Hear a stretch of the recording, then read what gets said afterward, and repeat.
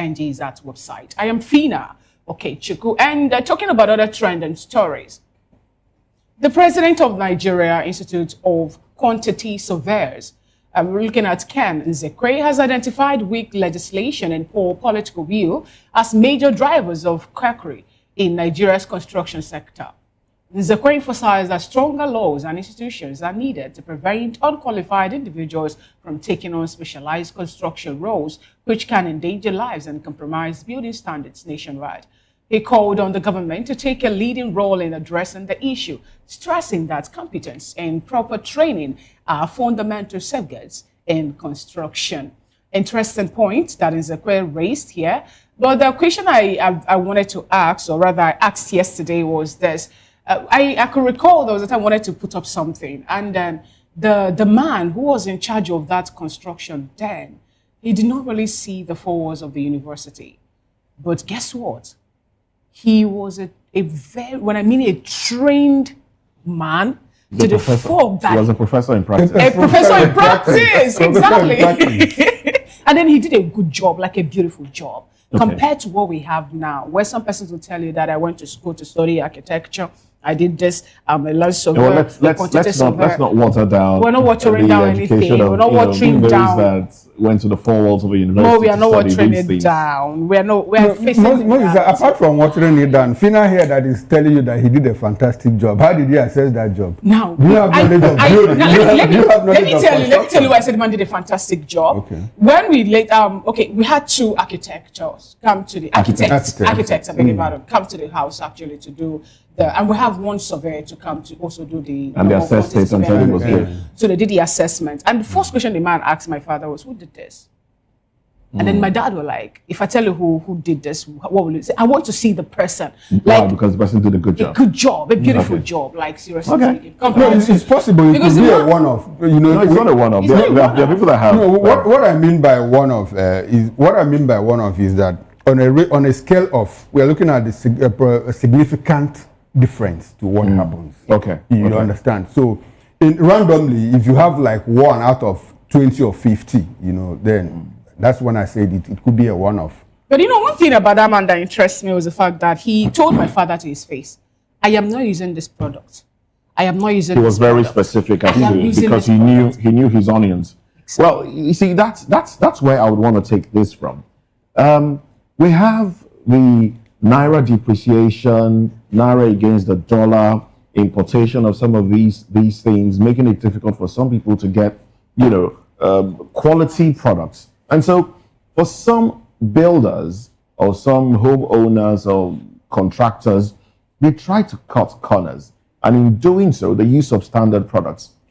And at the end of the day, the lives of people that will inhabit the property is put at risk. I know a structure.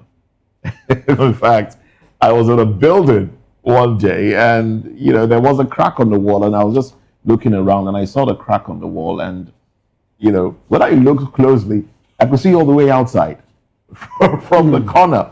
I could see all the way outside. And then weeks later, I got the landlord, the owner of the property, and then he brought some people to come and build. The idea was to fill up that crack on the wall. It was a shop. The idea was to fill up the crack on the wall, and it was a 2-story building. Okay. So there were houses on top. Then by the time the bricklayer started working, we realized that the pillars were like halfway. It didn't get to the decking. It didn't get to the decking. So they filled metals, that thing, I don't know what they call it now. The iron and the pillars, cement and everything to a point, concrete to a point, and then use normal brick to fill it up to the decking. Now imagine what will happen if the brick starts to break. The concrete, of course, is just halfway in. Now, so I think cost of materials plays its own role. His weakness. Plays a role. Yes, it is, I know. And then the fact that we don't have, or we do, but they are not doing their role, the agency that assesses structures, that tests the integrity of these structures? Who approves some of these buildings? Now, some buildings, some structures are marked for demolition. You know, they say, okay, don't construct this on this land, maybe due to a soil integrity test that had been carried out. But people go ahead because they feel they have some sort of paperwork that backs them up. So they go ahead, they construct, and years down the line, we see a collapse. So I think the building sector or the build sector needs a lot of deliberate restructuring. Deliberate work needs to be done to ensure that structures that are put up, first of all, materials, who brings them in? Who regulates that? Can we start producing some of those things here, the metal beams and some of those other things that are needed? If we're going to import, can the prices be brought relatively low so, you know, you can afford and people will really, you know, buy what they need to put up structures that will be durable and will not collapse on people in the middle of the night? Well, Moses, you have said a lot, but one thing I picked here is that you said that they should bring the prices low. I'll rather use the word optimize, because if they reduce the price, they might as well reduce the quality will reduce. You know, so what Nzekwe is speaking to is real, you know, and it also speaks to who we are as a people. He says weak legislation and lack of political will. I'm not sure that it has to do with weak legislation. The legislation is there, it is weak implementation. The lack of political will. Like you said, they said don't build on this space. You are probably blocking waterways. If you are driving into Festac from the Amwo or Dofi area, there is one building there that is, you know, almost caving in because it's very close to the canal there. Okay. You know, it's very close to the channel. And I don't know who made that approval and all of that. And when Nzekwe is saying all of this, he's not talking about the mason that goes to construct probably a bungalow for some guy in the village or, you know, in part of the town. He's talking about approvals for like 6-story, 7-story building, like the one that caved in somewhere in the island like 2 or 3 years ago, that even that the owner was inside and he took his life and all of that. We compromise a lot as a people. We compromise a lot as a people. Absolutely. And you know what? The people that mark don't build here, they are not marking it for you to stop. They are marking it for you to come and see them. Come and see them. So that is the lack of political will from top to bottom. From top to bottom. And when you say that we need overhaul, you know, in the building sector, Moses, let me ask you, which sector don't we need complete overhaul in this country?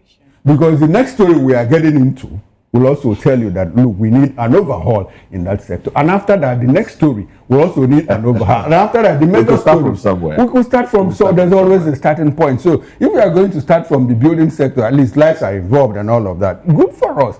But the political will, it takes two to tango. If you don't give, they won't take. Yeah. That is just it. Anyway, let's get into another story that we need to overhaul over time. The Economic and Financial Crimes Commission, EFCC, has dismissed claims that its decision to declare former Minister of State for Petroleum Resources, that former Governor of Bayelsa State, Tinubu Silva, wanted for $14.8 million, alleged fraud was politically motivated. Well, according to EFCC spokesperson Dele Oyewale, Silva was declared wanted after jumping bail, despite being on administrative bail. The EFCC had initiated an investigation into Silva's alleged involvement in a conspiracy and dishonest conversion of $14,895,257 provided by the Nigerian Content Development and Monitoring Board for suspended Atlantic International Refinery and Petrochemical Project. Well, Silva's Media and Public Affairs aide Julius Bokoru countered the EFCC's position, stating that the former minister received no formal communication from the commission before being declared wanted. Bokoru also alleged political interference and claimed Silva intends to honor the EFCC's invitation once cleared to return from a medical check-up in the United Kingdom. Well, EFCC has said their own that, look, there is no political undertone in all of this. But before now, until I read this story, I didn't even know that he had been declared. No. I knew that he had been declared wanted. But EFCC said, look, that he jumped bail. despite the fact that he was on administrative whatever, you know. So had he been arrested before? Was he undergoing investigation? I have no idea. I mean, that is what Oyewale said now, that he jumped bail. At what point did he jump bail? You cleared him, you arrested him, gave him, granted him bail, you let him go with his passport. With his passport. So what did you expect? $14 million is not, like in our country we say, no be here now. $40 million is a lot of money. And it's interesting that this is coming right after the allegation of an involvement in Kuske, and all of that. Administration. And when I saw this, I thought through it, and then one thing came to mind. I'm sorry, I'm going to drag this. No, it's fine. Let's expand it. I'm going to drag this poor man into this conversation because it's really not his business. You get to know the man I'm talking about. Now, our politicians have dipped their hands in different pies. They've soiled themselves. That it's easy to for the relevant agency, which is the EFCC or ICPC, as the case may be, to come down on any of them when they are on the other side of the government in power. It's very easy because there are allegations, there are things, there are fingers pointing at a lot of them. Now, Senator, former Governor Timothy Silva is being all of a sudden. I mean, he's been having his traveling around, doing his thing before now, and all of a sudden there's an allegation of a coup. His brother, his house is raided. His brother is arrested. He's declared wanted. He's abroad with his wife, and then boom, allegation of monies spent that we didn't even know about. Now he's being asked to come and answer. And I thought to myself, if most of our politicians are like this, it means that the reason they haven't put up any allegation against a man called Peter will be because they don't have anything against him. Because if they did, is it Peter no CK? They always want me to say. Is it Dr. Peter no CK that we have here, or with Peter? Peter Gregory. I think the Gregory will be. Okay. You know the Peter I'm talking about. Okay, beautiful. The only reason they haven't put up things, the only reason they're attacking his personality as against leveling allegations of misappropriation of fund is because they don't have anything. Because if they did, that would have been a good platform. That would have been something good to put out and say, look, he has stolen, and so EFCC should take him in for questioning. And that would truncate whatever ambition he had going. So that just came to mind. Okay. I think you are 101% correct, in what you have said. And if they had anything against him, they would have brought him down long before the 20, when he started making waves. Yes. In 20, and that is a pointer. I mean, I'm not campaigning here, but that is a pointer to Nigerians. Let us look at those we are elected. Let us look at the things that are playing out. No, Nigerians know they are simply playing politics. They dragged him into taking Anambra State money. They did 360. They couldn't prove anything. They took him to the Pandora Papers. Which of our politicians, I mean, besides him, who else can we say, okay, who else has not had allegations leveled against them and then switch cams and they're okay? Who else is on the other side and there are no allegations against them and they are fighting this government? Is there anybody else? I can't think of any. They took him to Pandora Papers. He defended himself clearly. They did 360. They didn't find anything. About 2 or 3 months ago, they were there and just said, look, I have information that this man is corrupt. He stole Anambra's money. On my show, Political Lens, I asked Deji, what information do you have? Why is it that with all this information, can you do a petition to EFCC? He said, no, EFCC will not arrest him. I said, why? Why wouldn't EFCC arrest him? They said, because if they arrest him, people will say it is politically motivated. No, if they have something, go ahead and arrest. Excuse me, Deji. Arrest him. Let it be. Yes. If you give Nigerians evidence, that he's corrupt, they will say, oh, unfortunately, we didn't know that this Millicent that we have, And the man has said, I'm not a saint, but if you have anything against me, bring it to the table. Bring it up. Bring it to the table. You know, unfortunately, but EFCC is coming to say, look, what is going on with silver is not politically motivated. They are the only ones that will say, you know, whether it is politically motivated or not. But I'm happy that we now today know that, look, there was a petition. In fact, that he's already on bail and that he jumped bail. That's another thing, which means you didn't even conduct due diligence. If you granted someone bail to the tune of, you know, somebody that has been investigated for $14 million and let him go with his passport, what else? What do you expect? You should take a knock for that. Showore, what did Showore do? He took his passport. His passport has been withheld up until now. Up until now. You know, so it speaks to the, you know, a lot of people believe that EFCC is also used by the government to do a lot of, you know, dirty jobs and all of that. And you don't need to travel far from. I think it's up to the EFCC to clean up their name. I mean, if they have any integrity left, they should debunk whatever thoughts the Nigerians have about, you know, them doing their job or being a puppet in the hands of the government. How possible do you think that will be at this point when it's more like every other, you know, agency we have in Nigeria is always pointing fingers to one thing or another, looking for a way to make excuses? They told you before now that it's only the Yahoo boys that are making Nigerians have a bad name, a bad, you know, picture and all that there in the world.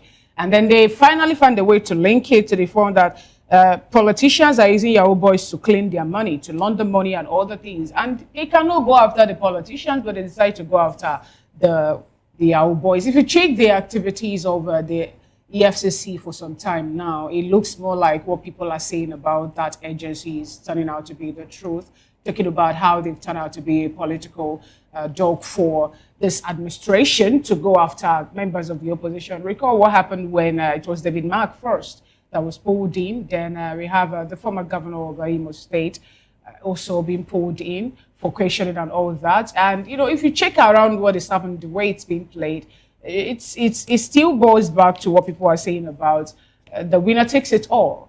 He who plays the piper that takes the tune. So if I am to be quiet and have been stealing a whole lot of money, misappropriating public fund, and then I'm supporting what is happening and I decided not just to talk about it, believe me, nobody will come for me. But the moment I decide to be vocal or to speak against something, and then that's where people will start coming. And when the likes of Senator Adams or Shemole come up to say, I didn't mean it that way. When I say that if you, no matter the level of sin you must have committed, if you cross carpet to this particular party, your sins have been forgiven, or your sins have been forgiven and you forget about it. It speaks also to the fact that they are not telling us the truth. EFCC happens to be an agency created by Olusegun Obasanjo to be like they are there to watch, to make sure that there is no misappropriation of public funds, to make sure that politicians did not go all out to abuse their office while in power. But what are we getting? We're getting a different thing. It's more like anybody who come up will use them in their favor against another opposition or another team. And that's actually how it has been. And it speaks volume actually to what corruption is doing to Nigeria. Away from that, the National Drug Law Enforcement Agency, NDLEA Chairman, Brigadier General Buba Mawa, has warned drug barons and traffickers to abandon the illicit trade or face tougher measures during his second tenure. Recall that the President, Bola Ahmed Tinubu, appointed him for another 5-year term to continue being the director of NDLEA. He expressed gratitude to the President for recognizing the agency's effort in combating substance abuse and drug trafficking. Ma warned that his second tenure will be hell and bleak for those involved in the illicit drug trade, adding that the agency is committed to fulfilling President Tinubu's directive and working strictly in line with the NDLEA Act. He urged those involved in illicit drugs to seek alternative livelihoods, while warning that those who refuse will face arrest, seizure of assets, and confiscation of property. It's a good one, but for me, I'm tired of hearing all these directives. I'm tired of hearing all the promises. I want to see action. The 1,000 kilogram of cocaine that was intercepted at somewhere in a Papa Wharf, please, I want to hear that people have been arrested, and not just arrested now. I want also to know or hear that those people that have been arrested have been tried by the court and they are now serving their jail term without any clemency, without any plea bargain, without any interference, be it from the government or from high-profile individual.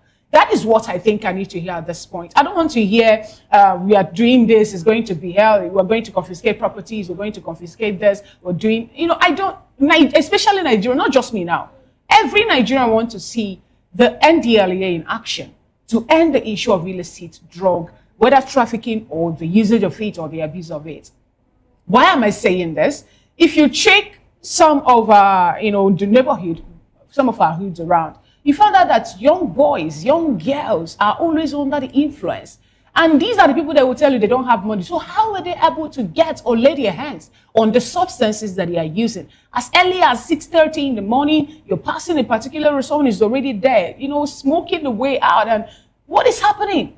It doesn't make sense. So NDLEA, this is a good job quarter for you. Sometime before now, Nigerians are also talking about how some, not all the officials, and how some of the officials too do get high on some substance, before going out to do a raid. Yes. So we need to clean the house and also clean outside. From the optics, from everything I can see, I think the NDLEA is doing. I mean, General Buba Marwa is doing a good job. I mean, from everything I can see, he's doing a good job. But we need to ensure that there are strict punishment for those that are caught.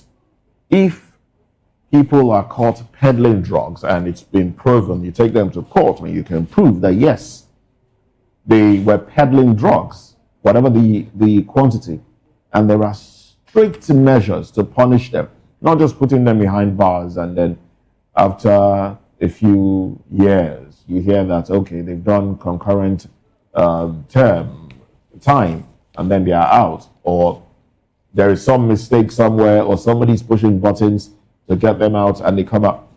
That will not deter people. In fact, that will encourage more people, because people feel, a lot of Nigerians feel, the poverty in the land is such that you need to dip your hands into whatever you might need to dip your hands into to make a living. And then you see the politicians flaunting wealth, so people just feel, okay, if this is the way to go, let me just, do it. Make money, quick money. But if you know that when you do such, you are apprehended, and the punishment is severe.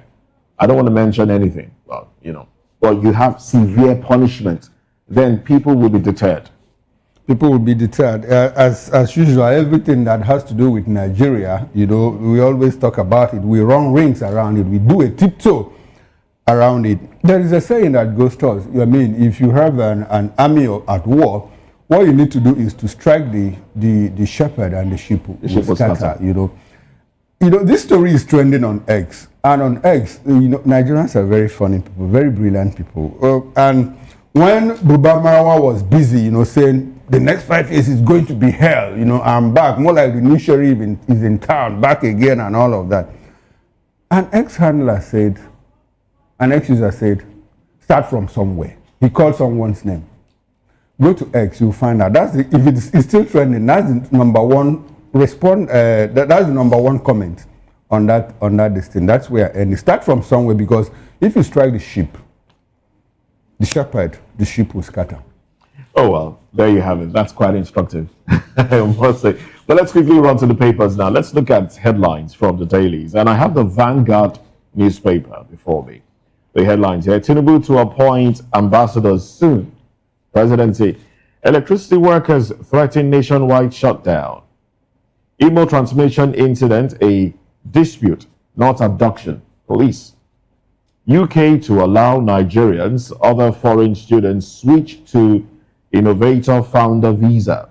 And then economy, why Nigerian youths in diaspora are returning home. Okay. And then the big story here, as bank profits rebound to 2.5 trillion naira, manufacturers shun bank loans over high interest rates.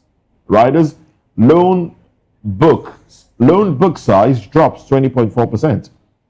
Finance cost declines 52.8%. Sectors delinking from real economy, worrisome trend.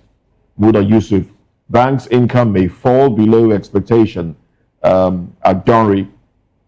This is fragile recovery. Egbemade, all right? And some of the headlines here: Convention of Controversies. How Turaki emerged as PDP national chairman. Era of impunity in PDP gone. Turaki, to save PDP is to save Nigeria's democracy. Olawikbo Hashim. And some of the headlines are still on the cover page of the Vanguard newspaper. FG targets 160 billion naira from wheat production. Why North remains backward despite vast talent. Negotiation role. I led 600 bandits to surrender. Gumi, that's of course one of the conversations on our table this morning. Sanwo-Olu's aid, false move to divert focus from Apapa, Tinkan Island ports. Now, those are the headlines on the cover page of the Vanguard newspaper. Now, let's quickly run to the Daily Independent with the window headlines. Arbitrator in $718 million First Bank versus GHL case revealed as bank shareholder. Insider trading. Well, it will take 4 years for Wike to return to PDP. That's coming from Bode George, elder statesman and founding member of the PDP. Says FCT minister desecrated party, disrespected elders. Now the big story. Experts warn of fiscal instability as Nigeria's borrowing grows. More stories from the Daily Independent. Time running out for Nigeria to tackle oil, gas methane emissions. Insecurity, Tinubu sends emissary to Plateau to broker peace. What kind of peace? Why don't you just ask the people occupying other people's lands to leave that place? Well, Sarah gives CBN 7 days to account for alleged 3 trillion naira missing funds. Gumi Falls call for his arrest, defense engagement with bandits. FG urged to apologize, reverse mother tongue policy. Disguised contract staffing creates safety blind spot at airports. I'll take that again for emphasis. Disguised contract staffing creates safety blind spot at airports. And the bottom strip headline, we are not armed violent groups, says Mieti Alan. And that's it from the Daily Independent newspaper. Up next is the Punch newspaper with the window headlines. 2027, Osun, Imo, Kanu leads 2.3 million voter pre-registrations. COP30 presidency, Obi clash over 423-man Nigerian delegation. Nearly $8 billion spent on Eurobond debt servicing under Tinubu. The story is on page 21. And we have the banner headline, Alleged Christian genocide. U.S. Congress begins full-scale probe into Nigeria's killing. Nigerian church leaders to testify at Congress Thursday. Tinubu peace emissary meets Plateau Christian Fulani leaders. Federal workers demand 35,000 naira wage award arrears. Obaseki failed Edo Oshomole replies PDP. And we have another headline, Immigration IOM deepens partnership on border control. FG scholars abroad stage protest over unpaid allowances. And then Lagos driver flees with employer's car 4 days after resumption. And the last but not the least of the headlines on the cover page of the Punch this morning, DR Congo and Nigeria's 2026 World Cup dream is painful. Yes, because I don't see why a team that scored their first goal 3 minutes into the game, will end up losing that much. Anyway, those are the stories you'll find on the cover page of the Punch newspaper today. And that's how far we can go, on the newspaper review. But we have the newspaper analysis proper. On top of the eye here on Voice of the People Television, there we have Moses and Chukuma bring to your notice. Well, that's at 10 o'clock. Yeah, not on top of the hour, but at 10 o'clock. But anyway, let's get into our first conversation for today. I led 600 bandits to surrender. Gumi defense negotiation role. Let's talk about this when we come back. Join us again.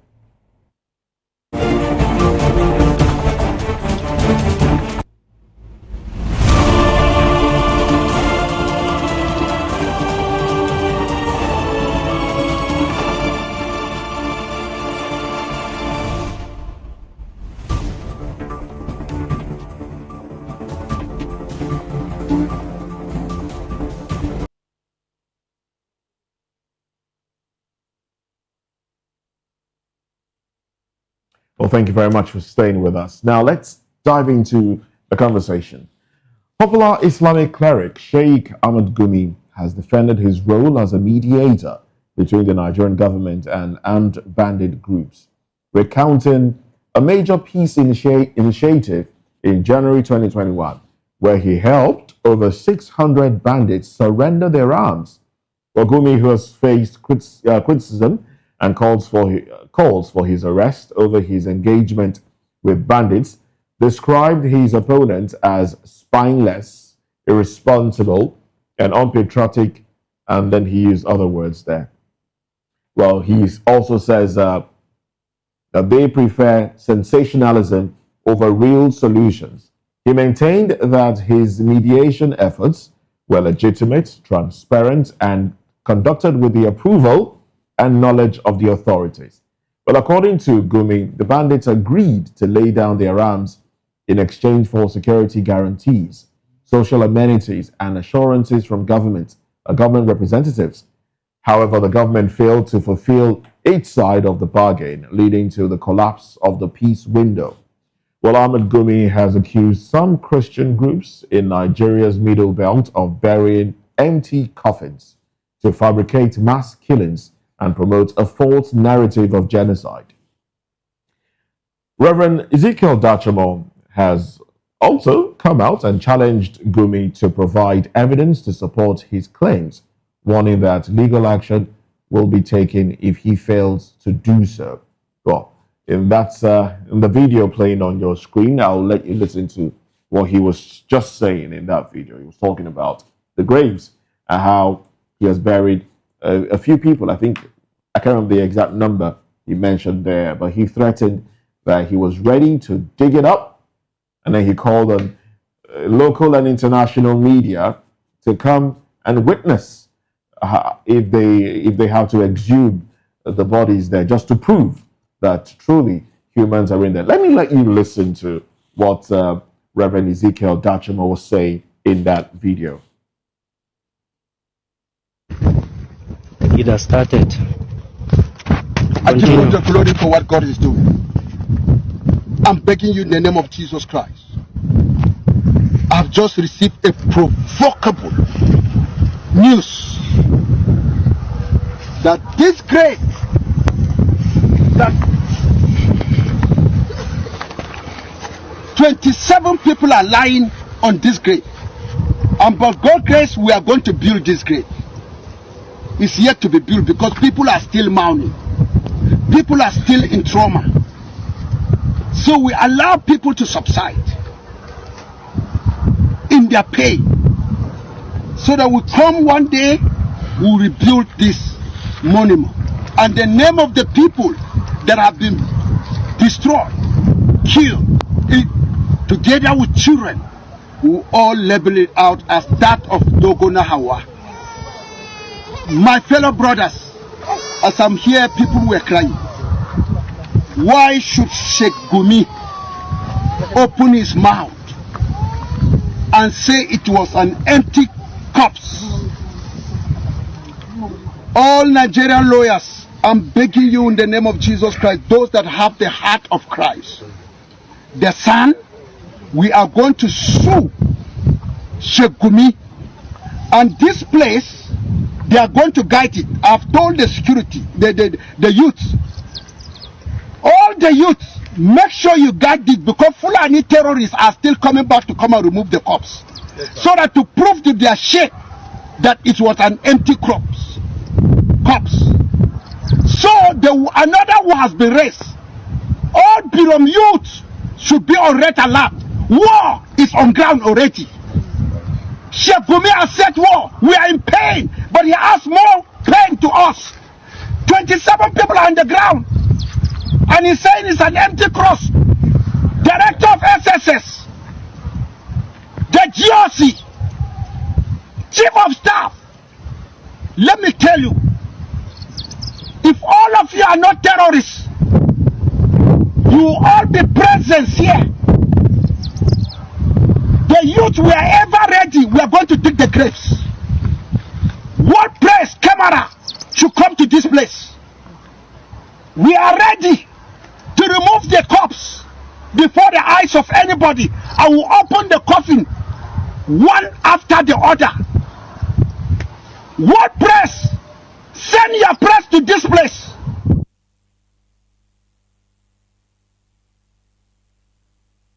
American press. That's how much we can take from that video. But we do have with us in the studio to make sense of it. We reached out to Sheikh Ahmed Gumi to come on the show, but we're yet to hear from him. But whenever he joins the conversation, we'll take his thoughts on this conversation. Okay, well, we do have Sheikh Gumi in already. We also have Barrister Darlington with us in the studio, and we'll be joined by some of the analysts from our Benin station. Bright Oneva Kuka will join us from Benin, and also Professor Emmanuel Odu Uswe will be joining us virtually now. But Sheikh Ahmed Gumi joins us virtually. Good morning to you, Sheikh Gumi. Good morning. How are you? Very well, thank you. Good to have you on the program again. We do appreciate you coming on board. And but we hear that you've left Nigeria. You're in Turkey. Did you run away? Why? Is it because Trump said he was coming around? I'm speaking for you. I'm speaking to you from Nigeria here. Oh, you're back in Nigeria. Good. Now, I don't know if you heard or saw the video we just played for you where Reverend Ezekiel Dachamo, he was challenging you because you said those were empty caskets buried, but he's ready to prove that 27 people are in those caskets. And what do you say to that? Would you go there and have them exhume the caskets just to prove that corpses are actually in there?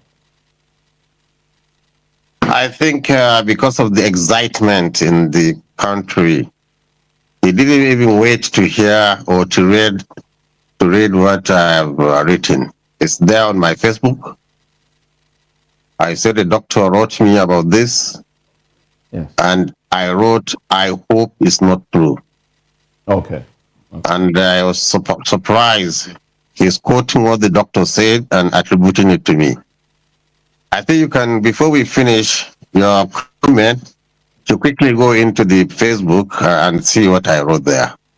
So eventually, I saw a lot of dramatization in the issue. I don't know why he was so agitated from something that is an allegation. Evidently, he's not talking about 2010 or what happened in 2010. If you can show a list of 500 Christians that were massacred, I myself now, I have a list of 1,000 Muslim families in this Kafancha area who were massacred during the 2011 riots. So what I've said is ethnic fighting between two groups, people who think they are resident and others are settlers, and others who think we have rights like any other Nigerian. This is the clash. Okay. But to bring religion into it, that is what beats mind. Now, Sheikh, people are being massacred. I mean, you just mentioned Muslims being massacred. Christians have cried out that they are also being massacred. And the world is, some Nigerians and some in the world are saying this is genocide against Christianity. But you've always been on the position of making peace with those that have been killing people. How does that make you feel that those you are supporting, those you are asking to, for Nigeria to make peace with, continuously kill both Christians and Muslims? How does that make you feel? Don't you think it would be, it would do the nation a lot of good if they are wiped out, erased completely, so we can have peace in Nigeria? Don't you think so? Yes. One, let me answer you in two phases. One, phase, not phase, in two phases. One, if it's possible to wipe them out and there'll be no more bloodshed, I will lead that contingent. If it's possible. When you say if it is possible, what are the things you think that will mar that movement from happening? When you say if it is possible. Okay, so you see, you have to look at the factors that are driving men to be so reckless, to be so bold, and to be so vicious and commit such atrocities. There is something behind them. That thing, if you don't cure it, you shed more and more blood. Can you help us shed more light to that, Sheikh Ahmed? You know, earlier when you had you on the show, you say something about these people, these extremists killing Nigerians now. You know, you quoted a part of the Holy Quran that said that it is more like the end time one, or that you gave it that religious connotation that they are doing the killings because of what is going to happen at the end of the time. You know, when you say you say that they are looking for something, and until when we could kneel that which they are looking for on the board, we will not have peace. Can you help us actually make sense of it? Who are these people? What are they looking for? And why are they flourishing in Nigeria? Very good. Very good. The end of time tribulations that will happen. And the Prophet of Islam said, if he's alive, he will annihilate them. And I'm telling you, I can, if we have the power, we annihilate them. But two, look at what is behind these people. It's ignorance, one. Then we stirred the honest nest. So this is their complaint. They're attacking people because they said we attacked before. So now what we can do is we try to get to them and see how we can divert them. Because look, they are just ready-made soldiers, ready for evil or for good. From where? Ready-made soldiers from where? Who made them? And how are they in Nigeria? Because recall that we have some top security personnel in Nigeria telling us that they are not Nigerians. For example, the likes of Torjo Bello is a Nigerian. So if they are already made soldiers ready to attack, who made them? And why is it that their activities in Nigeria is not being checked? Now, why I'm asking this question is you have let me tell you before I answer you. I just ask you who gives them this leather weapons to fight? Who? Let me land on my question, Sheikh. Now, I'm a Sheikh. In Nigeria, for example, you are once a military officer, you know, to start with, a ranked one, a captain to start with. And, you know, you've been all out talking about how we need to grant these people who are killing both soldiers and civilians amnesty. And then you also go all out to say that they are already made soldiers, so we have to find a way to renegotiate or negotiate with them because we kill them first. They are foreigners operating on a sovereign nation. How does that make you feel as a former military man? Americans are talking about coming to Nigeria to do the work for others, not for Nigerians. It's Nigeria not negotiating to America. A foreign country trying to infringe on our right and sovereignty, and yet still we're negotiating with him. ISWAP is operating on the floor of Nigeria. If America said she's going to attack Russia, immediately Russia will get their nukes ready. They will never allow Americans to come into Russia and say maybe they want to free some minorities in Russia that we are. Look, you see, you have to assess a fight and see the one you can fight and see the one you can debate and negotiate. That is just simple. All right. Now, when I asked about, you know, how you feel about it, you talked about America is coming into a sovereign nation. ISWAP the other time, and then, you know, some pockets of Boko Haram members were fighting over a territory in Nigeria. This is more like having another state in another state. These are, I'm talking about, are not state actors operating on a sovereign nation. Is there anything wrong at all in seeking for help from people or country with more sophisticated weapons to come into Nigeria to help take out extremist jihadists that are already causing both Muslim and Christian pains? The Nigerian government, through the official, respecting Nigerian sovereignty, can seek help from anywhere. But for a president who is also not too far from the bandits and the terrorists who has a history of precedence, we have seen what he has done in Gaza, giving Netanyahu weapons to massacre children, women, and do that. Then suddenly, before even the gun has cooled down, calling him into Nigeria to come in and do another massacre, who will agree with that? No government will agree with that. Okay, so that is the question. So you are calling a criminal. If you are not, if it's not a criminal, nobody will even raise a voice. Yes, we need assistance, but this assistance comes through our military. Our military, if empowered, they can do it.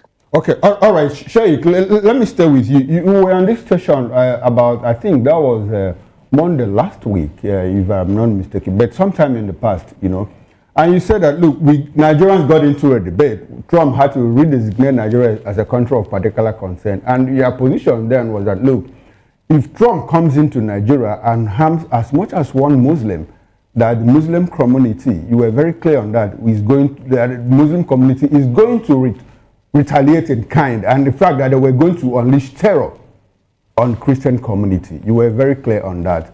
And yesterday, the Pope Leo VI said, look, there is Christian persecution in Nigeria. Trump had said it, you denied it, that there is no genocide in Nigeria. Nigerians denied it, Nigerian government denied it. Now we have the Pope say, look, there is Christian persecution in Nigeria. What's your reaction to the position of Pope Leo VI? Well, I would say because he's already a Christian, his testimony cannot be taken. And one proof that's no genocide in Nigeria, it's like you people in the studio that are comfortably asking me and questioning me about what's happening in Nigeria. So nobody's killing Nigerians. And most of the high-ranking officers in the armed forces are Christians. I wouldn't think they will be assisting in killing Christians, fellow Christians. Okay, all right. So Sheikh, we can say that from sentiments and other things. Okay, but if you ask me, are Christians involved in this violence? I said yes, they are involved as victims and as villains too. Okay, just like as Muslims. victims and villains. And we are victims. Let me tell you one thing. Look, why do you think these great killings in the north? These people are saying we are taking revenge of our people that we are killed, our children. They are taking revenge and killing their own fellow Muslims in masses. Now, if a foreign country will come and kill them, and this foreign country will make the mistake of saying, I'm going to protect a certain thing, automatically their psyche is that certain thing that you are trying to protect is my enemy. And look how, and you see Nigerians, the Muslims in Nigeria, whether they are victims or whatever it is, they wouldn't allow a criminal country Sheikh, like. Sheikh, let me stay with you. No, wait. They wouldn't allow America to come in here and do any military. What happened with what happened is when French. Oh, sorry. France, you mean? Hello? Hello? Am I online? Yeah, go ahead. Go ahead. Somebody is trying to get me. Okay. What happened when French was driven from the Sahel? Somebody is trying to.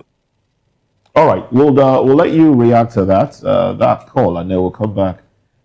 If you can deal with the call that is interrupted, so we can continue the conversation. So you see, Nigerians wouldn't even allow the French, even though French didn't colonize Nigeria.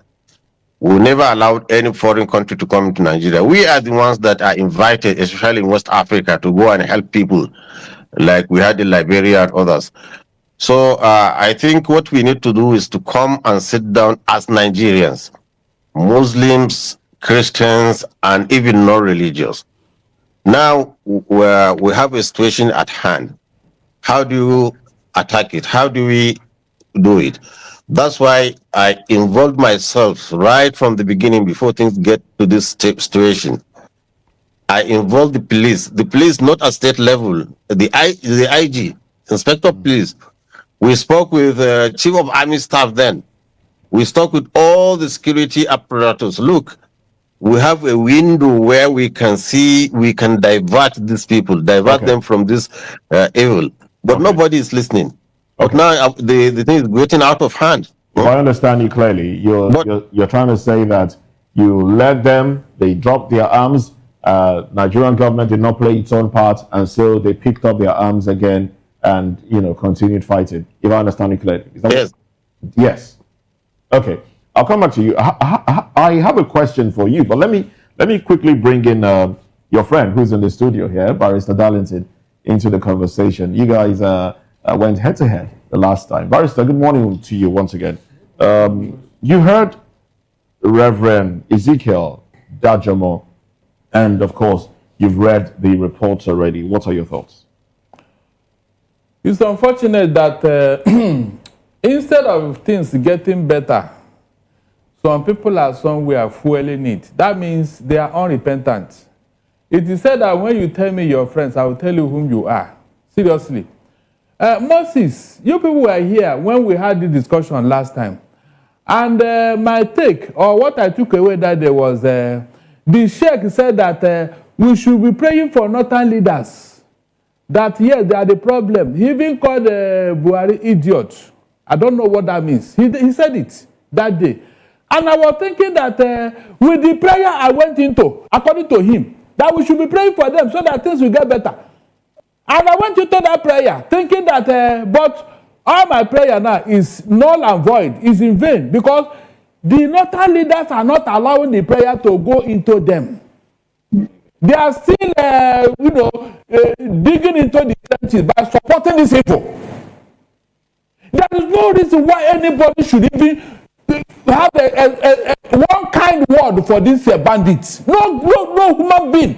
If you understand Sheikh clearly, he said, look, government reneged on its own promise. And what so promise? That has motivated What to promise? What are you reneging? Please, somebody answer me.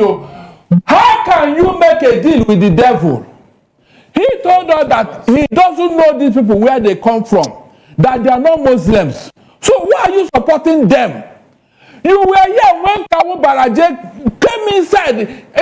In fact, on camera, he told us how they invited these people from all over Africa. He said it himself, northern leader, that they invited them into Nigeria, terrorists. And he told them to come, that the jihad has started in Nigeria. He said it. Moses, where is Leah Sharibu today? That girl is a metaphor for what we are talking about. That girl that we are held against her religious wish. Is that not enough for these people to be sober and say, no, we are overdoing this, you know? Where is Deborah Samuel in Sokoto that was burnt? Moses, are we going to call one or two? So for anybody to sit down here and be telling us that you made a deal with who? Where are they coming from? Was it like that before 2015? Right. Moses, he asked me a question here and I want to answer him. He said, who gave these people guns? In 2016, under Buhari, he included 940 million naira in our national budget. And when we asked why, this is a private business, so why are you including it to fund the Fulani herdsmen's activity? He said, it's to build ranches so that the farmer header class will stop. We agreed. Moses, we agreed though. 940, 1 naira had value. Up to today, until Buhari finished his time and left, did you see where he put one ranch? One like this, one ranch. Rather, at the end of that year, we saw guns. Fulani herdsmen started carrying guns all over the place, and the killing started. Why is he not talking about it now? No, please. These are issues. Look, you see Benue, Plateau, and that Leah Sharif, they are a metaphor for what we are talking about, Christian genocide. Let him show me one Fulani man that is IDP camp here. Let him bring one person that is the IDP camp in Benue and the Plateau. Let him show me just one person, one. All right, let's go back to Sheikh now. Sheikh, now, my question, would you support the government passing a law that every Nigerian should be armed and defend themselves against whoever is attacking them? Would you support that? Okay, just imagine this gentleman that has finished shouting. You are giving him a gun, and he sees me passing. There is that likelihood that he will pull the trigger. No, but because the issue, he was an enemy. No. Because he was saying there is no way you talk to a devil. When he is ready to even bring a devil to his house, somebody who has massacred more than 500,000 people into Nigeria, and these people, they are Muslims. We don't say they are killing Muslims, we say they are killing Gazans. How can you bring them into Nigeria? That's what we are talking about. Number one, the Fulanis, you see, you don't know their psychology. They don't cry over their dead bodies. That's why. If this reaction you see, this violent reaction is all over saying that we are going to take revenge on what happened to us. So if we want to live in peace with these people, let's not kill them. let's when you do say to they them don't what we cry have over their done. dead bodies, Let's what do to do they them do? what we have done to other Nigerians. There was a time, very unfortunately, they kidnapped some very small young children from. Sorry to interrupt Let me you finish. there. No, please. Allow me to interrupt you, please. You said, let's do to them what we've done to other Nigerians. Which Nigerians? Are you talking about Niger Delta, the militants there? They were not killing people. They were blowing up pipelines. Is it the same thing? They were not killing people. They were not burning down houses. They were not displacing communities in the Niger Delta. If there are pipelines, in this area where these bandits are, they will blow them up without. So rather than blow up pipelines, they decide to kill people.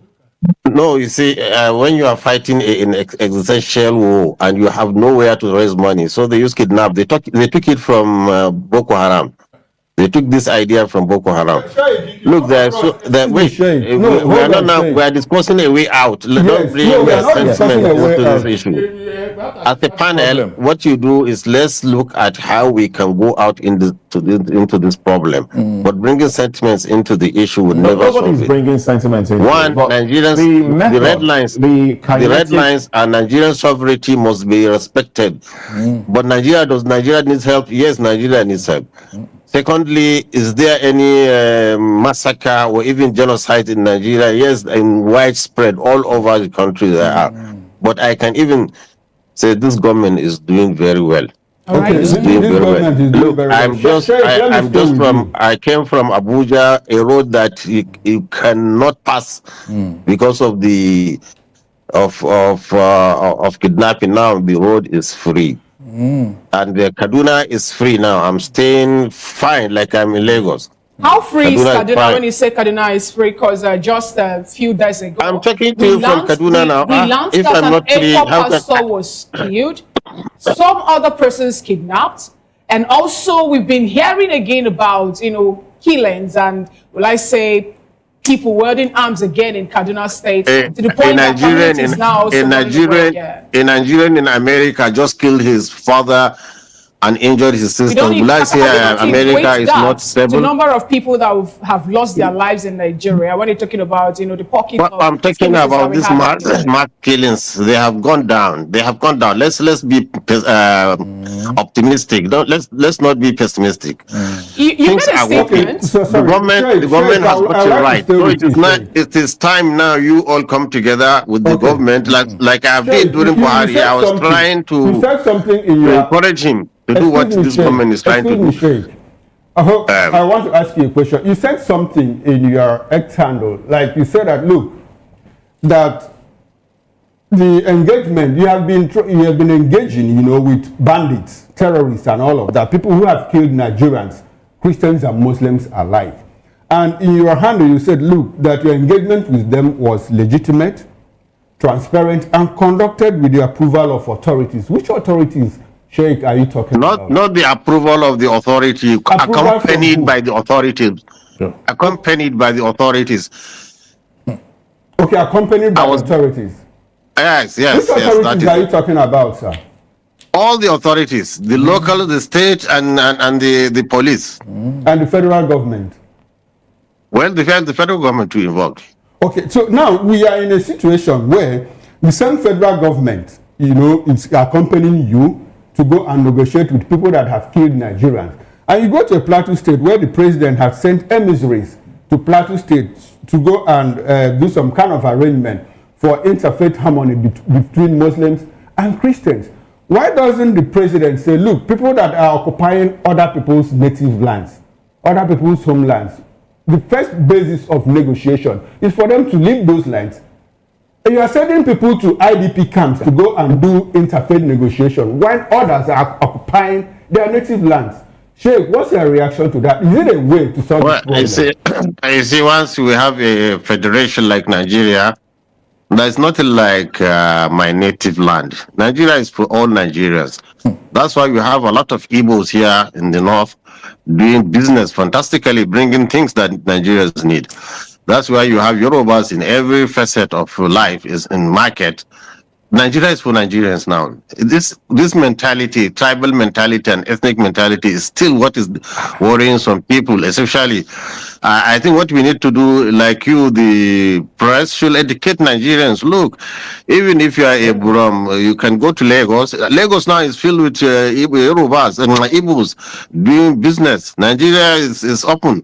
And the Southeast too should be educated that, look, allow Nigerians to come in and do business. Then we live in harmony. Now, the business like you're talking about Nigerians America. coming in to do, Sheikh Ahmed, the business you're talking about Nigeria has been allowed to do, is it a business of people leaving their cattle to destroy the older source of living from others? As for cattle, if you check it out, cattle, Sheikh Ahmed, please hold on. You know, if you check it out and what is happening in Nigeria, how this whole carnage began, go to Benue State, for example, you find out that the first massacre Nigeria ever witnessed, apart from that of the civil war, happened to be in Benue State, where we learned about how many persons were killed.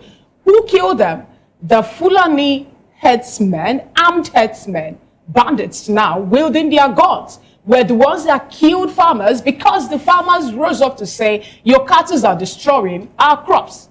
And then if you check it again, move it down, you find out that the likes of Agatu local government, Guma, the West, Logo, Kukum, Otuo, Kwande, and even Taka local governments now, some communities have been sacked by armed headers who are wielding guns, sophisticated weapons, chasing people away from their ancestral home.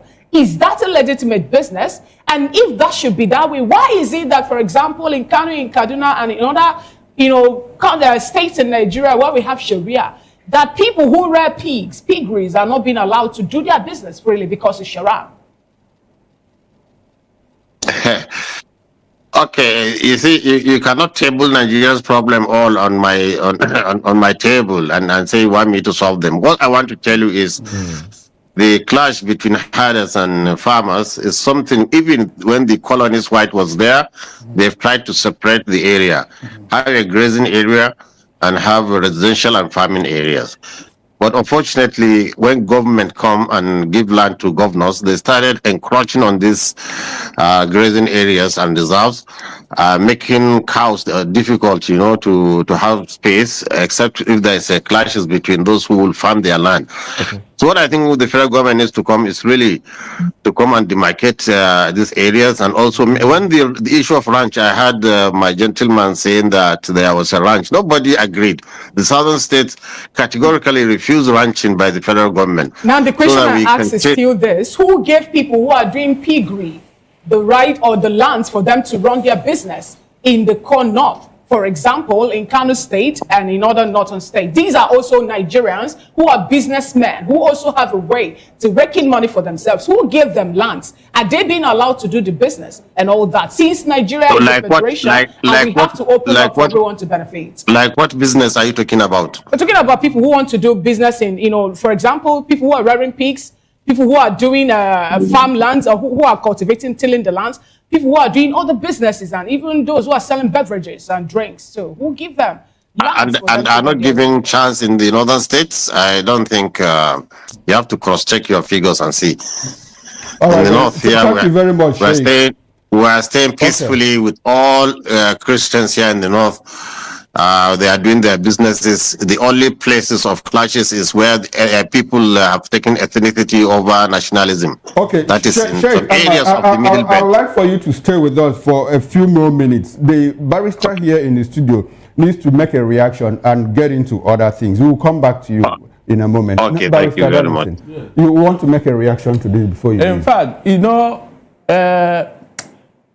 the best time to react over an issue is the first time.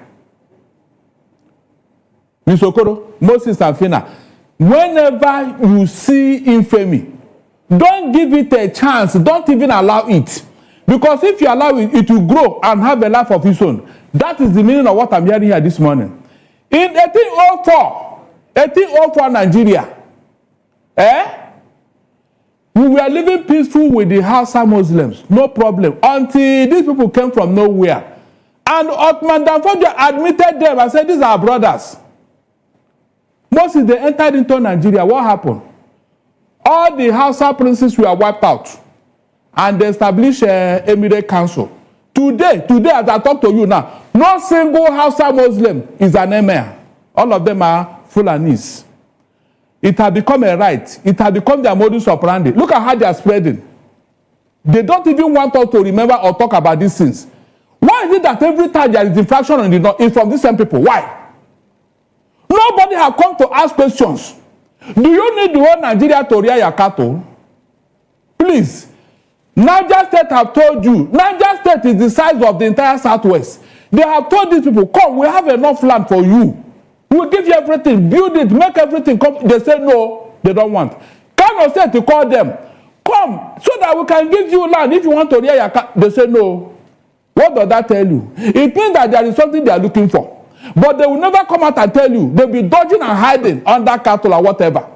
Why is it that this infraction is always coming from them every time? Go and check. But it's just that because this thing happened, we overlook it. We don't check. We don't cross-check. We overlook it. And now, look at where we are now. Look at how they are blaming everybody for what they are caused. Look at how they are blaming everybody. All right. They are not even remorse. Moses, they are not even remorse. They are not telling us that they are killing Christians and Muslims. Must anybody die? Okay, who are the people that are killing? Is it Christian militia? Look, they will force the Christians to form their own militia with the way they are talking to defend them. I'm not joking. They will form their own Christian militia to defend them and let nobody blame the Christians because it's getting to that point. I don't think that's. Are you serious? Oh, these are people that they invited in court. He's defending them now. Say that they are boys. Everybody that attacked them, they will not vote for him. He said it. He said it in this country. All right. Something he cannot say in Saudi Arabia. In Saudi Arabia, when he make in fact they declared him persona non grata in Saudi Arabia. What was the reason? Moses, what was the reason? Let him tell us. But he can come here and tell provocative statements, and nobody challenges him. Nobody talks. Everybody just keep quiet because it's their right to say so. Abi, one of them, Mr. Moses, that the Tinubu's wife should be killed because she's an infidel. She's a Christian. Very provocative statement, and you are talking about nationalism. Is that how to preach nationalism? When it's always you that is causing infraction, you talk and behave as if nobody is in Nigeria. Thank you very much. No, let us start from somewhere. I told him, let them meet us house where Nigeria will be paradise, but they refuse to listen. They refuse to listen. They don't want any other person to talk or say anything. They are the ones that they should be heard. Is that how to build a country? What is nationalistic about this thing they are doing? Leah Sharibu, a young girl, her destiny cut off. All right, Barrister Darlington, thank you very much. Cut off because of religion. Your contribution there. We have to let you go because I do understand that you have something to do in our sister station. So let's stay with Sheikh Gumi and then we'll touch on other guests as well. Sheikh, please, a very quick question. Sheikh, are you with us? I'm here. Quick question. Now, this has been peddled around. Nigerians have, it's been said in hushed tones. But let me ask you, are you for the Islamization of Nigeria? Do you support the activities of these individuals? Is it about totally Islamizing Nigeria? Islamic jurist here among you in this panel. Our discussion is not about religion now. Before I answered you, I heard my gentleman talking about myself and Saudi Arabia. He's talking about Fulanophobia, I will call it now. Trying to put the whole blame on Fulani. Fulani suffered more than anybody, even in Nigeria in this case. Because when they catch a Fulani man, in fact, they are merciless with him. They said, you are the one conniving with other Nigerians to infringe on our rights. Anyway, this, by the way, Saudi Arabia is a country which is completely different in terms of Nigeria. Nigeria, here we have freedom of speech, we have freedom of religion, we have all the things that require so Saudi Arabia is different. A Saudi scholar like me there has no chance to speak. So myself, I don't have that psychology. I don't think nobody. Don't you think even if I'm in America, I don't think Trump can silence my. He can only deny me a visa or tell me to come back to my country. You see, I have that freedom of mind and ability to speak my mind, irrespective of whether people understand or not, because I feel relieved when I say what I think is right. So Saudi Arabia is a completely different issue. You shouldn't bring it here. All right, We no pray problem. for Saudi to be open to criticism and like any other nation. All right, talking about praying for Saudi to be open, to criticism and all that. Some Nigerians, or rather a particular lawyer who happens to be a human rights activist, Malcolm Omohoro, have come up to, more like made a statement that you should be called in for maybe questioning and all that. How does that make you feel? Because some people are also seeing the part you're playing in Nigeria, mediating between the government and also between the authority and the bandits as a way of emboldening them. Looking at some of the statements you've made, how we should grant them amnesty, and then also how we should find a way to bring in a non-kinetic measure while dealing with people who have killed Nigerians or displaced them in one way or another. How does this make you feel? Ignorance can produce anything. When humans don't know anything, they try to conjure. So I forgive Nigerians for saying that. They don't know. They never thought that I was doing that. Look, as a medical doctor, as a former military officer, I should be wise enough to know what I should do and what I should say that will be within the boundaries of law. I never break a law, so I'm at peace with even those people calling for my this, and I will just think they don't know. I treat them as people who don't know. All right then. Well, let's go to Benin Station where we have Dr. Bright and Kuka. Dr. Bright, I do understand that you've been following the conversation. Let's have your contribution, your thoughts, really.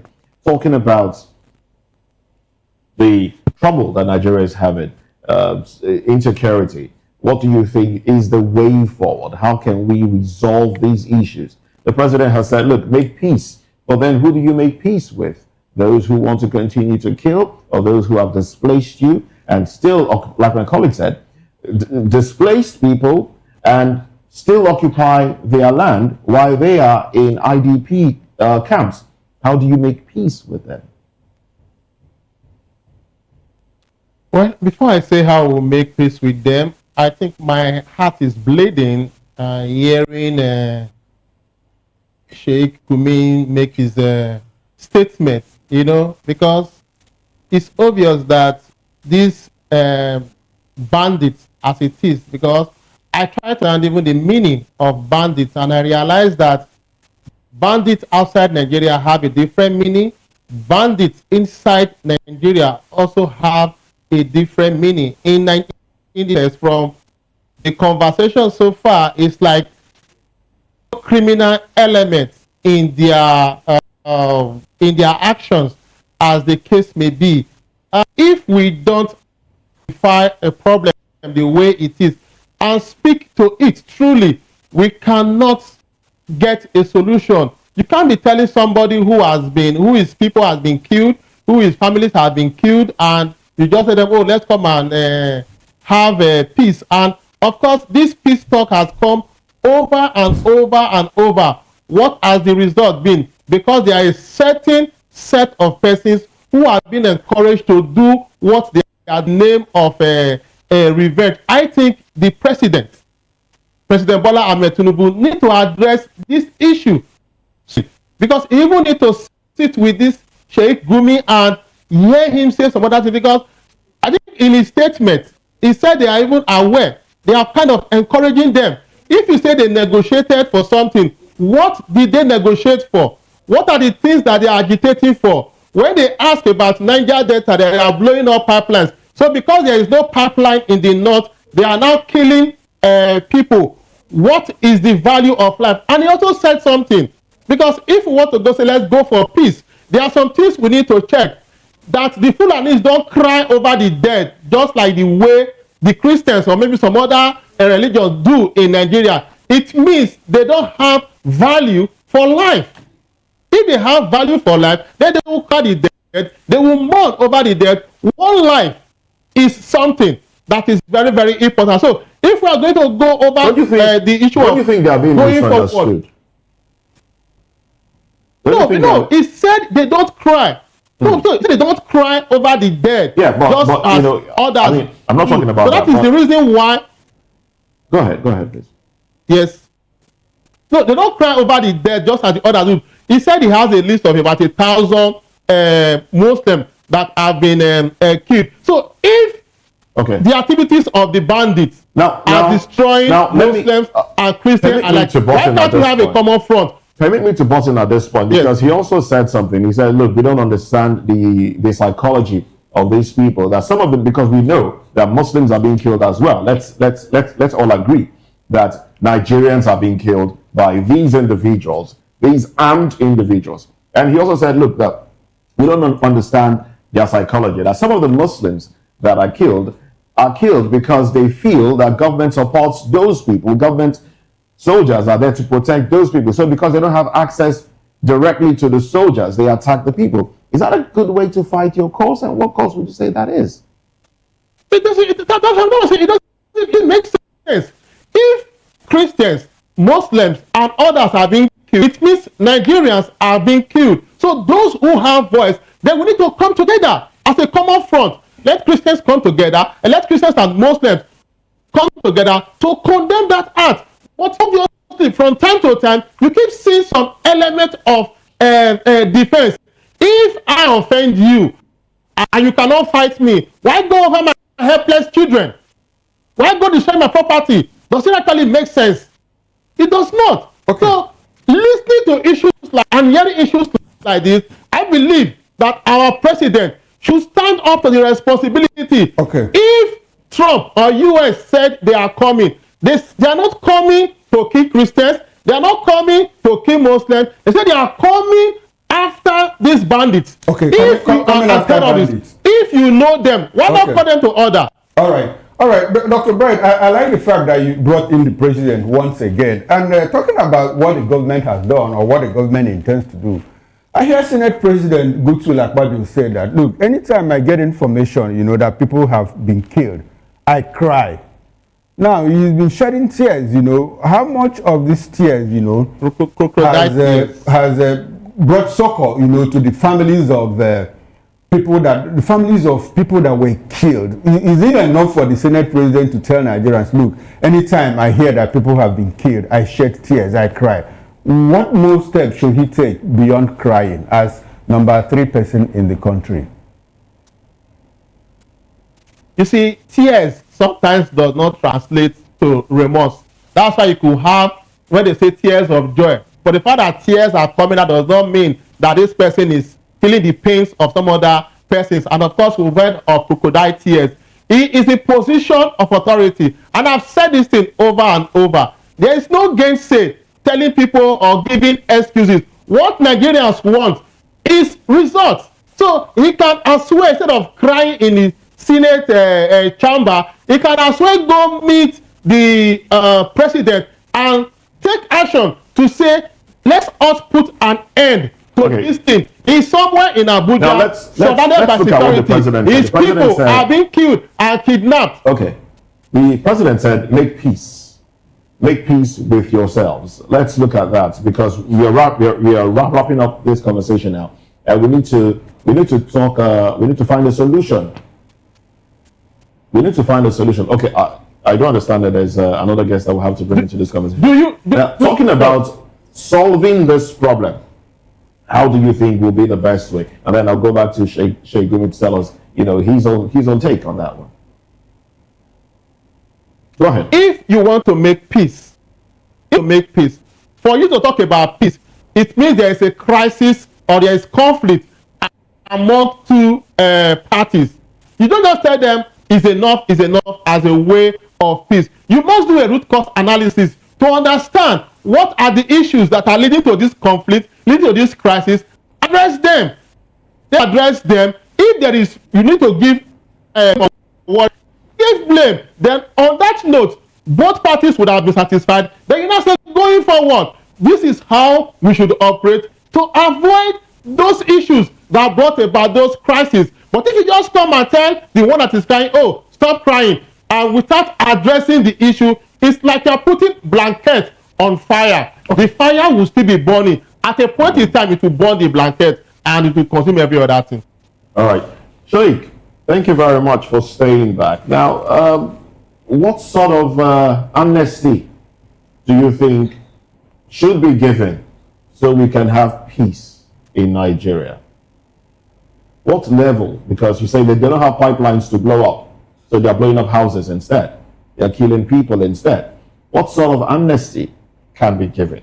I mean, we're talking peace now. Let's find a solution to the problem that has bedeviled us since 2009.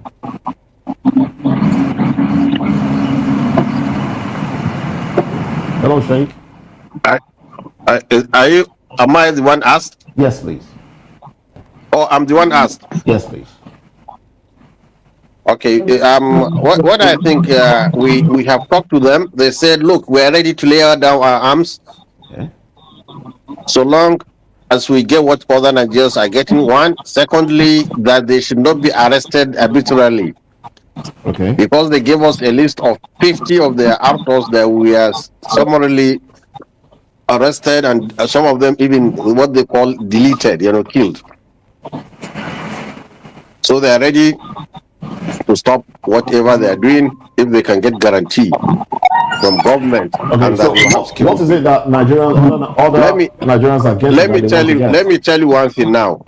Katsina State locals have agreed now with them to sit down and broker peace. Yes, and people are farming now. It's interesting you talked about Katsina State, because have you not heard of that story? Oh yes, I have actually. But in that same meeting, we heard that some of those that were seen carrying guns were actually the locals and not the bandits. And later we heard there was no peace deal. No, whoever said there is no peace deal, I think it's just so sad that a peace is coming, and peace is coming back to our land. What we do now, we pacify these people, not pacify in the sense that we encourage them to do. Since they are going to stop the bloodshed, this is number one priority. Blood should stop flowing. Okay. Secondly, we will see how we can use our intellect and see how we disarm them. Okay. How do we disarm them is by educating them and civilizing them. Okay. Am I on? Yes. The same people that says that Western education is not good. How are we going to educate? Oh, you are mixing apples and oranges. These ones are talking about Boko Haram. You see the point? Yes, I enjoy talking with all of you people because I really want you to understand. But I understand that you have very little knowledge of what's happening here in the north. So I can understand your anger and your attack. No one is angry here. We're just trying to No. I can see anger and temper rising for no obvious reason. You see, we are the victims of this this mayhem.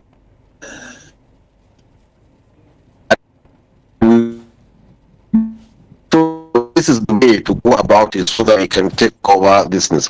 Okay. If we can show these people life is precious. How do you do that? Is by look, they are not even religious. So I get surprised when somebody says this is an Islamization process. These people are not even true Muslims. If you take there's a prayer every Muslims know. That is the Fatiha. If you ask them to recite the Fatiha, they don't even know. So how can you say these people will take over Nigeria and put it into Islamic country? This is an end of tribulations, end of time tribulations we are having. The best way out: educate these people, civilize these people, show them the value of life, the value of property. Until when you do that, if you leave them as barbarians as they are in the bush, and now they have means of imposing their own will on the people, then the cycle of violence will continue. All right. Let's go in, since they are ready for us to go in. Okay. Let's go in, civilize them. Are we lumping all of them together? Get their weapons. We give them education and take their weapons. You understand? Yes, but who is ready to spend that money? Who is ready to spend the money? That is the problem. I am also in the studio. Are we lumping all of them? Are we lumping Lakurawa, Wolu, and the rest of them together? Are they all, can we get to all of them? Can you help us get to all of them? Karawa, Nigeria. But if you have the bandits on your side, if you have the bandits on your side, Okay. I'm telling you, Lakara will not have a footstep in Nigeria. Oh, okay. So the bandits that is will it. now, attack them instead, and then. Oh, protect them. definitely, because even the bandits, they have area of control. Amazing. This one doesn't Amazing. encroach on this area, and this one doesn't encroach on the area. Interesting. So when you make peace with bandits, Sheikh, they will protect for you the forest you are talking about. all right, Sheikh. Thank And you very much. they will prevent other kidnap, and then gradually and slowly, gradually educate them and civilize them. All right, It's then. a simple way out. Thank you very much, Sheikh. You need to spend money. I understand that you have Good soup, other business to attend to. not but you, they let's- say let's- good soup na let's- money maker. I know, yes, of course. Good suit. On money. But let's go to Professor Emmanuel Uswe. Professor, yes. Good to have you, Professor. Much. Hello? Yes, good to have you. Good to have you join the conversation. Yeah, I understand you've was been also following the listening conversation. carefully, Go ahead. expecting the time. Thank you so much. If you want to deal with an ailment, you do a proper diagnosis of that ailment. Very good. What I have noticed about terrorism in Nigeria is that we are denied the basic diagnosis of our problem.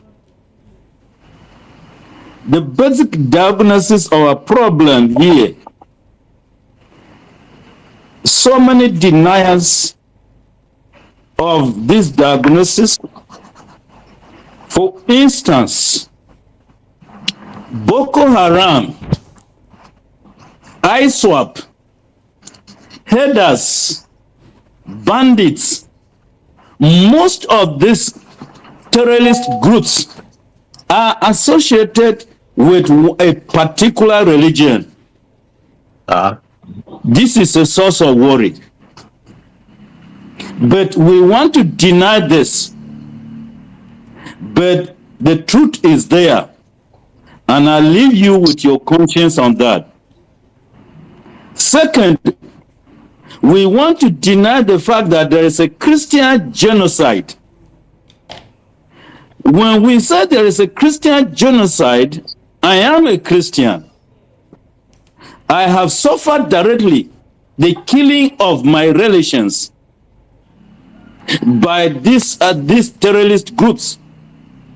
Some coming in the name of headers. I personally, I don't know whether my other friend had suffered so directly, who is romancing with this terrorist and claiming peace, and the peace is not there. So denial is part of a major problem. If you look at the period about 10-15 years ago up to now, attempts upon attempts are made to curtail this terrorism, and the number of these terrorist groups are increasing. We started with something like Boko Haram, and then after that, other terrorist groups came in and they are increasing, and these headers, the headers have turned into terrorism, and it's on and on and on. The government is unable to do it. So now, when Trump offered to come and help, he is not coming to kill Muslims. He is not coming to kill Christians. He is to kill terrorists, whether they are Boko Haram, they are ISWAP, or they are headers. Professor I Emmanuel, think we should have. Excuse me. Let me conclude that point. Let me just ask you. Let me just ask. Please. It's still within what you're saying, Professor Emmanuel. I was just going to ask. Don't you think that would be infringing on the sovereignty of Nigeria? I guess we lost Professor Emmanuel right there. But anyway,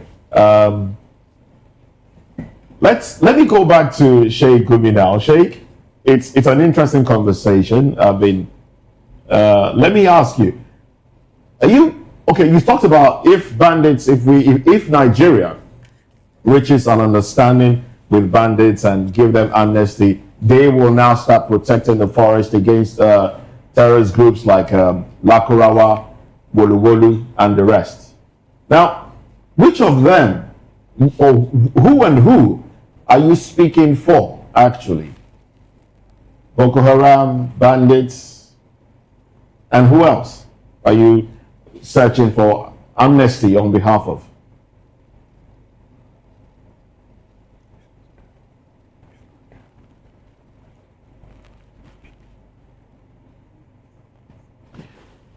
Okay, I think we've lost connection to Sheikh Gumi now. Well, let's go back to Benin, where we have Dr. Bright Onyevakuka. Dr. Bright, yes. Now, do you think government should allow Nigerians carry arms to defend themselves?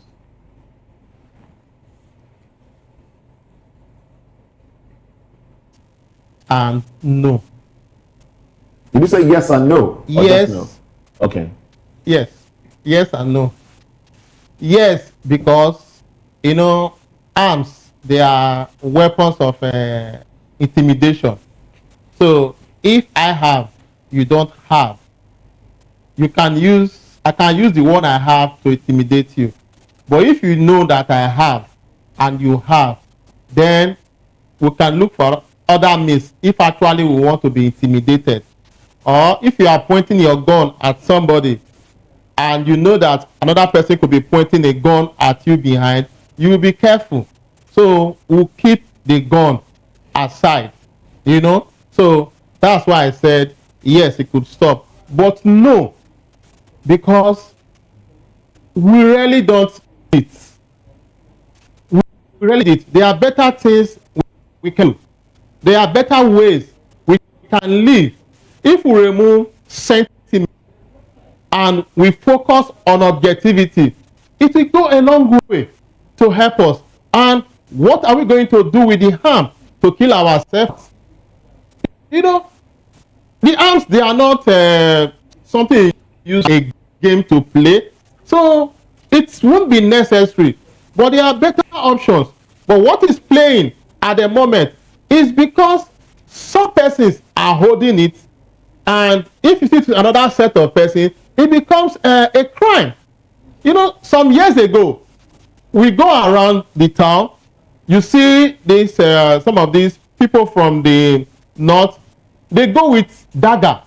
And people see it like, oh, that is see a part of their dress code or it's part of their nature. Some of them will go with this long thing like a sword or something, and we just ignore.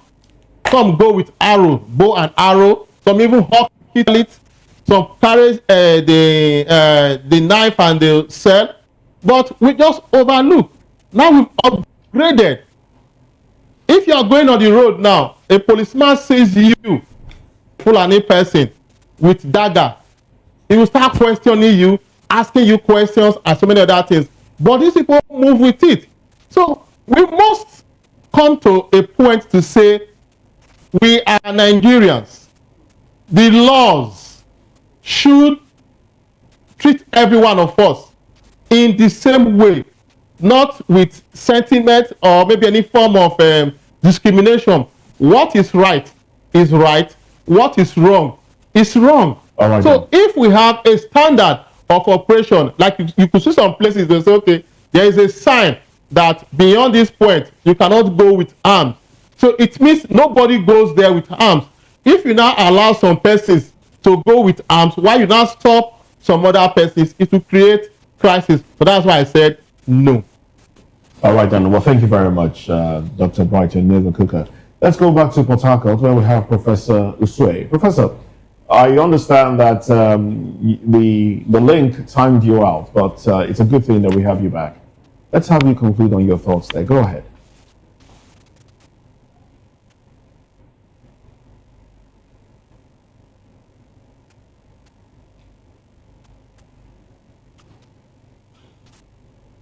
Okay, well, let's go to Port Harcourt now, where we have Sam Kinani joining this conversation. Good morning to you, Engineer Sam Kinani. Yeah, good morning.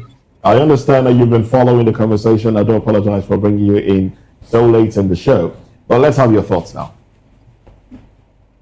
Yeah, I've been following the conversation, and I will have to say that, yeah, Nigeria is a secular society where people have different opinions, and they have the right also to express their opinion, just like Gumi has done. For me, he has only shown that he's an intelligent scholar, but not actually concerned about what is happening in this country. For the fact that there have been genocide, there have been massacre of human beings, be it Christian, be it Muslim, should give him concern, should give every individual concern. And the concern should be, how do we stop these groups, no matter who they call themselves, whether Boko Haram, farmers, headers, ISWAP, and whatsoever. So whenever we have support from any group that can help us stem them out, we should all encourage it. I don't also know if he has gotten any form of interaction of the feelings that people have when your loved ones are killed by either cult group or terrorist group. And so it could only be that he is such a person who has interest in killing. Otherwise, he wouldn't be worrying about negotiating with anybody who kills, any group of people who kills. For the fact that the loss of a human being matters a lot to all of us, talk less of when you are talking about massacre of a whole community, a whole village. I'm worried that no matter what, he still feels so strong in his defense for these people. What kind of negotiation are you going to have with somebody who already has blood in their hands? What kind of negotiation are you going to have with somebody who thinks that killing is a way of life? You will come into a community, whether they are or a church or a mosque, and you see human beings who are praying, worshiping their God, and you massacre them, you kill them. You look at a baby that that are innocent in their way, and then you kill them, and there is no remorse. I don't think there is any form of discussion, there is any form of negotiation that will change such a people. So what I expected Gumi to have done is to align. Okay, now let's talk about what government should do, not Gumi now. What can government, Nigerian government, do? I'm coming to government. I want to start with Gumi. Okay. And then when I'm done with Gumi, I will come to government. Because if you look at it again, the Gumi is not an advisor to the government. Gumi does not have a position in the government of Nigeria. So it is a decisive action that we expected from the government to take upon eliminating these people. Gumi, like I started, is just a Nigerian who is expressing his own view, and it is his own right to express his own view. But in expressing his view, that is why I decided to talk about him. He should have concern for human life. He should have concern for the dead. Then coming to the government, I think our government is not ready to eliminate the so-called terrorist group, in the sense that America has offered support for the fact that they couldn't do it. And instead of us to embrace it and give terms and say, yes, this has been a menace in our society and you have come in now. Let's work together to see how we can deal on this situation, whether they like it or not. I have seen that the statement of America has actually galvanized some form of activities towards the elimination of these terrorists in this country. Our government is not ready, and it's simply simple. As simple as we can all understand, for the fact that, one, the presidency itself is afraid of this fight, because all the people around the presidency who are supposed to advise him in that direction to eliminate Boko Haram and every other forces are not talking towards that direction. You rather see them be more concerned about what is happening within the south and the east, instead of the concern about what is happening in the north. Two, we understand that there are a lot of financial gains, resources that they are also gaining from the activities that is happening in the north. From what we hear about what the Chinese are doing, coming into Nigeria to mine and cut them away without proper documentation. So those people who are working around the presidency are also gaining from this. 3, if there is peace in the north, I assure you there will be peace in Nigeria. And for them not wanting peace to be in Nigeria, they will continue in a way that there will be problem in the north because it spills over. And now that is spilling over to the middle belt and coming from the middle belt to the southeast and even into the south of the country, I think they feel better. So the government is expected to take a stand decision and send out our armies down there. We have the Air Force, we have the soldiers, let them go down, Navy, let them go down there, wherever they come from, and fight them at their camp.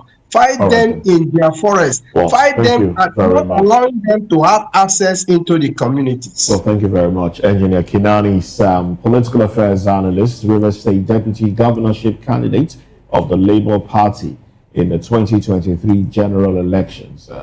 Well, thank you very much for your contribution on the program. It's valued. We also have been speaking with Dr. Brighton Nyova-Kuka, who is a medical doctor, public affairs commentator. We also had Professor Emmanuel Usue join the conversation, but unfortunately, the connection did not allow him to give his complete view. And also, we've been speaking with Sheikh Ahmed Gumi.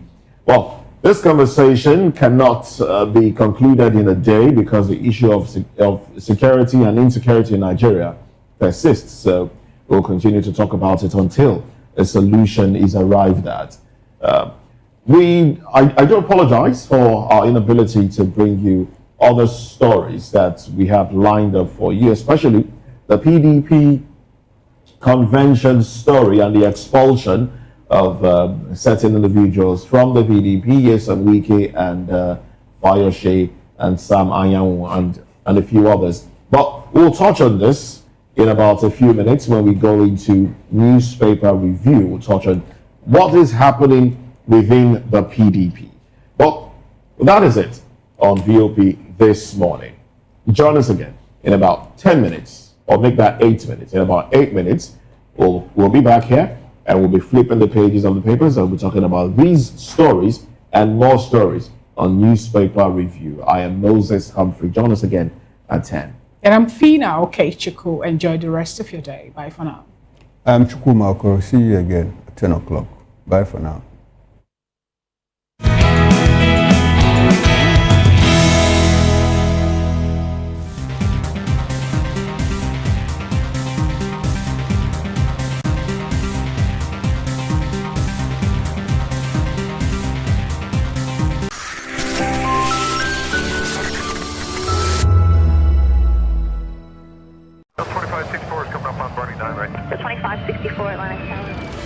What happens in the hush behind hangar doors? Who signs the papers that gamble with lives? Which truths were grounded before they even ever had wings?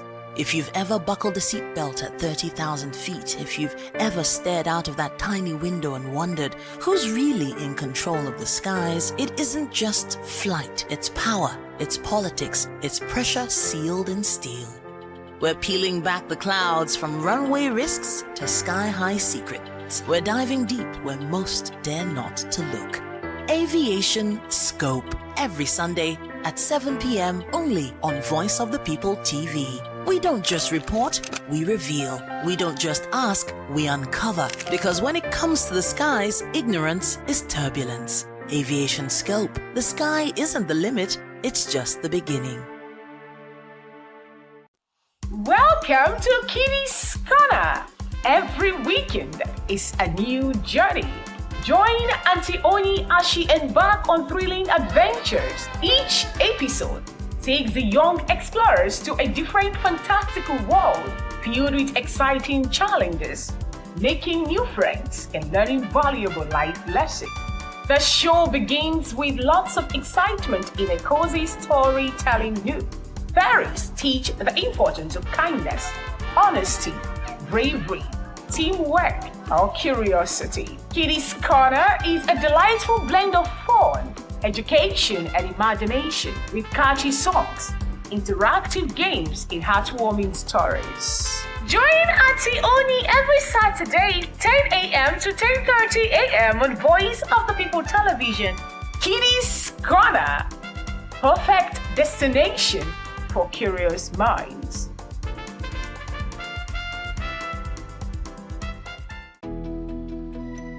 Three years ago, we lit the spark. Today, we are blazing the trail for others to follow. VOP Media is 3 years of breaking boundaries. 3 years of being that bold voice that echoes the thoughts of the people. 3 years of telling stories that matter. We have experienced complete breakdown in democratic governance. We are not just a brand. We are a movement, giving voice to the voiceless. We go to bed empty hunger. To every viewer, every voice, and everyone that has made us who we are, we say thank you. VOP Media, 3 years and still counting.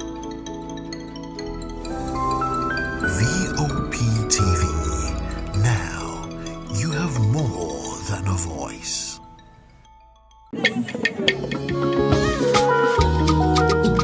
Voice of the People Television awuchiela o onye nụ ya ka ọrụ ibe ya. Ị chọrọ ịmata akụkọ ndị gbara n'akwụkwọ akụkọ dị iche iche n'ala anyị kwa ụbọchị. Ị chọrọ ịmata ka o si afịatụ na ndọrọndọrọ ọchịchị, agụmakwụkwọ, azụmahịa, ime njem, ọbụladị egwuregwu. Mgbasonyere anyị n'oge ndị Igbo na Voice of the People Television. Anyị nwere ndị ọbịa bụ ọkachamara bụkwa ndị ga-enye aka tapịa isiokwu ndị anyị jiri bịa kwa ụbọchị. Anyị ga-eji ka o siri gbaa n'akwụkwọ akụkọ dị iche iche wee malite tupu anyị akọzie n'uju n'ubi onye anyị bịara na nke ya. Ịgbamụrụ nzem ọzọ kedụkosi aga ya gaziere onye ukwu ma gaziere onye nta. Mkparịta ụka tọrọ atọ ka anyị ga-ewetara gị bụkwa nke ga-eme ka ịmata ka ihe si aga n'ala anyị bụ Naịjirịa ọbụladị na mba ofesi. Oge ndị Igbo na Voice of the People Television ga na-abịara gị site n'ụbọchị Mọnde ruo Fraịde na SLTV Channel 264. Ekwekwala ka akọrọ gị ya akọrọ. Chetakwa na ọ bụ na SLTV Channel 264 ka ị ga-ekiri Voice of the People Television. Voice of the People Television. Ugbu a ị nwere karịa olu. My name is MC. They call me the Oga Parapata of them and the general overseer of them all. Every man, every woman has got a voice where integrity is the volume. So this is Voice of the People's TV. Voice of the People's TV. So this is the people's voice. And the people's voice is the voice of God. That's the voice populi in Latin. The people's voice is the voice of God. So keep watching Voice of the People. In fact, my name is Voice of the People. Keep watching MC Adobe King. Hi guys, my name is Kegan. I am Nigeria's biggest tech content creator. And I just wanted to give a quick shout out to Voice of the People TV. Keep watching, enjoy, and you're welcome. My name is MC Alamano. They call me Enjoyment Landlord. It's VOP TV. Keep watching VOP TV. Don't touch it down. Even if you want to touch it down, increase the volume. If you don't increase the volume, I told me. My name is Collins Agawabe, popularly known as No Mide, but last, more than No Mide. Or more. Not be all so the cook right at the fry plantain. We keep on watching VOP TV. The voice of the people, the voice of Edo. If you want to get the authentic news for Edo, the way it be, that's why they show and all the content anything come on. A VOP TV.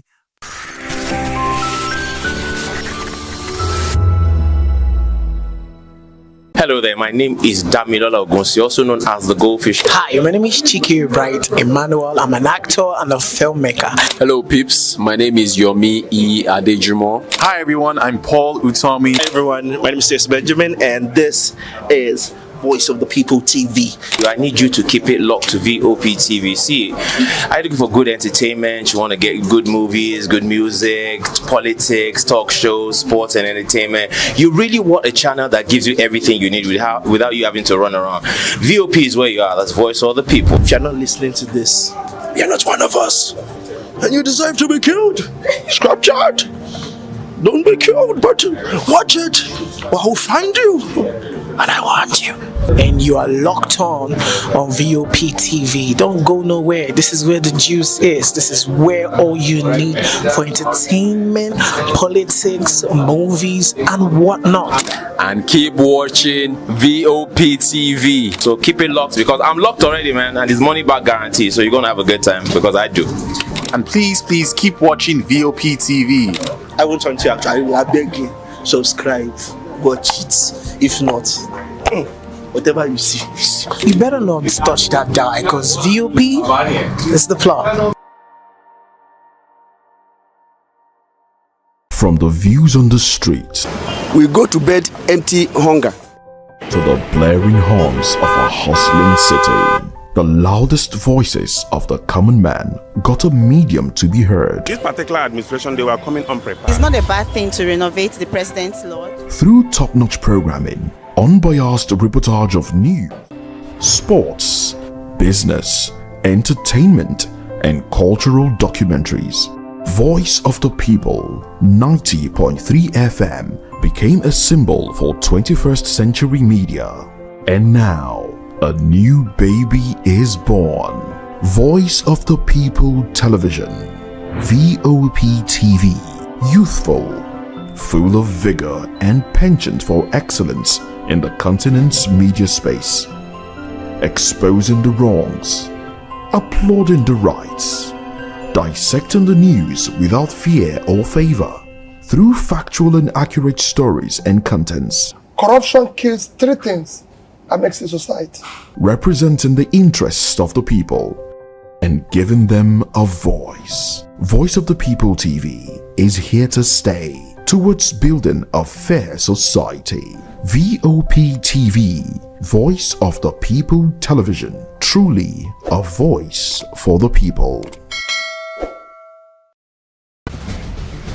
Join us as we drive into the world of politics through insightful interviews with prominent political figures, both serving and former governors, ministers, senators, legislators, party chieftains, activists, and analysts. Get first-hand information into the decision-making processes that affect our daily lives. Highly engaging one-hour program that brings political discourse into focus. I am Chukwuma Okoro. Political Lens, Monday through Friday, 6 to 7. In a world where truth is the ultimate power and opinions scream the loudest, it's time to wade through the noise. Hunger no get tribe! Hunger no get religion! And scan the human interest and trending topics that matter. Stay tuned to The Issues, your plug to the stories making the buzz. From politics to science and technology, social justice, and more. Let's tackle the tough questions and expose the truth. The Issues on Voice of the People Television, Mondays to Fridays, 8 to 9 p.m. The Issues. Don't just react, understand. Are you ready for the extraordinary? Something big is happening on your screen. Introducing VOP TV, now streaming on SLTV channel 264. From breaking news to captivating conversations, news analysis, giving you all sides to the story. We bring in-depth discussions on the issues that matter, from politics to sports, entertainment, and lifestyle. VOP TV on SLTV channel 264. Join us as we redefine what television means to you. Voice of the People Television, VOP TV. Now you have more than a voice.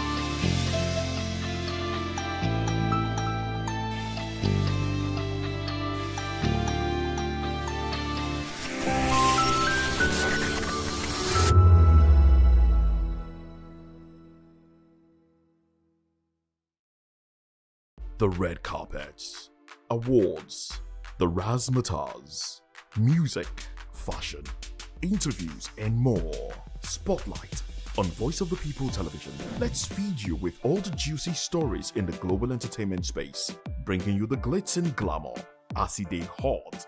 Stay tuned to Spotlight, 1 p.m. Monday to Friday. Spotlight on VOP TV. Entertainment like never before.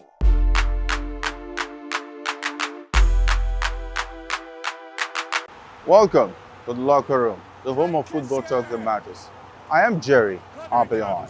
Join us every weekday, Monday to Friday at 5 p.m. Nigerian time, as we share the hot takes and hot debates in the exciting world of football. And joining me are the usual suspects, Ikechukwu and Mayowa, as we break down all the hot takes and everything that's happening in the football.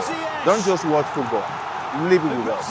Catch us on the locker room and Voice of the People Television at 5 p.m. Nigerian time. And like I always say, if not 20 minutes off, with the sport.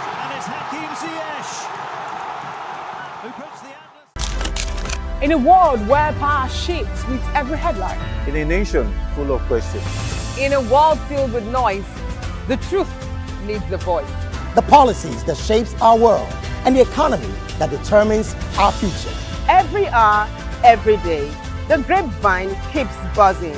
And together, we are committed to telling the stories that shape our world, because your voice is our focus. Don't forget, our voice matters the most. Let us come together and share our concerns.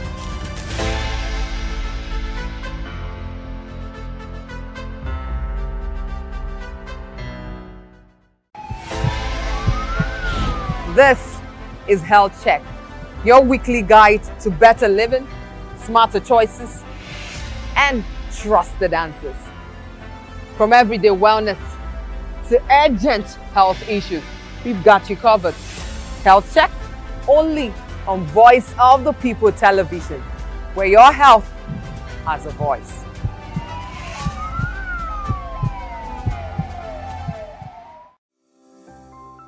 VOP TV.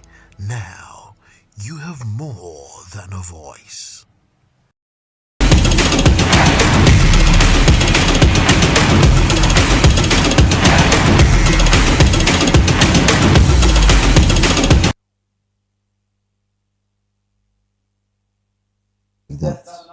That's how big it is. I feel like I'm a big fan to Wan-Bissaka. I like Bemba Chancel. I like Axel Tozembe. I like Mashrako. I'm liking Mishak Elia. I like Mokwal. Motsasami, that's the name. I like that one again.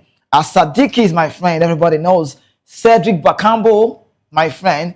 Axel Tozembe is now, I now begin to like him very much now. We know his balling move. Mbuku, these are the names we should be talking about on the show this day. And we'll take it back since 1974. JR Congo, that name has never been at the World Cup. We look at the name and how far they've come. You begin to ask questions and say, yes, how did we go? It's no longer news that the Super Eagles of Nigeria will not be making it to the World Cup come 2026. The Super Eagles 2026 World Cup dreams suffered a major blow on Sunday as DR Congo, Democratic Republic of Congo, advanced to the Intercontinental Playoff following a dramatic penalty shootout at the Prince Moulay Abdullah Stadium in Rabat. And that game saw a lot of intriguing moments. Nigeria's hope of qualifying ended in just a heartbreaking fashion, marking the second consecutive year that the Super Eagles will miss out of the world's biggest global stage. The match ended 1-1 after 120 minutes of regulation time and extra time respectively, sending the high-stakes encounter to penalties. Nigeria initially went ahead through Frank Onyeka in the 3rd minute, but DR Congo equalized in the 32nd minute through Meshach Elia. I want to sincerely apologize to the Congolese people. I used to say the DR in front of the Congo is the doctor. Say they're not where. Like they are not so, you know. But with all due respect now, I understand. They've got a very big doctor just right in front of them, and that's how good they are. Extra time saw both teams create chances, with Tola Rokodare missing a header for Nigeria, and Stanley Wabali making a crucial save from a DR Congo free kick. But neither side could break that deadlock. Moving on, the tension continued into the penalty shootouts.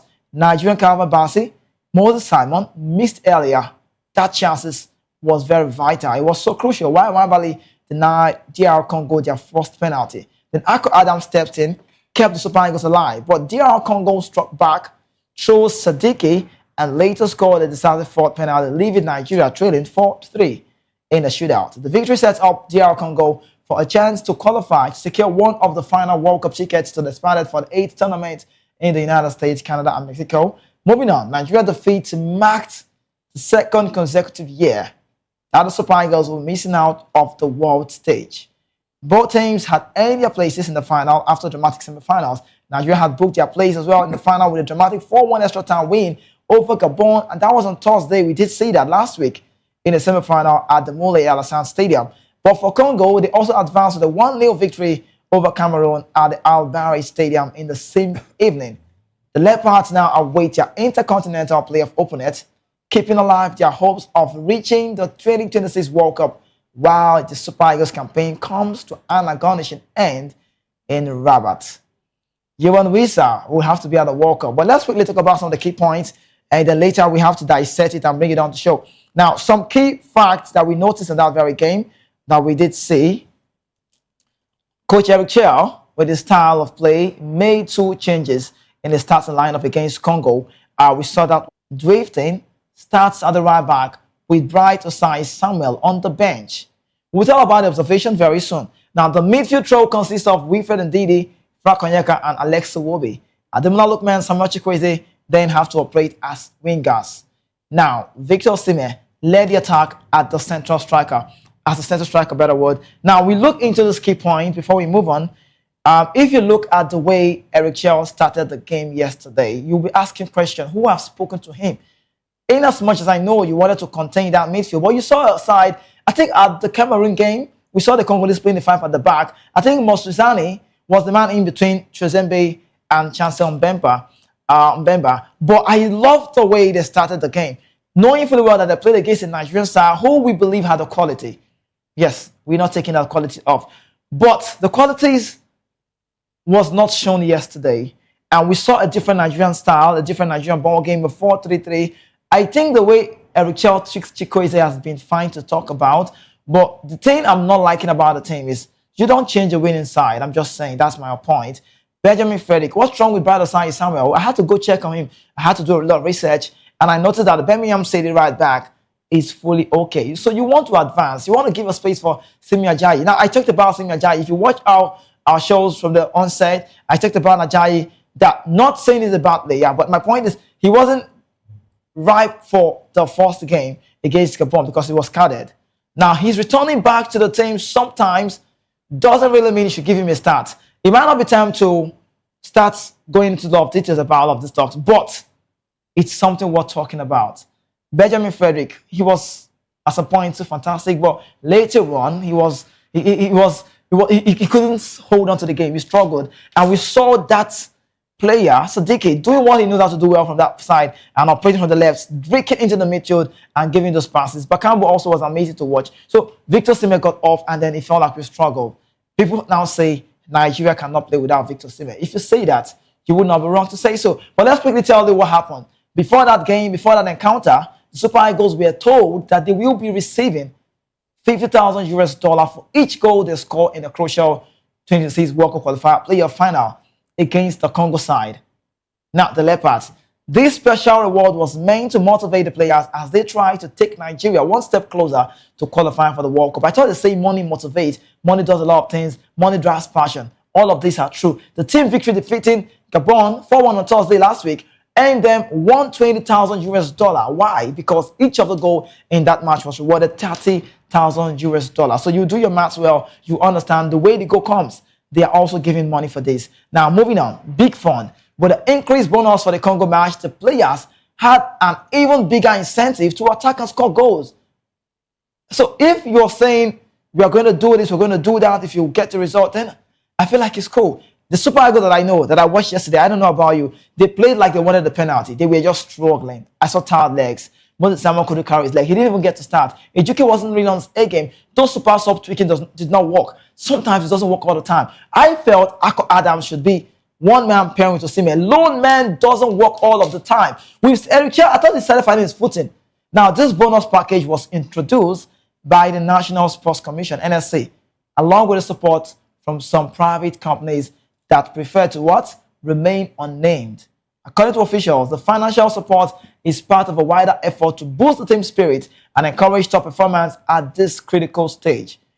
I like to say this, it is no longer news that the Super Eagles of Nigeria would not be part of the big one coming up 2026, and I don't know how that sounds. Good morning and welcome to the place to be. We are Voice of the People, our television. So talk this with me, and then you see it's just on the show. I don't know. I feel like a Congolese right now. So you can call the name and place one Congolese name behind the scene.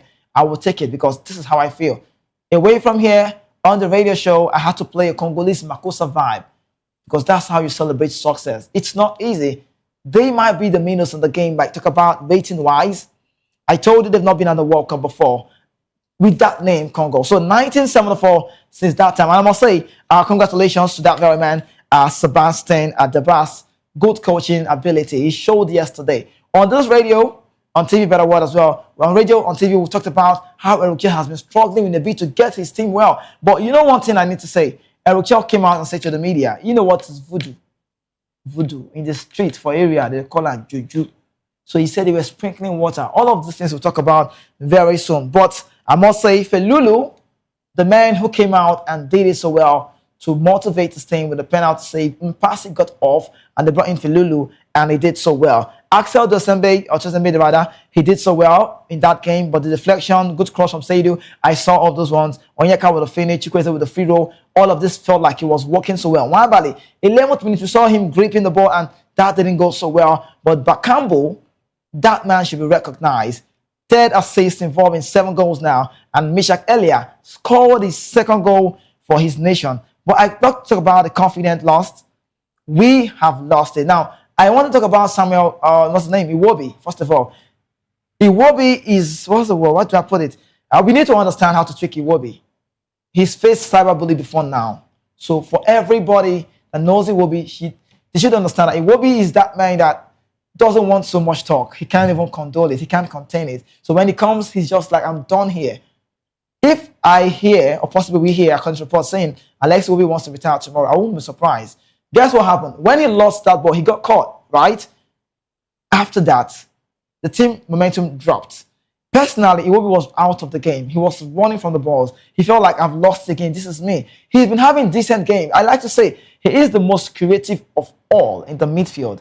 But once that happened, he got caught in the midfield and the transition was so high, but Campbell didn't think twice. And how did Elia make that run? He found himself in space. Indeed, some say he would have cleared the ball off, but it's so hard to control such a ball when it comes with high speed. If you play the game, you understand what I'm saying. A lot of people say you should have cleared the ball. It hits you at the wrong position. Ekong did the own goal the other time. So these are what happens in the game. Then we started seeing Nigeria, who started playing with fear against the Congo side. Then Congo came into the second half and grew in confidence. So when you're losing it, you feel like they are doing well. Now we saw the overheating. I don't know how I don't know if there was a trend. Overheating of the ball. The players started hitting the ball so hard. Crosses were going so far. You're crossing the ball. It's going so hard. And this was the bad one for Nigeria. We just couldn't control the game. We got tired.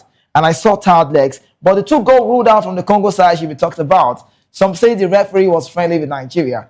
Some of the goals should have counted. The Wabali grip, but that's a contact with the goalkeeper. What about the other one? So we saw 2-goal ruled out for the Congolese. But regardless, the left hand of the Super Eagles later in that very game became the weak point, and they started playing from that side. And it felt like Nigeria wanted to play it before the game. We have a good goalkeeper who can stop that penalty shootout, but the players also who wants to embark on the journey should be fit and ready.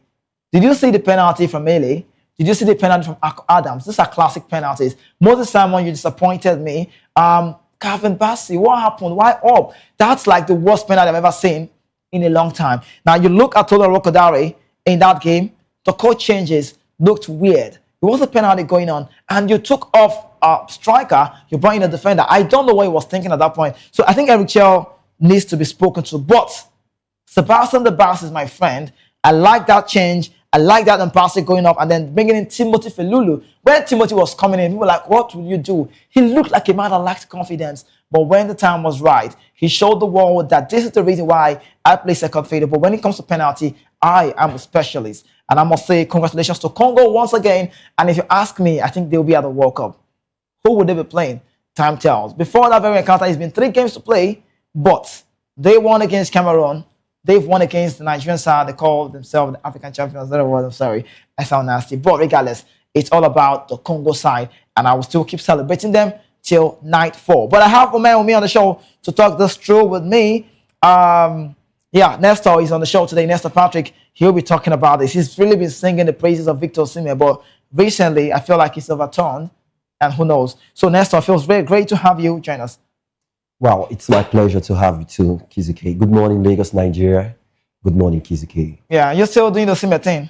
Definitely. I mean, I've always loved the Osimhen. Every time I see Super Eagles play, don the green and white jersey, I love to see Osimhen. I love to sing his name because over time we've seen what Osimhen can bring to the game at the end of the day. I mean, at the tail end, Super Eagles did not give us what we expected in yesterday's game. But the first game, thumbs up to starting Victor Osimhen and thumbs up to Eric Chell. What happened yesterday? What's the tweak? What happened yesterday? What would you say? Why did Eric Chell tweak that team? We used to see the 4-4-2. And what happened all of a sudden? Was it the introduction of Semi Ajayi that changed that team? Was it the fear of the midfield that had to bring in Onyeka, who comes in as a sub as well, to change the game? What did Eric Chell not do yesterday? What did he do wrong? Okay. I would like to start by saying Eric Chell has his own ideas. I mean, he's the coach, he's the manager of the side at the end of the day. And then I felt like you rightly did say, he said, what happened? Yeah. Why did he make those changes at the tail end? I felt like, maybe he's the one, the sole manager with these boys, knowing how to do these things at the end of the day. He went back to his drawing board. He needed to see this kind of players, what he needed to do at the end of the day. I don't know why he brought in Semi Ajayi, but I don't want to make Semi Ajayi as a crucial talk for the day. But I felt like Frederick Benjamin would have played that central role more than a certain Semi Ajayi, because I felt like even at West Brom, I mean, he's lacked a little bit of confidence after the last Nations Cup. So why just bring him and throw me to the fray at the end of the day? I even, at that point in time, I preferred a certain Troost Ekong over Semi Ajayi in the dying quarters of the game. One of the leaders of the team, Semi Ajayi, who does the job for Hull City, a move from West Brom Albion. We look into the game and we talk about you don't change the winning team. So that looked to be a winning side. Like you rightly said, the coach knows the players more. But I'm looking at the part where we've seen the decisive game. Brighter side, Samuel is on fire. I'm so impressed with Seydou Sanusi.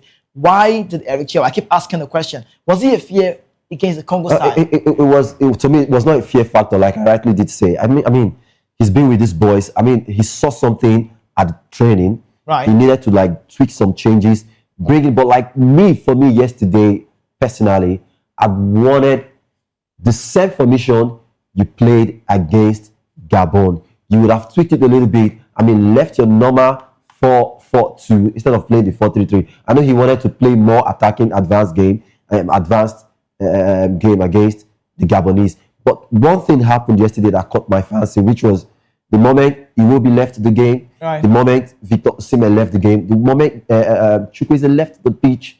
I mean, it was vibes and inshallah at the end of the day. You know, I noticed something. I must say this, right? That game, I saw something. Iwobi. If there's any player who doesn't like to be talked about in the news, is Alex Iwobi. Yeah. We've seen the Super Eagles players being cyberbullied, right? Madoko Koye faced this one. The last Nations Cup he was part of, and Alex Iwobi, big player, good player. That's the word. But I'm looking at the part where you don't want to be in the news. You don't want to be so much blamed. Do you realize when Alex Iwobi got caught, that ball got off his leg? It was a mistake, and some said he wasn't sprinting. He was just doing the jogging. He wasn't sprinting a lot. Like, you lost the ball. That's how he does. That's his game. If you watch him at Fulham, he's not so that deep. That's why Marco Silva sent him away from the midfield, drift him aside. Now you watch the way they play. It's a different ball game to his play in Nigeria. That says we still need that number 10 traditionally. But that being said, he will be lost that one. He was now scared to play. He was scared of the ball. Don't even come to me. I've lost it. And the momentum, personally for him, was dropped. So would it be right for us to pick out players and say, this one, this one, Semi Ajayi? Would it be right? Or should we just say it's a general thing? Because what I saw yesterday, I must tell you, I felt disappointed with the Super Eagles, because you cannot be playing the game. You dominated the first half, and the second half was more of the Congolese. Okay, it was okay for the going of and coming back to have a pep talk with the coach and then do that tweaking. But you were playing like Nigerians were playing, the Super Eagles were playing like they were the better side of penalties. They played like they wanted it. They were tired. So what is that strength that Sebastian the Bass implemented on his team that they came out so strong? Even when it was 74, 75 minutes, these guys kept on grinding. The extra time was like they just started the game. The energy from the Super Eagles dropped drastically and we just couldn't play. I mean, before the game, well said, Kizike. The coach said something that caught my fancy. He did say he was going to come out. He was going to play the Super Eagles.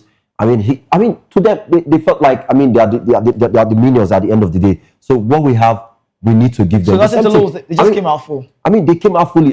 The first half, Super Eagles did play very well. Though we didn't take most of our chances at the end of the day. But that second half, the pep talk really hit those guys. They looked at, okay, we don't have anything to lose. Let's play. And they really hit us and we started chasing for balls.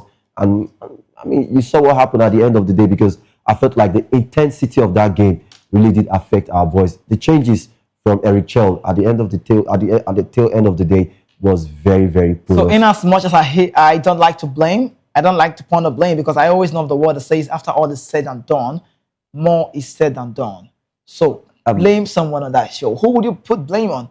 The NFF, the Super Eagles, the coach, the officials? Just put it on someone. A lot of Lagosians, a lot of Nigerians, let me use the word Nigerians, would want to lay blame very fast on the NFF at the end of the day. What about you personally? Me personally, as a sports fan, as a soccer pundit, I don't want to lay blame on anybody because at the end of the day, we got it right. Although this Osimhen thing is really telling on the Super Eagles. Relying on one player. Relying on one player. Because I did say it now. The moment Osimhen left that pitch, he will be left that pitch. It was vibes on Inshallah and there was nothing. So if Osimhen is not really playing for Super Eagles, then we have something not working for us. All right, so if you watched that game, let's do a reminder about what we saw yesterday quickly on the show. And now let's talk about some observations that we saw. The Eagles losing on the shootout to the Leopards. Now the changes. Let's just look into some of those observations, like 2, 3 of them, about or 5 of them. I think the first one we talked about, Chell made 2 changes. Super Eagles coach Eric Chell made 2 adjustments to decide that Crows passed the Gabon side 4-1 on that Thursday night. Moving on, Chell opted to drop Sevilla forward. Akko Adams felt like that was where the problem started, bringing in Brentford midfielder Frank Onyeka to reinforce the midfield battle. He also restored priority in the backline, bringing Simi Ajayi to the starting lineup to provide more aerial presence in defense, replacing Birmingham City fullback Bright Asai Samuel. I question this because I've watched the Congolese and they don't play 2-man up front, so there was less pressure. I know Simi Ajayi is calm and collective. I know he's a very quality player. I know he's got the duels with the head, but I'm looking at the team. Benjamin Frederick fears no fault. He doesn't even care to know how old you are. He's just 20, and he felt so comfortable. Now, I don't know if Eric Chell got scared at some point because Bright Asai Samuel not even starting was a problem for me. After the first game, everybody was singing his praise. Now, one of the observations we understood again, or we did see, was Victor Osimhen. Nigeria so far the major setback when talismanic striker Victor Osimhen picked up a suspected injury shortly before the halftime. The Galatasaray forward who started the game and the match brightly did not return for the second half and was replaced by Akko Adams. His absence limited Nigeria's attacking threat as the game progressed.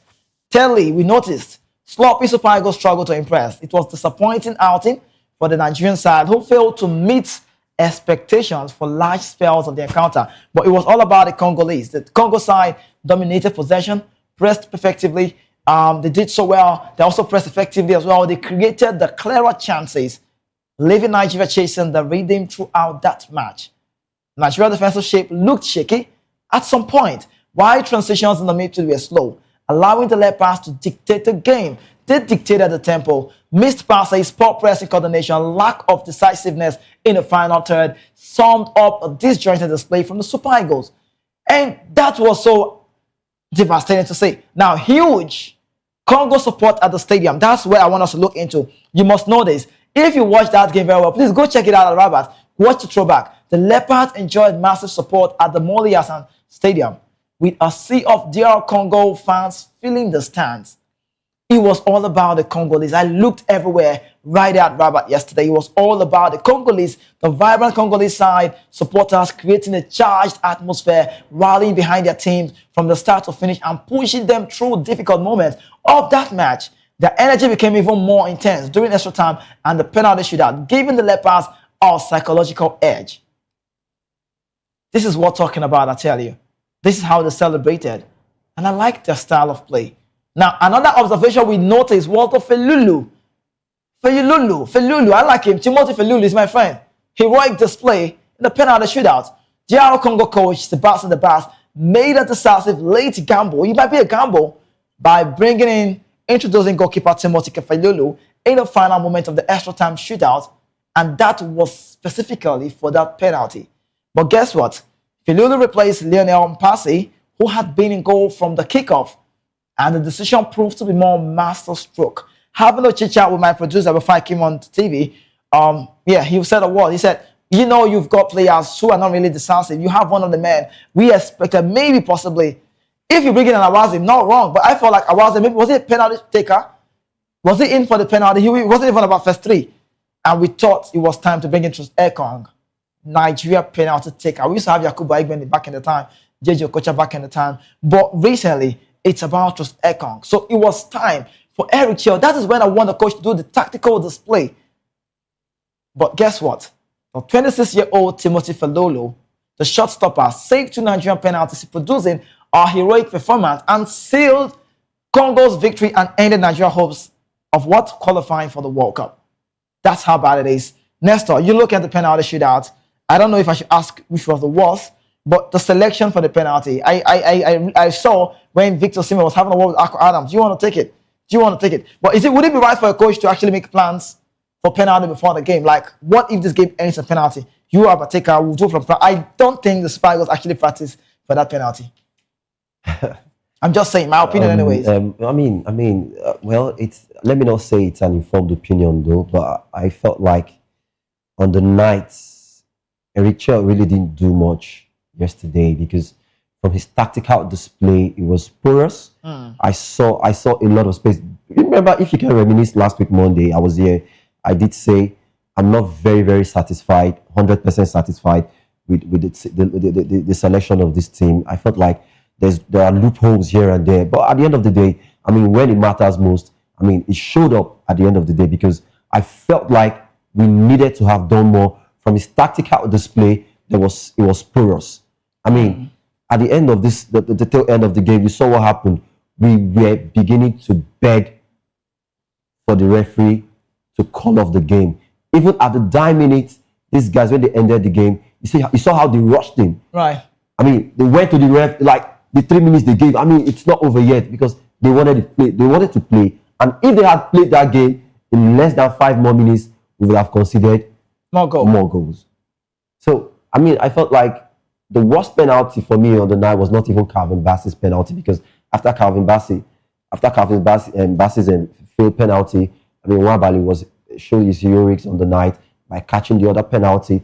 But Simon Moses, I've always loved this guy. I love his tenacity as a player.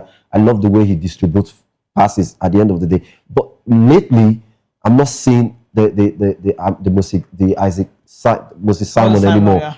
That penalty was very porous.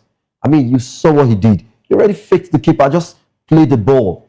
And the next thing he did was the guy went this way and he had to use his hand to bring out that ball. So it was very poor for me. I was so angry. I was just feeling all through the night. I didn't even sleep. Well, penalty specialists. We know penalty specialists, like a lot of players who does this one well. Jorginho Pernambucano, Jorginho, Fernando Hierro, legends of the game who have done this well, penalty taking.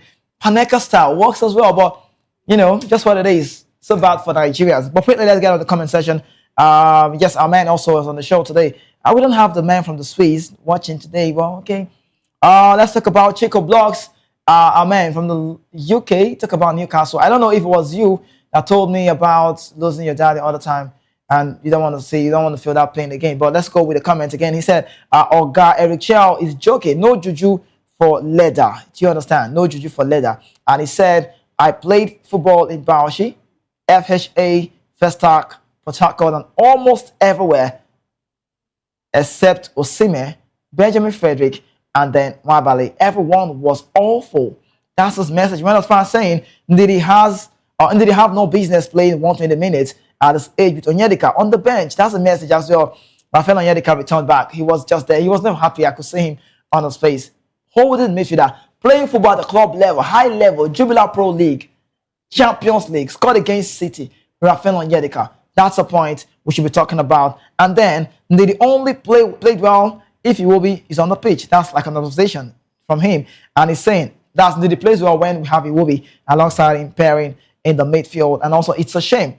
That's that same bro saying footballers world all over makes mistake, right? And then he said footballers all over the world make mistake. This is why it's a team game. Nobody should blame Iwobi. That's the word. Don't ponder. Don't pick out one player. Just don't single out a player and say, yes, this man should be held responsible, accountable for Nigerian laws. And I said, please, nobody should blame Iwobi. NFF should be blamed for all their administrative lapses.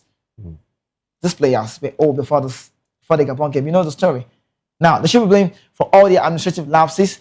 And then, lastly, he said, I have to watch another World Cup. This is the most touching of them all. This last one got on me. It struck in my mind, and he said, I have to watch another World Cup in 2026 without Nigeria. It's a big shame. Lucky from Newcastle, UK. Now, I bring it back. My director behind the scene said a word to me, and they rushed like two noodles. He said, the World Cup would not be interesting, not go sweet without Nigeria. And they look at our face and say, 2022 was so sweet. There's a word like that, sweet, it's sweet. It was interesting. I saw football.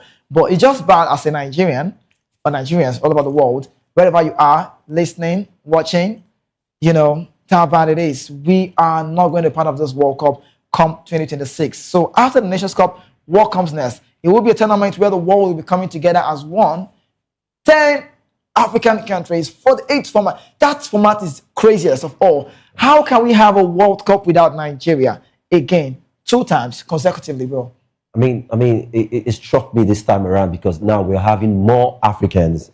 I mean, we have more slots for the Africans to go prove themselves or what they got in the World Cup. But this time around, I felt like this time we're getting the tickets. I mean, you saw what we did at the Nations Cup qualifier. It didn't even take us anything. We just strode past the same thing we played during the World Cup playoffs and the qualifier. I mean, we were struggling with them, but during the Nations Cup qualifier, we just had a stroll, beat the whole thing, and we got our ticket to the Nations Cup. So this was more of a dynamic display that never showed. X account from in Australia to share their talk. Now, it still will be talked about. Now, Adawake said, I just unfollowed Super. Adawake said, I just unfollowed Super Eagles. No strategy, no energy, no creativity. It didn't look like a team that carries the hopes of millions. As supporters, we always stand behind you. But what you displayed yesterday, I mean, what you displayed yesterday, that's today, that Ratop says, but yesterday, man, was truly disappointing. Super Eagles embarrassed us. That's what he said. Now, another one, Abubakar_Muhammad said, he said, saved from the embarrassment awaiting us because it's evident that you guys are not even ready yet for any World Cup. Atasha said, there's so much. You don't want to know those comments are crazy. This one says, because it's crazy, 10 slots for Africa. Nigeria is not part of it. So don't come and tell me we are 10 of Africa. Don't tell me. Oh, don't tell me. You can't say it. I just decided not to take it. Atasha said, there is so much demonic and toxic energy all around that country right now. With this tweet, you would understand she's not based in Nigeria. She could be in Nigeria, right? But she's not based in the country. Now she said, don't deserve any World Cup. Nigeria don't deserve any World Cup. Sort yourself out. Congrats to Congo. Now at this point, I don't know if she's a Nigerian, but this is what she's saying. Said the country is not even benefiting anything so sweet at this point in time. Sort yourselves out before you go to a World Cup. We are not even looking like a team. According to her, she said there's this demonic and toxic energy all around that country. Not all around Nigeria. She said that country. She could point out Nigeria and said, congratulations to Congo. So for me, again, I'm saying, congratulations to Congo. And at Lugard, 100 said, I don't even know the best counsel for the team. Bribery and corruption and favoritism are part of the problem of the poor output. Look beyond. Players play in Europe. It's time to look inward to the street and to the local league. It shouldn't be about big names, rather performance. Well, Nigerians are very, very upset about this. At P this boy says, at this point, make Trump just feel in this country. May your enter. That's the line say, come in and do what you need to do. But at Shegun UNTD, that's I presume United, said, that's it. That seals the deal. I have been a Nigerian fan for 64 years. This is how much these players, the nation, this is how much they've torn. This is how much they've hurt people's feeling. I have been a Nigerian fan for 64 years. Now, he's not telling me how old he is, but I can actually deduce from where. This man should be possibly old, late 70s or 80s. I don't even know. But he's just saying, I've been a Nigerian fan for 64 years. Some of you have now watched 1, 2 years, 3 years. They're not come out. I don't give up. And so, in all my time of being one, I have never seen a team this bad. I have enough of it until you fix it. Fix this team, I'll be packing my bags to Somalia, where they actually know how to run a real team. This is hurting. Somalia. I would not even want to go to Somalia, but because of this, you need to see me play the Congolese song on radio. I was dancing, I was winding the waist thing, I was doing it. I felt like Congolese. I like to put my name Kizike Makwao, Bakambu. I like those names. I like to take those names. Now, any underscore Koba 22 says, una not the shame. Carrying old players. Simon, come, your math not good. He says Simon, 39 years, who tell you? Indeed, 37. Onyeka looks like he's in the early 50s. People math not good. I know Nigerians are like this. We can be like this. This is what happens because we watch with all our heart, body, soul, spirit, and mind. We give all we have, believing that we come out strong. And he said, we're not ashamed. Carrying old players. Simon is 39, Ndidi is 37. Onyeka looks like he's in the early 50s. Tolu is sorry, I'm not going to say the word. And then can't control the ball. How is he even in the team? Seidu, I know you people don't collect money from most of these players. And greedy leaders, then there's a word about the nation. I don't want to say, it doesn't sound friendly on the TV, but the word is DEA, you know the last word, dash nation. That's what she's saying, what he's saying rather. Now also another comment continue by saying, at Mike Lahoud, we just need to bring out this comment because so you know Nigerians are not happy. He said, fully deserved win by Chancellor Mbemba. 101 appearances for the nation, you need to know. And Democratic Republic of Congo, they were the better team. For much of the day, lots to discuss, but another very disappointing moment in Nigerian football. And then, at Niger Score, saying, thank you at the NFF. This one tagged the NFF for winning our football. The appointment of Finidi George will never be forgotten. I can feel the pain. You might not understand where these tweets are coming from, but you should see we're taking our time to talk about this too because we know how this works. Finidi, I'm not a fan of Finidi George. Last time I met with Finidi was at the Value Jet preseason game at Ikene. Yes, I think the interview is still there. We have it. Yeah, I spoke to Finidi and he said he doesn't want to talk about the way he was laid off in the national team. Legend of the game, big players, 1995, best number 7 at that point. Played for Ajax Amsterdam, won the Champions League, played for AUC, played for Real Betis. Big players, like I rightly say, come alive and big moment. Finidi George was, I think it was 15 million or thereabouts. Yeah. Quite small to the rest of the Naira. Yes, you know, it might be monthly, but he wasn't giving all of the time. I'm not saying he's a good coach, don't get me wrong. I'm not saying he's a bad coach now, you know? But I'm saying the time that we give our own doesn't last so long. So this one is saying Finidi George appointment will not be forgotten. Now we move on. At Chel on the road. This, we just get one more. And says 8 years with no participation. 2030 is the next chance. Another 12-year await. And this sums up the pain of being a Nigerian fan right now. If you look at all of this things, if you hear these things, you know people are very, very upset. Yes. And then at Kodo say we don't deserve to go to the playoff based on our performance tonight. I said yesterday. And lastly, Wisdom _ CFC, I presume a Chelsea fan, said we have to wait for another 4 years. Victor Sime, how old would he be at that point? But let's leave Osimhen and talk about this tweet. Nigerians are upset. Are you buying into what they're saying? They are saying a lot. I mean, these are stern words. I mean, coming from these fans. I mean, I feel their pain. I mean, seeing the comments, I mean, makes me feel so bad. I felt so bad. I mean, seeing this comment. I mean, it doesn't make any sense.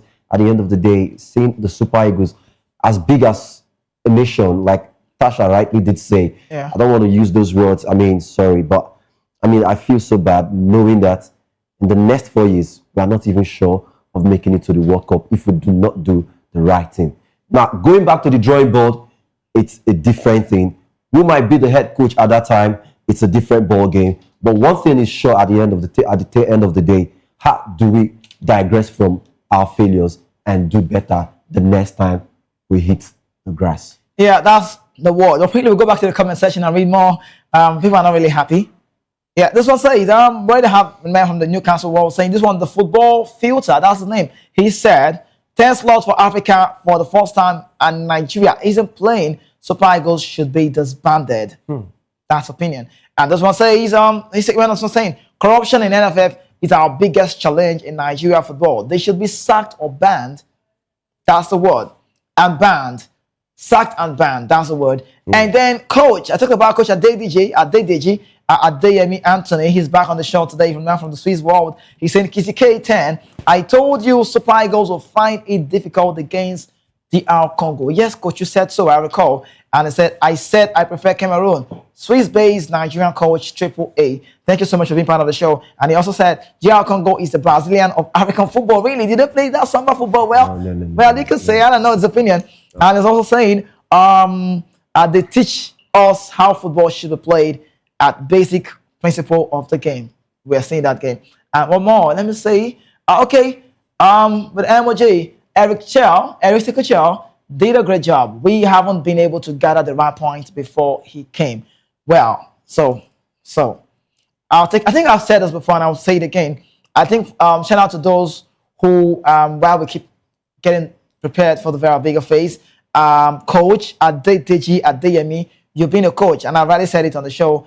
We would love to have you possibly for an interview, and there's no other way to connect with you only when you drop your social media page here, how we can definitely get to reach out to you. So coach, just do this. We'll love to reach you, get to reach out to you, bring people like you, on the show so you can have a word with us. Then let's know what you make about the Super Eagles and also how Nigerians are also faring around there in Switzerland. So coach, that's the assignment. That's the job. You owe me this. So there's no other way to connect with you. So you just have to put links down on the comment section that we can connect via social media. And also the man from the UK, Newcastle, Lucky, he said it before about how he lost his dad the other time and how bad it will be for Nigeria to miss on the World Cup. And when he said this was not now, before this game, people like this also we would love to have on the show.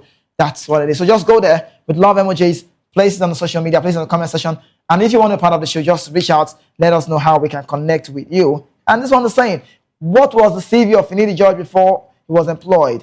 No, but don't get me wrong. I'm not saying Finidi is good though. I'm just talking about the way he was laid off. And that's the story. But we need to go, and then I need to leave you with some of the headlines. But yes, Nestor, I want to say very big thank you for being part of the show. It's my we can do this. Always. Just be calm.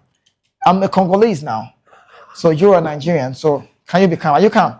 I'm very calm at the end of the day. Do you have any last word possibly for every Nigerian out there? For every Nigerian, it's a Monday. We have to go out there, do those things that are possible, and keep the grace rolling. Okay. All right. Thank you so much. Yes, the word is why.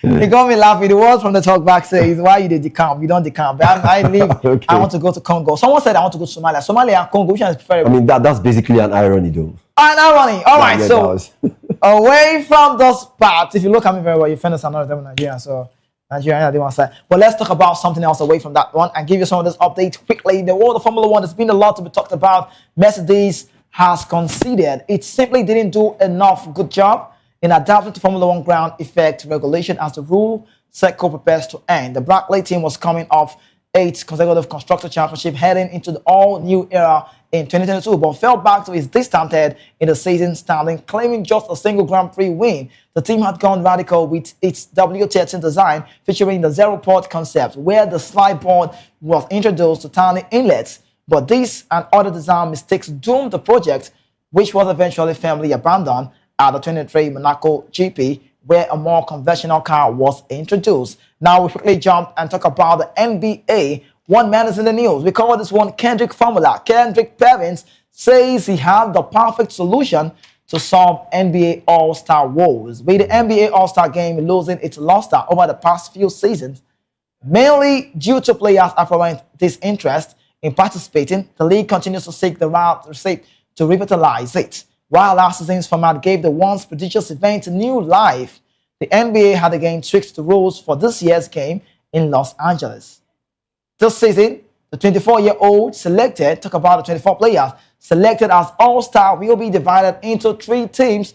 2 teams will be composed of players from the United States, and the third team will feature in what we call the stars on the ground and around the world. This change was made to make the game more competitive and showcase the global nature of the NBA. However, as former NBA big man Kendrick Perkins alluded to on Road Tripping podcast, he's unsure if this latest adjustment is the solution the league is looking for. Instead, he proposed that the league invest a substantial amount of money to motivate the players to give their all in the All-Star games. And leaving the show this time around, let's quickly talk about what happened out there. The tennis world is big. I'm a friend of Yannick Sinner. I like the Italian man. Sinner, the 5th Alcaraz to successfully defend the ATP final crown. Yannick Sinner closed out the season in style, defeating world-class Carlos Alcaraz. He might be young, but he's a world-class 7-6, 7-5 to successfully defend his ATP final crown and complete a flawless 5-love week in Turin. In a final package with momentum swings, showmaking and shot marking, fireworks and a twist with Alcaraz's hamstring issue, Yannick Sinner serving the composure proved decisive. The Italian extended his indoor winning streak to 31 matches and becomes just the 9th man in history to defend a year's end title, a fitting finish to a season where he's been almost untouchable under the light. Yes, you can see.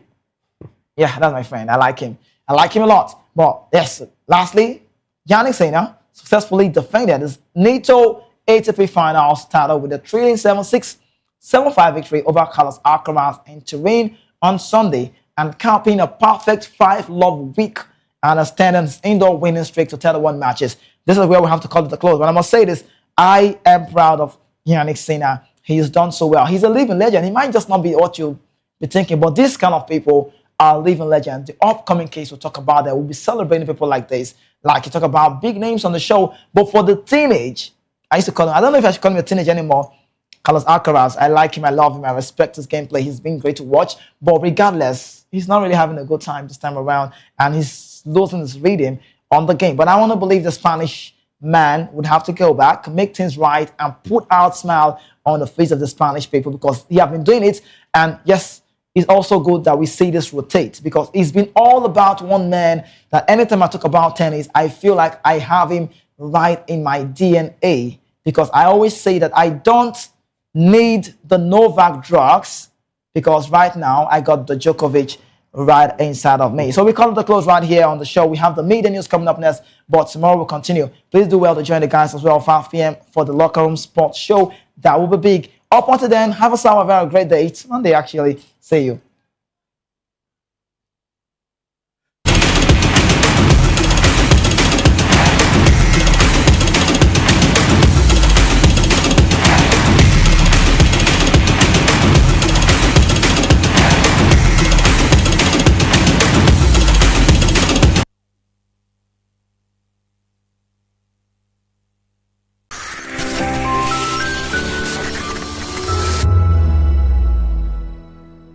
To know the happenings in the maritime sector, join us on the program Maritime Frontiers on VOP TV as we discuss key areas in the maritime sector from aquaculture, maritime transportation, maritime labor regulation, oil and gas exploration, ferry and passenger insurance, marine pollution and prevention, port operations and lots more. Maritime Frontiers, exploring Nigeria's blue economy.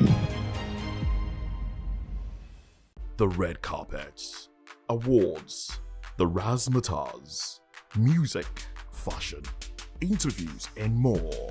Spotlight on Voice of the People Television. Let's feed you with all the juicy stories in the global entertainment space, bringing you the glitz and glamour as it is hot. Stay tuned to Spotlight, 1 p.m. Monday to Friday. Spotlight on VOP TV. Entertainment like never before.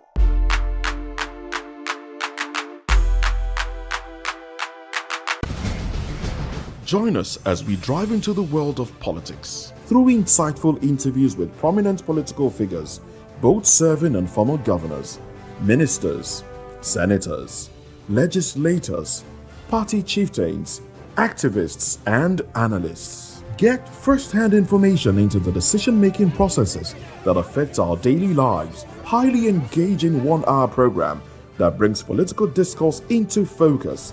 I am Chukwuma Okoro. Political Lens, Monday through Friday, 6 to 7 p.m. Join us. Voice of the people. You can hear me now. My name is Patrick Doyle, and I wish that you continue to echo the voices of the people. Big up VOP TV. My name is Suibifa Dokubo.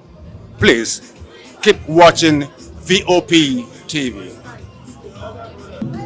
Hi, my name is Kwekumali Ikenda Onyekwena, and I am with the Voice of the People TV. Now, if you're looking for the veritable channel for information, politics, robust discussions, you don't need to go far. VOP has you. VOP will always have you. Thank you. Hi, my name is Patrick Diabwa, aka Ibani Chuka, Amayanabo the Eagle King, and you are watching VOP TV. Stay with us.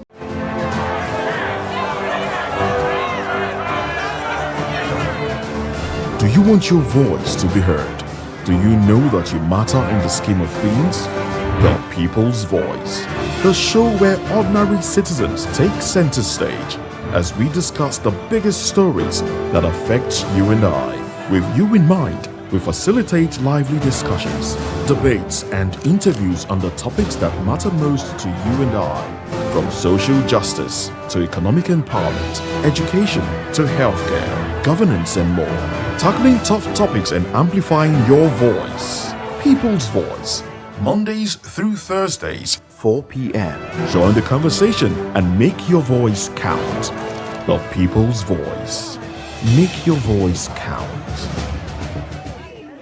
Hey guys, what's up? How you all doing? They call me Aviation Nelson One, your number one celebrity host, and you are watching Voice of the People. I am a friend of the microphone, Voice of the People TV.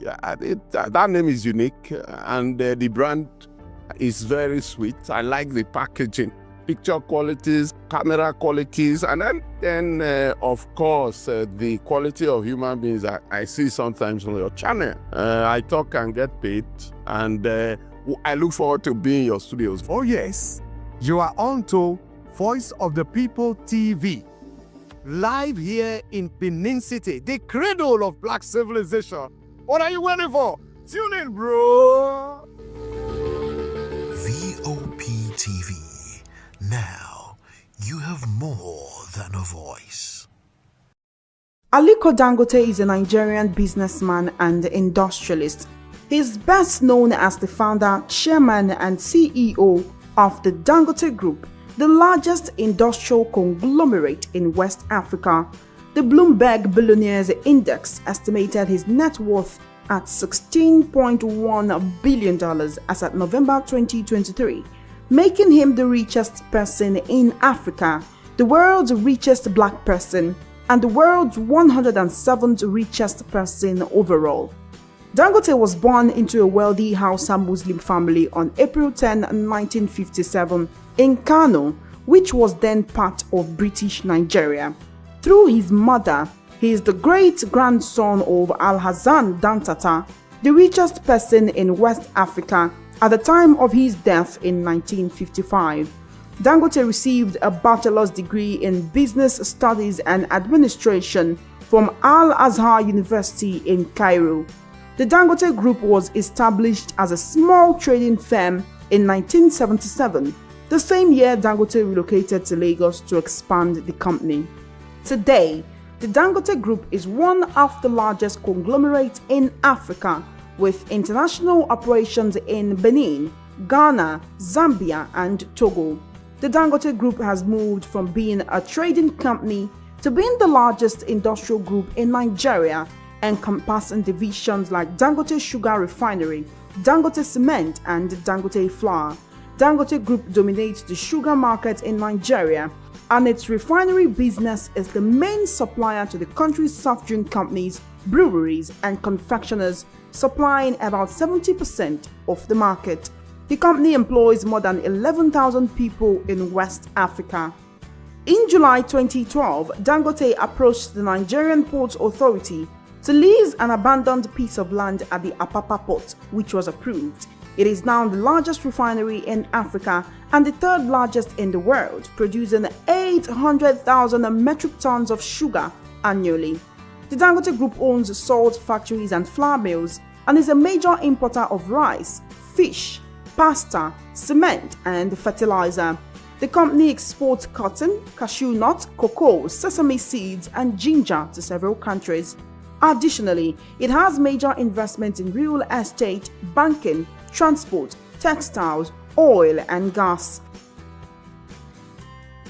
On May 22, 2023, Dangote commissioned the Dangote Refinery, Lekki, Nigeria. The plant plans to export surplus petrol, turning Africa's biggest oil producer into an export hub for petroleum products. It also plans to export diesel, according to Dangote, who funded the refinery's construction. The refinery is situated on a 2,500-hectare site at the Lekki Free Trade Zone, Lekki, Lagos. It is supplied with crude oil by the largest subsea pipeline infrastructure in the world at 1,100 kilometers long. Dangote founded the African continent's largest cement producer. Aliko Dangote is regarded as an astute businessman with diverse interests who has contributed to the economy of Nigeria and West Africa immensely.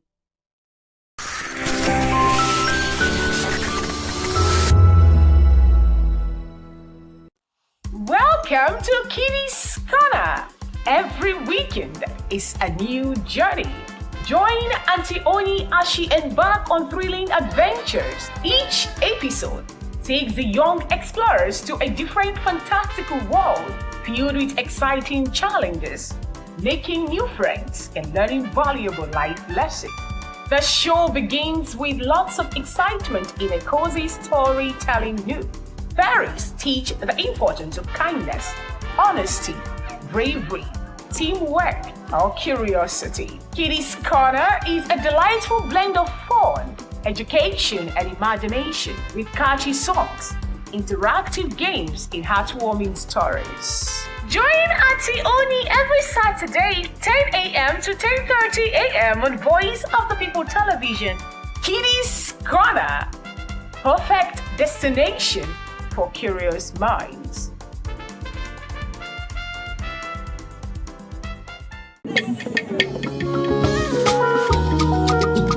Voice of the People Television awuchiela o onye nụ ya ka ọrụ ibe ya. Ị chọrọ ịmata akụkọ ndị gbara n'akwụkwọ akụkọ dị iche iche n'ala anyị kwa ụbọchị. Ị chọrọ ịmata ka o si afịatụ na ndọrọndọrọ ọchịchị, agụmakwụkwọ, azụmahịa, ime njem, ọbụladị egwuregwu. Ngwa sonyere anyị n'oge ndị Igbo na Voice of the People Television. Anyị nwere ndị ọbịa bụ ọkachamara, bụkwa ndị ga-enye aka tapịa isiokwu ndị anyị jiri bịa kwa ụbọchị. Anyị ga-eji ka o siri gbaa n'akwụkwọ akụkọ dị iche iche wee malite tupu anyị akọzie n'uju n'ubi onye anyị bịara na nke ya.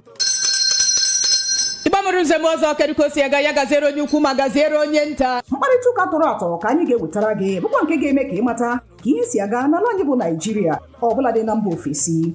Oge ndị Igbo na Voice of the People Television ga na-abịara gị site n'ụbọchị Mọnde ruo Fraịde na SLTV Channel 264. Ekwekwala ka akọrọ gị ya akọrọ.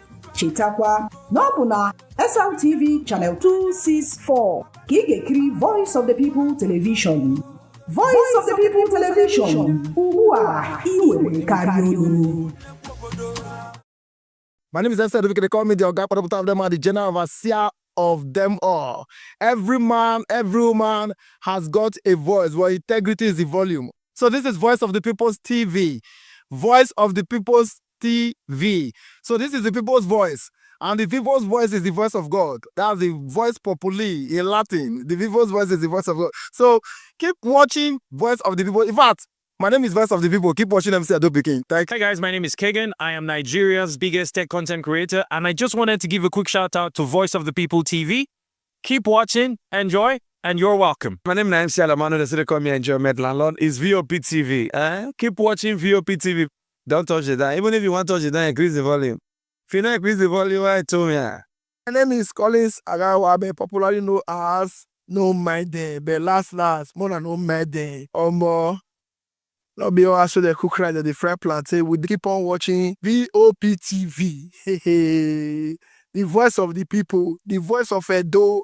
If you want to get the authentic news for Edo, the way it be, that's why they show and all the content it come on at VOP TV.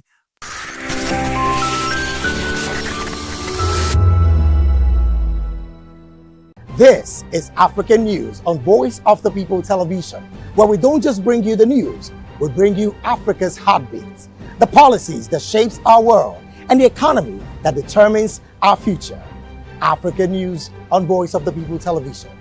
Stay with us.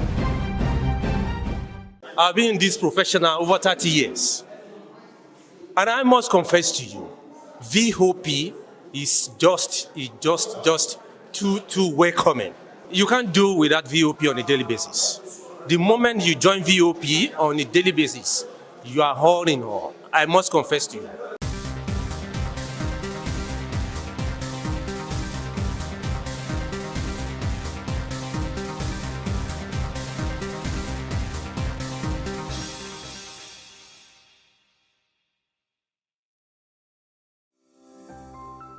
VOP TV. Now, you have more than a voice.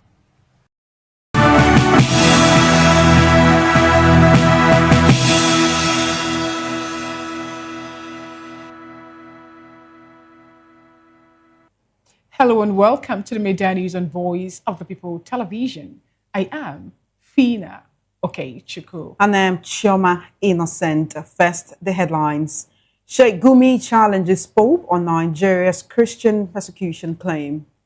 Wiki-backed PDP calls emergency INEC BOT meeting. Police deny assassination attempt on naval officer in Wike face-off.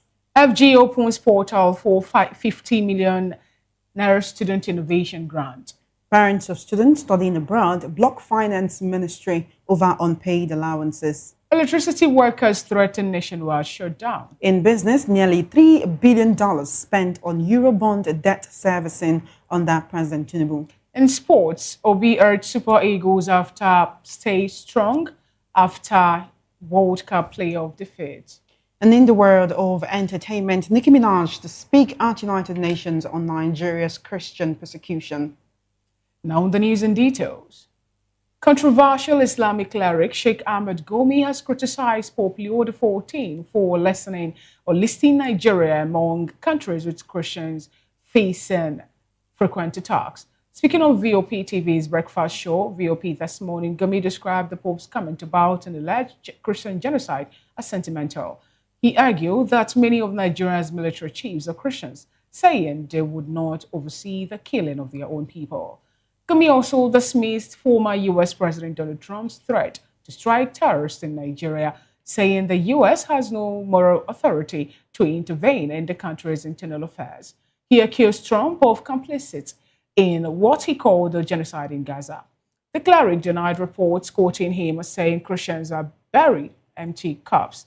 He further stated on his Facebook account or page on the nation's banditry crisis was taken out of context.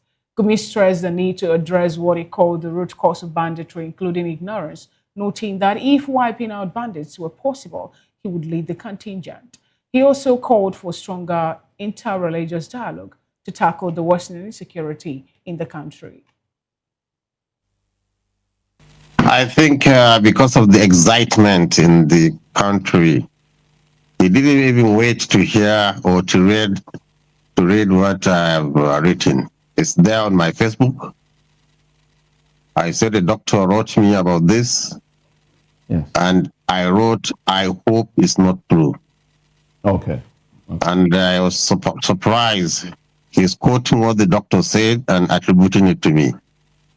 I think you can, before we finish your comment, to quickly go into the Facebook and see what I wrote there. So eventually, I saw a lot of dramatization in the issue. I don't know why he was so agitated. from something that is an allegation. Evidently, he's not talking about 2010 or what happened in 2010. If he can show a list of 500 Christians that were massacred, I myself now, I have a list of 1,000 Muslim families in this Kafancha area who were massacred during the 2011 riots. So what I've said is ethnic fighting between two groups, people who think they are resident and others are settlers, and others who think we have rights like any other Nigerian. This is the clash. But to bring religion into it, that is what beats my mind. These people are saying we are taking revenge of our people that we are killed, our children, they are taking revenge and killing their own fellow Muslims in masses. Now, if a foreign country will come and kill them, and this foreign country will make the mistake of saying, I'm going to protect a certain thing, automatically their psyche is that that certain thing that you are trying to protect is my enemy.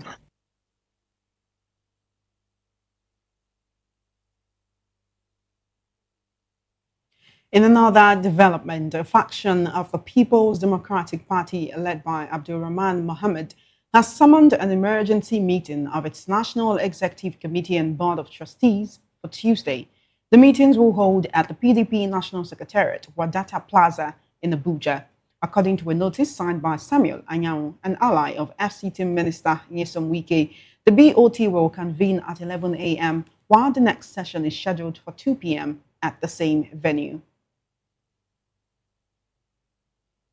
Moving on, the Federal Capital Territory Police Command has dismissed report that AME Rima, the naval officer involved in an altercation with FCT Minister Nyesom Wike, was the target of an assassination attempt in Abuja.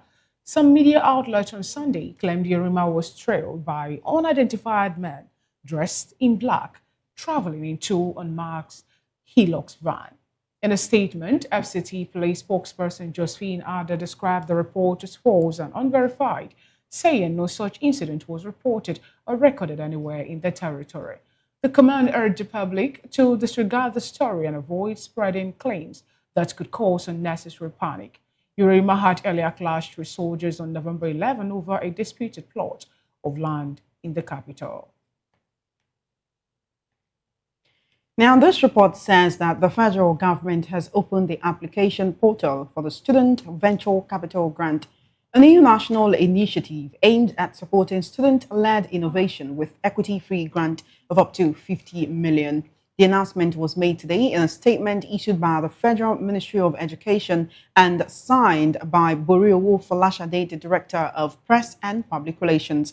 At the launch, the Minister of Education, Tunji Alausa, said the initiative was central to the government's innovation drive.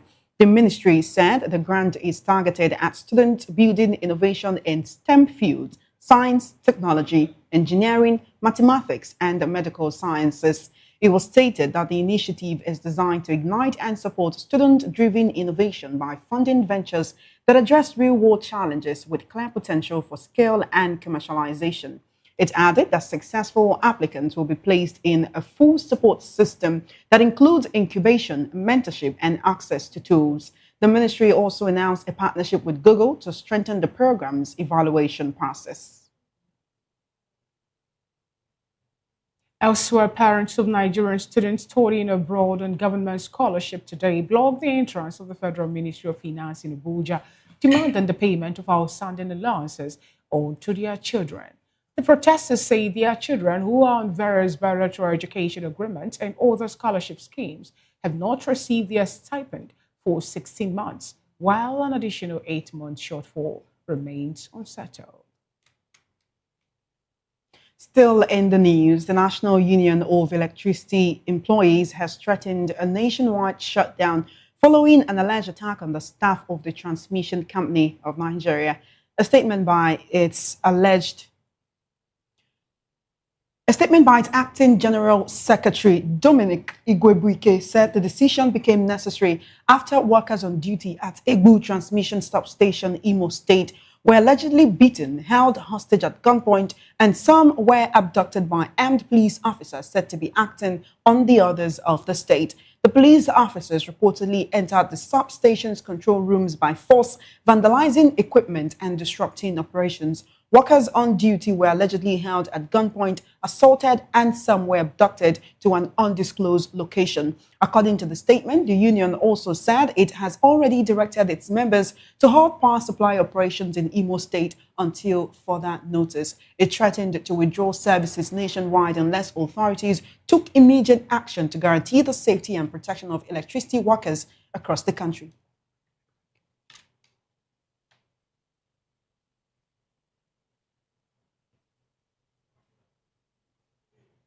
You're still watching the Media News and Voice of the People television. We'll go on a quick break and we will come back. The rest of the news continues.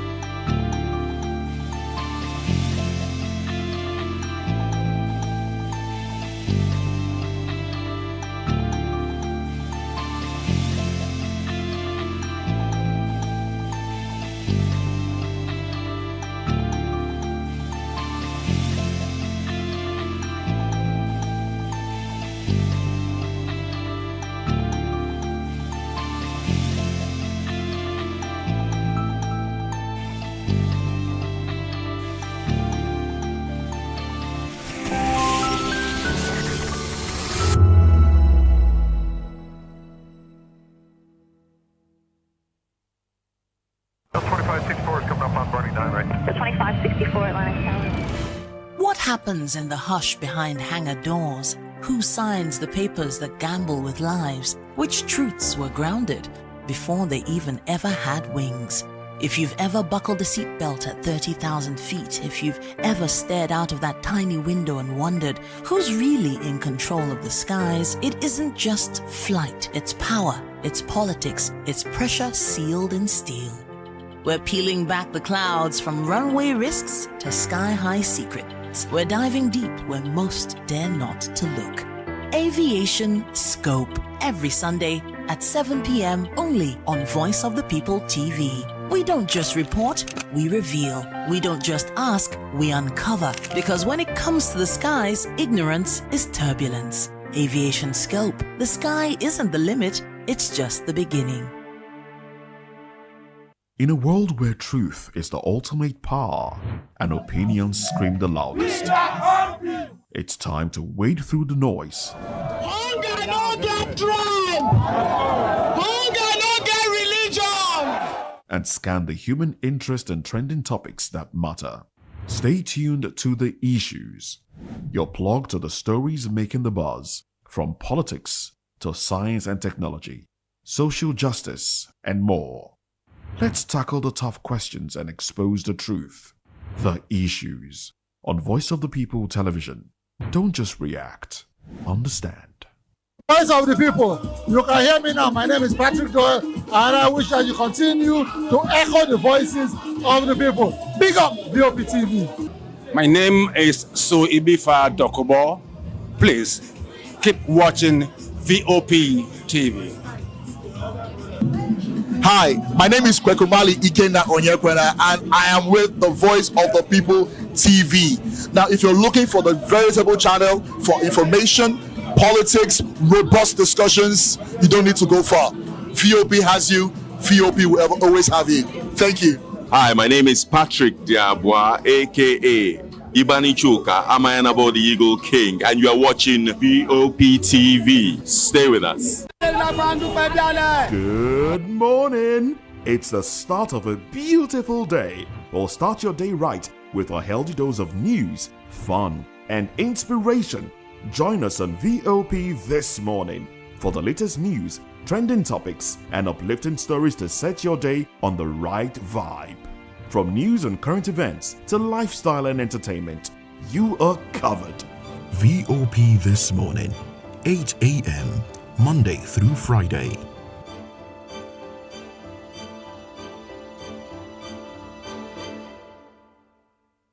Mr. Familoni, and here's to VOP TV. Keep watching, stay tuned, do not touch that dial.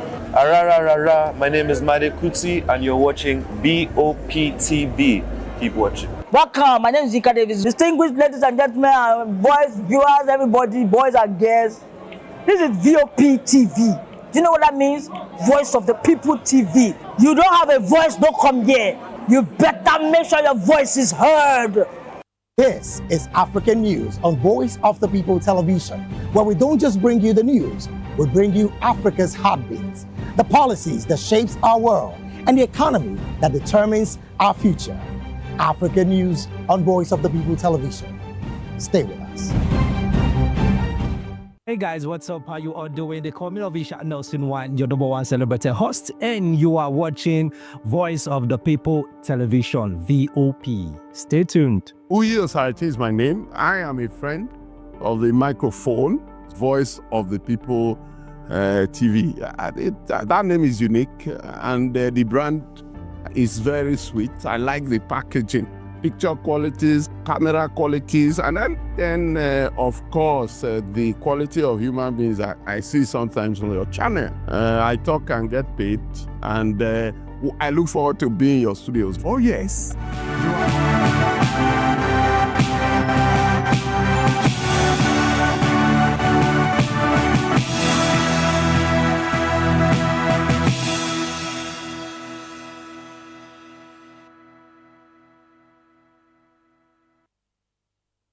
Glad to have you back. It's still VOP Midday News. Now to some legal matters. The Federal High Court in Abuja has fixed November 26 to hear a motion seeking an order compelling the police to investigate and prosecute Chijioke Nwankweze for alleged certificate forgery. Nwankweze, Director of Lands Administration of the Federal Capital Territory Administration, is accused of presenting a forged ordinary national diploma from Kwara State Polytechnic, Ilorin. Justice Zekere Teyaban set the date following an ex parte motion filed by the incorporated trustee of the Dependable Patriots of Nation Building and Transformation Initiative.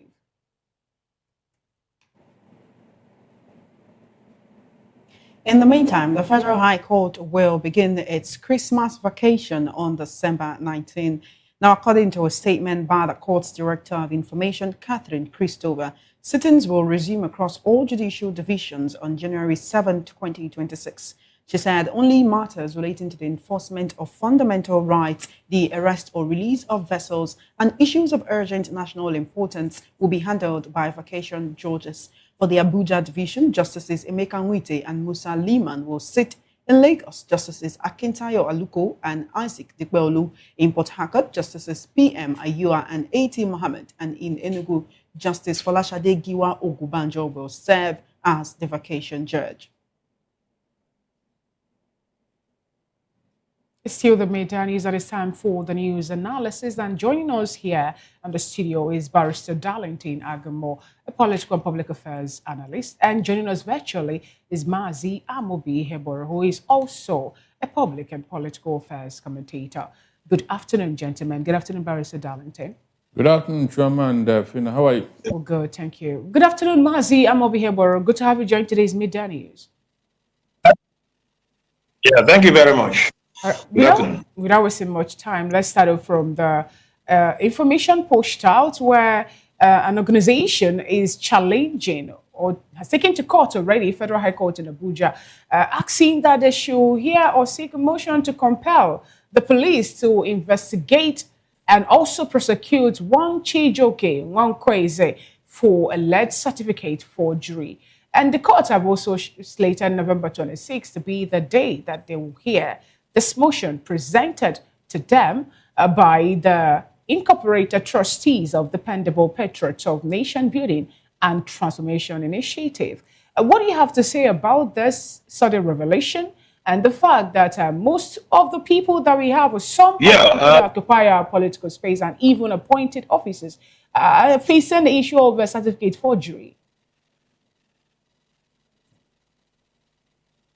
Can you hear me, Mazi Hebor? I can hear you.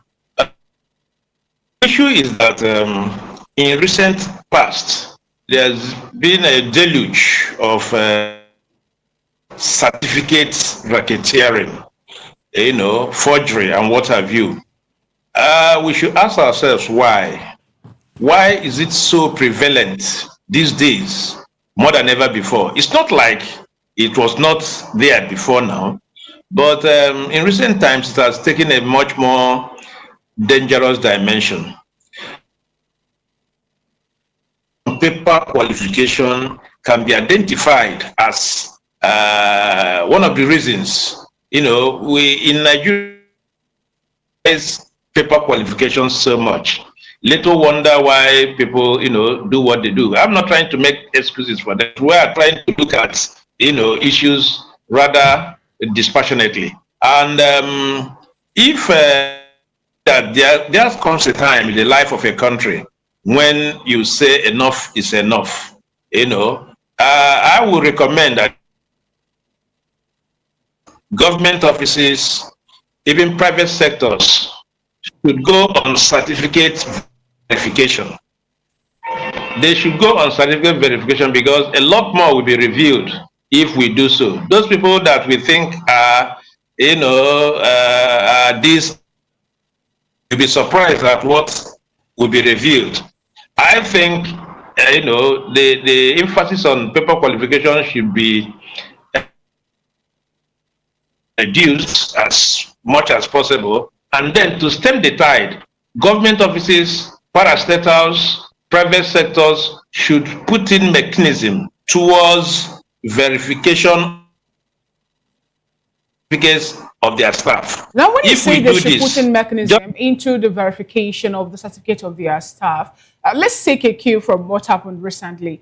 We have an appointed minister accused of forging a certificate. He went through a series of verification. Even the DSS vetted him, and the credentials presented in the National Assembly also did the same before the appointment. And at the end of the day, we learned that he forged, the certificate he presented.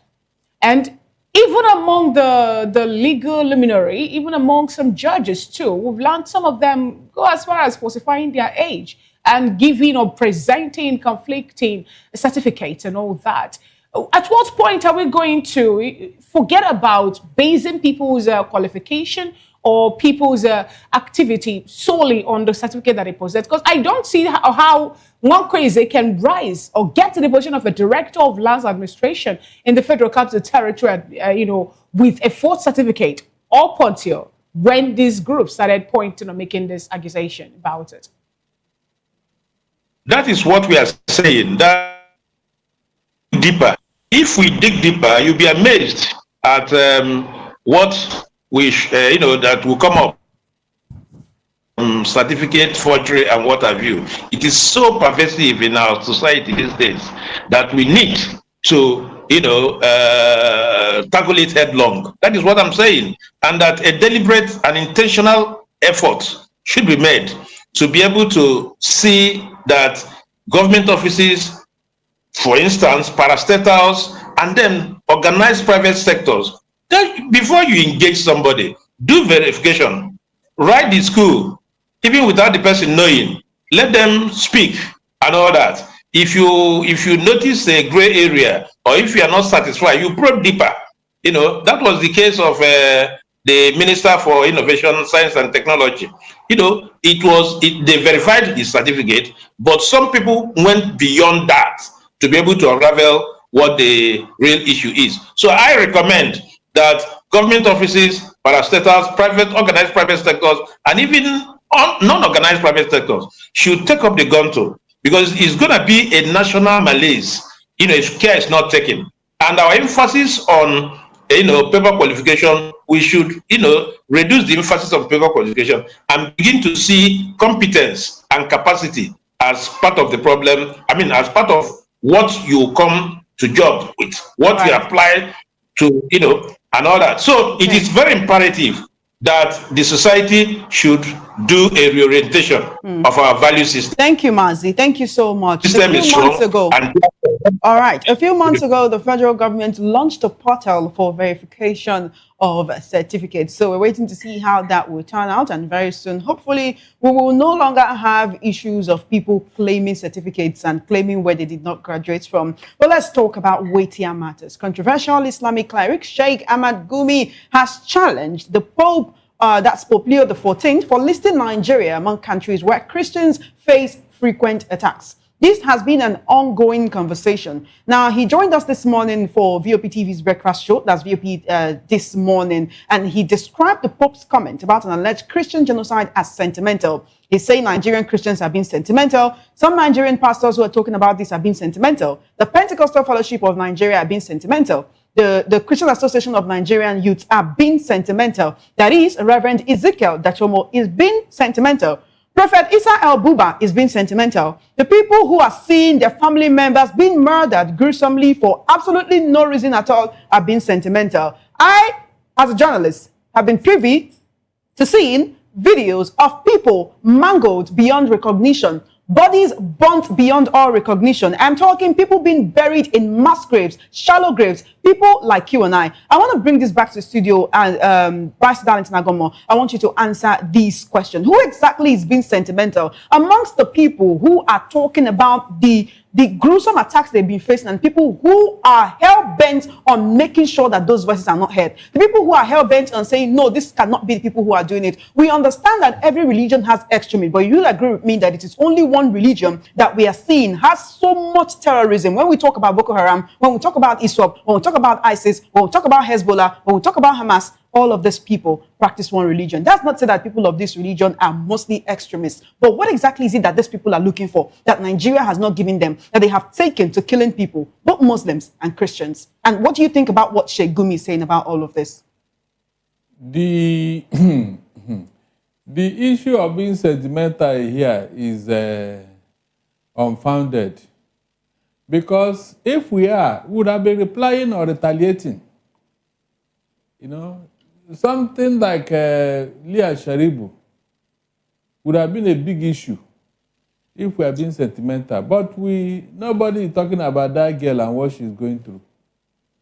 I can't imagine any Christian group holding a Muslim girl against her religious faith. I can't imagine that happening in Nigeria. But it happened here. A Christian girl is being held now. And yet, the people that are talking, they didn't see it as any problem. As far as they are concerned, that one doesn't matter. The girl is a nobody, They can even kill her, nothing will happen. And now you turn around to say we are sentimental. To even refer that to the Pope is an insult on his own. I expect Christian clergymen to answer Sheikh Gumi.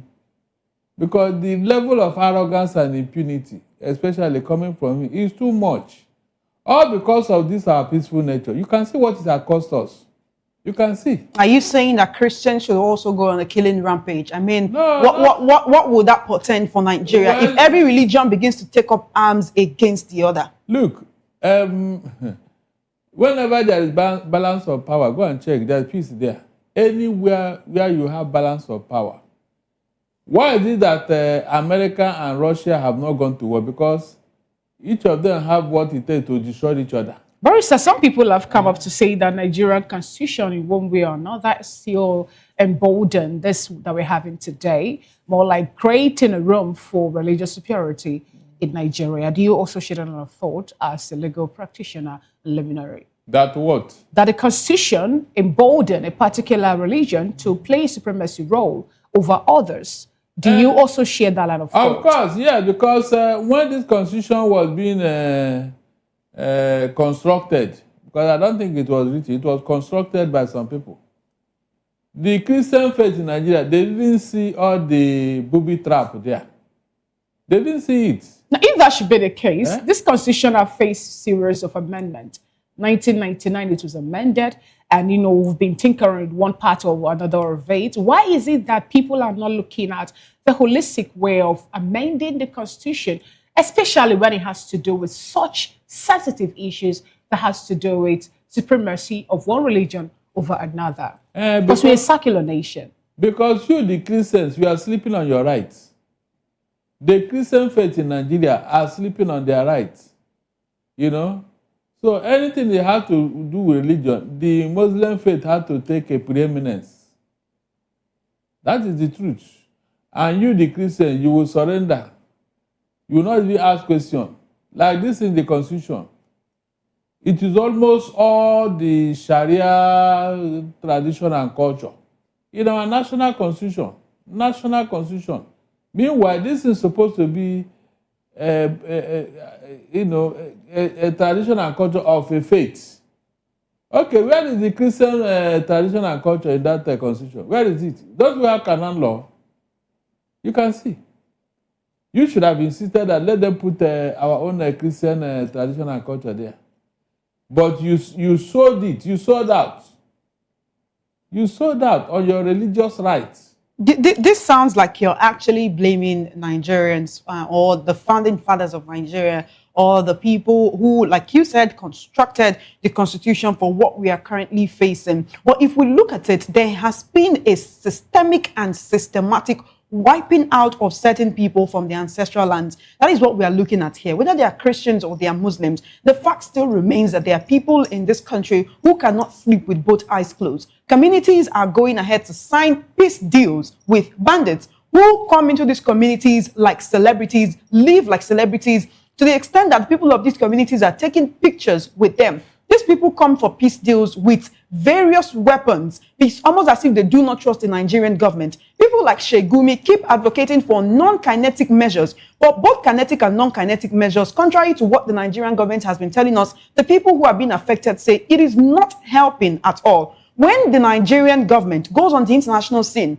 when the Attorney General of Federation, when the Foreign Affairs Minister goes on the international scene, goes for interviews and tells people that there is nothing like a Christian genocide in Nigeria and that the Nigerian government is winning the war against insecurity, is it actually true? Because while we're talking about this, there are reports, we are still trying to confirm that report, that terrorists ambushed the government girls' secondary school in Kebbi State this morning and cutted away many girls. This was what happened with the Chibok girls. This was what happened with the Dapchi girls. And it seems to be happening again. And yet they tell us they're winning the war against insecurity. Those of us in Lagos, we walk about, it seems like all is well.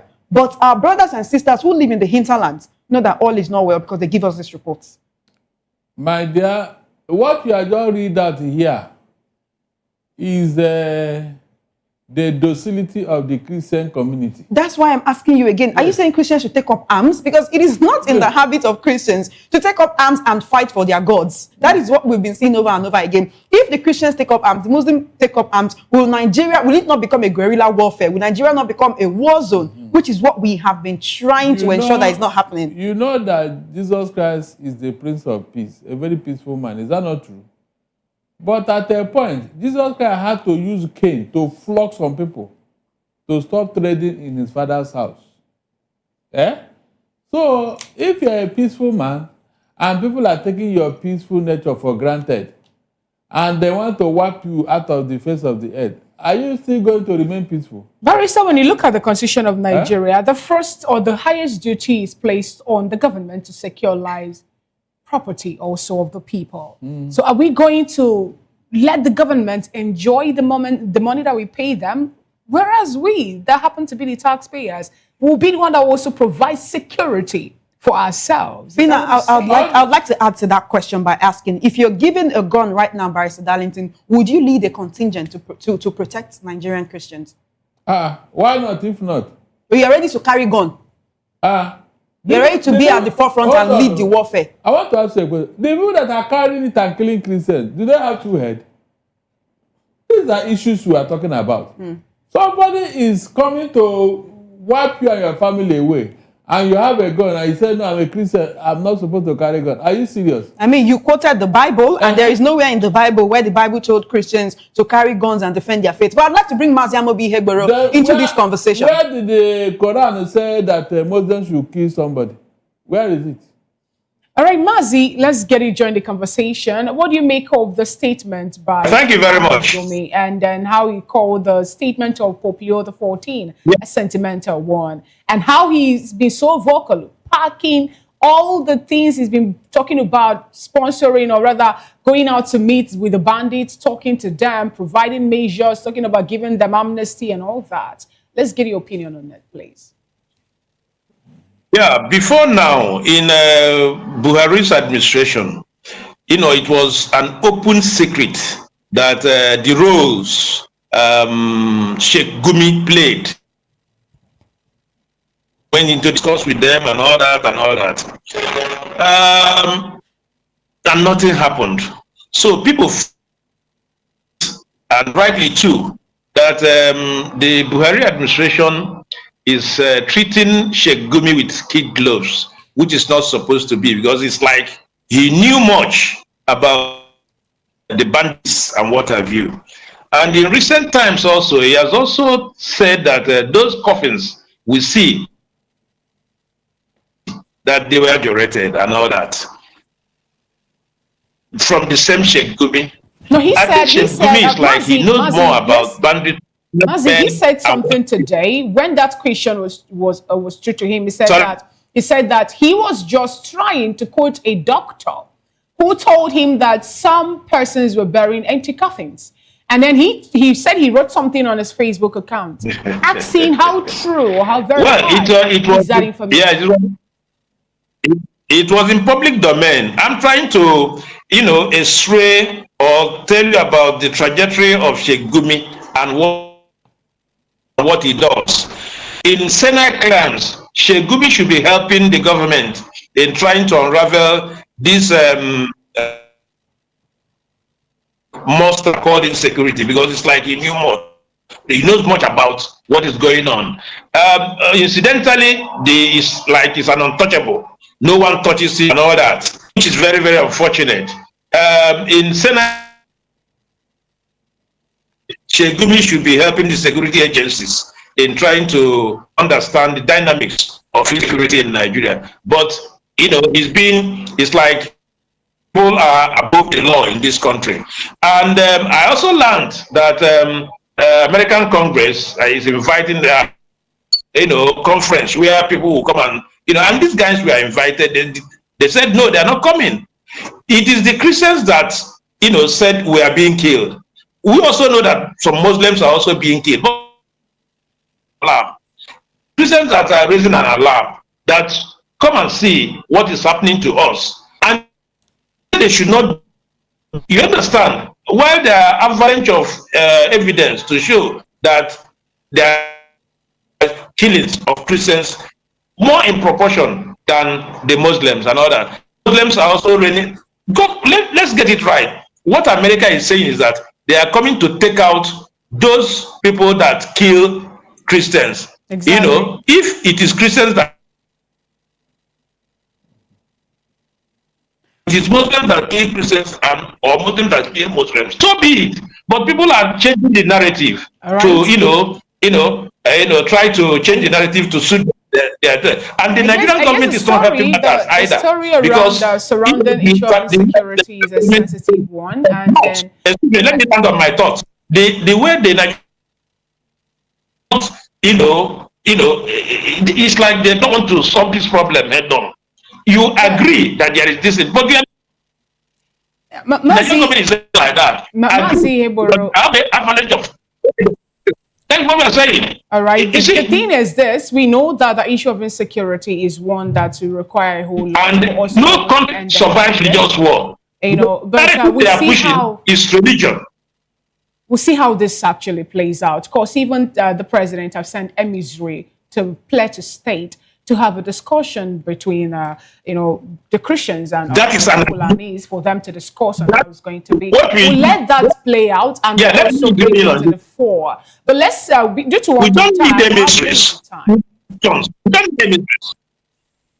The president having sent those people to Plateau signifies admittance, acknowledgement that there is a problem, and what these people are saying is true. And we don't need emissaries. We need actions. All right. Enough of this. hear that if government don't want to solve a problem, they constitute a committee to look into a problem. You don't need committee. All right. The security agencies should work surreptitiously, covertly, to be able to get this. And within a record time, we should be having dividend of their new appointments. All right, thank you so much. Matters. I guess we have new heads now. We have new chiefs appointed by the president, and we'll see what they will do and how they will defend themselves and make sure that they exonerate themselves and push out their names from the backlash of Nigeria. Now, let me ask you this, please. We've been getting back and forth from the People's Democratic Party. There was a convention that happened yesterday and the day after that, and guess what happened? People were suspended. People were expelled. Let me use the word expelled from the party. But we learned again today that the faction that was expelled have another meeting today, emergency meeting, where they are talking about bringing themselves back. We have the likes of Samuel Anyanwu and even Nyesom Wike, and converging, having a board of trustee meeting today at 11 o'clock for them to discuss how to push the party forward. What is really playing out in PDP? A suspended or expelled team having a meeting to decide or deliberate on what their fate to be like. My simple answer here is that PDP is dead. The kind of punches, the kind of onslaught that PDP is undergoing now, I do not think they will survive it in 2027. That's my simple opinion. Right. PDP is gone. Look at what transpired in the convention. Even the chairman of the said was not part of it.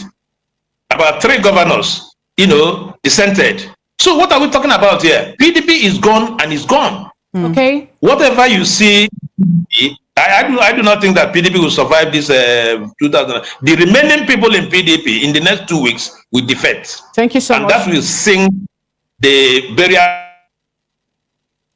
Unfortunately, so we're looking for another credible opposition that can match APC. As at now, the ADC. We're having a little. We need a credible opposition. Somehow we get it. We don't. It's not here. So what it means effectively is that AP have their way all through. Thank you, Mazi. Which is very, very bad for us. Thank you so much, Mazi. We do appreciate you for joining us on the Midday News today. Thank you. We would like to come back to you, Barrister Darlington Angoma, before we go. Just answer this question in 1 minute. Do you agree with Mazi's sentiment that PDP is literally 6 feet under? They finally expelled Wike, which is what many Nigerians have been clamoring for, but their problem does not seem to have come to an end. Yeah, except PDP reinvents itself. How can it reinvent itself? By starting on a new slate. How can it start on a new slate? By coming together. They are already together. They came together to do their convention, and 4 governors did not come for the convention. They did not, because some people did not show up. And now some people are holding a different meeting entirely. So, except all these warring parties come together and sheath their sword, that is when I will now agree that PDP is gone or dead. All right, then. Because the meeting they are holding today with Wike Washer, is it not under PDP? It's under PDP. So unless a new body comes up, and I doubt it, they may not take part in this 2027 election. They won't. That would be quite unfortunate for many Nigerians who fear that the country is slowly descending into a one-party state. Barrister Darlington Angoma, we do thank you for joining us on the Midday News today. We also thank Mazi Amobi Ihegwere, public and political affairs analyst, for joining us for the news analysis segment. Stay tuned, the Midday News continues.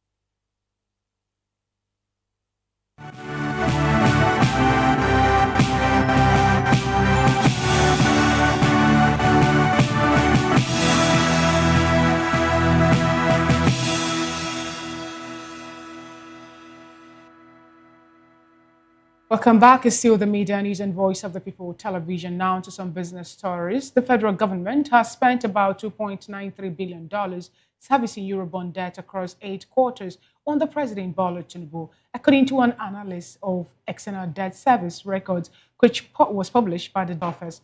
The data covering quarter 3, 2023 to quarter 2, 2025 show that Eurobond obligations alone accounted for 31.5% of Nigeria's total external debt service of $9.32 billion over the 2 years.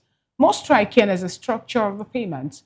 Interest charges consumed $2.43 billion out of the $2.93 billion spent on Eurobonds, meaning that 83% of all Eurobond servicing in the period went to interest rather than principal.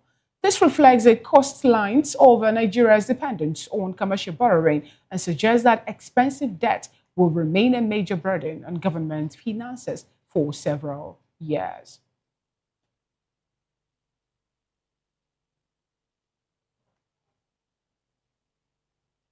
From business, we take you into the world of sports, where former presidential candidate Peter Obi has urged the Super Eagles to stay resilient after Nigeria's exit from the 2026 World Cup playoffs. Nigeria was eliminated on Sunday following a 4-3 penalty shootout loss to DR Congo after a 1-1 draw over 120 minutes at the Prince Moulay Abdallah Stadium in Rabat, marking the second consecutive World Cup the team will miss. In a post on X, Obi praised the players for their dedication and sacrifice. Meanwhile, Nigeria's coach Eric Chow claimed on Monday that a DR Congo staff member used voodoo during the penalty shootout.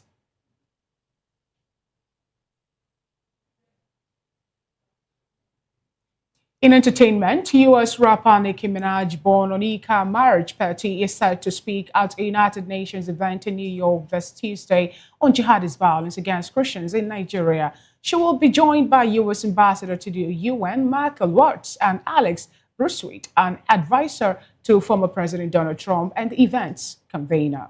Watts described Minaj as not only arguable, the greatest female recording artist, but also a principled individual who refuses to remain silent in the face of injustice. Trump recently claimed that Christians in Nigeria are facing ongoing genocide, designated the country as country of particular concern, and urged Congress to take immediate action. Minaj praised Trump for condemning the killings.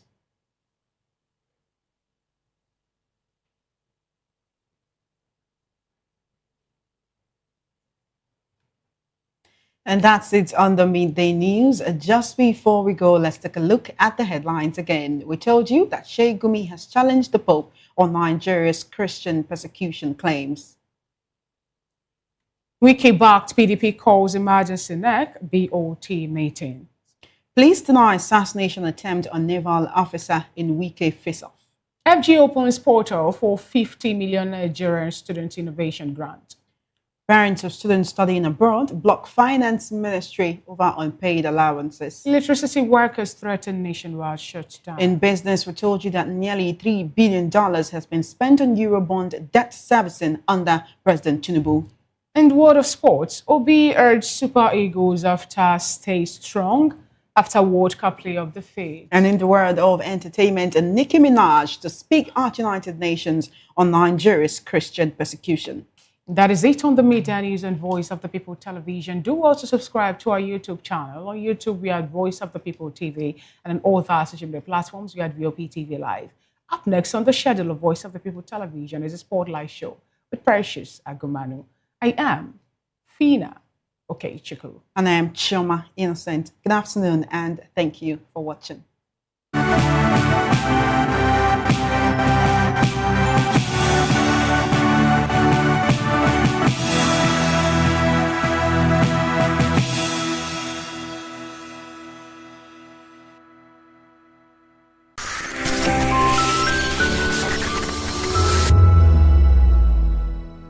My name is Tao Familoni, and here is to VOP TV.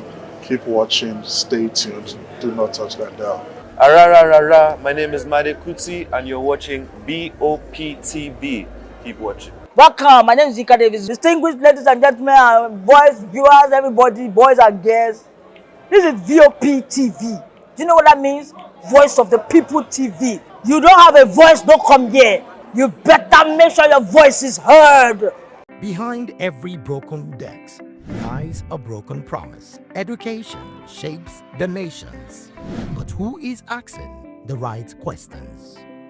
Introducing Edu Dialogue, the show that goes beyond the surface, exposes the cracks, the corruption, and the silence in Nigeria's education system.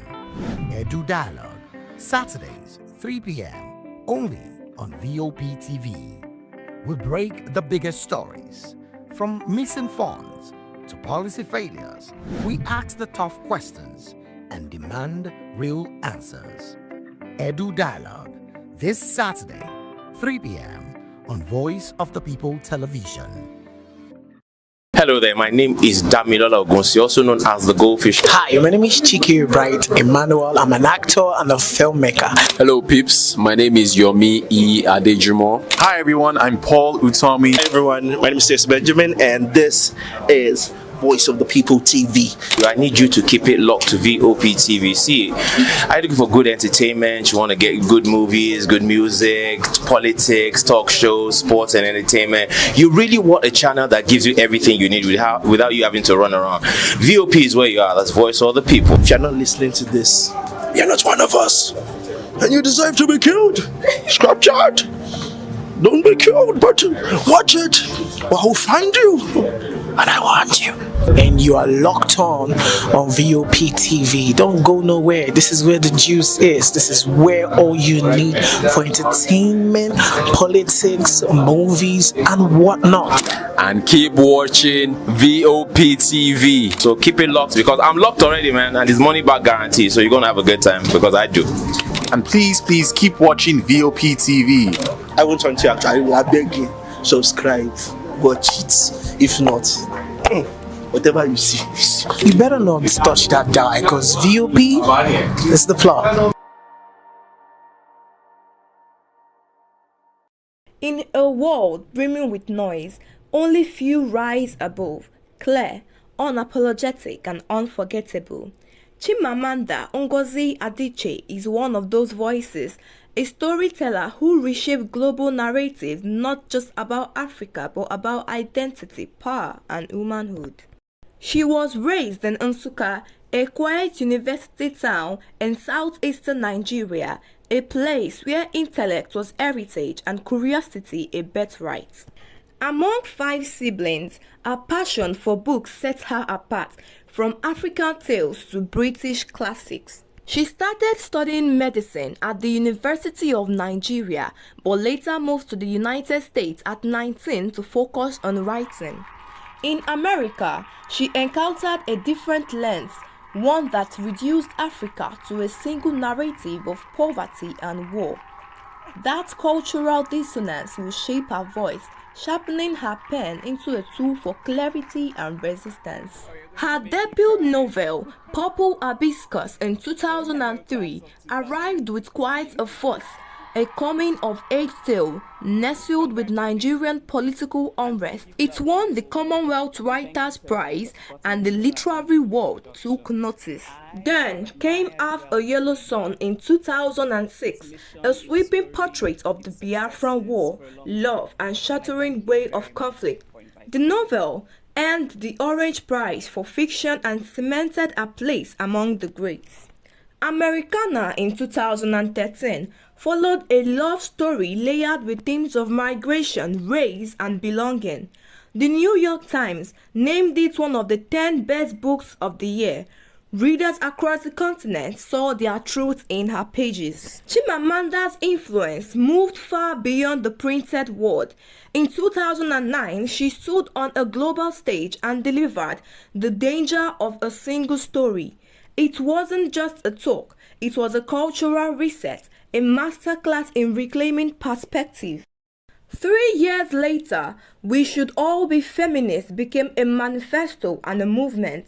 Our words echoed through classrooms, boardrooms, and pop culture, even sampled by Beyonce in Flawless. All of my work is, writing is very much, in some ways, about vanity. It's really about you, isn't it? And And for me, it's sort of trying to make sense of America has been such a part of me because I left Nigeria when I was 19. I was educated in the US. There's certain things that I find myself, I spell the American way now to my father's absolute horror.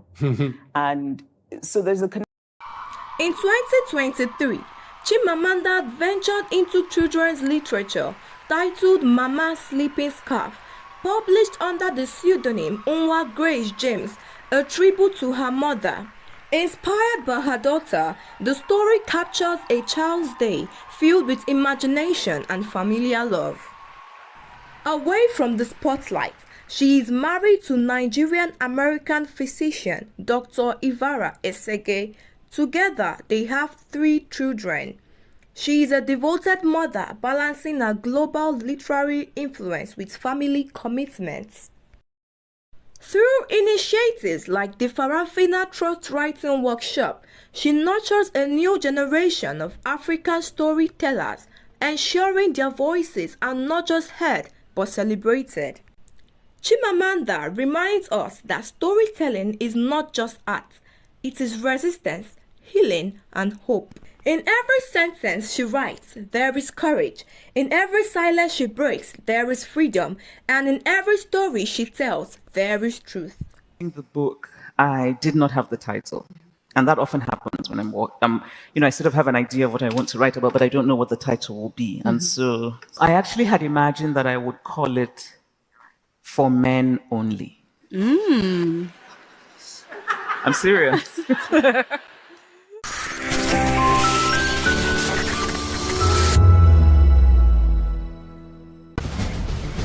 Join us as we drive into the world of politics through insightful interviews with prominent political figures, both serving and former governors, ministers, senators, legislators, party chieftains, activists, and analysts. Get first-hand information into the decision-making processes that affect our daily lives. Highly engaging 1-hour program that brings political discourse into focus. I am Chukwuma Okoro. Political Lens, Monday through Friday, 6 to 7 p.m. Join us. In a world where truth is the ultimate power and opinions scream the loudest, it's time to wade through the noise. Hunger no get tribe! Hunger no get religion! And scan the human interest and trending topics that matter. Stay tuned to The Issues, your plug to the stories making the buzz, from politics to science and technology, social justice, and more. Let's tackle the tough questions and expose the truth. The Issues, on Voice of the People Television, Mondays to Fridays, 8 to 9 p.m. The Issues. Don't just react, understand. Are you ready for the extraordinary? Something big is happening on your screen. Introducing VOP TV. Now streaming on SLTV channel 264. From breaking news to captivating conversations, news analysis, giving you all sides to the story. We break in-depth discussions on the issues that matter, from politics to sports, entertainment, and lifestyle. VOP TV on SLTV channel 264. Join us as we redefine what television means to you. Voice of the People Television, VOP TV. Now you have more than a voice.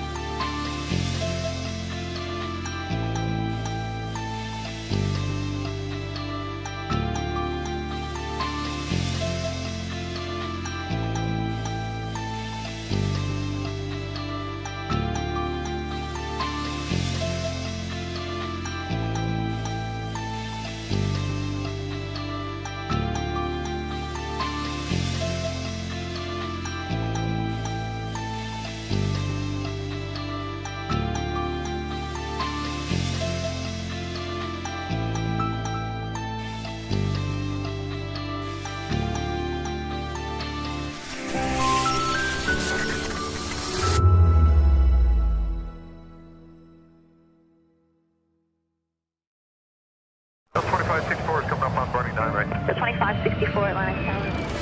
What happens in the hush behind hangar doors? Who signs the papers that gamble with lives? Which truths were grounded before they even ever had wings? If you've ever buckled a seatbelt at 30,000 feet, if you've ever stared out of that tiny window and wondered who's really in control of the skies, it isn't just flight, it's power, it's politics, it's pressure sealed in steel. We're peeling back the clouds from runway risks to sky-high secrets. We're diving deep where most dare not to look. Aviation Scope, every Sunday at 7 p.m. only on Voice of the People TV. We don't just report, we reveal. We don't just ask, we uncover. Because when it comes to the skies, ignorance is turbulence. Aviation Scope, the sky isn't the limit, it's just the beginning. VOP TV. Now, you have more than a voice. Hello there, good evening, and welcome to Political Lens on Voice of the People Television. I am Chukwuma Okoro.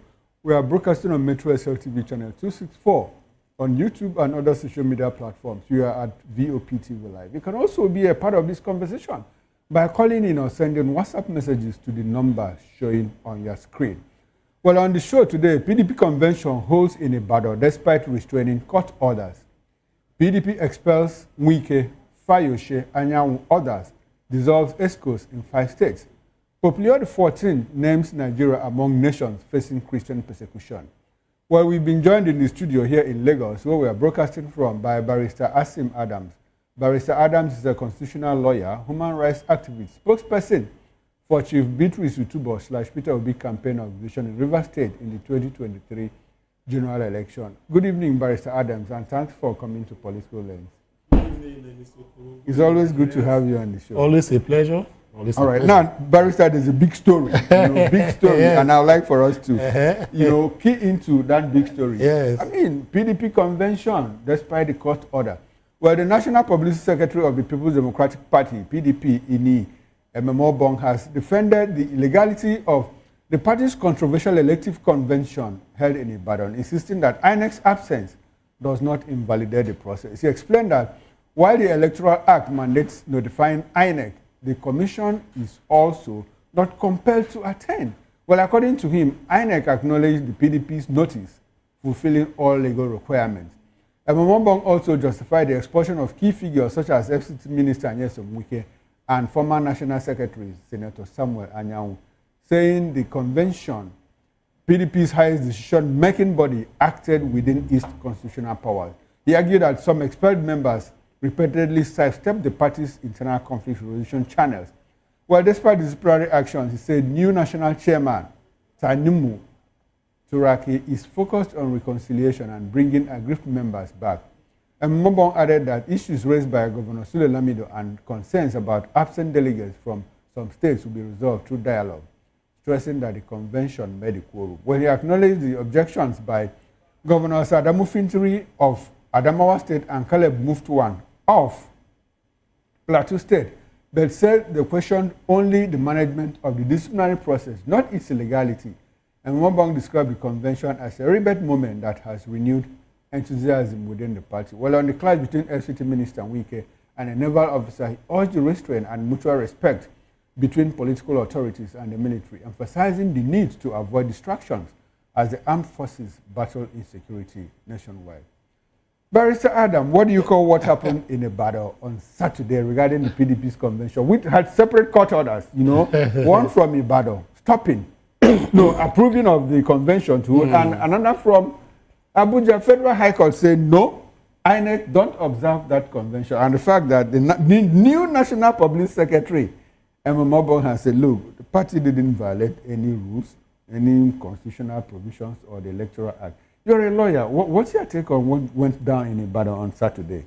Well, my take, first of all, thank you very much. My take is that the convention that was held at Ibadan, is a voidable convention under the law. Voidable? Voidable, yes. Okay. Voidable. I will not say it is void. It is only the court that will determine whether it is void or is void ab initio or voidable after whatever. See, why I'm saying this is that, you see, before the convention took place, there was an order of court, from the Federal High Court. Okay. The Federal High Court is a well-constructed, court with jurisdiction to entertain, such matters. And the litigant that went to that particular court was a former governor of Jigawa, Sule Lamido. Yes. He went in there and one of his reasons for going to court is because of the fact that he said that he was denied, picking the form for the chairmanship of this particular whatever that is of the convention that is taking place. And number two, that state congresses were not properly held or were not held at all. You understand? So those were the grounds on which he went to court and he got that particular order. The order is a subsisting order. Under Section 287 of the 1999 Constitution, the moment a court of law that is validly constituted, and has jurisdiction, makes a pronouncement, that particular order becomes, current and is there to be executed. And all Nigerians, authorities, in fact, the section, says that institutions and individuals are bound to obey it and even execute it, as the case may be. INEC, for instance, is an institution. They are bound, or they were bound to obey that particular order. The governor of Oyo State and even the members of PDP are Nigerians. They are bound to obey the order until the order is vacated. Whether it was an ex parte order or not, whether it was gotten, or whatever the case may be, or it was taken through the back door, as far as that particular order, was, given, it became subsistent. Okay. So the only way you can do that is not on the pages of newspapers. You have to go to that, maybe the court or a higher court to vacate it. That is the situation. So in that wise, you find out that the order was valid before they now got another order of, from a state, high court. Okay. As the case may be in Oyo State, Akintola, I heard, is the judge that, gave that particular order. What today we refer to as conflicting, orders, yes. As the case may be. You see, it's anathema, it's an aberration. Because even the NJC has, said that... Has reacted. Not even before today. Okay. Before now, before today. In, I think, 2004, the current CJN, Kekere Eko, yes. Was against it and said judges should refrain, from giving, orders that are conflicting. So that it does not further erode, the confidence the Nigerian people have in the judiciary, as the case may be. Now, as far back as 1974, it's been like that, which means courts have been giving conflicting orders, etc., as the case may be. And right from that 1974 till today, the courts and institutions have said there is no need for you to be... That said, you don't have to make sure that he is in place because, he had breached his fundamental human rights to contest, because, he had breached his fundamental human rights to contest, to vote and be voted for in all of that. Barrister, if Sule Lamido comes and says, okay, like the MMO Bong, the National Public Secretary, saying we are discussing with Lamido. If Lamido comes out and says, it's okay, everything is fine by me, would that convention still be voidable if another person goes to court? Absolutely so. If another person goes absolutely to court, so. That his interest was injured. Absolutely so, because I can draw from it. Precedents of a court today, precedents of courts were given not by people like, I was not party to suit, but I can draw from a particular judgment of court to say, based on this particular judgment of court, I am acting as this, or I'm doing this. Based, you understand the point now, on the doctrine of stare decisis. Courts have given decision. So that particular decision remains standing. Okay. Even if at the end of the day, I go out to now begin to negotiate with whoever I want to negotiate with, it's a valid order. So the only thing that can happen is not by word of mouth. Because the court is not a kangaroo court. Courts are courts of records. So the record of the court is that there was an order given on XYZ day.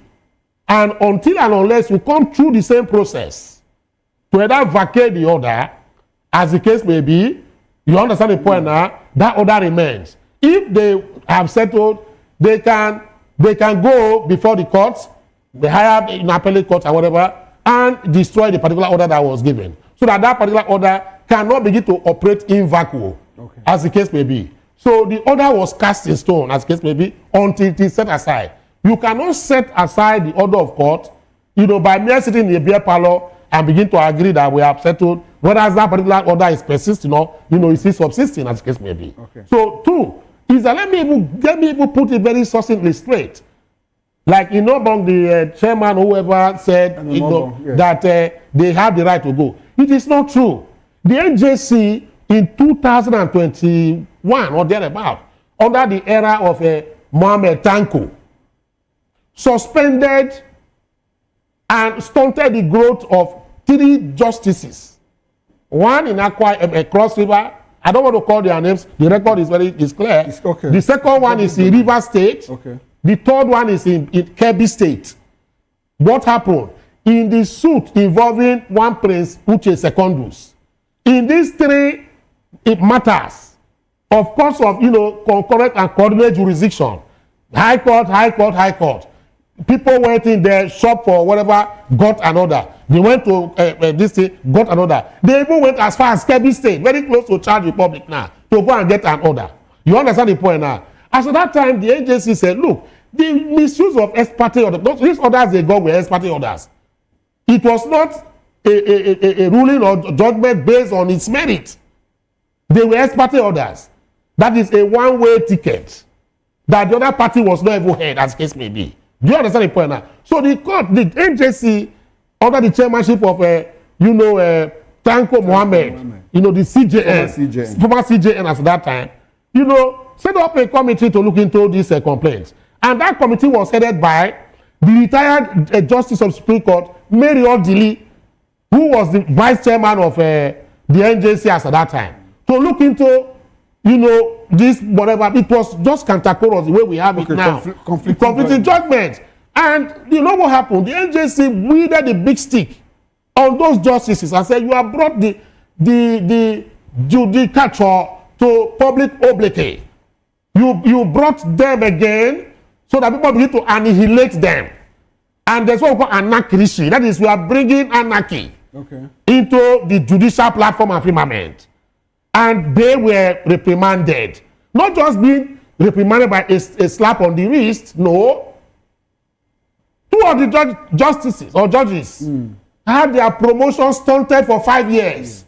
That is, they cannot go beyond the level they are. Even if they merited it. But they cannot be elevated for 5 years, from 2 years to 5 years, as the case may be. So, and that particular, order or judgment by the NJC is still in full force today. So, which means it's a precedent that we can draw from. You understand? So, when you begin to say it doesn't really matter, you can say so. But what you are doing, you are putting those judges in trouble. Okay, we'll talk about judges now. Yes. But one thing you've been able to establish here is that, look, even if PDP settles with Sule Lamido, absolutely, there are still line mines. There's so many. An interested party who feels injured can go to court and say, there's another. Stopping that convention. That's right. And it helps. So it's affecting me. Okay, now, let's take for granted that one is settled. Now, the new National Public Secretary of the PDP, Obong, says that, look, INEC doesn't need to come and observe that convention. That statutorily, by requirement, what the PDP needs to do is just to write them, which they acknowledge. That acknowledgement is enough, whether they inform them, whether they observe or not. What does it? Can you help us with what the electoral act is very clear that they have to monitor the conventions. Okay. The reason why they are monitoring is not to go and dictate to you. Okay. To ensure that there was fairness. That is, the electoral act is very clear. I can't remember the section now, but I'll dig it out and get to it. Okay. But it's clear. It says they shall be there. Okay. And it's not just INEC. When you talk about, he said the commission. That is what he said. So not by REC, not Ibadan, not a resident electoral commissioner in Ibadan. It's from the headquarters. From the headquarters. It's from the commission, not the REC. You understand? The courts have said that when the commission is being mentioned, they are talking about the headquarters and the 5 bodies that form the Independent Electoral Commission. The RECs are under them. Okay. Staff like you have RECs, Resident Electoral Commission of State, you have SIEC, but there's the commission consists of about 4 or 5 bodies. Okay. You understand the point now? Those are the people they are talking about. Until and unless they now give the premature authority and authorization to a REC to go and represent them.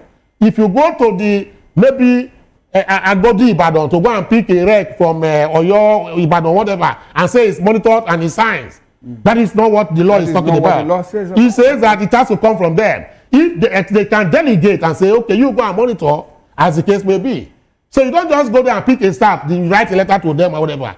Meanwhile, the main INEC has been restrained. That is, the commission has been restrained. So any other body acting outside of that restraint, without the authorization imprimatur from the commission itself in Abuja, is doing an exercise in futility. Okay, a lot of line minds. That's right. Let's come back.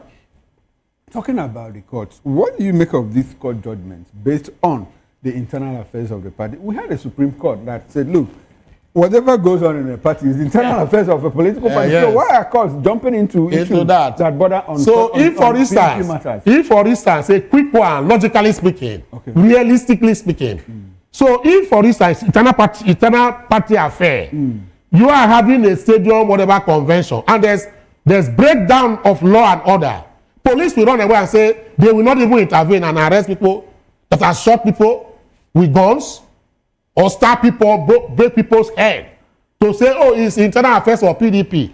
We can't interfere. No, but you understand the point now? No, I don't understand. This is I'm telling you, I'm saying, if you say that, the reason I'm coming, I know where you are going. I know specific on that. I know where you are going. For me, you have to go and read the judgment. Okay. You don't have vests. Okay. People have vests. That is the problem. And that what the court was saying there is that except if no fundamental breach of the person's right to disenfranchise him. You understand the point now? So good. Let me put it this way. Yes. If I'm a member of a political party and there's a convention, I'm supposed to be a delegate, I am supposed to vote. But one way or the other, I was restrained from going to carry out my duty in that political party to either vote for my candidate of my choice or be voted for. And they told me to go. They asked me to go. I couldn't penetrate that. It happened in River State, in APC River State, during the Amechi era. That's why you had two polar DC today in River State. What happened was this: a certain group who were holding APC by its jugular at that time during Buhari time, had to go and conduct conventions of this state delegates, whatever, in Port Harcourt. You understand? Then Amechi and his group now went to court to say, look, we bought forms. These are the receipts that we use in buying forms. We wanted to participate. All our candidates in our own faction were not even allowed into the stadium. You understand the point now? Many of those of us who were delegates were not allowed into the stadium. We were disenfranchised. They now went to court under Section 46 of 1 because their rights were muzzled by the party. The majority will have their way, but minority will have their say. Yes, sir. Okay. Till today, that is why you find out that APC in River State is in limbo. Because court judgments upon even Court of Appeal reaffirmed and said, yes, we cannot intervene or interfere in internal affairs of a political party, as the case may be. But when it involves, disenfranchisement, when it involves breach to my rights. Breach to his fundamental human rights. Okay. That's why I made the example and the allusion to the fact that what happened in Ibadan, assuming there was gun shooting and there was violence inside the stadium. So the police cannot go there and arrest the situation and even arrest those people who are causing trouble. The police will be naturally doing a law and enforcement. No, but it's I think the problem people have is the issue of when it involved the leadership selection of the party. The Supreme Court nobody is disobeying the leadership. What Lamido is saying is his fundamental human right. Yes, it's fundamental human right. And he said that there was no due process. So because you cannot intervene in internal affairs of a political party, then you allow illegalities to thrive, and the court will throw their eyes away. There was no state delegates, whatever Congress that was held. Once Congress was not held, then you not allow illegality to go. So and talking about the state and local government Congress. Yes. The new National Public Secretary also said, look, that they made a quorum. That they had the number they have to see what they needed to do. Well, let me tell you, instead of forum shopping, what would have happened for them to go and attack with these facts they have now? Attack the ruling of whatever the suit before Justice Lifu. Because Lamido is saying that, one, they did not follow due process. Two, that they even breached the constitution of PDP. I don't know if you know that. These are germane grounds. Him. Yes, he stated all those things. These are his grounds. And they are germane and genuine. No, Barrister, so what happens is that let them go and attack those particular whatever. I think we have left the issue of Sule Lamido. What I'm saying now is, Ememo Bong said when people raise the issue of there are some states that didn't come with delegates, and said no, well, unfortunately those states didn't come, but despite that we also had a quorum 2/3. That is his own opinion. His own opinion. No, I am constitutional. That is what they will say. Even we will tell you it is constitutional what they are doing. Lamido will tell you that it is constitutional what they are doing. So at the end of the day, same constitution of PDP. At the end of the day, it is the court that will decide. It is the court. So court will be the final. You see, when you give an opinion, just as I'm giving my own opinion now, does not mean that I'm right 100%. Okay. It's my opinion. I'm entitled to it. In the own board or whatever demands, it's entitled to his own opinion. But tomorrow you will hear somebody from the other camp and he will bring out sections of the PDP constitution that was breached. And he begins to tell you that what they did there was not supposed to be like that. So which opinion will not supersede the other? That is the question I'm asking. Okay, now, Barrister, something happened in Ibadan on that Saturday, and that's what I want us to talk about. Very interesting. Now, the People's Democratic Party, PDP, has expelled FCT Minister Nyesom Wike, former Ekiti Governor Ayodele Fellowship, and National Secretary Samuel Anyang over alleged anti-party activities. The decision was approved at the party's national convention in Ibadan after a motion moved by Olabode George and seconded by Bauchi PDP Chairman Samaila Buga, while PDP Governors Forum Chairman Bala Mohammed put the motion to a voice vote. Others expelled include Factional Chairman Mohammed Abdurrahman, Imo Chairman Austin Wachuku, Abia Chairman Ama Nana, South Zonal Secretary Tona George, National Organizing Secretary Umaru Bature, National Legal Advisor Kamadin Ajibade, Factional Beauty Chairman Ma Ohuwabunwa, and a dose Dan Obi, where the expulsion was announced on the party's official X-handle. The action deepens the PDP's internal crisis, especially as Wike is still influential despite serving as an APC government, and has accused the Damagun-led leadership of planning an illegal convention and manipulating the party structure ahead of 2027, where the party has been embroiled in leadership disputes since 2023, with Wike's camp insisting that no valid congresses were held. Disagreement triggered multiple conflicting court orders, some halting the convention, and like we have just discussed now. Now, Barrister, despite this, the Damagun-led National Working Committee proceeded with the convention, insisting it was acting within the law. Well, in all of this, Wike has been expelled, Fayoshe expelled, Sam Anyang expelled. State working committees, in 5 states were dissolved: Imo, Anambra, Ebonyi, Akwa Ibom, and all of that. Barrister, I don't even know what. You listen to the intro. Do you agree or disagree with the party, with what the party has done? Do they have the right to expel Nyesom Wike? The party has the right to expel. Okay. Political parties, democratic institutions, they have the right to expel, suspend. If it's within their constitution to do that, they can do that. But I am saying that this expulsion is coming too late. It's coming too late. Before you get into the expulsion, expulsion coming early or late, now my question is, the real question is, the National Working Committee that expelled Wike and Sam Anyang and Fayoshe, Sam Anyang had also expelled those other people. So which one is the authentic faction of the PDP now that has the power, that has the right to expel the other ones? That is the question. You know, it was about Camus that wrote about the theater of the absurd. You understand? When you see, you know, things of this nature, it's an absurdity. You understand? PDP is hemorrhaging. You know, PDP is a dagger drawn with itself. PDP is in a fight and battle against itself. You know, that is why I feel so sad when courts, you know, come in or they draw the judiciary into this, whatever its case may be. You know, what PDP is having is just like garage boys politics. It's not different from what is happening NURTW. When they want to change government or they drag, they can be violent and use any means possible within their means, you know, to achieve whatever they want. To them, the end justifies the means. The way and manner you use in achieving that is of no moment. The NURTW you mentioned now seems to have more internal cohesion now.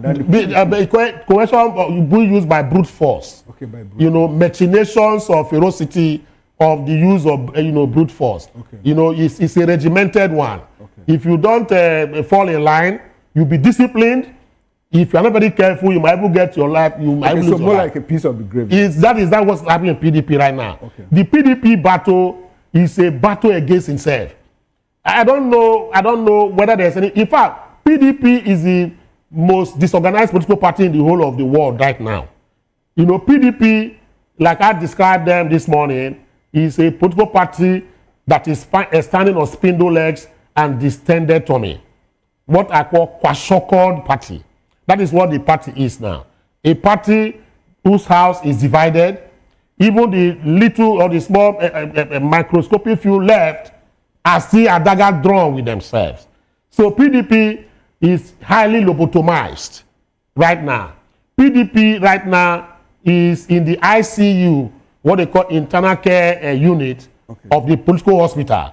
You know, PDP has been involved in what I call political harakiri. They have committed suicide. So many suicides have been taking place in PDP. PDP right now is no longer a political party in my own view, but, you know, a disorganized amalgam of people who are confused looking for Ruda. It's not easy for them to regain that, as case may be. And they have not been helpful to themselves, in the sense that even those who are struggling for the soul on one partner, tomorrow you hear they have decamped or defected to the other side of the divide.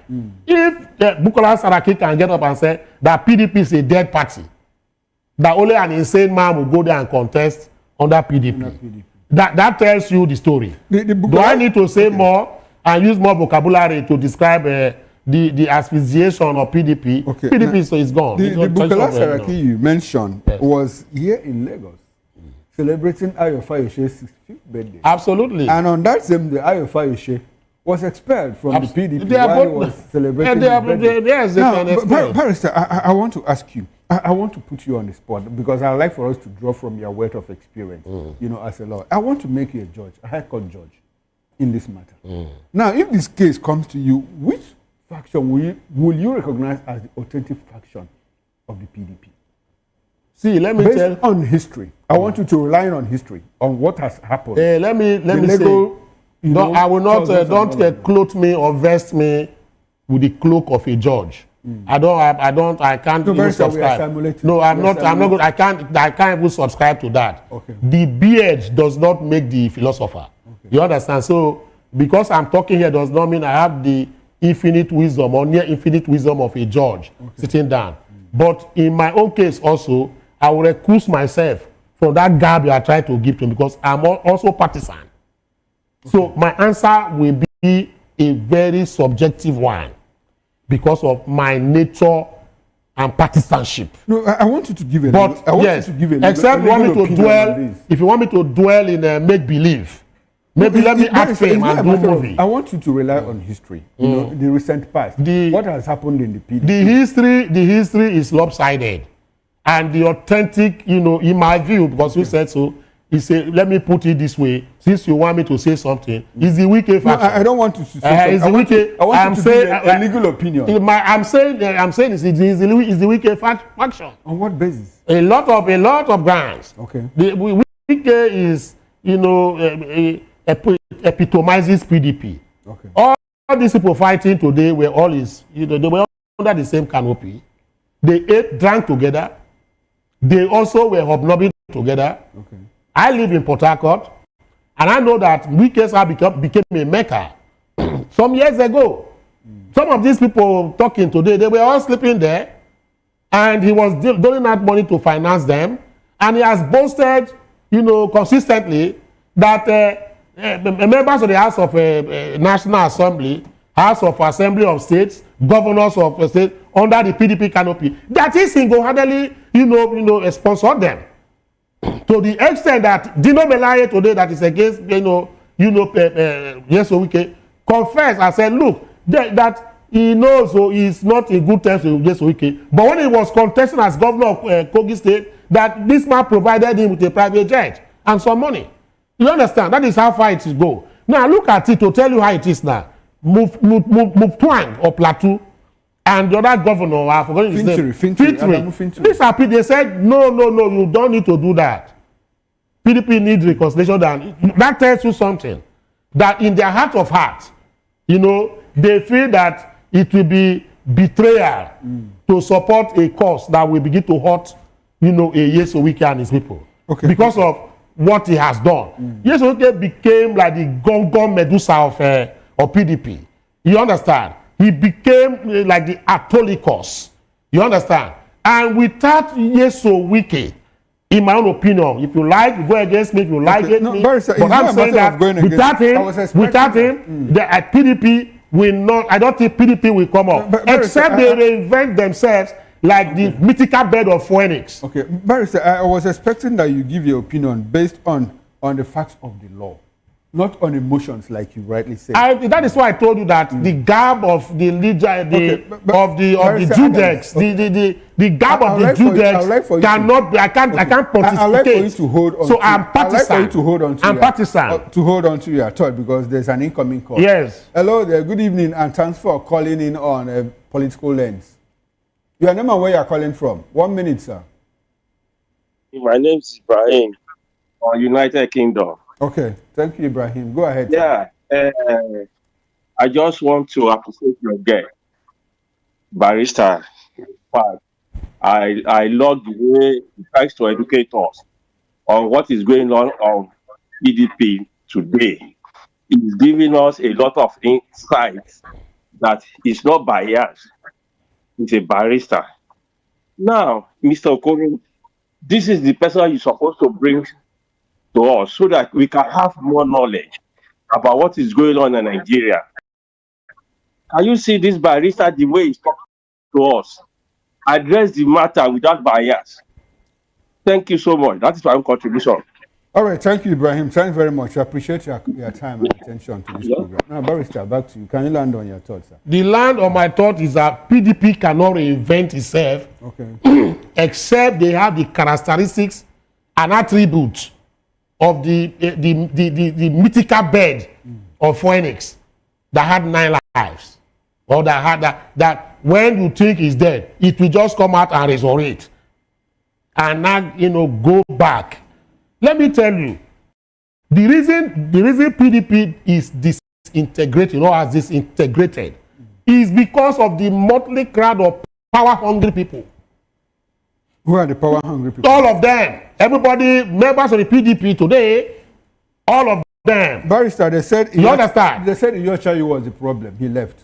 That is what I'm saying. If you look at now, most of them have left. They said P2B was the problem. P2B left. The problem persisted. And maybe if I was there, they say I'm the problem too. They said Atiku Abubakar was the problem. Atiku Abubakar left. The problem persisted. So, who are the power-hungry people?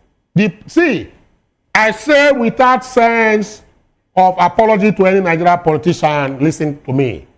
The Nigerian political, I mean the political with a CO, not political, as the case may be, they are self-serving.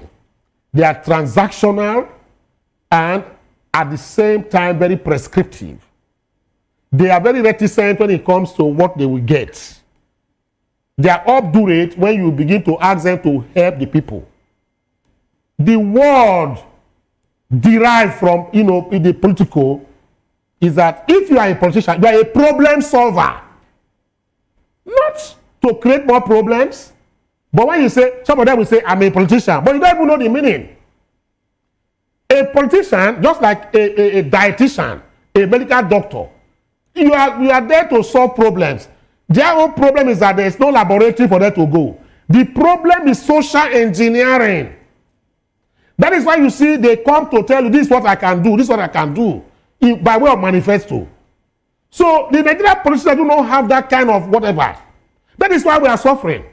And that is why you see the party is disintegrating.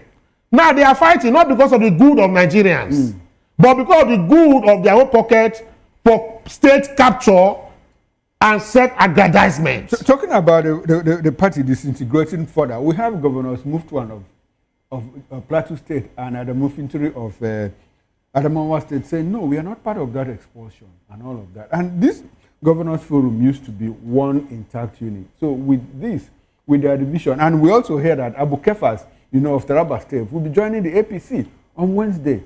Barrister, do you think that the PDP might be able to reinvent himself before 2027? My mom once told me, said, living under the tree does not make you, no matter how cool under the tree is, it's never a house for you to stay. Okay. A tattered umbrella cannot even shield you from a cup of water that is falling from above.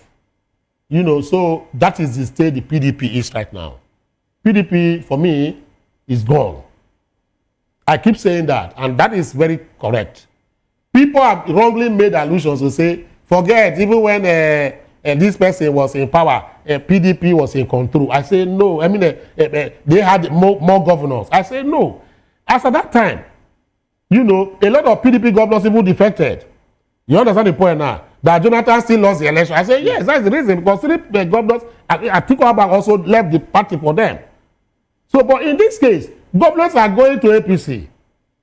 The question about, is there a honey pot inside APC that these people are going to drink from? Nobody has been able to answer. But my only little answer I can give is that the honey pot that is in APC is the National Treasury. Okay. See, no Nigerian should deceive himself. Politicians do political engineering where suits them best. Not for you and I. Not for you and I. Imagine defection here and there. Crossing the landscape, etc. How has that made Nigeria a better country? Okay. Is Nigeria not still Nigerians are they not still wallowing in poverty, stagnation, hunger, strife, insecurity, killings? Many people die of hunger now in Nigeria more than even wars in Somalia. Many people in Nigeria today. Unfortunately so. Oh yeah, it's unfortunate. Okay, Barrister. It's so sad. So, sir, Barrister, before we get into the next and final topic of discussion, there's something I'd like to discuss with you. We have not seen it for a while, Since Wike had an altercation with the naval officer, I have not seen with you. I have not met you, on the show. And I would like for you to tell us, what's your reaction to that? Did the FCT minister overreach himself, as some people have said publicly? The two of them overreached themselves. Okay. The general, the lieutenant, or whatever they call him. Okay. I don't know, they said he's a young boy. I don't watch things like that. Officer, Of course, the naval officer should be ashamed of himself in the sense that you are going to guard the private property of a general in the army. The Minister of Defense. It doesn't matter. See, let me that we will protect our officers who are in active legal illegal duty. No, he said active legal duty. He's not active, but see inactive illegal duty. If you want to profile it, no, he's not in legal duty under the law. Under the law, he's not supposed to be there. See, an American soldier will stand before a rocket-propelled launcher. He wants to go and fight South Korea. You don't move around with uniform to go and protect a George Bush property. Even in Ghana, that you now say you are a high-ranking officer. The Boko Haram and they are ravaging your country, and you are supposed to be there. You are not doing anything about it. You go there and begin to protect. That is number one. Number two, that is for me, it's a failure on the part of the military. That tells you how Nigeria has drifted. Because one day, you see, the old mentality that we have, let me tell you, I witnessed where soldiers went to draw debt with uniform. Okay. And you say because they are soldiers, They are right in doing that. That somebody, because it happened to somebody that is not loved, that is why you have this decibel of voices. I'm coming, let me just land and put this in. Soldiers have gone. No, let me say it under 2 seconds. Okay. Soldiers have gone to go and collect, use to go and draw debt. I'm telling you, I witnessed it. That's not active legal duty. Is that active legal duty? Okay, no. Protecting land, is that active legal duty on the part of the army officer? Even though yes, the way the manner of approach he did, he approached the young man was not congruent. Okay, but two wrongs. For every action, there's a reaction. If they were not there, there will be no reaction. Okay, now I asked a guest on my show here, Political Lens. He sat where you are sitting now. Yes. And I asked him, are you aware that the president is the governor of Abuja? And that constitutionally, that the minister of FCT holds that position in trust for him. Yes. And that holding that position in trust for him means that he's holding it in trust for the Commander-in-Chief of the Federal Republic of Nigeria. And I asked him, didn't that young man disrespect the Commander-in-Chief of the... The point is that if you want to say, as the case may be, Commander-in-Chief of the Armed Forces, because a lot of people have been saying, Wike is representing the president, so because of his action, he has disgraced the president. I'm asking you, the man that went to guard land, did he not disgrace the armed forces? Did he not disgrace the armed forces? That's the question we're asking now. 2 wrongs cannot make a right. That is number 1. See, for every action, there must be a reaction. Now, at the military above board, that is the first question that should come. I am not saying that what the FCT minister did by challenging him was proper. Okay. It should be, I would say, infra-dig him, because it was not befitting of a minister or a man of that exalted and respected position. Okay. But something cost it. Okay. And if those people, the constitutive factor was not present, then he will not leave his office. Do you have a problem with the minister going there in person to supervise the demolition? Of course, I don't have any problem, because that is the Nigerian nature. Okay. That is how Nigeria is. The Nigerian people, many of us are very stubborn. And we believe in authority power. You are a lawyer. They say authority power. They say he didn't have a court order, so he shouldn't have gone. Who said he didn't have a court order? Who said? Assuming he no, you can't assume. Okay, let's say if you assume, let's say he didn't have. You cannot. Like I will not agree to that, Mr. Okoro. Okay. What I will tell you is this: let us not be, doing what I call conjectural, hypothesis. Okay. You just sit down and conjure and believe that, assuming. See, I deal with what is. I know what ought to be. Can you demolish someone's house without court order? You can. Under the law, okay, you cannot demolish. But we have seen situations where El-Rufai was called demolition man. Okay. When he was FCT Abuja, they said they never got court orders. Now, if a property was demolished, now do I need to go and recruit militants from my creek to come and fight the minister? Why can't I approach the court? And the Constitution says that if your house is demolished, for instance, illegally, you have the rights. Okay, all right. If we don't build our institutions, they will not grow. They will not grow. All right, Barrister, before we leave, Pope Leo XIV names Nigeria among nations facing Christian persecution. Yes. It's troubling, and it's an ongoing debate. Absolutely, yes. In Nigeria. Well, Pope Leo XIV has listed Nigeria among countries where Christians frequently face attacks alongside Bangladesh, Mozambique, and Sudan. Well, in a message posted on his official X account on Sunday, the pontiff expressed concern over ongoing assaults on Christian communities and places of worship. Barrister, we have outsourced practically everything in Nigeria. We have outsourced our judiciary. We have outsourced everything. Now, we've been having this debate whether there is genocide in Nigeria or not. First, it took a Trump to say there is Christian genocide. Now, the Pope has said Christians are being persecuted in Nigeria. Barrister, where are we headed to as a people? I have said this, and I will reiterate that genocide does not mean that you must kill 10 million people for it to be genocide. Under the Genocide Act, 1948, what it says is that if you go out to begin to kill just because of ethnicity, religion, or politics, as the case may be, whether it's 10 people you killed, whether it's 1,000 people that you have killed, it's genocide, because you want to wipe out those particular people. In Nigeria today, we must not hide the fact. In Plateau State, who are the people committing the havoc? Are they not the jihadists? Whether we like it or not, the Boko Haram today, are they Christians? ISWAP, are they Christians? Are they not Muslims that are ravaging, creating problems all over the place? If you go around Nigeria today, most kidnapping groups, they speak Arab and whatever as case may be. They mask as jihadists. Then you are telling me that there's no whatever genocide. Do I need to be killed before I will not, people will know that there's genocide? What is happening today is as a result of the obtuse constitution that we have in Nigeria. Okay. A particular religious group believe that they have the premature authorization to force on others their religious hegemony. That is what I'm saying. Okay. Why do you have section 277 in our constitution, giving Sharia? Why is it that Kano State, Sokoto, Zamfara, etc., we establish his bar and begin to operate? Even the constitution says that the House of Assembly of these states I've mentioned can even come out and make laws that will aid Sharia. Sharia is an Islamic code. There is no need for us to hide it. Sharia is an Islamic code. So those who are saying genocide or whatever against Christians, I wholeheartedly, believe it is true. Because the killings that are taking place, if you look at what has, I know that yes, 1 or 2 mosques have been bombed, but the number of bombings of churches and Christian people has outnumbered the other one. So what are you going to talk about? Is what Boko Haram?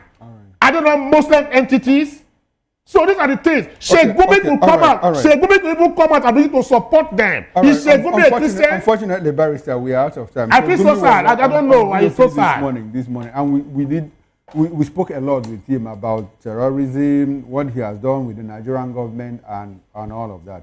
Well, I must say a very big thank you to you, Barrister Adams. We appreciate your presence. Thank you so much. Always. And I believe we can do this some other time. Absolutely, we are ready. Next week. God bless. All right, thank you very much. Now, on behalf of the backroom staff, the technical director, the bus manager, sound engineer, and the ingest manager, I am Chukwuma Okoro. Up next is Issues with Nena Ndemluto. Stay with us and don't go away. I'll see you tomorrow morning, 8 o'clock on the morning show. Bye for now and enjoy the rest of your evening.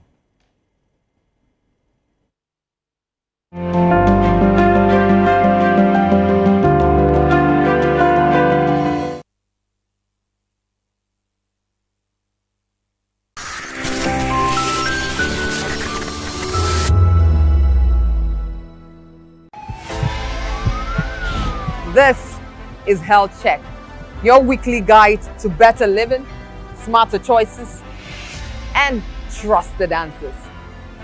From everyday wellness to urgent health issues, we've got you covered. Health Check, only on Voice of the People television, where your health has a voice.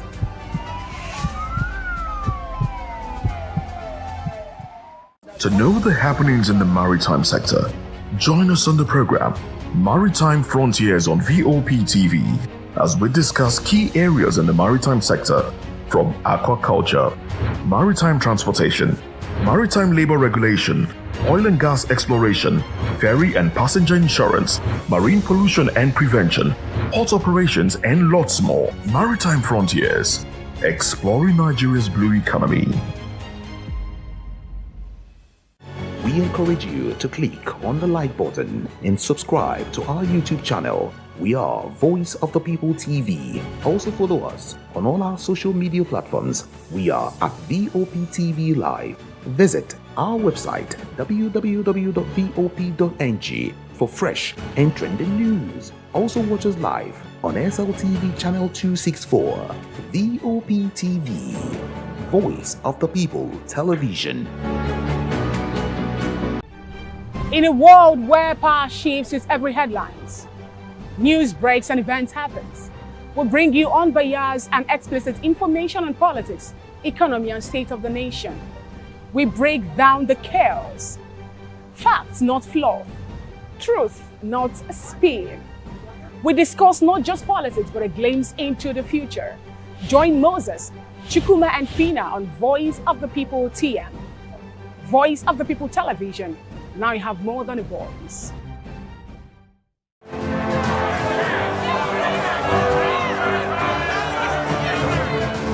Do you want your voice to be heard?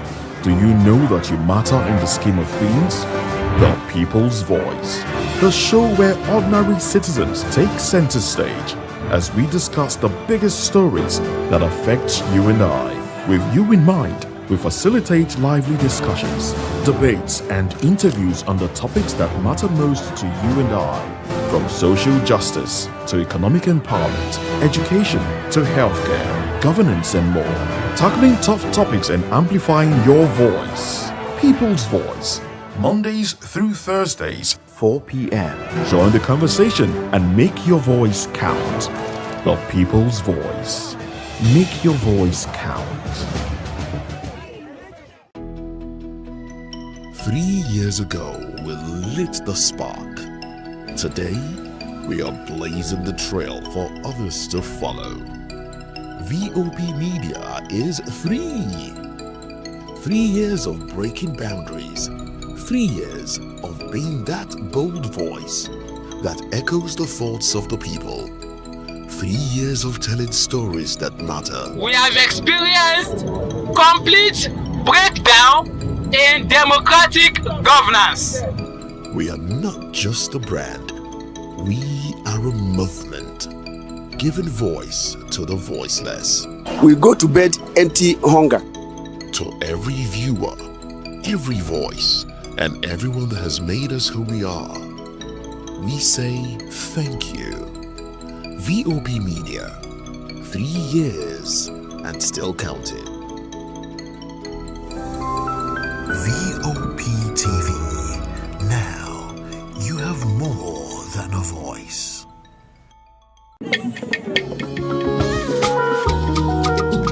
Voice of the People Television awuchiela o onye nụ ya ka ọrụ ibe ya. Ị chọrọ ịmata akụkọ ndị gbara n'akwụkwọ akụkọ dị iche iche n'ala anyị kwa ụbọchị. Ị chọrọ ịmata ka o si afịatụ na ndọrọndọrọ ọchịchị, agụmakwụkwọ, azụmahịa, ime njem, ọbụladị egwuregwu. Mgbasonyere anyị n'oge ndị Igbo na Voice of the People Television.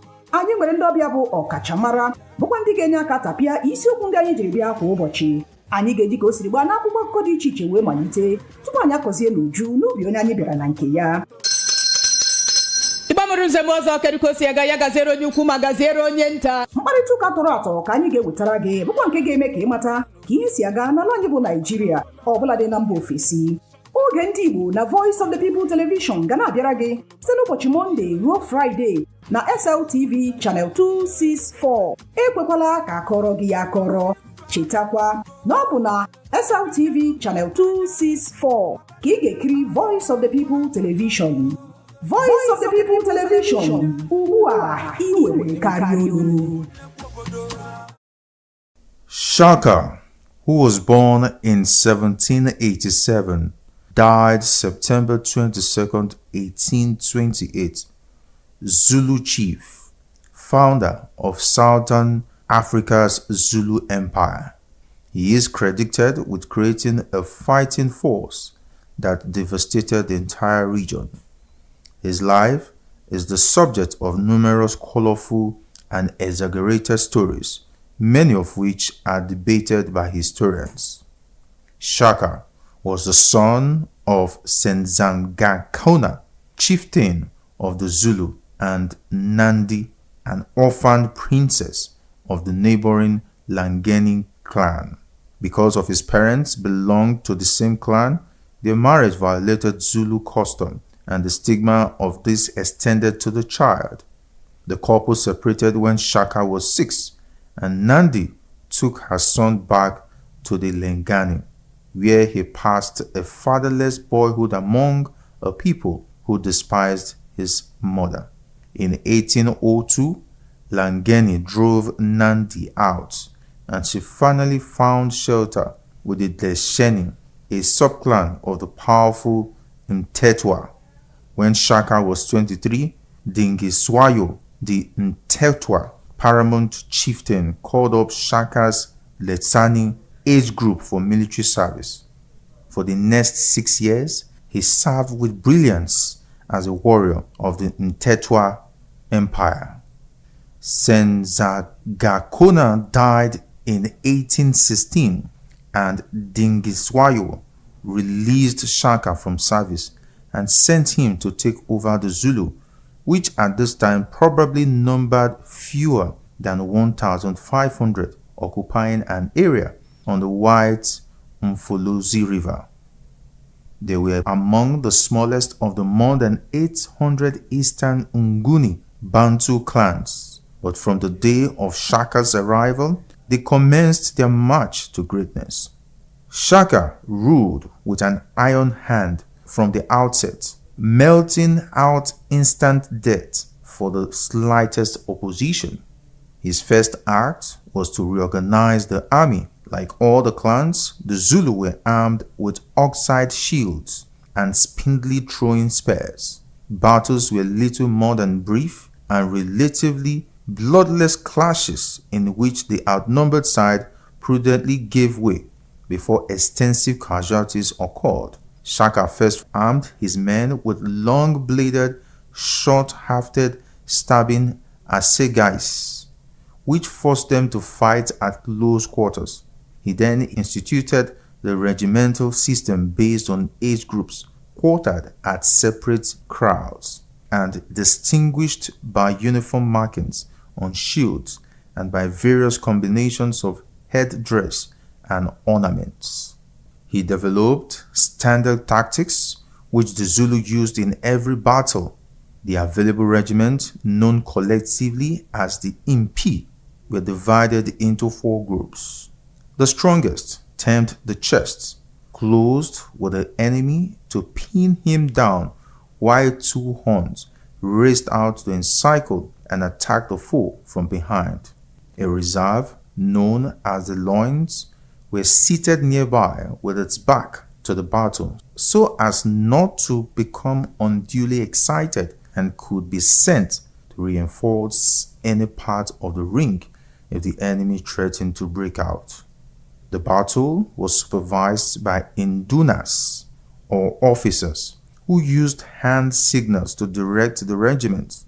An MP consistently covered 50 miles a day, living off grain and cattle requisitioned from the crowds it passed and accompanied by boys who carried the warriors' sleeping mats and cooking pots.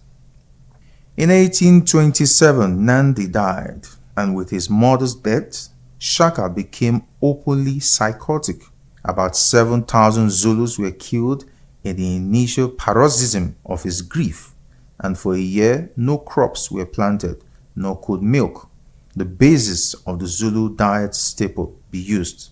All women found pregnant were slain with their husbands, as were thousands of milch cows, so that even the calves might know what it was to lose a mother.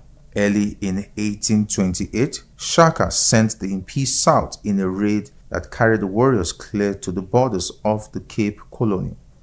They had no sooner returned, expecting the usual season's rest, than he sent them off to raid far in the north. It was too much for his associates and 2 of his half-brothers, Dingane and Mlangana, together with an Induna named Mbopa, murdered him in September of that year.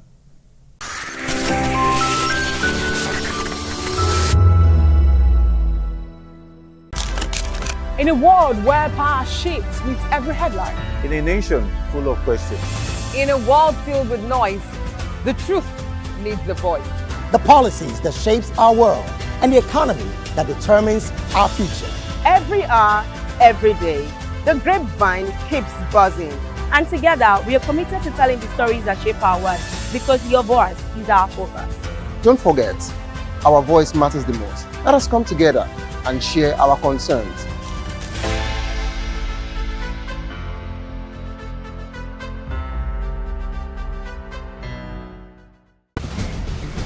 Join us as we drive into the world of politics through insightful interviews with prominent political figures, both serving and former governors, ministers, senators, legislators, party chieftains, activists, and analysts. Get first-hand information into the decision-making processes that affect our daily lives. Highly engaging 1-hour program that brings political discourse into focus. I am Chukwuma Okoro. Political Lens, Monday through Friday, 6 to 7 p.m. Join us.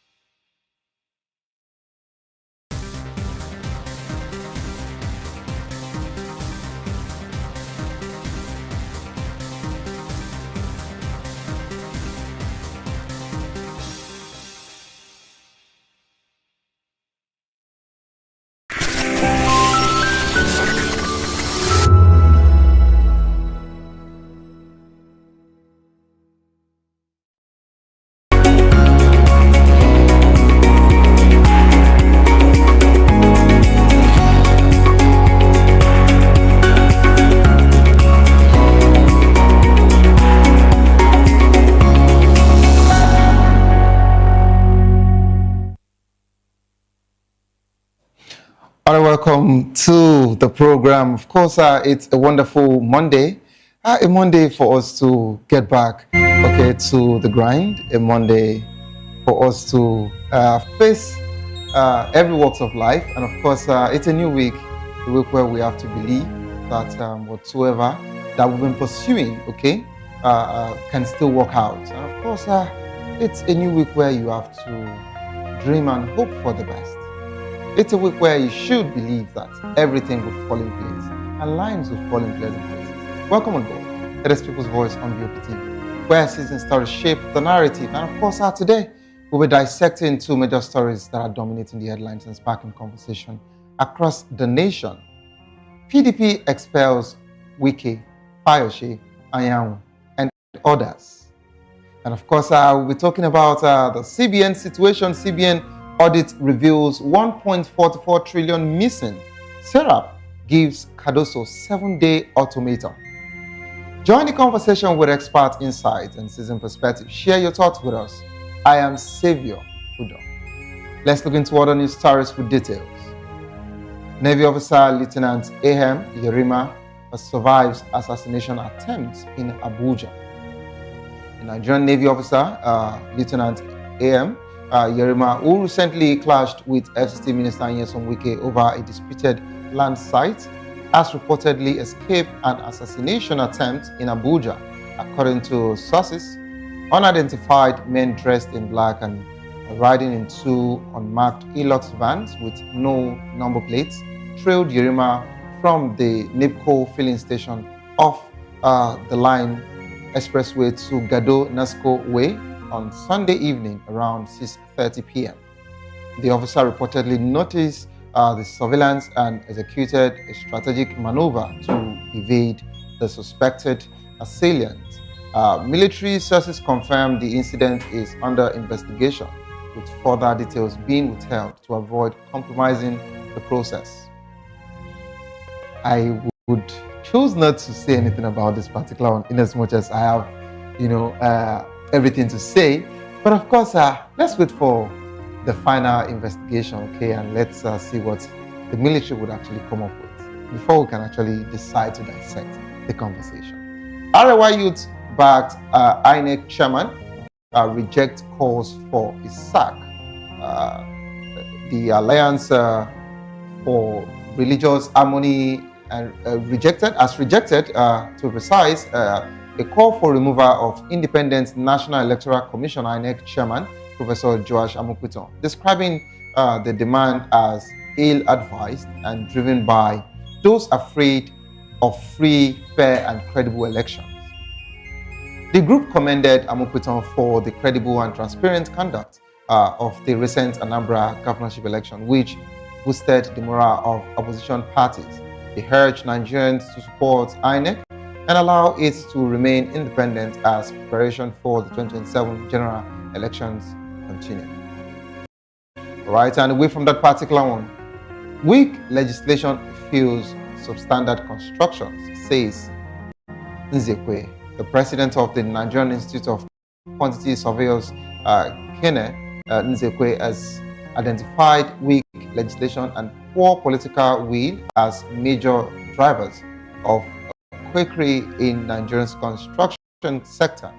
Nsekwe emphasized that stronger laws and institutions are needed to prevent unqualified individuals from taking on specialized construction roles, which can endanger lives and compromise building standards nationwide. He called on the government to take a leading role in addressing the issue, stressing that competence and proper training are fundamental safeguards in construction. And of course, we are back to the Economic and Financial Crimes Commission portal now. EFCC denies political motive in Savers 14.8 million probe. Okay, EFCC has actually dismissed claim that they are not politically motivated as regards to declaring the former Minister of State Petroleum Resources, Timothy Silva, wanted. Okay, and of course, according to the EFCC spokesperson Dele Oyewale, okay, he said jumping bail despite being on administrative, bail, and of course, stating that if EFCC had to do their job, of course, they would do what their commission is there to do. But of course, you'd agree with me that the whole situation has been, making rounds on social media and of course in the political space that receiver's situation is politically motivated. Some are even speculating, stating that they need to give the leadership of the party to Deridoye. But of course, if EFCC is actually saying otherwise, what then can we say? It's just for us to allow them continue to do their job. And of course, we're back to our national grid. Electricity workers threaten nationwide shutdown over alleged police brutality. The National Union of Electricity Employees has threatened to shut down power nationwide following an alleged attack on Transmission Company of Nigeria.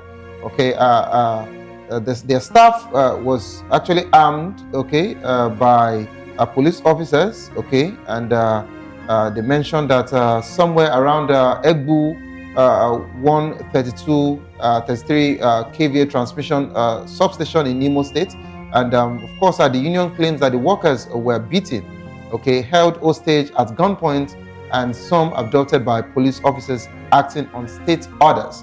All right, so if that's the situation, of course, they are actually stating that if the federal government does not do something about it, in no time that they'll be going on nationwide strike, which I don't think is what we want at this point, because going on strike would amount that businesses, and every other sectors that can boost our economy would actually be affected again because of this particular situation. So we would want the Nigerian police to swing into action and fix what needs to be fixed and get back to them as soon as possible. To join the conversation, kindly call the number 09044732605.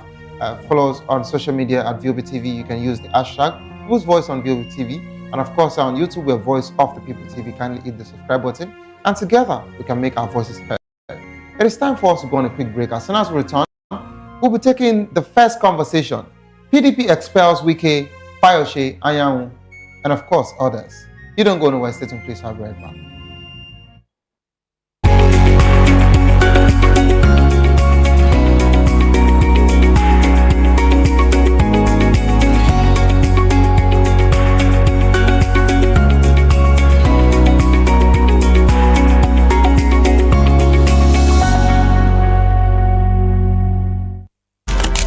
In a world where power shifts with every headline. In a nation full of questions. In a world filled with noise, the truth needs a voice.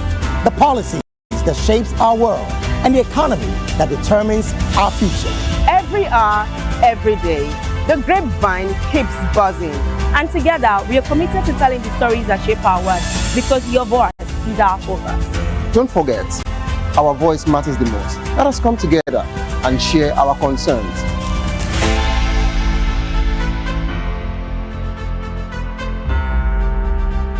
us on People's Voice, where we amplify the voice of those that matters the most. Join the conversation. Share your thoughts with me. I am Xavier Udo. Weekdays, Monday through Friday, from 4 p.m. to 5. Don't forget, our voice matters the most. Let us come together and share our concerns. Thank you.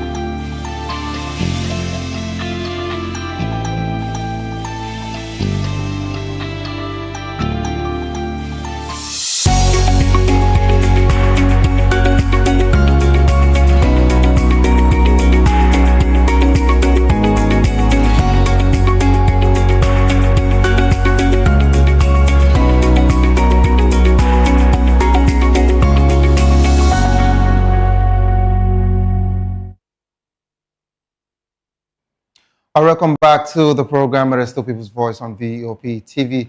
Yes, it's time for us to dissect this conversation as regards to the PDP. The PDP situation, of course, has been quite serious for a while now, but Saturday was a dramatic one. For that matter, the People's Democratic Party, PDP, has expelled Minister of Federal Capital Territory, Nyesom Wike, and former Ekiti State Governor, Ayodele Fayose, the National Secretary, Samuel Anyanwu, among others, for anti-party activities. The decision was taken at the party's national convention in Ibadan, your state to be precise, with delegates unanimously voting for their expulsion. The expelled members were accused of fostering disunity and engaging in litigation against the party's interests. The full list of individuals, of course, includes Nyesom Wike, FCT Minister, of course, Ayo Fayose, Senator Samia Anyanwu, Honorable Umar Bature, Adeyemi Ajibade, National Legal Advisor, Mohammed Abdurrahman, of course, Senator Mao Ahobunwa, Honorable Austin Wachuku, that's the Imo PDP Chairman, Abraham Ama, Abia PDP Chairman, George Tuna, Chief Dan Obi.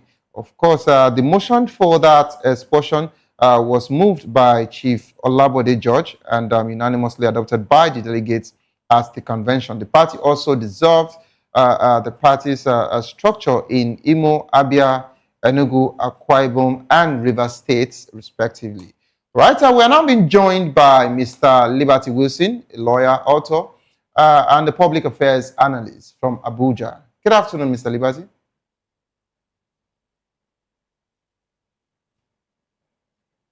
Hello, Mr. Liberty, are you there? Good afternoon. Good afternoon to you. How are you doing? Hello. Yes, I'm sir. Good afternoon to you. Good afternoon. Good afternoon. Yeah. Welcome on board. How is Abuja today? Thank you. Yeah, it's fine, sir. Everything is fine here today, as usual. Are you sure everything is fine over there? Yes, we can say we are used to things the way they are. So for now, we can say. I love that statement. You said you are used to the way things are over there in Abuja. So, okay, but I'll just tell you to be quite careful. You know, you've been coming on People's Voice for a while now, so you have to be careful. Whenever you're driving, watch your back and, you know, so that nobody trails you. I believe you should understand better.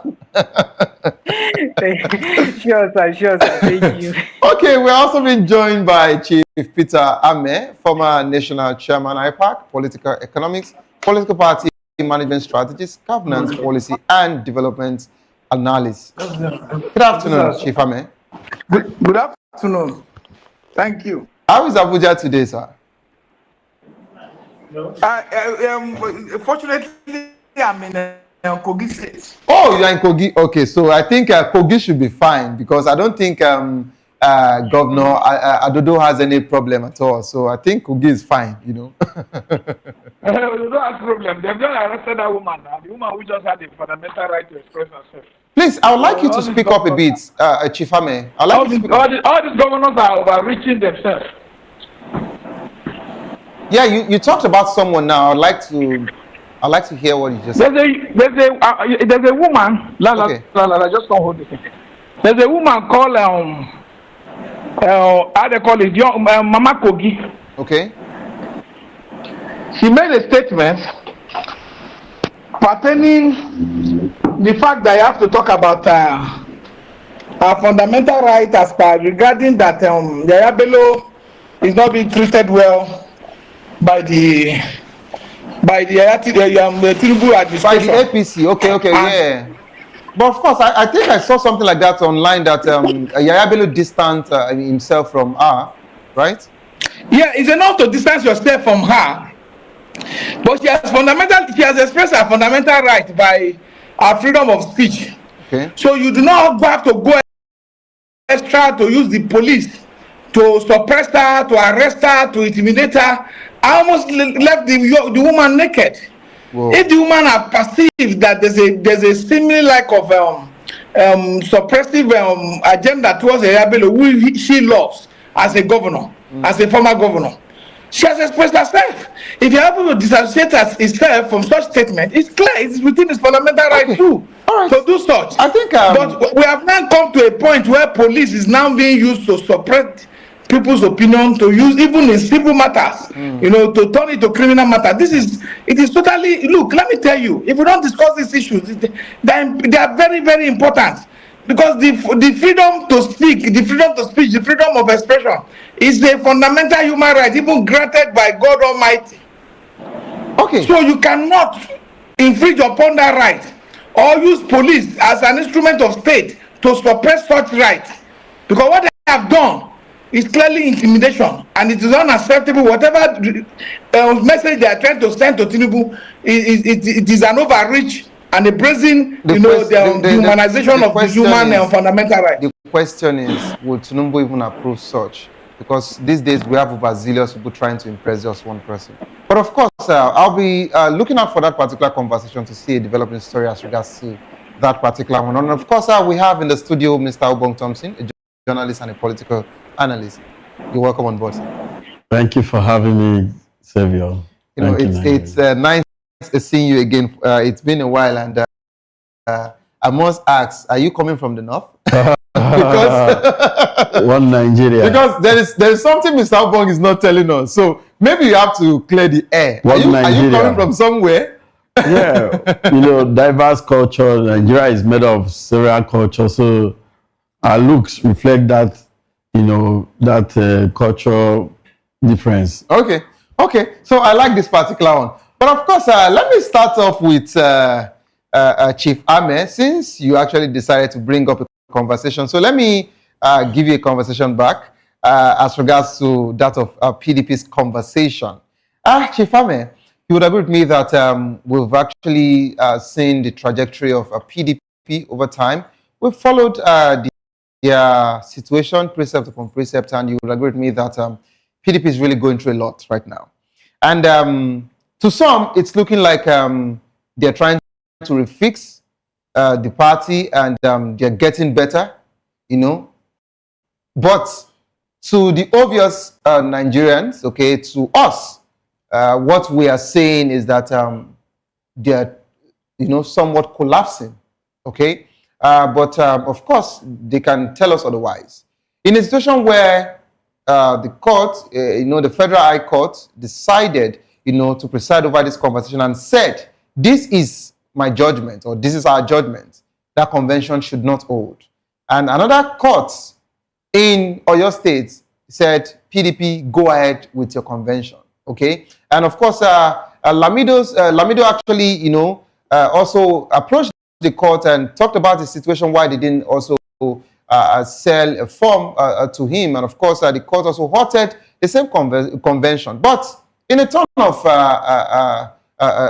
situation or drama, PDP BOT went ahead with that particular convention. And not only that, They decided to expel the man that I wouldn't say is bigger than the party, but of course they said he was untouchable. They said they didn't have evidence as at the time that everyone were calling for Wike's expulsion.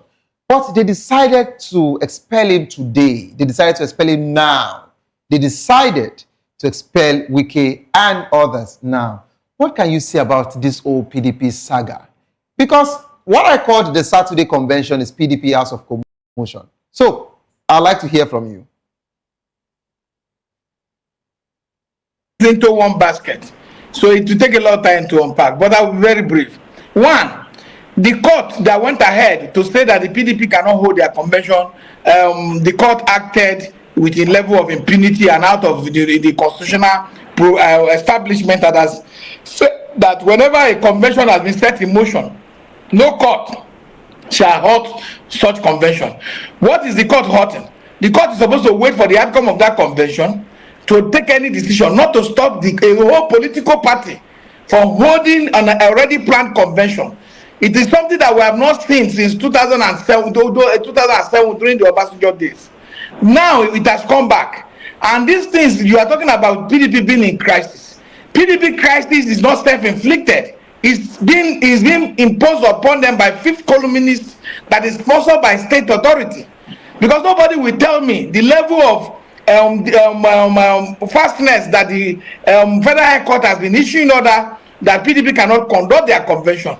It is normal in the sight of many people, but in my own side that have been part of the political party management system for over 25 years, I can tell you that it is not a normal thing.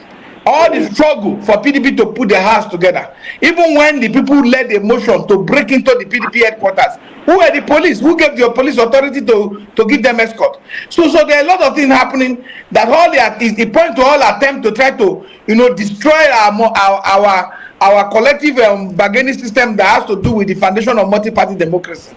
So it is critical, clear, that it is the best interest of PDP that those who are fighting should continue to soldier on and continue to struggle, because we must free our political party from the strong hand of strong men in power.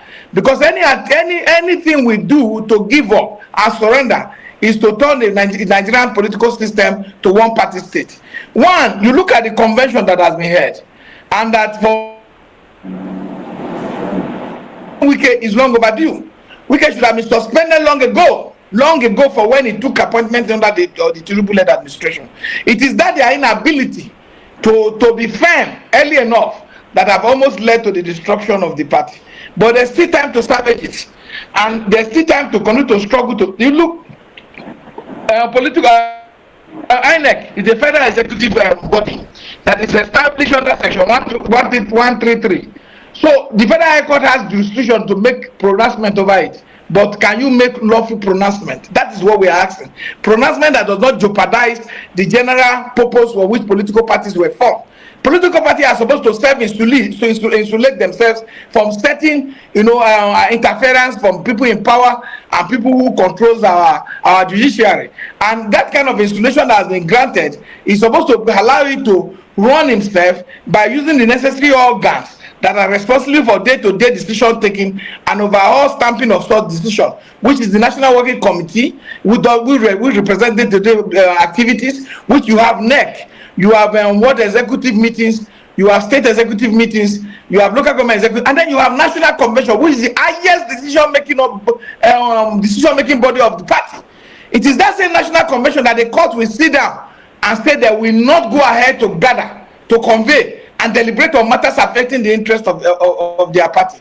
It is an aberration. It is uncalled for. And for us, who knows what is happening, it is unacceptable. And it is the only thing that can help us is that when we can see, because it is clear by Frank Fanon that says that those who sit in silence or those who watch while evil goes on, is either they are coward or they are traitor. Because it is time right now that we continue to speak for the survival of this country. This democracy can only survive when people have the freedom of expression, when people have freedom of movement, when people have the freedom of association, as enshrined in Section 39, Section 40, and Section 41. If these things are taken away, that means the foundation of democracy has been crushed. Even we look at the military regime in the past. Listen. Hello? Hello, we can hear you. Go ahead. If you look at military regime in the past, whenever they take over power, they will do everything to make sure that the judiciary is safe, because so that the international community can see that they respect the right of people to adjudicate over their own affairs, to take any matter that does not fall within the right of their survival and freedom to court. And the judges at that time, Justice Oputa and all the judges that were there at that time, I was so even Justice Ways who came, who later, saw this democracy at the end before he retired, were so courageous to taking decision on the side of the people. It is the people that determine what democracy is. If there is no free and fair election, if there is no credible election, if there is no participatory democracy, if there is no multiple people participating in an election, then what you have is authoritarianism. And if you lead to authoritarianism, it will lead to a system where those who are elected into power are not accountable. They will not respect the rule of the law, and they will not respect the people because they brought themselves to power. So this deliberate arm twisting of a process of making that our political party are subjugated to one whips and caprices of one man should not be entertained, should not be accepted, and we should all, as collective, as citizens, whether member of party or not, whether we are members of this party or not, to speak, because without opposition, we will have a free fall for those in power to do things without respect of the people, without resorting to a fact that the people must take charge and they must be accountable to whatever decision they take. So that's where we are starting into, and I love those who are standing on that path, who have decided not to be cowed or to be traitor, who have decided to, for their names to be written, that they stood and defined thank you so much, Ifame. Yes. The foundation of our democratic practice. Okay, thank you so much for that wonderful and energetic submission. But of course, I would have wanted to ask you, okay, if it was wrong, because I believe political appointment should come on merit, okay, and regardless of a political party, if this situation of PDP, APC, or PDP internal crisis was not existing, okay, I know, of course, during election, we call ourselves, or a party and the other party can call themselves opposition party, but after election and administration, begins, of course, if the present administration sees, the potential or someone who is quite competent, from the opposition party who can actually do something in the administration, I don't think it should be a thing of, an issue, or I don't think it should be a problem, appointing someone based on merit, okay? But of course, because of the way Wike's situation happened in PDP, of course, that would make it not look that clean. But let me go to Mr. Wilson Liberty. Hello, Mr. Liberty, are you there? If you wanted to appreciate that, you will write to the political party, not to the individual. Yeah. The political party will screen the process and then deliberate in these organs that I've mentioned and decide whether it is appropriate for the party to allow its member to obnob with those already in power. Okay. And we have done this in 2007. We did it when Yaradua gave us one minister, Chuka Odum, in PPA. Yaradua gave us board member. Let me tell you, it led to the destruction of our party. It is not something that we do in a federal in a presidential democracy. It is good for parliamentary, where these people can be withdrawn by the party. As it is today, PDP cannot withdraw Wike from being a member of the cabinet. So they have lost their power, and he has gained authority using the platform of the PDP. So it is something we must check very well. Okay. People must be qualified, but respect the party. All right. I love the fact that you said people must be qualified, of course, but respect the party. All right. Mr. Wilson Liberty, are you there? Yes, I'm with you, Mr. Silvio. If I'm correct, I know that you are quite conversant with the PDP situation, and of course, I think you are a ticket carrier. Am I correct? Yeah, sure. So you are a member of PDP, and of course, you have their ID card with you and all of that, as a bona fide member.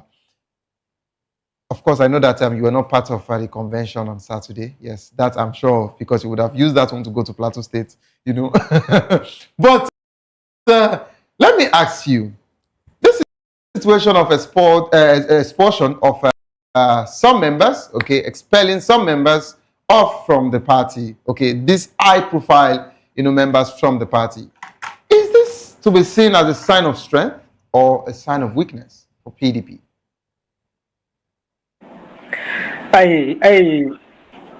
What fundamentally I think we need to put in question here, or probably just a form of laying a foundation for this discourse, is first, there is need for everybody, every Nigerian, not just members of PDP, to clearly understand that it is a fact that every political party in Nigeria is an establishment of the law.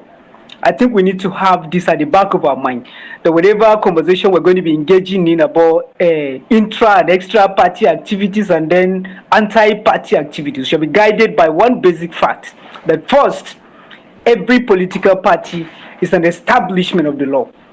And then two, every political party is a vehicle for engineering of all democratic processes. It's very important to have this at the back of my mind. Now, coming back to the question, I think a week ago on this show, I mentioned something very important about PDP crisis, though we're not talking about PDP then. But I said we have a person who is not in tune with the fact that PDP itself is an establishment of the law. And then because he probably don't know, or because he has ignored that fact, he has become a law unto himself. Now he engineers, he sits in his room or in his office and decide how to behave and decide how to manage the party and decide how to use the vehicle of the state that are now within his disposal in toying with the democratic vehicle that people labored to establish. We cannot talk about Nigerian democracy without mentioning PDP. I'm not here to really say well done because I'm a member of the PDP political party. I've criticized PDP on diverse instances. But then we cannot mention Nigerian democracy without saying kudos to the PDP. Because Nigeria, political party system for our democratic processes was engineered by this particular political party. The one single individual has decided to pocket. So, as either a sign of strength or weakness, PDP should have acted before now. I think the chairman of IPAC mentioned something. He said, from the time that he was appointed, to me, I take it a little back because Wike should have been expelled from the party. Immediately, that particular point that he was not even supporting Atiku Abubakar. He said in the convention that whosoever get the ticket is going to support. And after that, he was able to manipulate some governors to believe in his wanton and cliental submissions and then followed him without even giving recourse to the fact that, oh, we are guided by principle as a political party. And then Wike over time had been engaging in a ruthless violation. I think last time here, section 58 of the PDP constitution that prohibits every party from engaging in extra party activity or inter or anti-party activity. Those prohibitions are there and the law is there that if you engage, at first you should be punished like this. You should be punished like Wike should have been expelled very long time ago. And now for us to at this material point in time say that PDP, now Wike, it's time for you to get the hell out of here. And trust me, the terrible side of this narrative is that it wasn't even by what do I call it, by the person that should have done it earlier. It took a courage, a boldness of one man to really stand up and call the Congress and say that no, we have to take a stand against these persons that are destroying the political party. So now, all right, Mr. Wilson, can you hear me? Please, I would like you to hold your thoughts. We have a caller. Hello.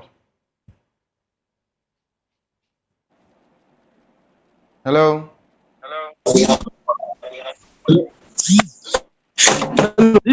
Hello. Yeah, hello, good afternoon. Hello, this is Ina. Please, good afternoon to you. Please, go ahead. Now, please, I want to get something clear. Who should be aggrieved? Wike or PDP? Hello, Ina, are you there? Let's go back to history. Wike, the governor, financed PDP with Rivers money. He supported Tambowa. He was using Rivers money to support governors, just to make that party strong. Now he came out for the primary to contest.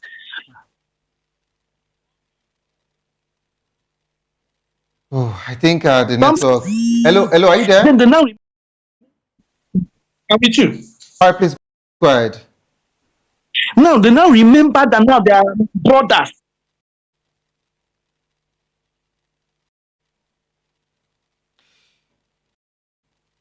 Well, I think we're having a network. They betrayed Wike. They betrayed Wike. Until now, nobody had the courage to apologize to Wike. Nobody had the courage to apologize to Wike. Wike, we did you wrong. Politics doesn't mean that we don't have honor. Now, in their coin, and they're now crying foul. Who offended who?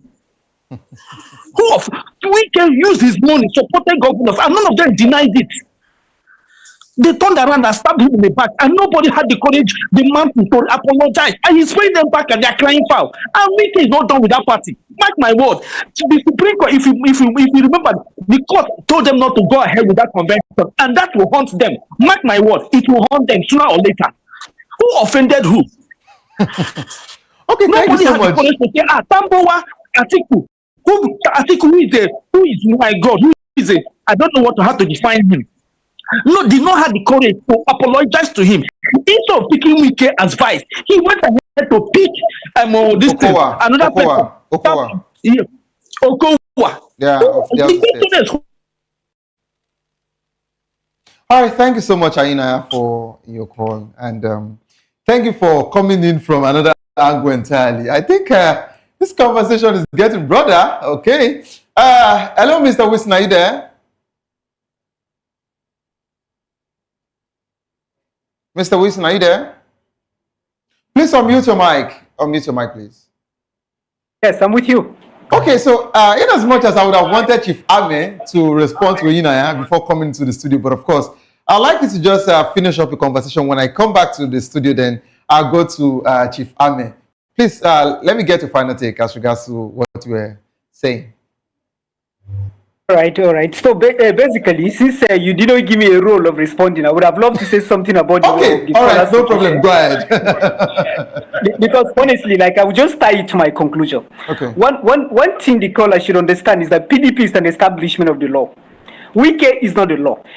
If individuals betrayed Wike, it wasn't the party that betrayed him. And mark my word again, how did Wike become who he is today?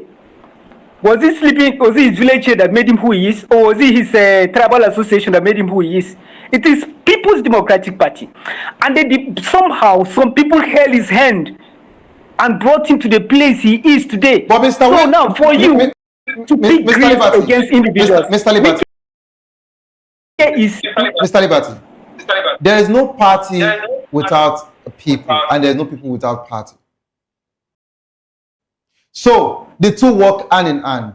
I understand that you're actually talking about the party doing this, the party, but the party comprises of people. It is people that actually made the party the party.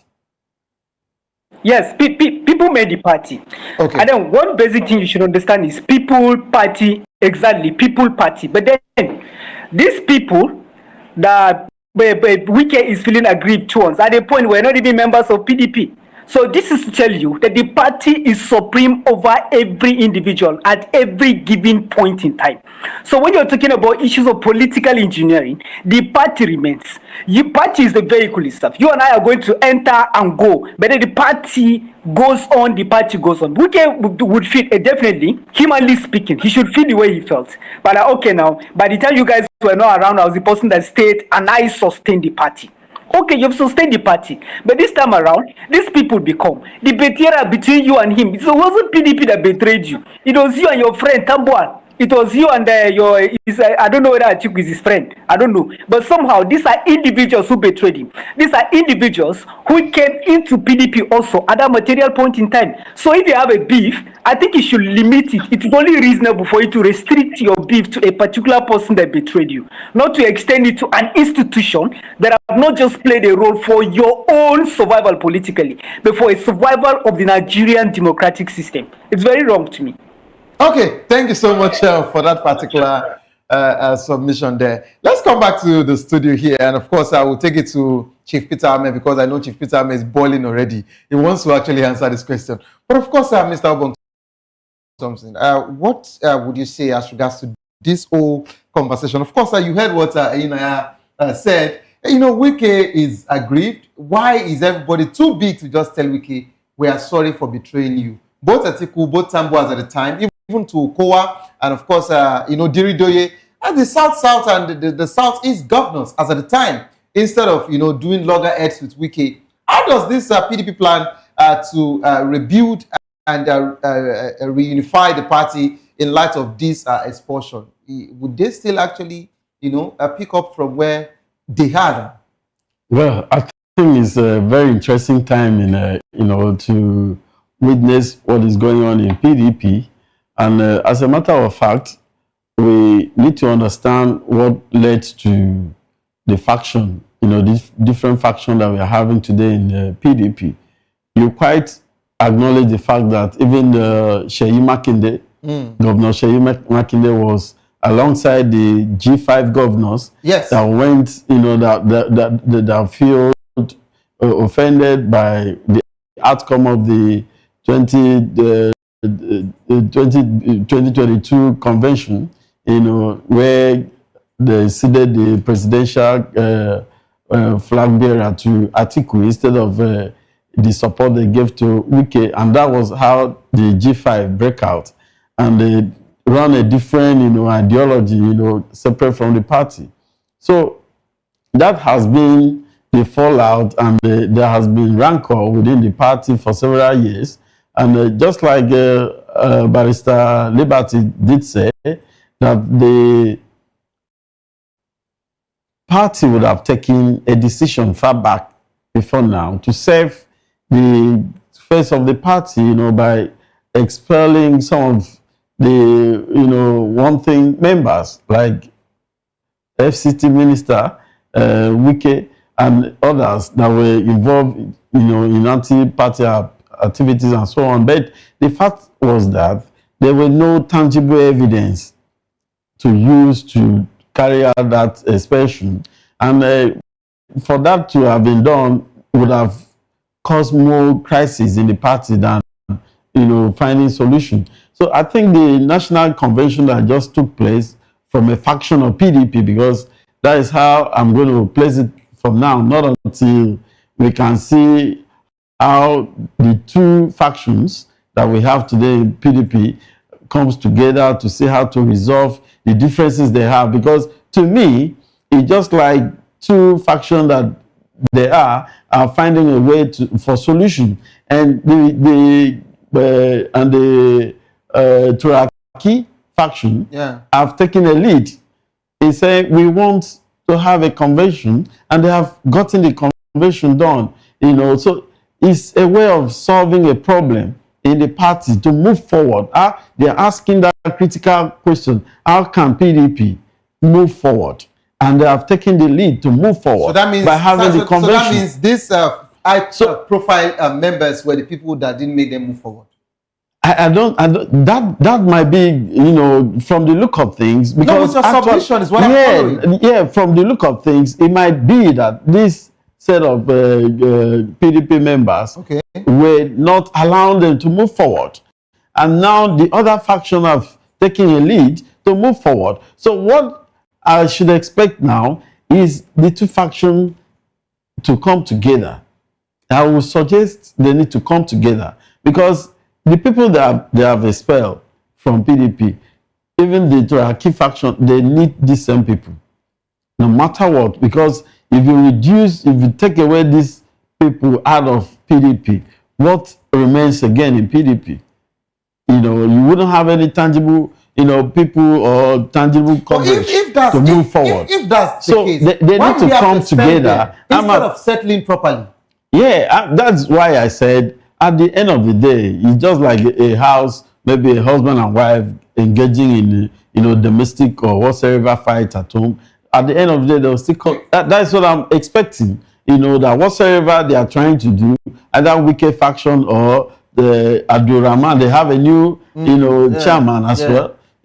So they should come together. They need to come together and harmonize their differences and see how to move forward. Otherwise, it will lead to the dissolution of the party as we speak, because there is court order here and there, against the convention. Just like the IPAC chairman, they said that the court does not have any jurisdiction to pretend over the affairs of the parties, which might be correct. But what does the Electoral Act say pertaining to that? So all the criteria, all the laws, all the rules has to be followed, and this has to be collective. You cannot get one done and set the other one aside. So I believe the two factions needs to still come home, and get themselves together and move the party forward. So, Mr. Obong, I understand that you have made this clear that they still have to settle and all of that. But of course, I'm not. If you would need that settlement, was there any need for the expulsion? That's one. But of course, it is done now. But the caller made a very, questionable conversation here. Who is to be aggrieved? PDP or Wike?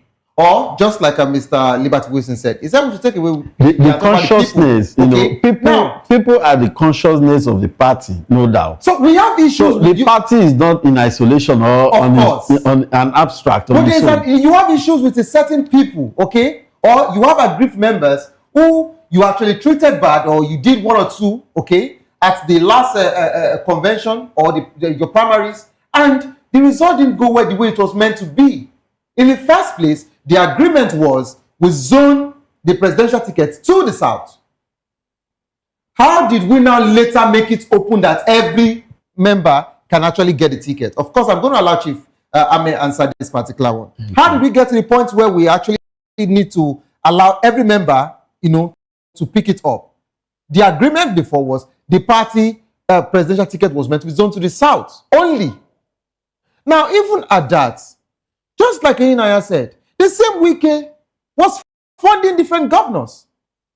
So how did we get to the point where you beat a child, now you need to tell the child how to cry? But of course, Chief Ame, are you there, sir? I'm here. So I want you to take your final submission because we are pressed for time now. What implication does this particular statement of Fintri Mufang has on the party unity? Because of course they distance themselves from this whole expulsion situation, and of course, can the PDP afford to lose the support of Governor Adeleke and that of Kefas? Don't forget that Kefas House of Assembly, that's Taraba State, they just decamped from PDP to APC, all members including the Speaker. And not only that, Kefas is projecting to move from the PDP to APC on Wednesday, which is still speculations, okay? But of course, Adeleke was also absent from that convention. So I'd like you to just take this in just 1 minute, please, so that everybody can just, have their final take and we'll wrap up the conversation. And those who defected in Taraba and Adeleke, let me tell you that these people are not leaders of political parties. They got into power by being anointed. So they do not know what it is to be able to fight for something that is dear to someone's heart. They are not party men. They were given this opportunity to stand over the affairs of their people by the might of power and not by the will of the people. Neither was it by the will of delegates of the party, freely giving them, struggling and then campaigning through party processes, putting their manifesto before the delegates of the party, transparently, before they became candidates and then got elected. It is either there's a godfather somewhere who anointed them, or it is either there's somebody who believed in them, who gave them the go-ahead. So Wike has enjoyed the same opportunity all over in the PDP. A lot of people were over 230 million Nigerians. If there are people who would have enjoyed what Wike enjoyed since 1999, who would kneel down before the party and worship the party, we cannot be talking. They call accordion. I was, trying to support the level of indiscipline, the level of disrespect to party constitutionality and the democracy of our people, of our country, by saying that Wike was betrayed. Democracy is a game of number, and it's also come with its own tricks. The man who decided to carry his support, Tabua, to give to Atiku, is his fundamental right to do so. And when Wike decided that he was not supporting Atiku throughout the election, when Atiku lost, Wike had already scored 1-1. So for me, if I was the leader of the party at the time, at that point in time, I would have set up a committee, suspended the people, including Governor Makinde, that I had a rethink today, and giving them expulsion from the party. Because it is earlier you nipped something in the bud before it destroyed the entire fabric of the internal democratic structure of the party, which is what they have done today. Nobody should be saying that Wike have done so much for the party. The party have done more than enough for Wike. Wike is one of the major beneficiaries of the goodness of the PDP democratic structure. Okay. So if you have today that Section 109, Section 2G says that the campaign and defecting from a political party after being elected and vote canvassed on the platform of that party, that seat should be declared vacant. And then you find out people are acting in aberration to those regulations. Okay. You also have a situation where those who make our laws have already become corny in the way they make one law and make another to remove the right. All right, thank you so much. Establish Section 102, Section 2. Okay. Whatever that is happening in PDP today is a fault of the leadership of the party from the day one. Okay. That did not have the authority, the courage to have disciplined these people. All right, thank you so much, Chief. Are cowards and they are traitors to the democratic institution of our country, and they have stolen people's mandate, people's vote, and transferred to a party which they was rejected at the polls. A party contested against them. The people rejected that party. Now they are moving with that mandate to the party which the people have rejected. Okay. It is disrespect to our citizens. It is disrespect to the electorate who go out to the polls and put their life in danger on the day of election. All right, thank you. Thank you very much, Chief when Ame. our people stand by the way. Thank you very much, Chief Ame, for that final submission. And of course, in 30 seconds, Mr. Liberty Wilson. In just 30 seconds, yes, please. Your final submission in just 30 seconds, please. All right, just one fundamental thing I need to conclude with this. Defending parties' legal identity and mandate is one fundamental function that every political party has. Since a political party is a legal entity, it is incumbent upon every political party to defend its legal identity and mandate. So everybody that acts ultra-virus, everybody that acts outside the armpits of the law, everybody that decided to be a law unto himself, do really or should not have a place in a political party. Okay. Not here, not anywhere, and not today, and not at any point in our history. Okay. Democracy is hard in, and it is necessary at this material point in time to ensure its survival. And to do so, we must handle it with utmost jealousy. This is my final submission. Thank you so much, Mr. Obong. In just 30 seconds, please. Yeah, the fallout of the party convention is that the other faction of PDP have also called for emergency meeting tomorrow in PDP secretariat. So that's why I said these two factions are claiming to be, PDP members. So I would rather see a situation where whatsoever might have gone wrong should be, the situation should be made to resolve itself. So that we can have opposition party in Nigeria. It's very dangerous to have a one-party system. And all hands must be on deck to encourage all the factions to come to a round table and then resolve the differences. All right, thank you very much, Mr. Obong Thompson, for that particular one. Thank you, Mr. Liberty Wilson, for joining the program. Thank you, Chief Peter Ame, for joining the program. Of course, Mr. Obong Thompson, thank you very much for joining the program. Yes, it's a direct message to the PDP. Shut your swords and settle the situation, okay? Instead of fighting this dirty one-party state is not okay for Nigeria, and that's not what we want. All right, we're so sorry that we're unable to take the CBN situation, but of course it will be adjourned to tomorrow, which we'll be talking about the CBN audit as regards to the 1.44 trillion missing, which Serap actually gives Cardoso 7 days ultimatum. This is how far I can actually go on the show this wonderful evening. If you love the world of sports, in as much as we were actually bruised yesterday, but of course, this is Nigeria. If you love the world of sports, I'd like you to stay put for the locker room as they would come to give us the final report as regards to what happened to our Super Eagles, in as much as I'm not also happy, but we don't have a choice. Don't give up because it is not over. Tough time doesn't last, but tough people do last. Whatsoever you're facing soon be over, and you will definitely smile again. My name remains Savior Udo. Have a good evening rest.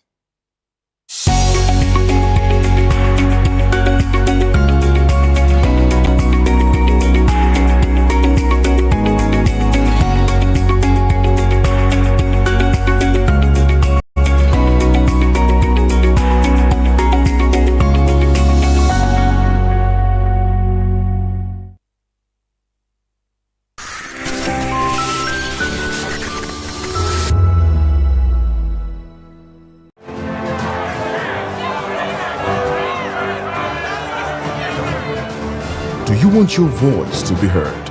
Do you know that you matter in the scheme of things? The People's Voice, the show where ordinary citizens take center stage as we discuss the biggest stories that affect you and I. With you in mind, we facilitate lively discussions, debates, and interviews on the topics that matter most to you and I, from social justice to economic empowerment, education to healthcare, governance, and more. Tackling tough topics and amplifying your voice. People's Voice, Mondays through Thursdays, 4 p.m. Join the conversation and make your voice count. The People's Voice. Make your voice count. Are you ready for the extraordinary? Something big is happening on your screen.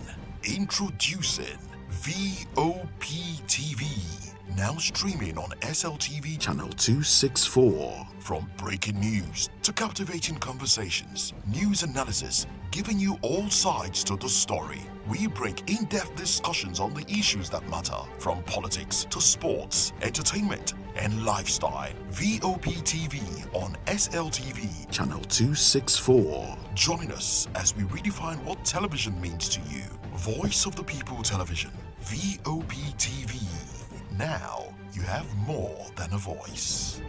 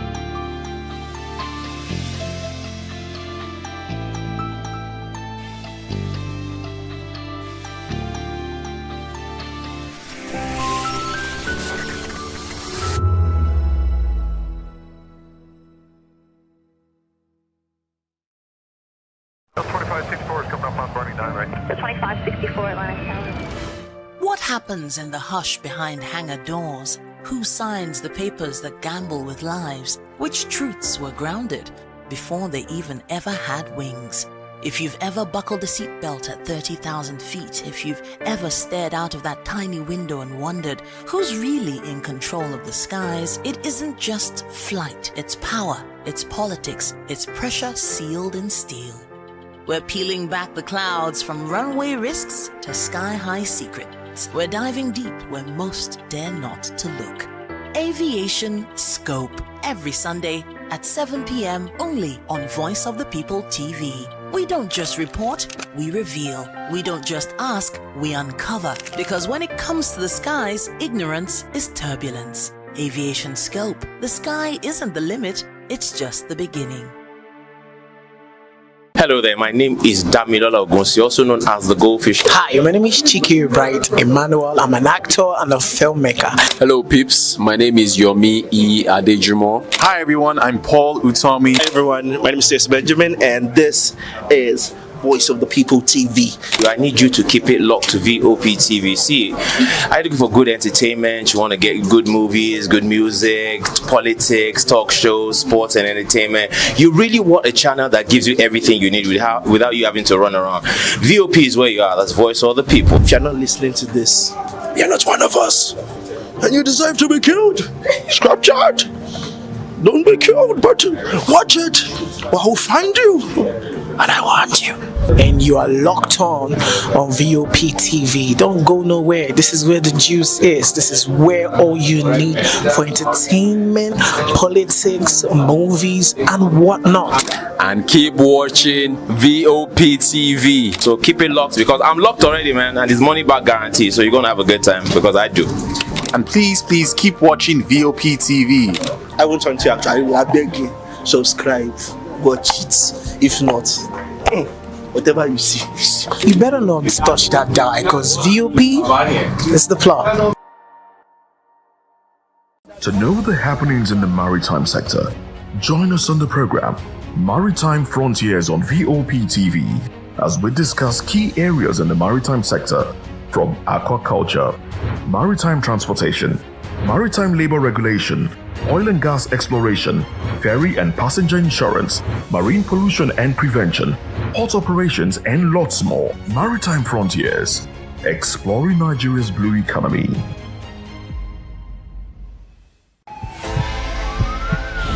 This is Health Check, your weekly guide to better living, smarter choices, and trusted answers. From everyday wellness to urgent health issues, we've got you covered. Health Check, only on Voice of the People television, where your health has a voice.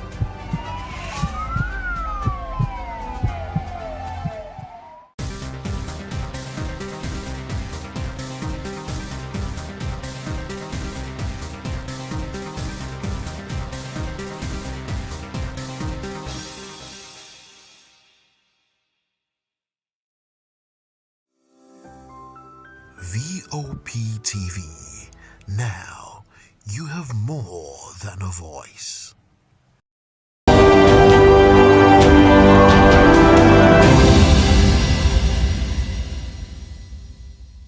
Hello Nigeria, it's another exciting episode of the issues on Voice of the People television, where we bring you the most important and pressing issues shaping our nation today. I am your host, Nenna Ndomdioto. On today's episode of the issues, we're examining the complexities of Nigeria's politics and governance, from U.S. scheduling a date for alleged Christian genocide, even as reactions trail bandits' abduction of 25 schoolgirls in Kebbi State, to President Tinubu advising judges, saying justice must never be for sale. Also, Wike faction rejects expulsion as Bagos, a lawmaker, slams PDP over act. Please join us as we break down the facts and provide context to help you stay informed. We'll take a short break now, and when we return, we will dig deeper into these topics. Don't go away.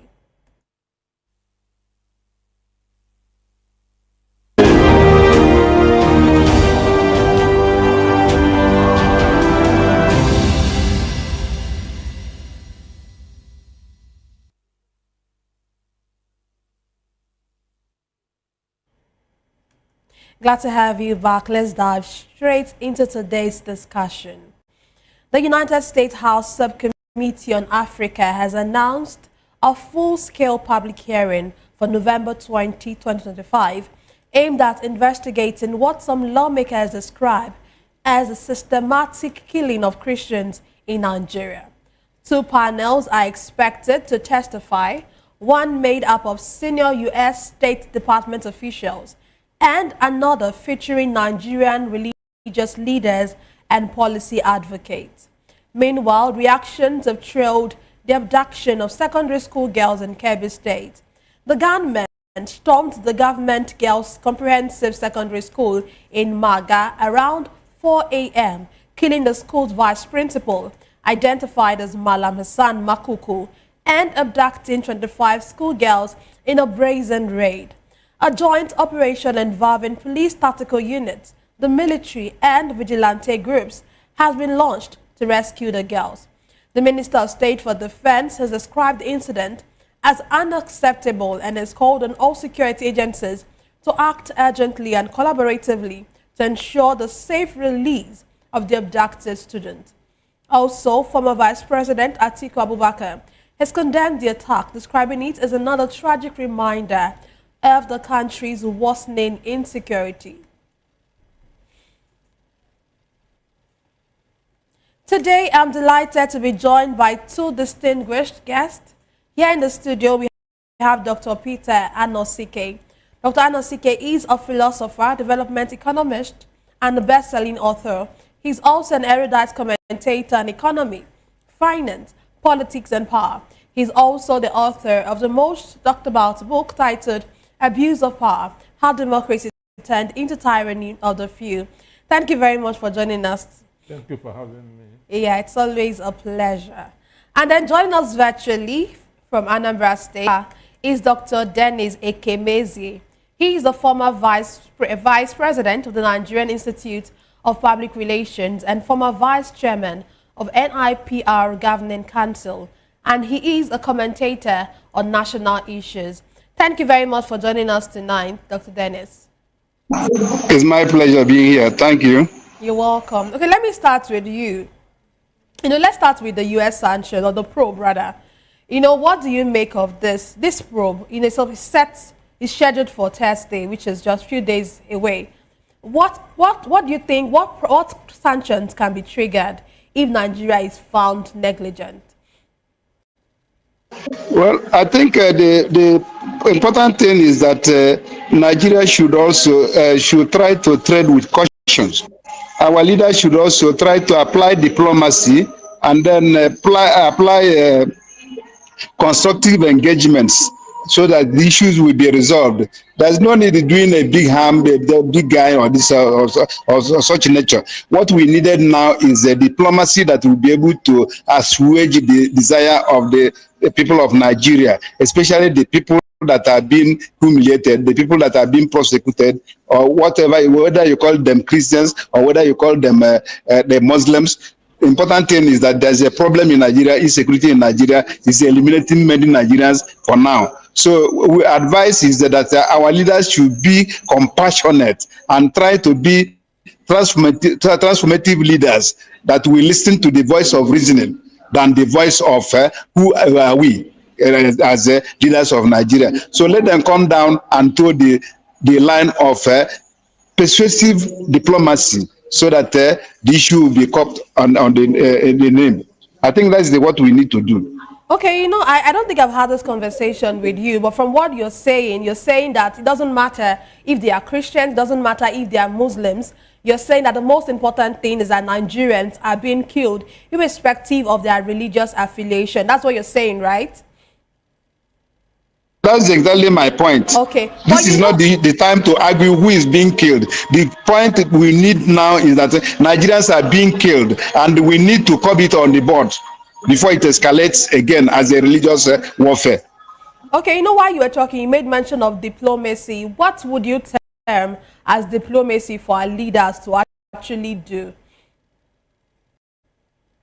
Well, I mentioned it. I said the Nigerian leaders should engage in constructive engagements of respective stakeholders, be it in the world, be it at the national level, be it at the domestic level in Nigeria. All people should be involved, especially those that know what to do, so that the issue will be resolved better amicably. Nip it in the bud than we allow it to escalate in future. That's the point I'm making. By applying persuasive communication, persuasive, constructive criticism, and then this is not time to apply propaganda to propagate government policies and programs. No, this is time to listen and then be able to use the realities of the ground to solve the problem we're having. I think that's the point. Okay, let me come back to the studios. Dr. Peter, I'm sure that you heard about the accusation by Sheikh Gumi when he said that religious leaders are burying empty coffins so as to push this narrative of genocide. What do you think about this before we delve into, this recent attack of the secondary school? Well,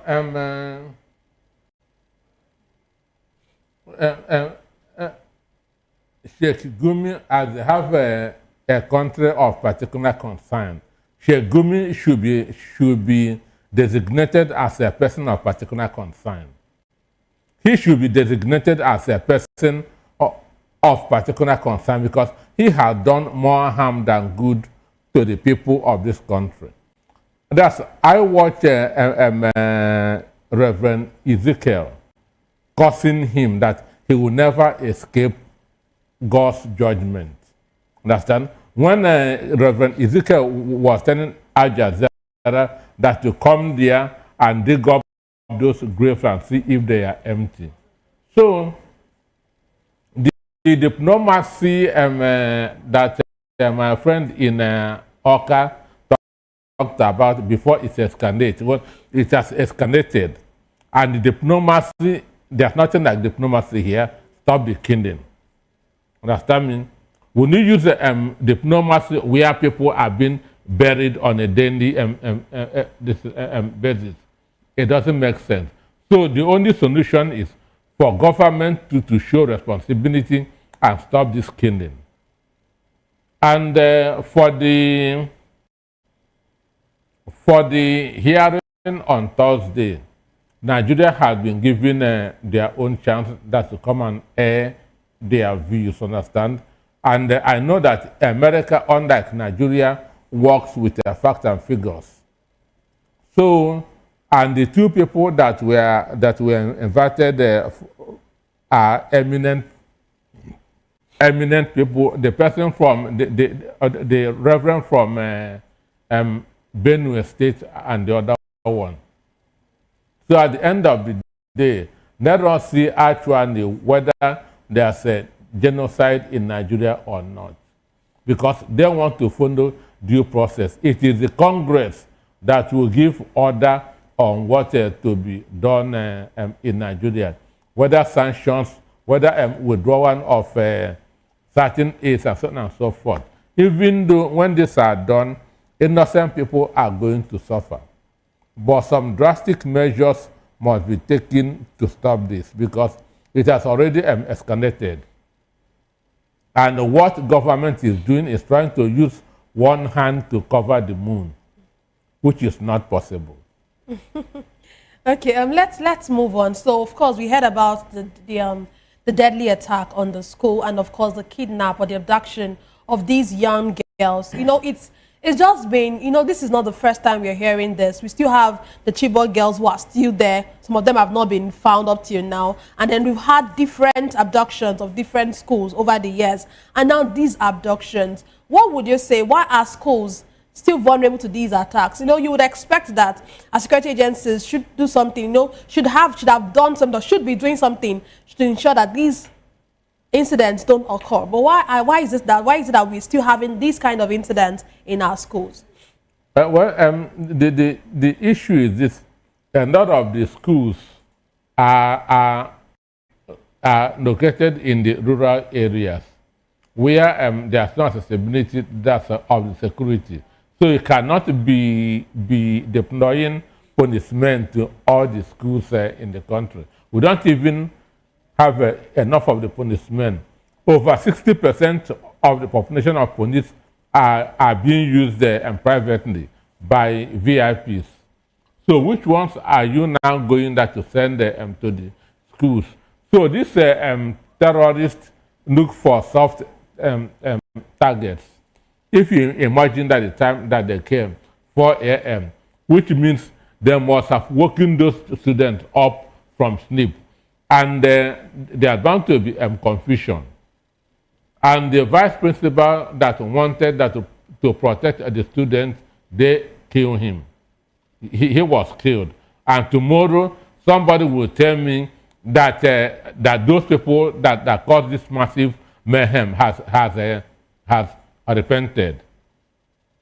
Understand? Tomorrow, somebody will tell me that they want to negotiate with such a people. So for me, Nigeria should wake up to their responsibilities. There are insecurities everywhere in the world, even in the United States. But our own has gone out of hand. You know, one of the things you mentioned was about about the bandits trying to be giving how will I put it?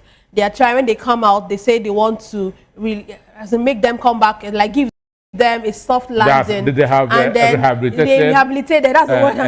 They'll rehabilitate them and all of that. After killing people, after causing mayhem. What do you think about that? I know you already mentioned it, but can you speak more about that? Also, if they're not being rehabilitated, what should they do to these bandits?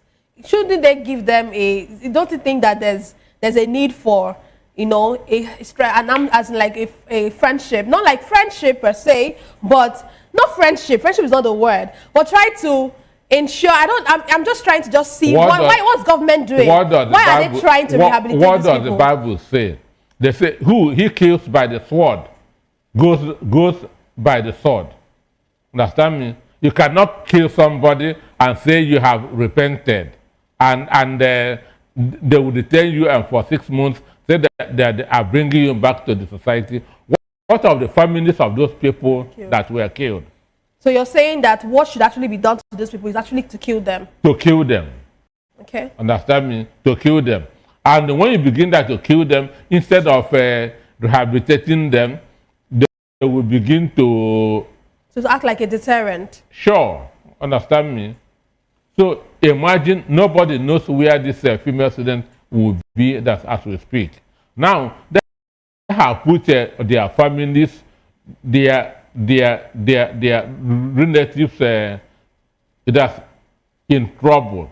And tomorrow, none of the girls will want to go back there out of fear. Understand? Because it could be their own turn tomorrow. Exactly. Yeah, I'll come back to you. So we'll speak on this, the effect of this on our educational system. But let me go back to our virtual guest. You know, what do you think that our security agencies can do to prevent these attacks? You already heard the Minister of State for Defense has described the incident as unacceptable and has called on all security agencies to act urgently. But sometimes we get to ask ourselves, are these just talks? You know, yes, one of the things that was reported was that these security agencies have been mobilized to actually go and get these girls onto. But we know how it is in our country of today. That sometimes they will say they have gone and then we'll still not find those girls. What do you think can be done to prevent such attacks? Well, I think we need to survey to be able to know what tactics and strategy are these people applying. You will find out they're applying what we call the hit and sight strategy. They hit and run, and then guerrilla warfare in the military tactics. If they apply guerrilla warfare, you don't know when they will strike. So there is a need in terms of to be able to assuage the situation. They need to apply utilization of technology, the drones, to be able to monitor these bandits or whatever you call them, so that they will know exactly when they were about to strike, for them to be able to come them on board. Technology is now very, very, very important to be applied or to be used or utilized, so that effectiveness will be achieved and then the life of the people will be saved.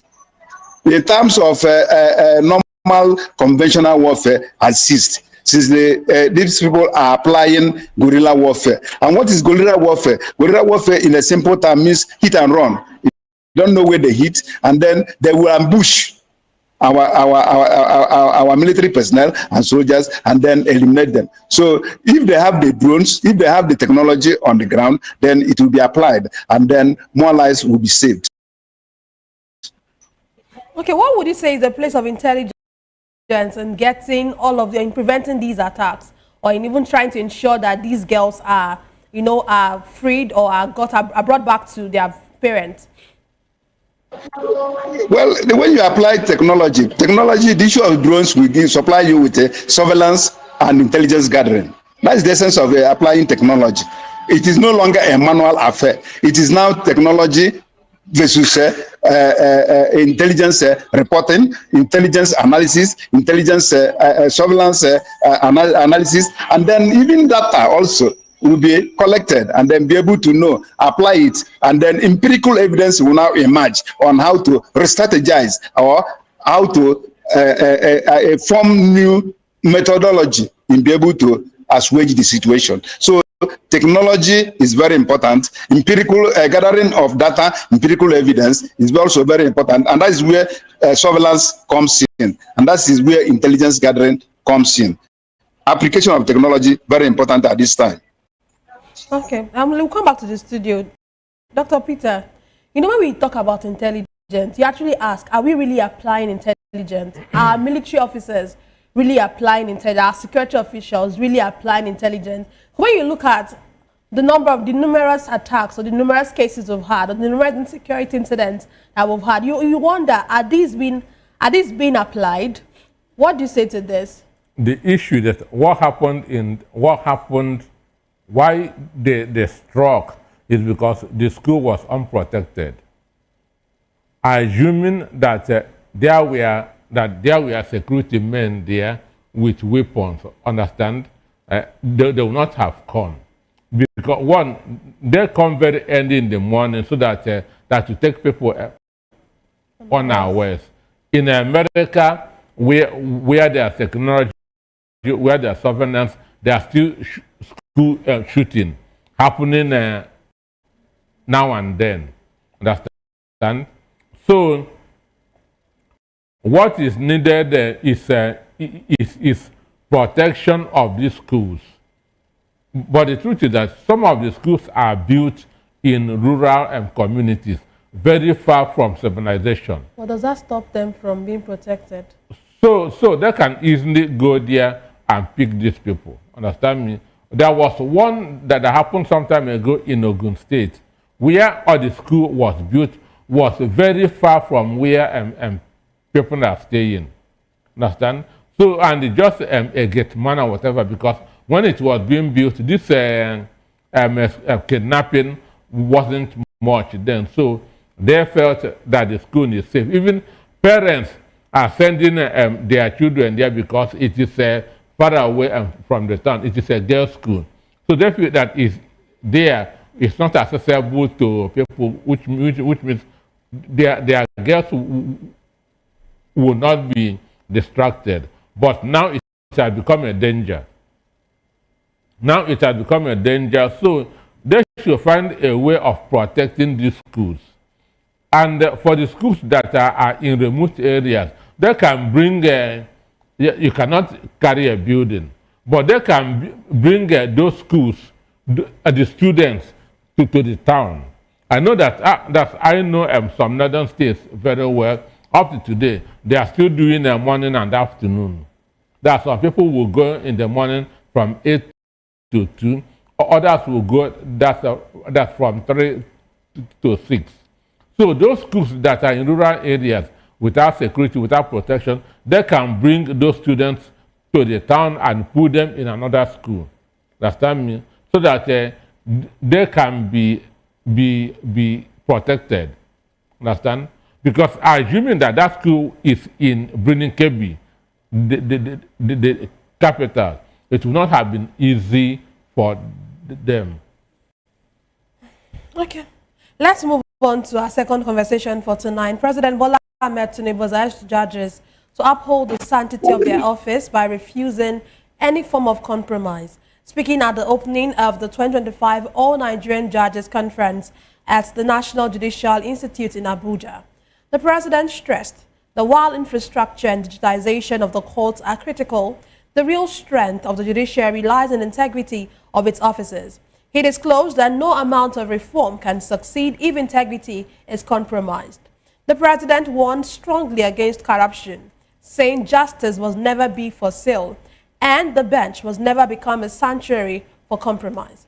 Furthermore, he challenged judges to reduce case backlogs, strengthen discipline within the judiciary, and make justice more accessible and affordable for the poor, weak, and voiceless. Let me come to you first, Dr. Dennis. Let's start with the last statement of the president. He said the judiciary should be for the voice, for the poor, should be made accessible or more accessible and affordable for the poor, weak, and voiceless. In your own opinion, do you think that judiciary today is actually, would you say that they are being accessible to the poor, the weak, and the voiceless? Elementary government, as we know, informs us that there are 3 tiers of the government: the executive, the legislature, and the judiciary. And if you have studied Nigerian history, on Nigerian political history, you would have noticed that whenever there is a military coup, it's only the judiciary that retains its power. The executive will be dissolved, the legislature will be dissolved, and the executive remains a constant issue. But what I want to analyze is that what the president is saying could be right if properly situated within the context of existing reality in Nigeria. What I want to say, we know that judiciary is the last hope of common man. But the question is, how would a common man afford the payment of services that will be rendered by the judiciary? So you find out that it may not be in honest disposition, that it may not be a true position, a true reflection of the existing reality on the ground. In the sense that the common man will find it very difficult to do what? To access judiciary services.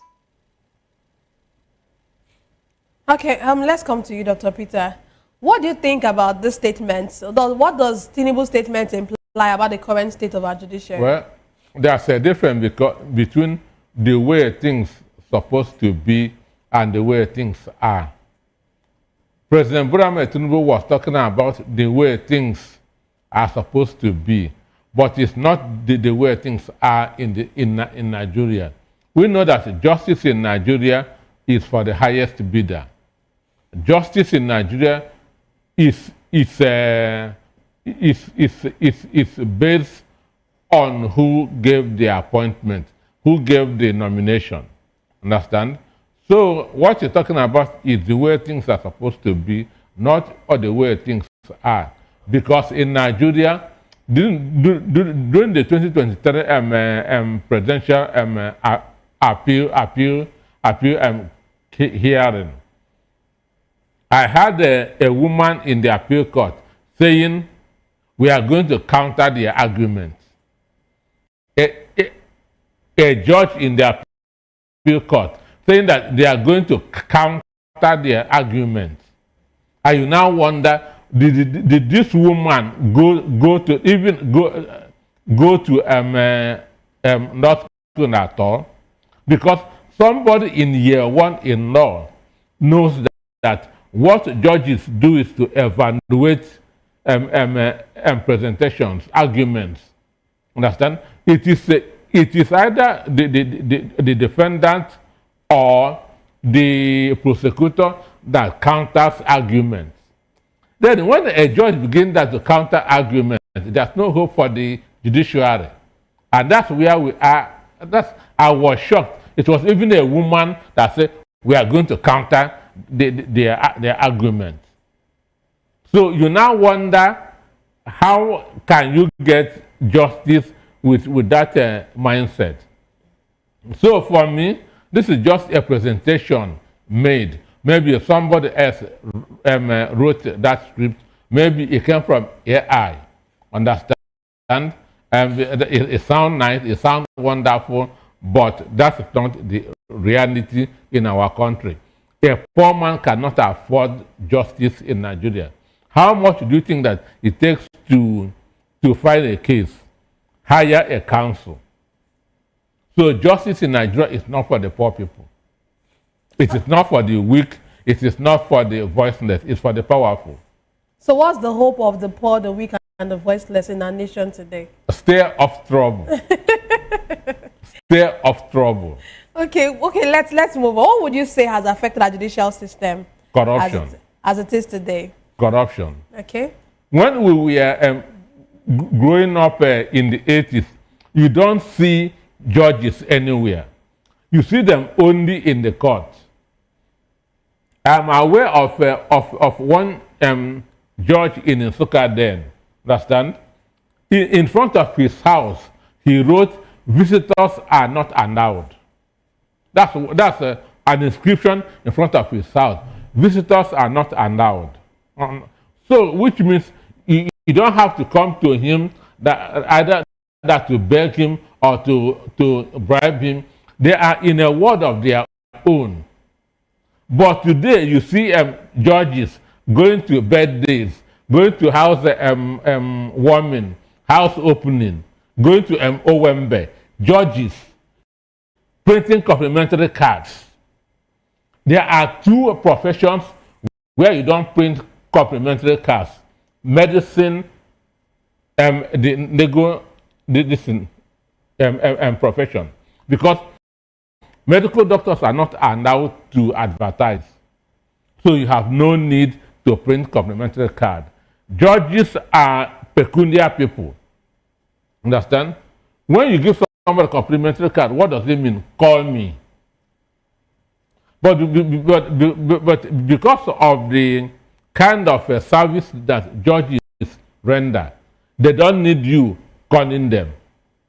You only see them in the court, not in their house. That's when judges have respect in the country. Not now that you see them everywhere. Understand? Not now you see them. So it is corruption that has become the bane of our judiciary. Okay, I don't know if our virtual guest is still with us. Can you still hear me, Dr. Dennis? Okay, we'll hope to connect with him during the show. Okay, let me come back to you, Dr. Peter. You know, of course, you already mentioned that corruption is one of the things that have affected our judicial system. But how do you think, you know, we've had cases of contradictory court orders. And we've even seen a case of PDP. You know, that's like the very fresh case where one party is saying one day, one court is saying that, another court is saying this. But how do contradictory court orders affect our democracy today? Well,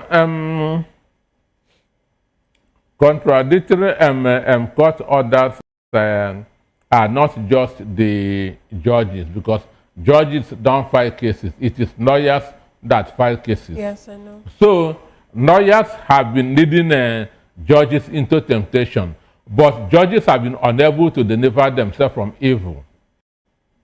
Understand? So, because if one court issues that a judgment, and lawyers knowing that what you have to do is to vacate that judgment, you go and file a case in another court of the same category. Understand? High court, understand? So it is not the judge that files this case. It is a lawyer, counsel to a politician, counsel to a political party. And some judges may have that confidence to say, you don't have to waste the time of the court. But it's not everybody that does that. And again, some big politicians are interested in that case. An instance, the issue of a PDP case in Oyo, the judge, A.R. Kintoner, knows that the governor who appointed him is interested in the case. Therefore, he has to give a judgment in favor of PDP, that's his own faction, that the convention should go on. But knowing fully well that what he's doing is wrong. Because what ought to have done is to go and vacate the judgment that Justice James Omotosho gave in Abuja. And the only way to do that is to go to an appeal court, which is higher than a high court. But because of corruption, understand, because of who they owe their appointment to, they do the wrong thing. Okay, how do you think our judiciary can function without compromise? Well, they just talk, and not that it will change.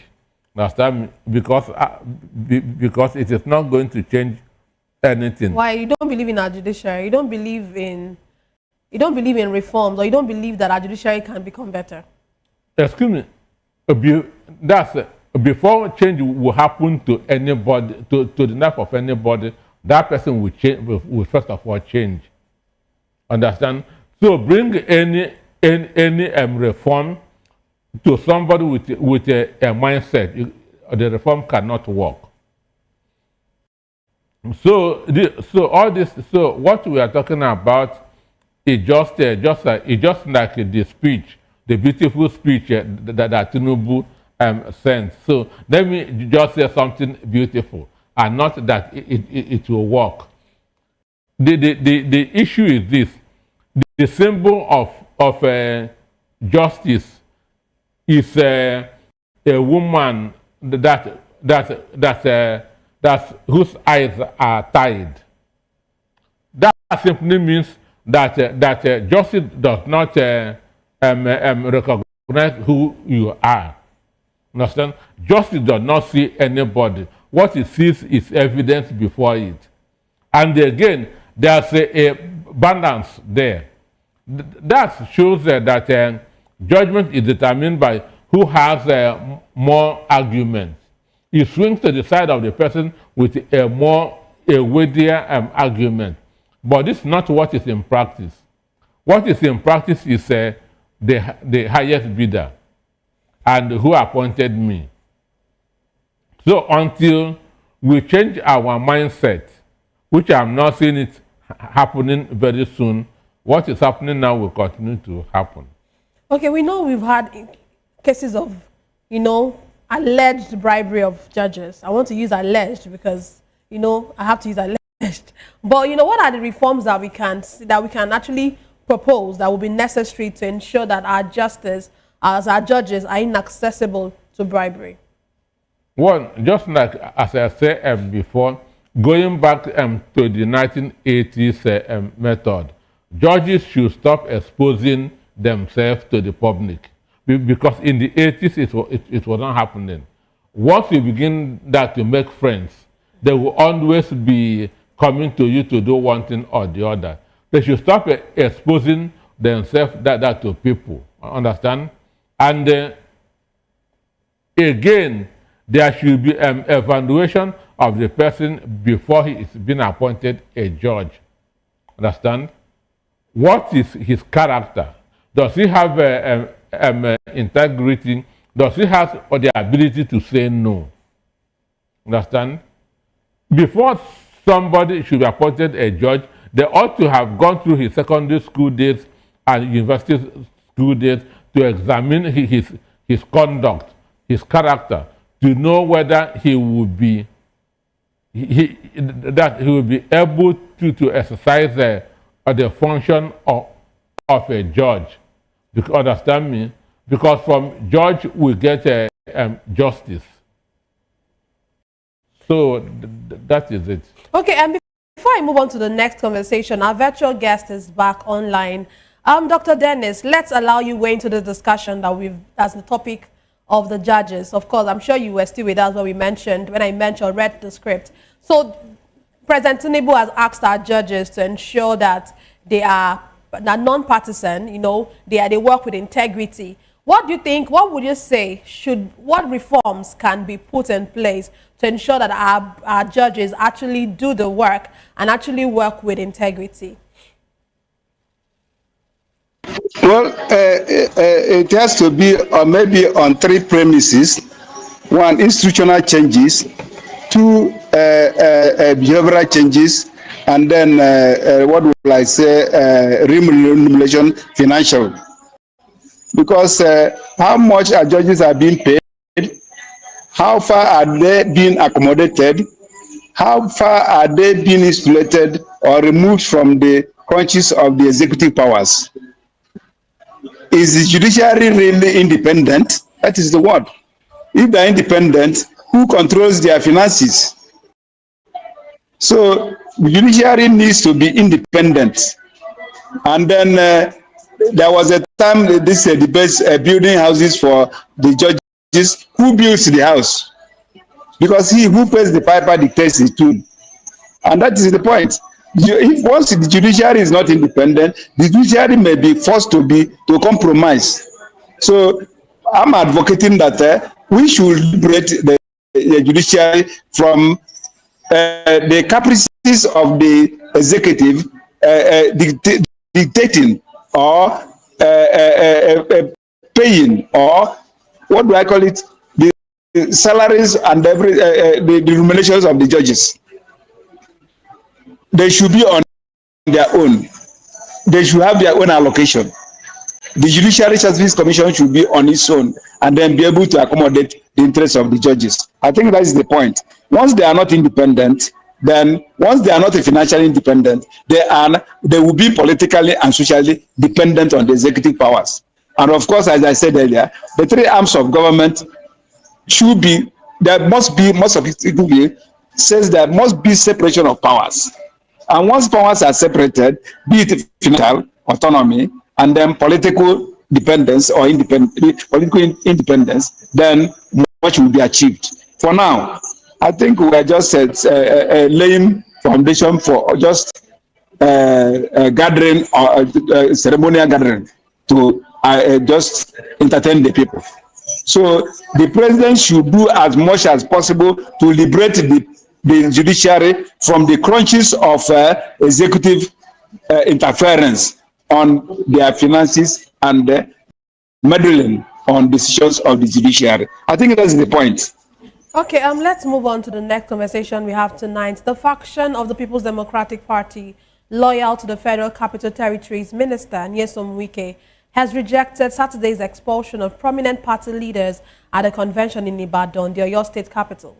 Also, former federal lawmaker Dachung Bagos has condemned the expulsion of Nyesom Wike, Ayodele Fayose, and 9 other senior party members, declaring that it was carried out without due process.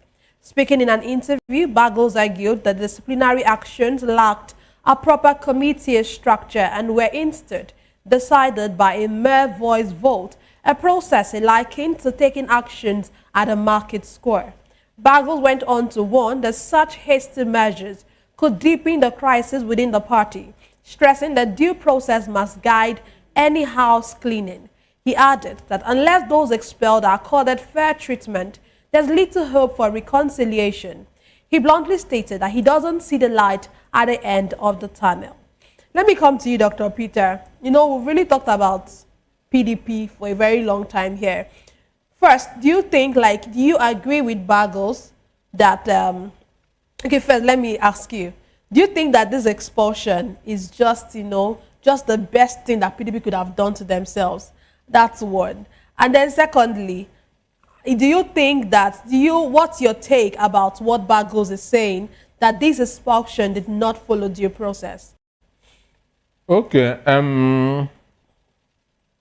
about a year ago on a radio program, I said that Nigerians will hear someday that Wike has been expelled or suspended, but that they shouldn't take it serious, that it is part of the script that they have written.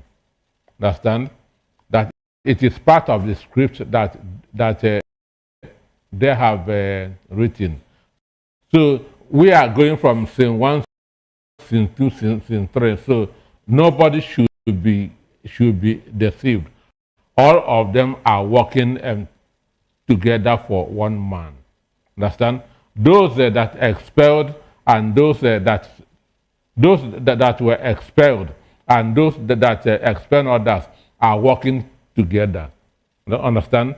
So what they want to do is to deceive Nigerians. Understand? So it is a script. Understand me? Now, if you watch, that's on Friday. No, I was here on Friday with Chukwumokoro, and I say that the jamboree, the convention in Ibadan will be a jamboree because INEC will not attend. Understand? Because INEC will not attend, and any convention that INEC did not attend will be illegal, that's not and void. Understand? But that the convention will go on. Understand? Okay, imagine the person that emerged as national chairman of PDP, Turaki. Turaki was suspended by his ward, Nasarawa Ward 1 in Kebbi State, for anti-party activities. He worked for APC during the election in 2023. Do you understand that? And his ward suspended him. His suspension letter was signed by the chairman of Kebbi State PDP. Up till now, they have not withdrawn that suspension. So, and that is why Kebbi State delegates boycotted the Ibadan Convention.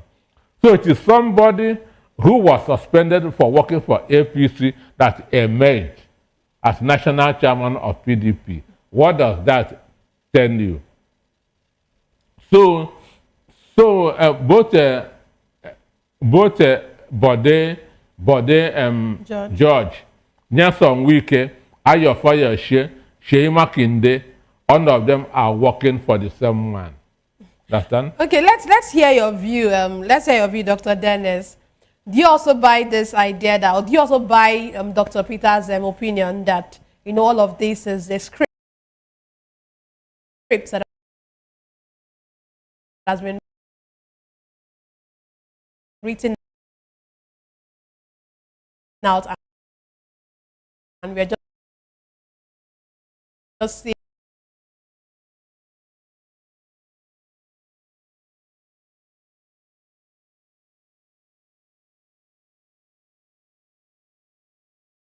seeing seeing them acting it out? Or would you say that the expulsion, would you actually applaud the expulsion by the PDP?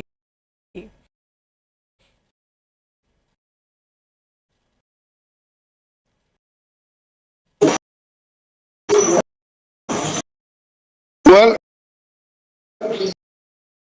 if what we have seen or what we have read from the social media, you will see a lot of comments for and against, and majority is for.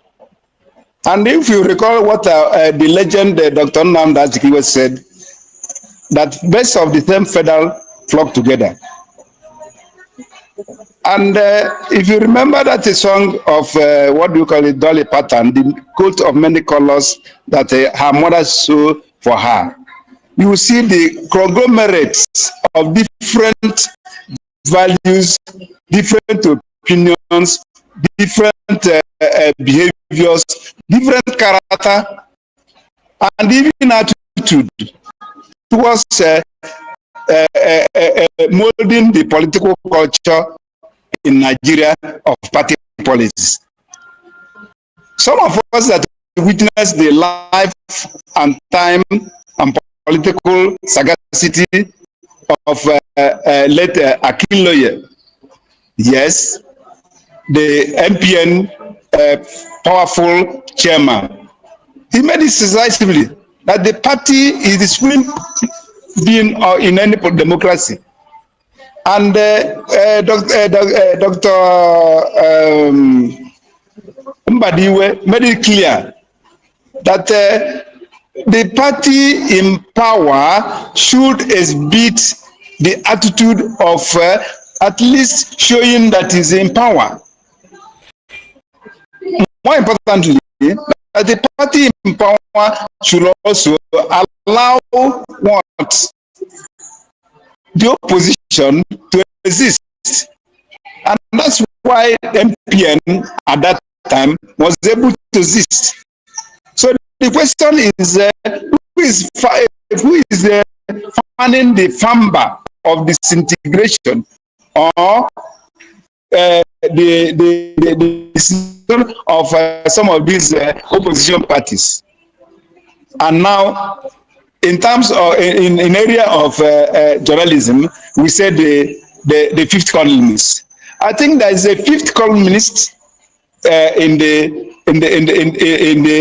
wheel or in the functioning of opposition parties in the country. I think that's what people are saying. I think that's what people are clamoring. And this, I think those people are saying, can we remove the hand of Esau from the system so that we know whose hand is working? So whether they're expelled or whether they are returned, the important thing is that the expulsion didn't come even on time. You can't belong to a political party and you can never serve two masters at the same time. I think that's a very fundamental point. You either hate one or you love the other one. So the earlier they have done it, let them be firm and be able to start to rebuilding their party. I think that's the point I want to make. Okay, there is Easter's hand, and there is a fifth columnist operating. So let them remove the fifth columnist, let them remove Easter's hands, and then be able to repackage their party, and then be able to move forward as a party or in opposition.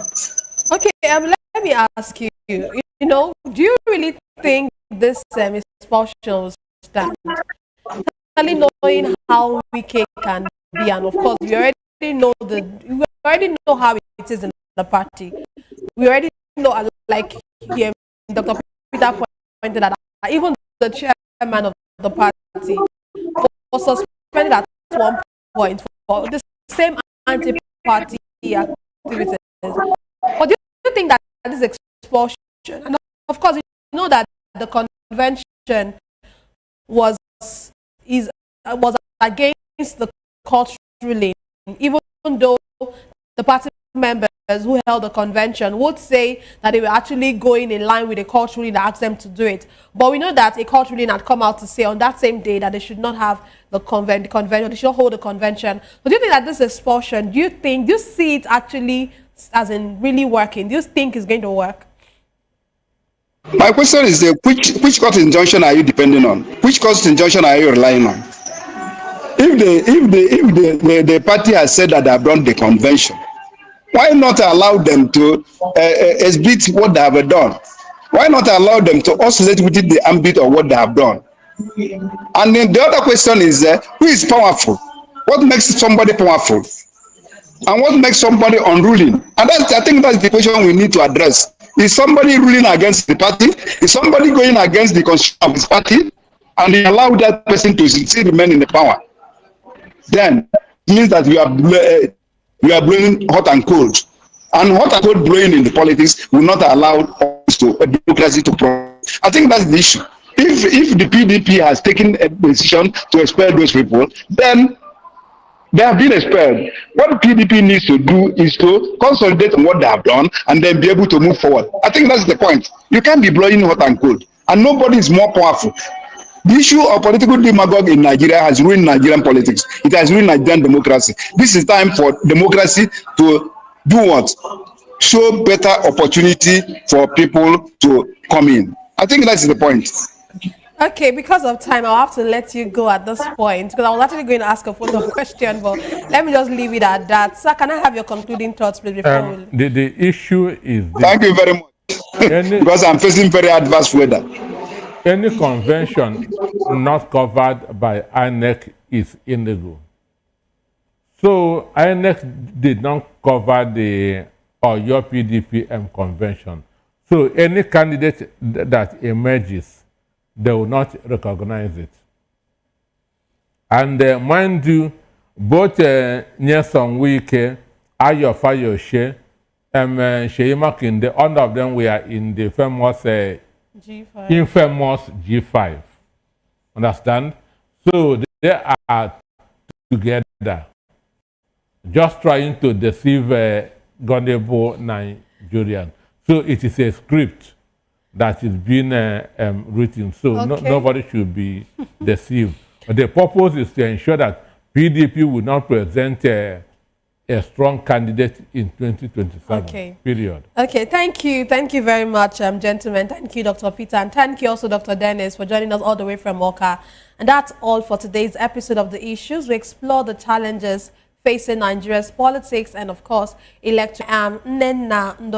This has been The Issues on Voice of the People Television, where the future faces forward. And please stay tuned for Hashtag with Vivian and Ikechukwu by 8 p.m.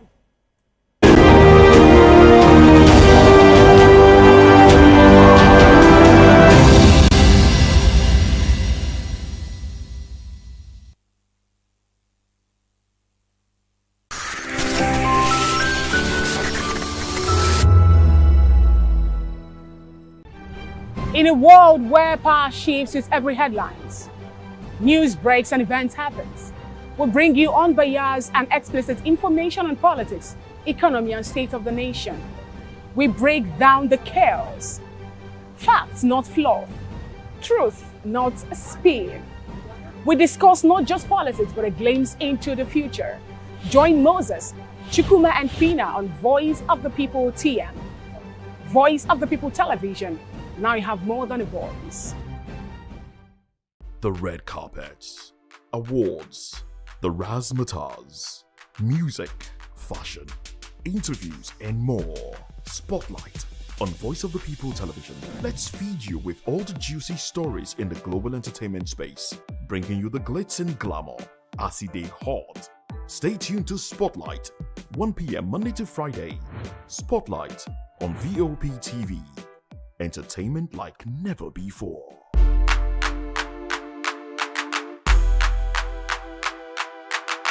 Welcome to the locker room, the home of football talk that matters.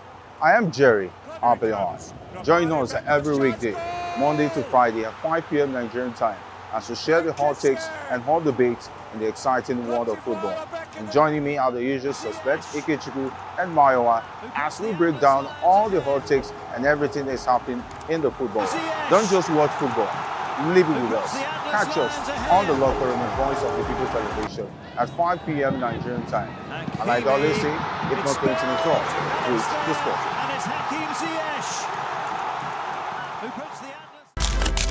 In a world where power shifts with every headline. In a nation full of questions. In a world filled with noise, the truth needs a voice. The policies that shapes our world and the economy that determines our future. Every hour, every day, the grapevine keeps buzzing. And together, we are committed to telling the stories that shape our world, because your voice is our focus. Don't forget, our voice matters the most. Let us come together and share our concerns.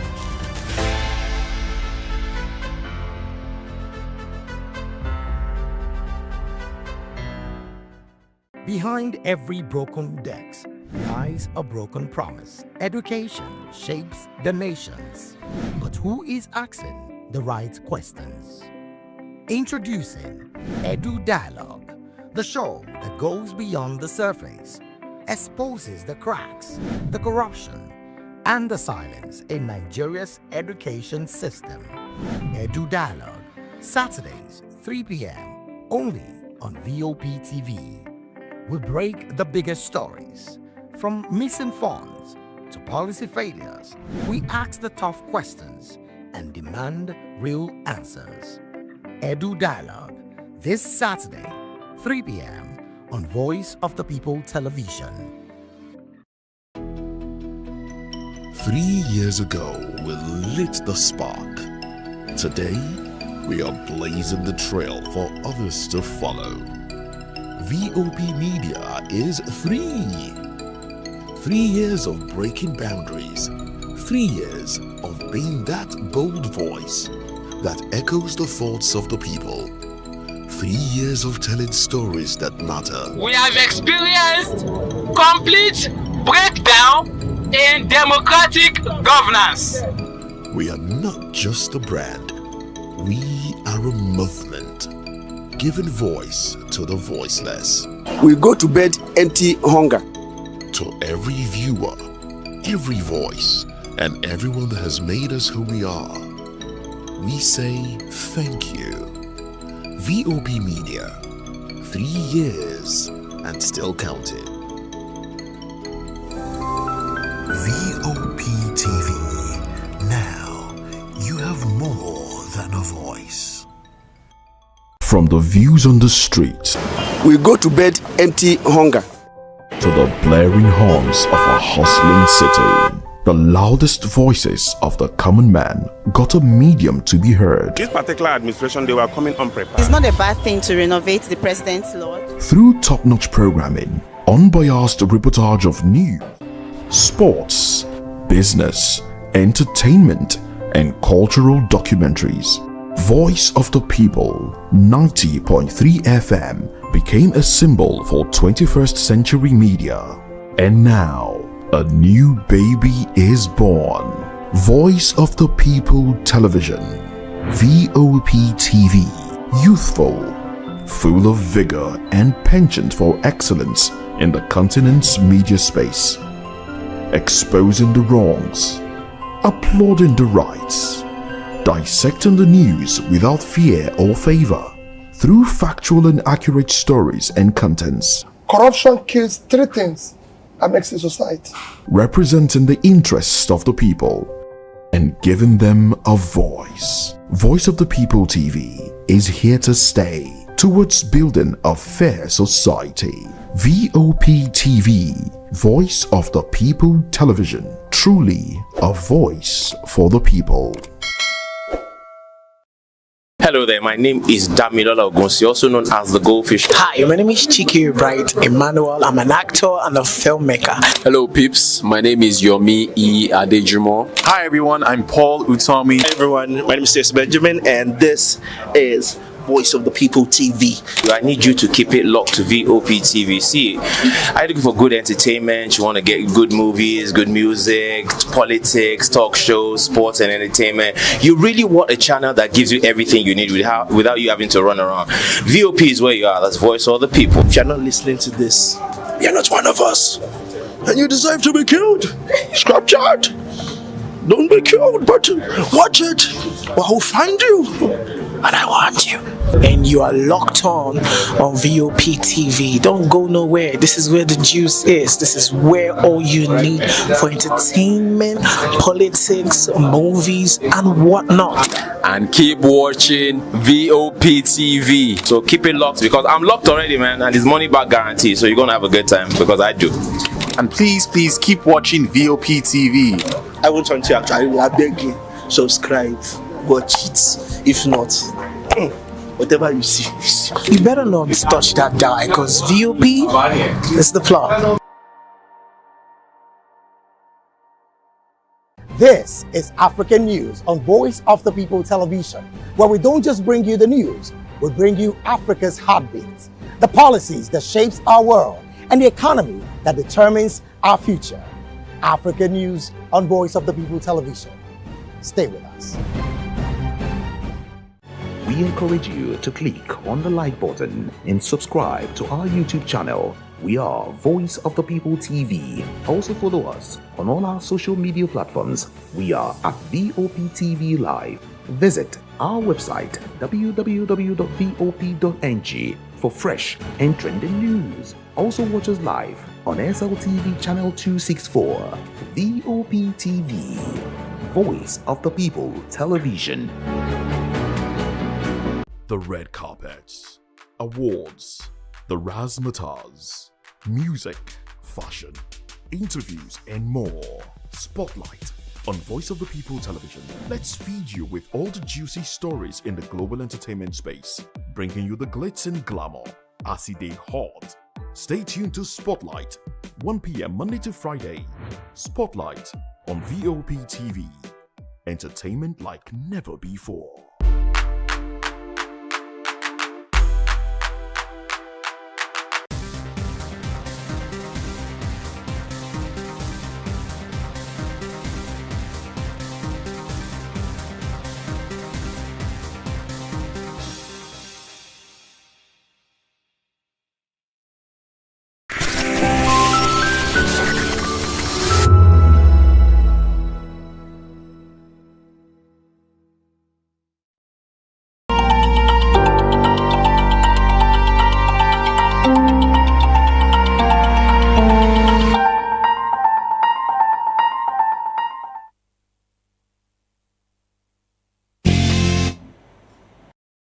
Welcome, guys. This is Hashtags right here on VOP TV. My name is Vivian Oguche.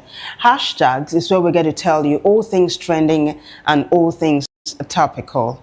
Now, if this is your first time joining us, accept a very warm welcome from us. Now, I say us because I'm not flying this plane solo. I got my co-anchor here. Hello, sir. Good evening, Vivian. Good evening, viewers. My name is Ikechukwu Agwagwu.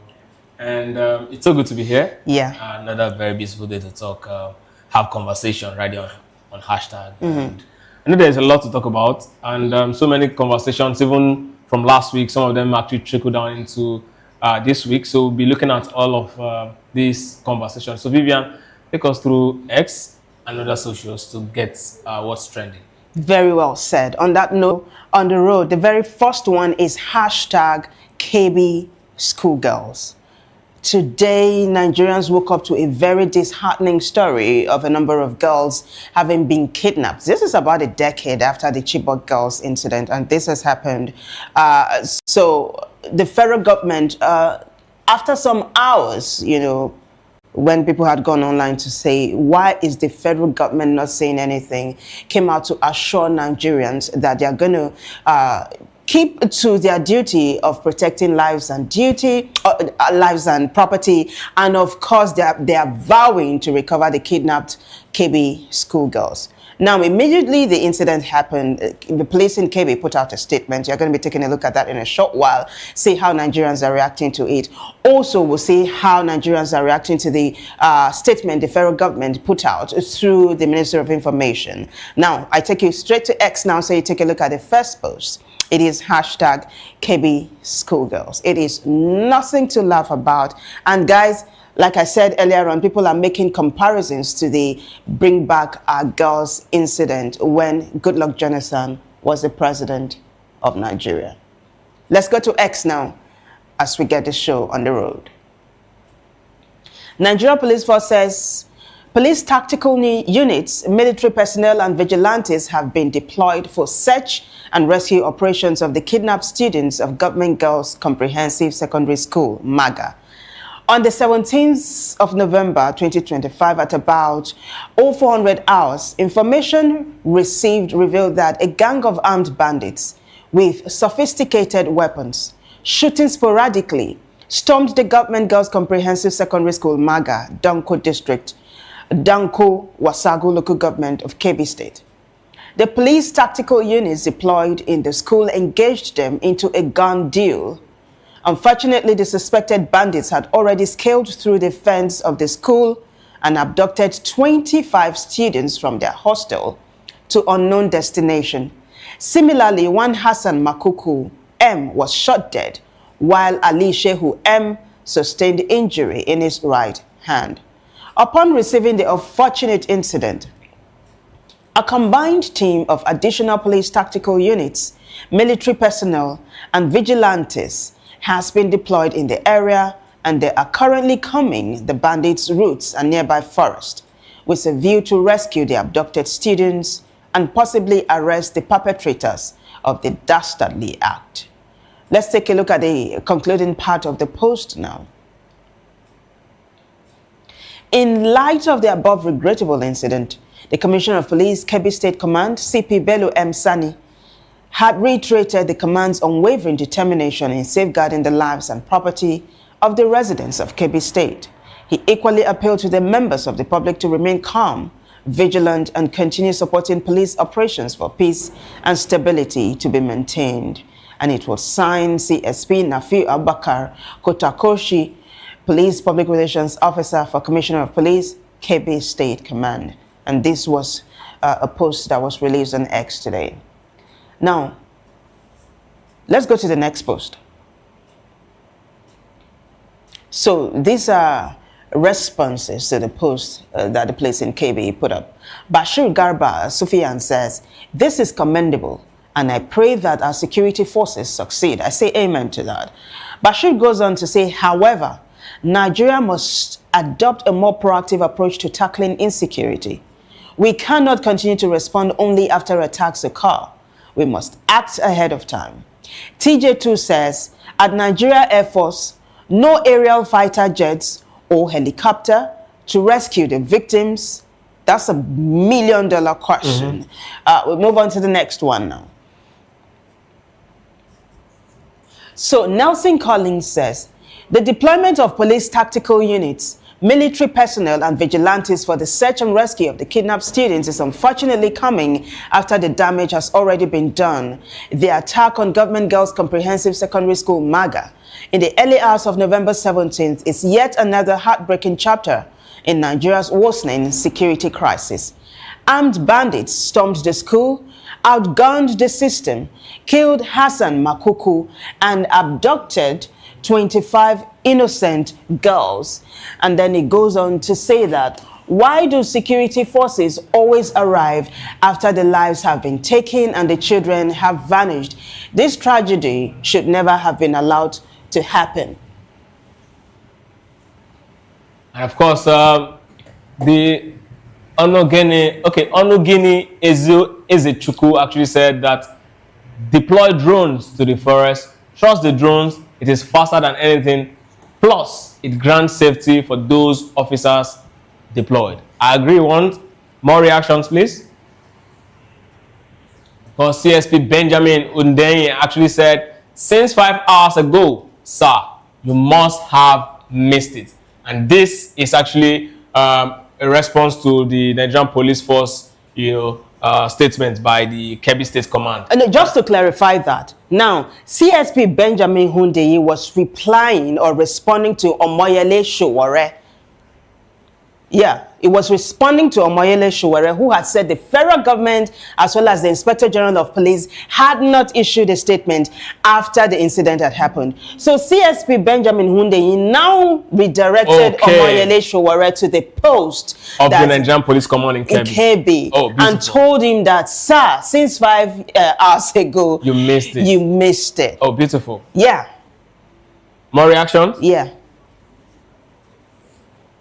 So, this is what the federal government now said, and I want you to take note at the time the federal government put up this post, because people online were hammering on the fact that the federal government had not said anything yet, right? So, this is Mohammed Idris, the Minister of Information, and he says, FG vows swift rescue of abducted Kebbi schoolgirls, reaffirms duty to protect citizens.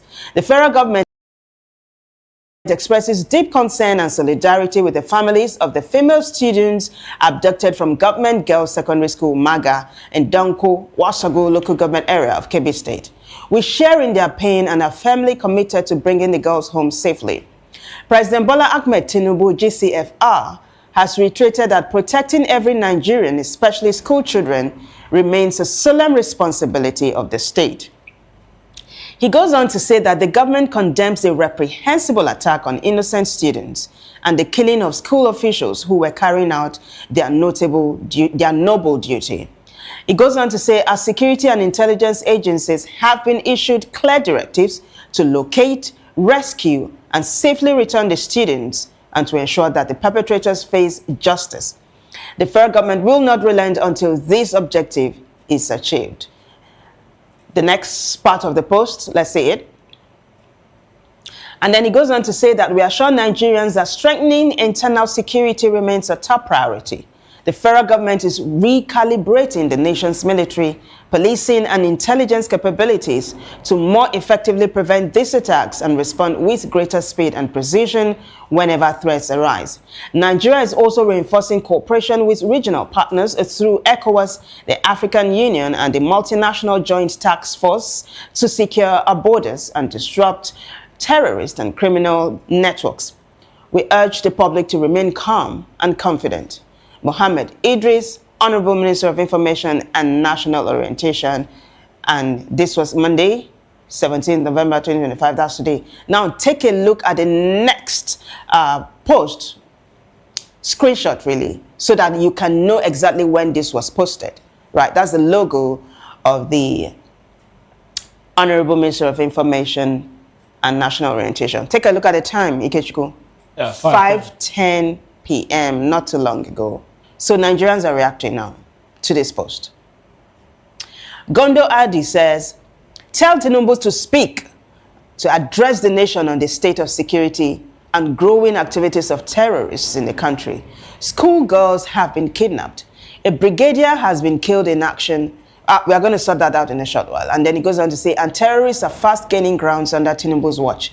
The man owes us an explanation. Summary Z says, summary. The federal government of Nigeria vows swift rescue of Kebbi schoolgirls, condemns the attack, and commits to strengthening security, regional cooperation, and bringing perpetrators to justice. Kone says they needed to wait for almost 12 hours to make the vow. And then Credenco says, same thing FG told us when Chibok girls were kidnapped by Islamists. Till today, many of the girls are still unaccounted for. So you see how this is going. There's actually another parallel hashtag really, which is called hashtag Bring Back Our Girls. And netizens are pulling out videos of all the politicians who actually held placards of, you know, the hashtag Bring Back Our Girls and all of that. Now, take a look at what Kone said, that they needed to wait for almost 12 hours to make the vow. I remember under President Goodluck Jonathan, when the Chibok girls were kidnapped, there was no immediate acknowledgement of the incident. In fact, it was First Lady, then First Lady Patience Jonathan, that had invited the principal of the girls and the parents. And that was when she said the famous, "Now only you are Kakom," and all. Now, people were saying that the first analysts, experts said, they were saying that the first 72 hours of a kidnap is the most important. You need to get these people back that first 72 hours, get the boots on the ground, or else it's over. So do you think this is swift action on the federal government, even though they waited for 12 hours to make the vow?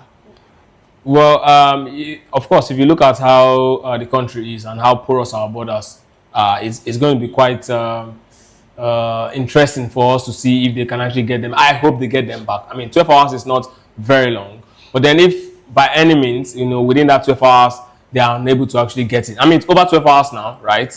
And if by any means they're not able to do that, then it becomes a very big problem. No, we are striking a very positive note. Yeah, that's what I'm saying. And we are joining our faith with that of the federal government. We hope that the girls, 25 of them are going to be recovered. Unfortunately, the vice principal of the school was killed. And I think the principal kidnapped her, as well, shot. The principal was shot. Vice principal killed. And may the soul of the departed rest. And I'm hoping that the girls are brought back home safe and sound. And in one piece. In one piece. Because, I mean, it's one thing for them to actually all be alive. It's another thing for them to be, you know, in another state where they're I don't want to project in the future, but this is hoping that the girls are recovered. We'll keep our fingers crossed. We'll move on to the next story. Someone alluded to it as the netizens were responding to that hashtag. They talked about a general being kidnapped and killed. So our next hashtag is a General M. Uba. Over the weekend, X was awash of stories of a general who had been kidnapped and killed by ISWAP. But the Voice of Nigeria came out with another twist to this particular story, saying that, yes, the general led his troop out of an ambush. It was a hairy situation, but that he wasn't kidnapped by ISWAP. So Voice of Nigeria VON actually put up this post. Let's take a look at it now. So Voice of Nigeria says the army has dismissed reports claiming the abduction of the commander, 25 Task Force Brigade, Brigadier General M. Uba, confirming he led his troops out of an ambush near Wajiroko in Borno State. More of this clarification. Let's take a look at the next post. Voice of Nigeria again continues by saying the army said insurgents attacked a patrol returning from an operation in Sambisa, but troops overpowered them with superior firepower. The army confirmed 2 soldiers and 2 civilian joint task force members died in the clash. May their souls rest in peace. And then the VON goes on to say that it urged the public to ignore false reports and rely on official updates. The Chief of Army Staff, Lieutenant General Wahidi Shaibu, praised the troops for courage and their sacrifices in a high-risk conflict zone. So, the army is saying that sometimes when, you know, stories are put up on social media that does not reflect the truth, it does more harm than good. That they should rely on, you know, reliable sources. That this major general, or this general, is not dead, he's alive, and he courageously led his troop out of an ambush. But unfortunately, I think the ISWAP itself also released a video recently about how they actually killed. Who would you believe? I mean, I would believe the video I'm saying. No, I would believe the army. I believe the video. If you're going to believe ISWAP over the Nigerian army, then there's a problem. No, the thing is this, right? If ISWAP is just making a statement, it's different. ISWAP is capitalizing on what's happening online what I'm saying is... You do know what these terrorists want. They want attention. I know. Yeah, wait, and we're not going to give them... I don't even want to argue this. The army has come out to say that the general is fine. C'est fini. We move on now to the next hashtag really, which is hashtag Lieutenant Yerima. You do know that Lieutenant Yerima versus the FCT minister. Lieutenant A.M. Yerima, by the way, is the young naval officer who went into fisticuffs with the FCT minister Nyesom Wike last week. Both of them just took over the Twitter space, X space, all through the week, and it seems like this saga is continuing. So over the weekend, the Vanguard broke news that Lieutenant Yerima had survived an assassination attempt, right? There's a video. I'm going to put that up in a short while. Now, shortly afterwards, the police now came up to say that no, it was not an assassination attempt. It was just a stop and search by the police, which degenerated into an almost ugly situation, right? So netizens are weighing in on this. So why don't you take a look? We go to X now, so you take a look and tell us, hey, what you think. You can just drop your comments in the YouTube section, comment section. So it is hashtag Lieutenant Yerima. Let me take you to X now so you see how that one is panning out. So Vanguard says, breaking, Lieutenant Yerima escapes assassination attempt in Abuja. So, Charles is responding, if the Lieutenant Yerima situation isn't handled with immediate tact, this thing could spiral into a full-blown crisis for the administration. The presidency's loud silence, all because Wike has become Tinubu's political albatross, is dangerous. Nigerians and the military are watching. The damage is already leaking through the cracks. We move on to the next post now as this story continues to unfold before your eyes. So the FCT Police Command says, the attention of FCT Police Command has been drawn to publications by an Instagram blogger alleging an attack on one Lieutenant Ahmed Yerima at NNPC Junction in Kubwa area of the FCT Police Command. Okay, so it says the FCT Police Command wishes to state that these publications are false and grossly misleading. On the 16th of November 2025 at about 6:15 p.m., a police patrol team, while conducting a routine stop and search operation at NNPC Junction along Kubwa Expressway, intercepted an ash-colored Toyota Camry driven with a concealed number plate and fully tinted windows. In line with standard operational procedure, officers approached the vehicle and politely requested for the occupant's identity along with an explanation for the concealments. The occupant, however, refused to identify himself, proceeded to make several calls, and wound up his tinted windows, declining to engage with the police team. Next post. All right, so this is a concluding part of that particular post. A few minutes later, 3 naval personnel arrived at the location and cordially identified the occupant of the vehicle as their colleague. They were also observed taking video and picture footage of the encounter before leaving. Following this confirmation, the police team allowed the vehicle to proceed. The patrol team then continued its operations peacefully and without any further incident. It is, however, surprising to wake up to maliciously crafted tales and, worst of all, allegations of assassination. The Commissioner of Police FCT Command CP Miller Dantawaye PSC, while calling on FCT residents and visitors to always cooperate with police officers in the discharge of their lawful duty, stresses the need to shun peddling of fake and unverified news capable of creating fear and apprehension in the society. And then he signed SP Josephine Ade, Police Public Relations Officer, FCT Police Command, Abuja. This was put up today. Take a look at the next post now. So, netizens are responding. Omoba says, but he actually identified himself in the video. Guys, you're going to watch the video in a short while, so just hang with me here. And then he goes on to say, check the video at 37 seconds. Something must have ensued before the policeman started recording. I'm sure they knew it was him. Enough of the back and forth. Mazi FX says, how this story makes sense now? Because from the video, now police, they shout. Olamilekon says, why did he refuse to identify himself? Why did he need to call another officer before he would show them his ID? All good. But is this scenario where bloggers said he survived assassination attempts? And then Big AAS says, you mean this is what they were calling assassination attempt? Now, the army has said that the military, this particular issue is under investigation. Lieutenant Yerima has not come out to say whether this was the particular event that was called an assassination attempt. But there are more reactions. Let's take a look at them. So Alhaji Wasiu says, Madam PRO, this video tells a different story. So this was a video that was put up regarding the stop and search. Larry Olayinka Wike's spokesperson also put up this video. So guys, take a look.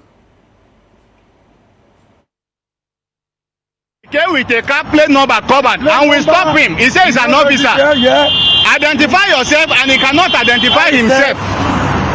The best thing he could do is to start insulting everybody. Do you now accept that what you did is wrong? You are the one that did wrong things. Go and report.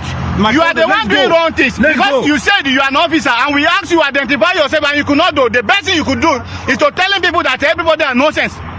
No, I didn't even see him. I didn't see.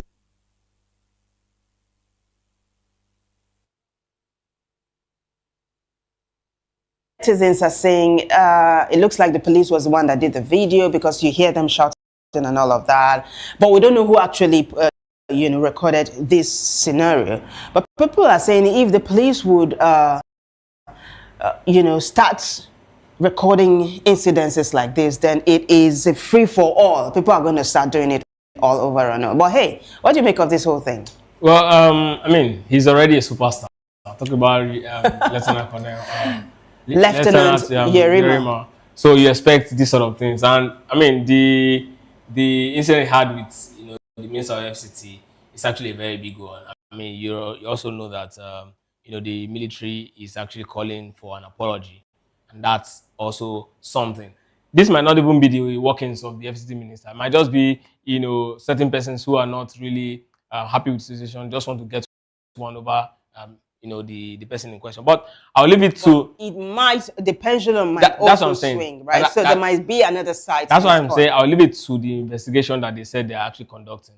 So what comes out of the investigation will definitely tell us, who is wrong or what's wrong. But from where I stand, right, showing someone your ID card like this should be enough. Yeah. You don't have to take it from me, right? I mean, that's exactly how I know it's done. So if they say he didn't do that, I mean, from what we saw here, he did. And okay, except they are saying he didn't do it before they started recording. That again is another. They didn't say it. That's what I'm saying. Yeah. That's what I'm saying. Except they say he didn't do it before they started recording. Did the policemen, did they sound defensive to you? They're sounding very aggressive. But were they sounding defensive? Like they know this dude now. They know what might happen if this video goes viral. So they sort of were kind of explaining what nobody had even asked them to explain. So when they got to know it's him, because again, I'm trying to cut them some slack. It's possible they don't know it's the person. But he wonder. Right. Yes, they might see the face but not recognize him as the same person. It's very possible many of these persons might not even be, very active on social media. Okay. So it's possible they don't know it's him. Right. But then when he said he's a military man, naturally, whether you're someone that's been online for some reasons recently or not, it's definitely going to make a fellow officer want to respect you. Mm-hmm. Especially the police, like you're a military man, okay. Now that's a thing. So that alone is enough for them to actually start explaining. Right, that's alone, without him being in any sort of situation before now. So, but I just want to see, what comes out of the investigation. And then we push it from there. But trust me, right? I don't think all of this is necessary. He's shown his ID card and you should just allow him go. And that's exactly why he's calling. Because the truth is, assassinations, they don't come at you as assassins. Yeah. They don't come at you as assassins. They come in, different form. And the next thing is just open fire. So maybe he's just like, scared because they are holding guns and perhaps he's not holding anything. Yeah, it's just like the devil. People think he comes with horns, with red paint all over his face. No, comes like some pretty boy, and before you know it, it's under your skin. Now, because you sort of hit the nail on the head, I was going to ask you, because based on the report that the police had put out, they said he had called naval officers and that his colleagues had come to the scene and were making, video footages and all of that. Was it right to really have done that based on what's been happening, really? What transpired between him and the FCT? Was it okay for him to quickly rally his colleagues to say, guys, calm, this is going down. It is very right for him to actually do what he did. Absolutely. See, let me be very honest with you. No matter how the situation turns out, right? Even if at the end of the day, the investigation showed that the policemen are actually right and he's in the wrong, Nigerians will still not believe. Yeah. Because Nigerians naturally have this, very, a strong dislike for the Nigerian police because of how they actually handle civilians. So naturally, that sentiment will always be there. Plus the fact that this man, talking about Yerima himself, is a man who a lot of persons have actually been giving a lot of plaudits because of how he handled the situation right there, between him and the minister. Plus, it looks like, based on the comments we had online when this thing transpired between Lieutenant Yerima and the FCT minister, it looked like there was no love lost between the Nigerian citizen, especially netizens, and the FCT minister. Nobody cut him some slack, really. See, it was some massive backlash, left, right, center. So yes, exactly what I was saying. And if you look at the reaction between him, I'm talking about Yerima now, Lieutenant Yerima, and the police officer, where he said, policeman should not be talking when I'm talking. Yeah. So a lot of persons from that particular end, I'm talking about the police, were like, okay, why is he actually sounding this way? So the police actually would not be very, very happy with him. Absolutely. And because of the way the police have actually handled civil matter with Nigerian citizens, is I have my own fair share of experience, couple of and it's quite very, very funny, You want to share some? Well, okay, so that day we were actually seated outside, myself and my friend. There was actually no light, so we were seated in front of our gate, just hoping that the light is going to be restored maybe around 11:30 or thereabout, just in front of our gate. And then these guys just came there, and then the next thing we know, we found ourselves in the police station. Are you kidding me? I'm very serious. This was when? This was, I think, about 2 years ago. Oh, this is 2025. So I think it's, okay, maybe late 2022. So I think it was around this time, And before we could know what's going on, we were already there. And one of the guys who was also there with us, who met there, unfortunately, he was trying to explain. Because at that point, I was still struggling to understand what was going on. And the guy was like... I'm sorry I'm laughing, but I can't even wrap my head around And the guy was like, hey, Oga, now bread I go buy. See the bread sit in my hand. Now I just come from work, He went to buy a loaf of bread and he was arrested. Sincerely. And the other one was like, neighbors they fight. I separate them. And he was husband arrested. and wife. Yeah. Then the policeman was saying to him that who sending me people mouth husband and wife matter. So all of these sort of things, right? When they get into issues like this, I'm talking about the police now. A lot of Nigerians look back at their experience like, no, these people are not sincere, and that's exactly why it's difficult for them to actually get support. But then let's see what the investigation says about this, and then. But I want to hear the end of your story. Excuse me. Were you immediately released? Okay, so we put some calls, and then we got released around 3 a.m. Oh that was when I, because I was like, I cannot sleep at daybreak. This is not possible. I'm sure after that incident, whether there was light or not, you know. No. The next day we went there, and they came again. Yes. So what did you do? And when they got there, they said go inside, and then we quickly, entered the gate. And our dog, just about, I think about 3 months, they took the dog. We went to the station I can't deal with it. I cannot deal with it. It's crazy. It's crazy, really. What did the dog do? I don't know. Oh, gosh. It's a very beautiful dog. And the thing is, it is said that the police is your friend. Well. Yeah, that remains to be seen and proven by the police. I do hope that the relations between civilians and the Nigerian police will improve over time. It is not rocket science. I think it has to do with happen. how they actually graduate from the police college or something. Because if these guys actually have this thorough training where they see people, and also I also believe it also has to do with their pay, because I think if they are well paid as well, they will not want to do so many illegal things to actually. So there are so many factors responsible for this. But this is not to say that there are no good police officers, because it will be remiss of us not to mention. True. There are some. I've heard incidents over and over again where drivers were stranded on 3rd Mainland Bridge, that very dangerous part, and police officers who were nearby or who were passing would stop and help them push their cars to safety. Cases where, I mean, police officers have shown good deeds. We need more of that. Yeah, it can happen. But I think we need to move on to the next hashtag, which is hashtag Duke of Edinburgh. So the Duke of Edinburgh is in Nigeria visiting President Tinubu, and then to also take part in some activities. So when Bayo Onanuga, presidential spokesman, put up the post and pictures, do you know what Nigerians started saying? Not one single Nigerian said, welcome Duke of Edinburgh. All they were saying was that, so they just kidnapped 25 girls from KB and this is what you're posting. In fact, I'd let you hear it from the horse's mouth. So this is the next hashtag, Duke of Edinburgh. Let's go to X now so you see the post that Bayo Onanuga put up himself. All right. Bayo Onanuga, OONCON, says Duke of Edinburgh visits President Tinubu. 1. From left, British High Commissioner to Nigeria, Sir Richard Montgomery, Duke of Edinburgh. Prince Edward, President Bola Ahmed Tinubu, and Minister of Finance and Coordinating Minister of the Economy, Wale Edun, during the President Tinubu audience with Prince Edward at the Presidential Villa, Abuja on Monday. This just happened, actually. And then he says, photos, he was just explaining, the people involved in it. You wanted to say something before we take a look at the response? No, let's look at the response. All right, so let's see how Nigerians are reacting now.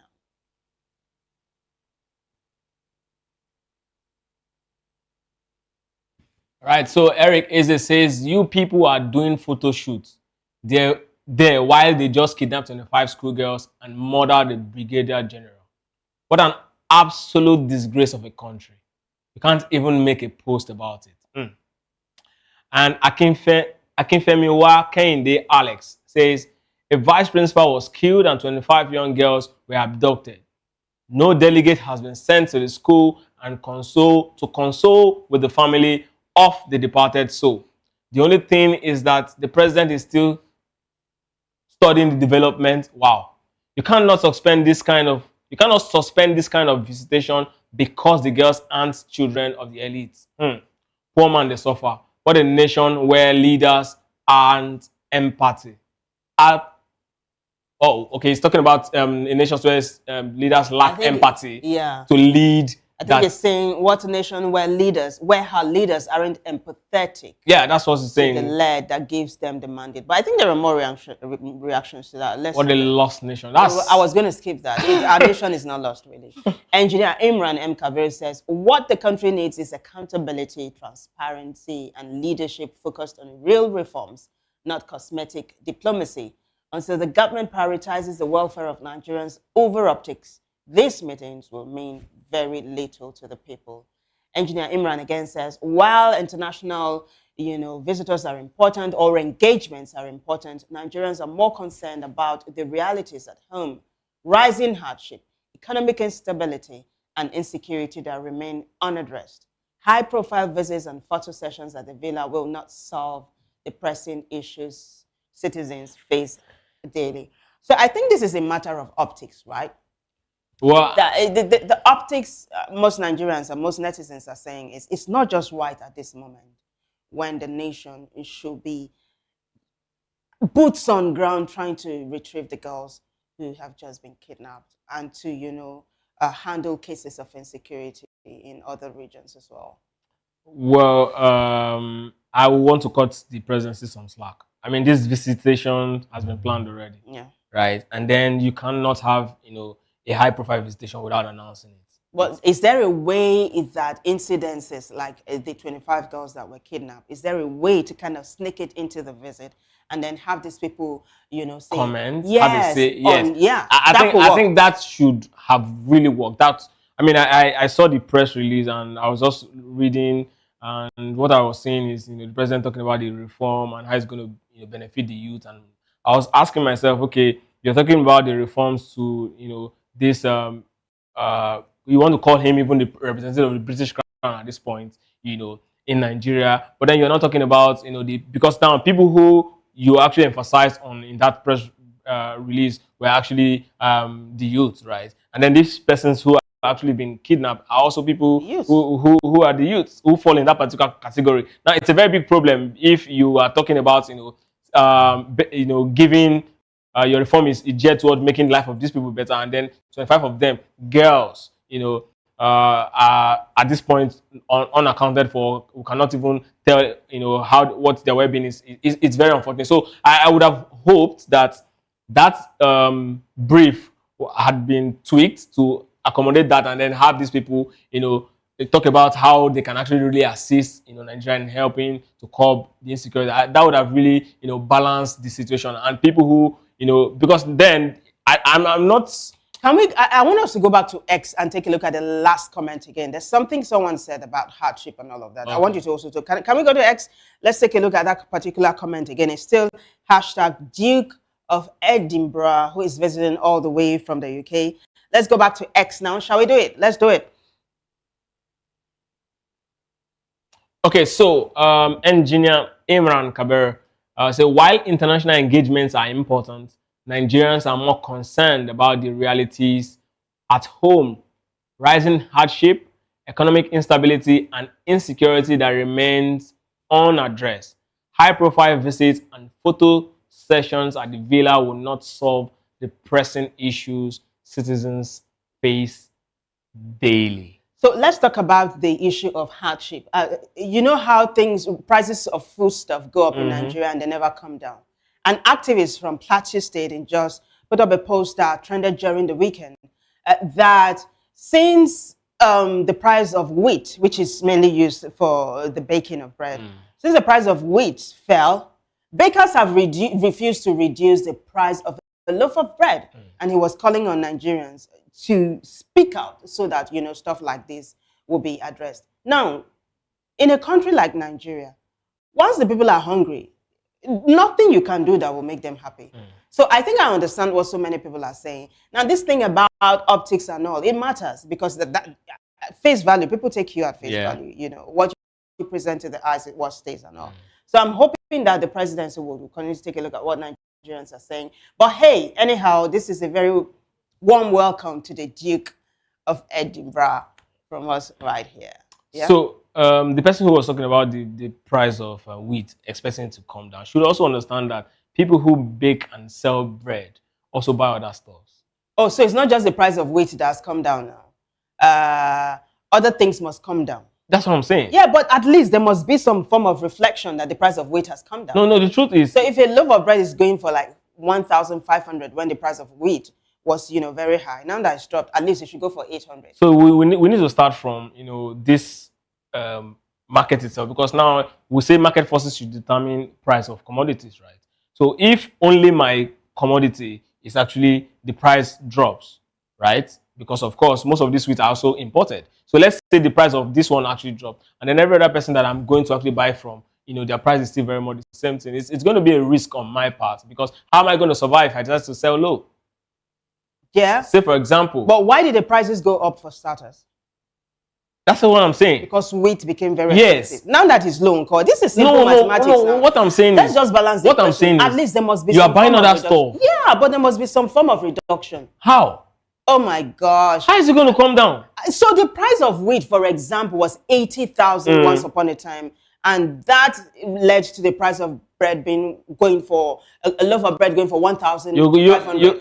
So when the price of a bag of wheat has now come down from 80,000 to 30,000 naira, should there not be a reduction in the price of a loaf of bread? Did the price of fuel come down? Did the price of sugar come down? Okay. Did the price of other food that you're going to eat as a person outside selling bread come down? You know how we say, let's agree to disagree? I want to take that route right now. Let's agree to disagree on this.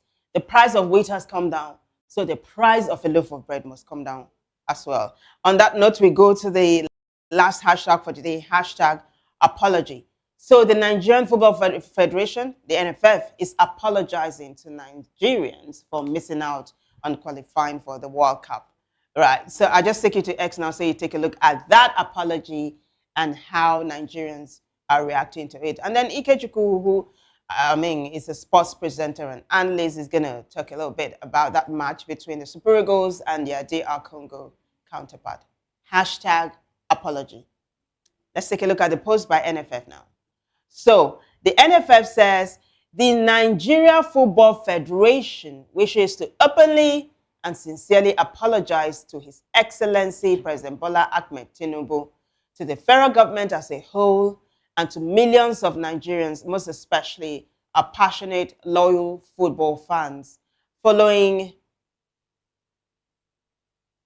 the Super Eagles' failure to qualify for the 2026 FIFA World Cup finals.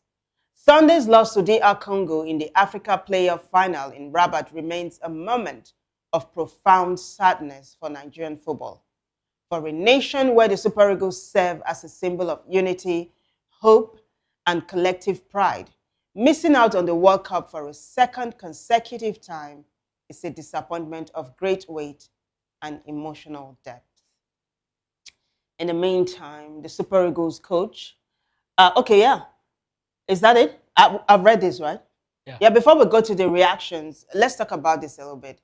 The coach of the Super Eagles side, Eric Chell, had come out to say that there was some sort of voodoo going on at the pitch during, the playoffs, the penalty kick-out. That story was on CNN shortly before I came on board. They were sort of laughing that, okay, so there was voodoo, and the anchor asked the football analyst, what sort of voodoo? And the football analyst was like, we don't know yet. So it looks like it's a story that's making the rounds, but he was very passionate and emotional at some point when he said somebody was doing like holy water, chanting, and then pouring some stuff. Yes, on the field. Do you think that was what worked against the Nigerian team? Well, I think overall, right, the Super Eagles didn't do their job. That's what worked against the Super Eagles. I don't want to believe it's voodoo. If it's left to voodoo, I think African countries that won the World Cup. Yeah, I agree. I recall when Togo went to their first World Cup. I think it was in 2006. A lot of stuff was being said. In fact, the late Stephen Keshi, Nigerian coach, took them to that World Cup, their first and only ever World Cup. And sadly, Stephen Keshi was one of those who took us to 2002 World Cup. That team got disbanded. So, but they got to the World Cup. That team got disbanded by former President Goodluck Jonathan? No, 2002. It was. Who was the president? President Obasanjo. Not the president that disbanded the team, right? It was the. Who disbanded that team? It was the people running our football, the Minister of Sport. No, but there was a directive given to the sports administrators, right? No directive per se, right? There was a directive. The coaching crew was sacked. By who? By the Minister of Sports. Who's the Minister of Sports? The Shayama Kako. Yeah, but who is he representing? I federal government. I don't want to believe. Oh my gosh! No. Sometimes wait. Can we not drag this? No. Let's not go there. So let's talk about the voodoo. Voodoo is also known as Charles in Africa. Yes. Yeah, because we need to take a look at the reactions. I know, right? Netizens are reacting. No. I just want to point something. Sometimes, right, the people in government, I'm talking about the politicians, core politicians now, don't even pay attention to the workings of what happens in the football. So the Minister of Sports and the NFL Chairman can take decisions without the President and whoever it is. But is that supposed to be? Because the Minister of Sports is part of the President's kitchen cabinet. Yeah. He must take his command from the President. Yeah. So like you said, let's look at the voodoo thing now. So it's not even the first time we're hearing the voodoo incident. So in 2006, when Togo qualified, there were a lot of talks about, Togo's got voodoo. They're definitely going to make it, give a very strong showing, in that particular World Cup. They didn't make it through the group stage. And with all the talk of voodoo, they were knocked by, virtually everybody in that group, and they got knocked out. Now we're looking at, we also have incident. I think it was in that same 2002, Nigeria against Senegal, in a Nations Cup game. So it was said that one of the Senegalese goalkeeper, because it was difficult, it was a high-stake game. In 2000, it was a high-stake game. A lot of chances was missed in that game. Nigeria couldn't find a way, and they said until one of the players actually went behind I've forgotten the name of the players to remove something. The goalkeeper of the Senegalese side actually dropped there before the Super Eagles could find a way. There are lots of talks about voodoo. I mean, let's talk about India. Once upon a time, the Indians weren't allowed to play the World Cup, I know, because it was. No, the Indians actually qualified for the World Cup, but the reason why they didn't allow them play was because they told FIFA they want to play with barefoot.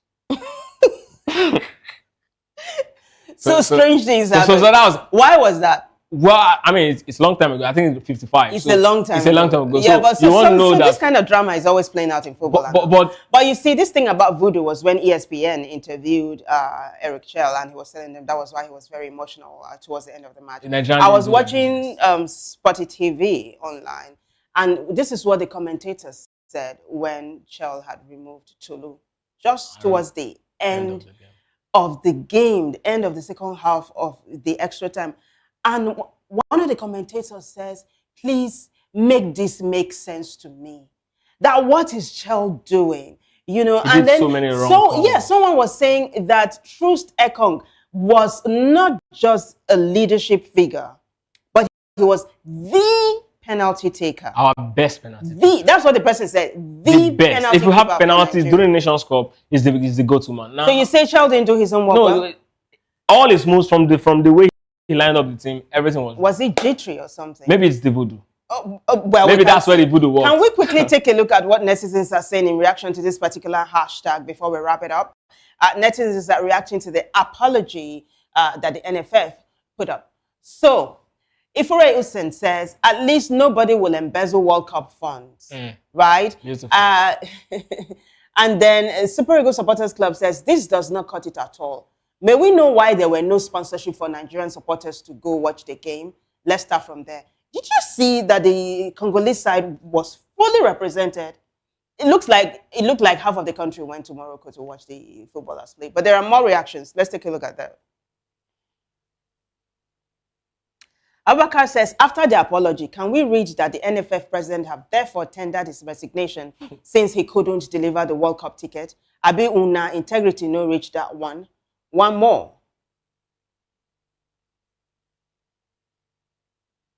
Right. Akesh Andrew says, invest in home league and build quality at home. These players that come from Europe won't take Nigeria anywhere because what we all watched yesterday wasn't it. Though DRC players were promised huge sums of money, Super Eagles displayed something no one expected. Maybe they are so proud since they play in big leagues and clubs. Invest in MPL. It's an observation from one brother to another brother. Whispering Heart says, what is the NFF doing with all the money FIFA has been giving you? You can't even release a statement like a proper organization or get verified. I can't believe anybody in the NFF has resigned till now. It shows what a mess this is all about. And then it says zero accountability. Ikechukwu, your final thoughts on this as we wrap up? Well, like I said before, I mean, we didn't do our job. Netizens and someone is saying fire. that Nigeria should invest in the Nigerian Professional Football League, which is the MPL. Maybe they will, maybe they will not, but as far as I'm concerned... Is that a valid call? Very, very valid call. I mean, back in the days, that used to be the feeders to the national team. You see quality players from there that comes into the national team to really help, even when the big boys, the so-called big boys are not around. But is there a coach that did well in that category? Was Westerhoff, did he try to, groom homegrown players when he was the Super Eagles coach? Okay, as at when Westerhoff joined the Super Eagles, Nigeria wasn't actually the elite football nation. Yeah, but did he go around trying to groom, the youngsters? Well, yeah, he actually did. But I think remember. I think the person I'm going to give a lot of credit to is Les Stephen Keshi because, yeah, some of the players that went to 2013 Nations Cup that we won. In fact, the person that scored the winning goal was a Nigerian League player. So it's doable, right? So it's very doable, but it's just so unfortunate. But from where I stand, if things are not done well, from where I stand, next World Cup is going to be hard for us to go. Oh my gosh. This was you who predicted a 3-0 win against the Congo. Well, we've got to wrap it up. In the meantime, President Tinubu has asked the Super Eagles to take heart and to now focus on the African Cup of Nations. On that note, I say thanks to everyone who contributed to making the show a success. Bigger thanks goes to you guys for watching. Until we come here again, I am Vivian Oguche. Bye for now.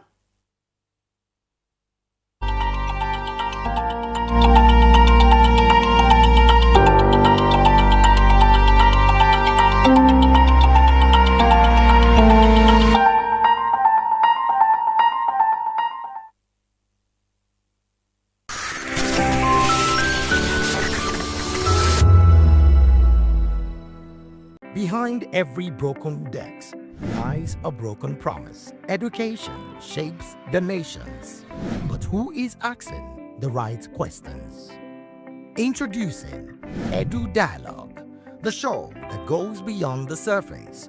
exposes the cracks, the corruption, and the silence in Nigeria's education system. Edu Dialogue, Saturdays, 3 p.m., only on VOP TV. We break the biggest stories, from missing funds to policy failures. We ask the tough questions and demand real answers. Edu Dialogue, this Saturday, 3 p.m. on Voice of the People Television. 2564 is coming up on Burning 9, right? The 2564 Atlantic Tower. What happens in the hush behind hangar doors? Who signs the papers that gamble with lives? Which truths were grounded before they even ever had wings? If you've ever buckled a seatbelt at 30,000 feet, if you've ever stared out of that tiny window and wondered who's really in control of the skies, it isn't just flight, it's power, it's politics, it's pressure sealed in steel. We're peeling back the clouds from runway risks to sky-high secrets. We're diving deep where most dare not to look. Aviation Scope, every Sunday at 7 p.m. only on Voice of the People TV. We don't just report, we reveal. We don't just ask, we uncover. Because when it comes to the skies, ignorance is turbulence. Aviation Scope, the sky isn't the limit, it's just the beginning.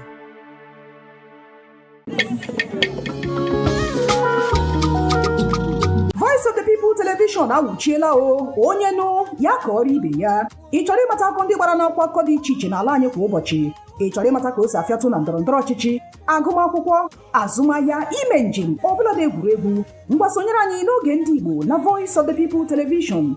Anyị nwere ndị ọbịa bụ ọkachamara, bụkwa ndị ga-enye aka tapịa isiokwu ndị anyị jiri bịa kwa ụbọchị. Anyị ga-eji ka o siri gbaa n'akwụkwọ akụkọ dị iche iche wee malite tupu anyị akọzie n'uju n'ubi onye anyị bịara na nke ya. Ịgbamụrụ nzem ọzọ kedụkosi aga ya gaziere onye ukwu ma gaziere onye nta. Mkparịta ụka tọrọ atọ ka anyị ga-ewetara gị bụkwa nke ga-eme ka ịmata ka ihe si aga n'ala anyị bụ Naịjirịa ọbụla dị na mba ofesi. Oge ndị Igbo na Voice of the People Television ga na-abịara gị site n'ụbọchị Mọnde ruo Fraịde na SLTV Channel 264. Ekwekwala ka akọrọ gị ya akọrọ. Chetakwa na ọ bụ na SLTV Channel 264 ka ị ga-ekiri Voice of the People Television. Voice of the People Television, ugbu a ị nwere karịa olu. My name is Esther. They call me the Oga Patapata of them, the general overseer of them all. Every man, every woman has got a voice where integrity is the volume. So this is Voice of the People's TV. Voice of the People's TV. So this is the people's voice. And the people's voice is the voice of God. That's the voice populi in Latin. The people's voice is the voice of God. So keep watching Voice of the People. In fact, my name is Voice of the People. Keep watching MC Adobekin. Hi guys, my name is Kagan. I am Nigeria's biggest tech content creator. And I just wanted to give a quick shout out to Voice of the People TV. Keep watching, enjoy, and you're welcome. My name is MC Alamano. They say call me Enjoy Med Landlord. It's VOP TV. Keep watching VOP TV. Don't touch it down. Even if you want to touch it down, increase the volume. If you don't increase the volume, I told me. My name is Collins Agawabe, popularly known as No My Day, but last, more than No My Day. Or more. Not be all so the cook right at the fry plantain. We keep on watching VOP TV. Hey, the voice of the people, the voice of Edo. If you now want to get the authentic news for Edo, the way it be, that's why they show and all they cut anything come on. At VOP TV.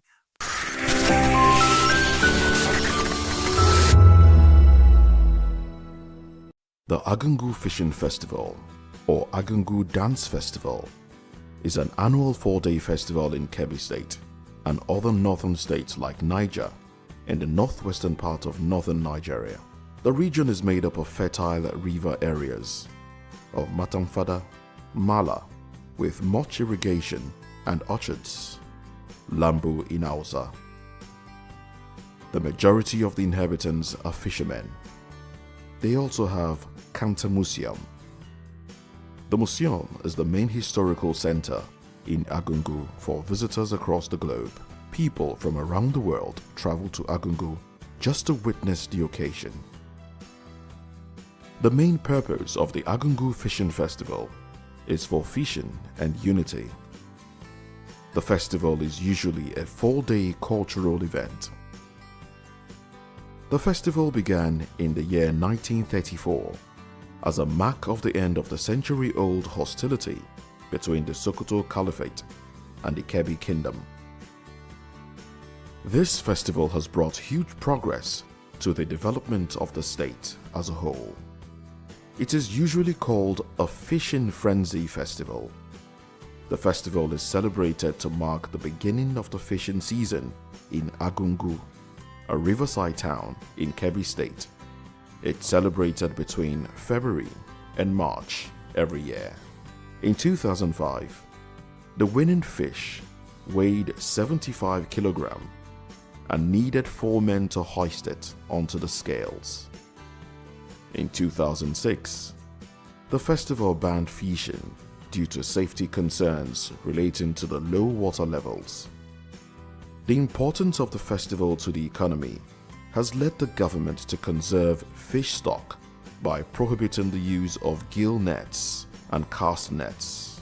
The Zairo Polder project, an irrigation scheme in the Rima River floodplain to the south of Agungu, has been criticized because the reservoir threatens to flood the traditional site of the festival. Activities include craft showcases, canoe races, agricultural showcase, cultural activities, wrestling matches, musical performances, a grand fishing contest and swimming contest. On the final day of the festival, the competition is held, in which thousands of men line up along the river, and at the sound of a gunshot, all of them jump into the river and have an hour to catch the largest fish. The winner can take home as much as $7,500. Competitors are only allowed to use traditional fishing tools, and many prefer to catch fish entirely by hand. A practice also popular elsewhere and known as noodling, and this is to demonstrate their prowess.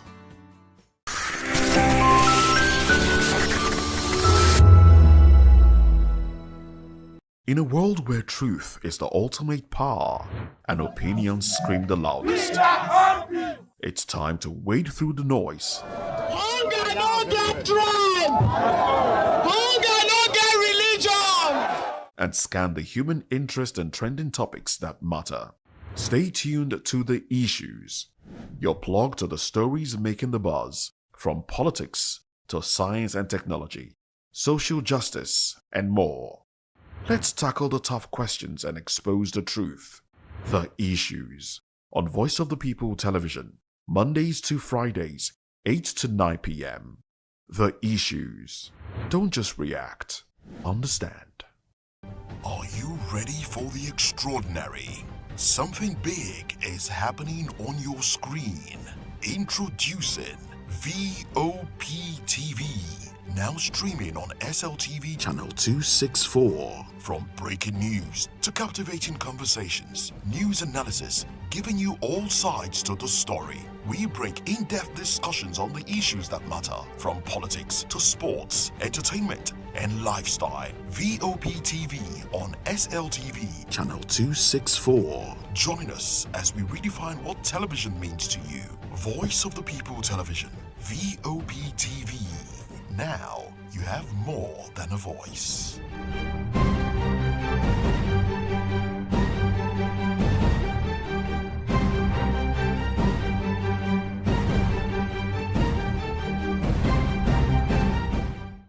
This is African News on Voice of the People Television, where we don't just bring you the news, we bring you Africa's heartbeats, the policies that shapes our world, and the economy that determines our future. African News on Voice of the People Television. Stay with us.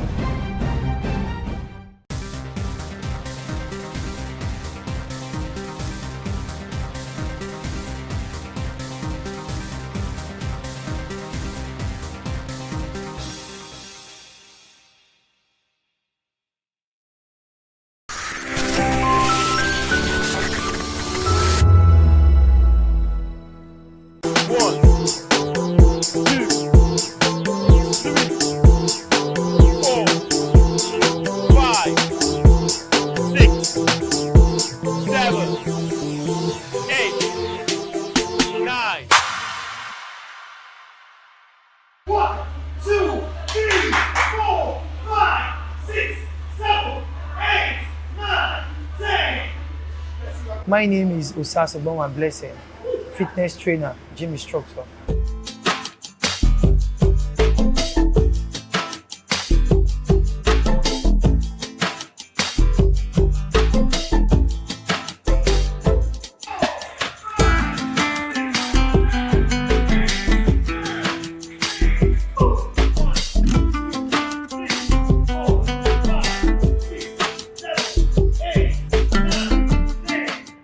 The name of my gym is Great Life Fitness Center. My journey as a gym instructor has been very superb, loving. Like, I'm so happy to be a sport person, to be an athlete. You know, it has not been so easy, but sport is something you do with your heart, with your mind, and you enjoy it at last.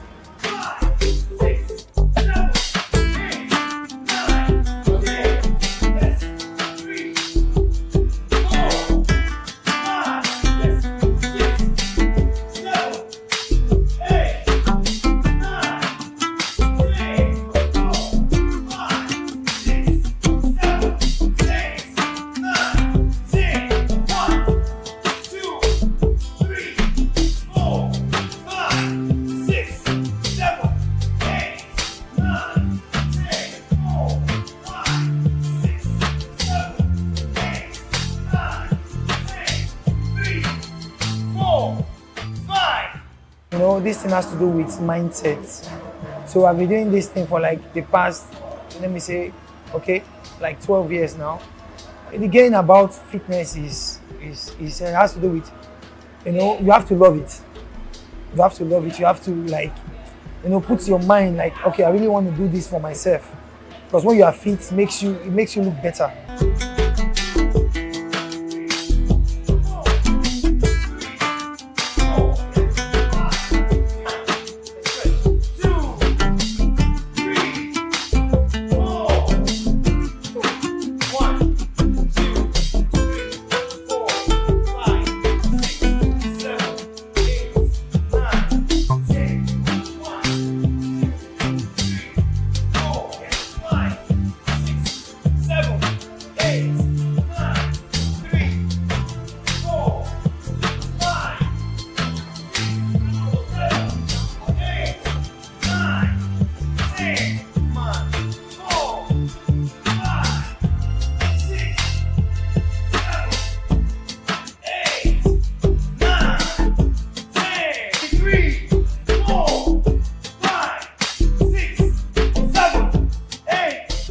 Food has to play a big role in fitness. You are what you eat. So, for example, I train you, I finish training you, you went to go and eat something that you're not supposed to eat. Like, you just rush it back. You don't understand. It's not really healthy. When you finish training, there's some kind of training you do.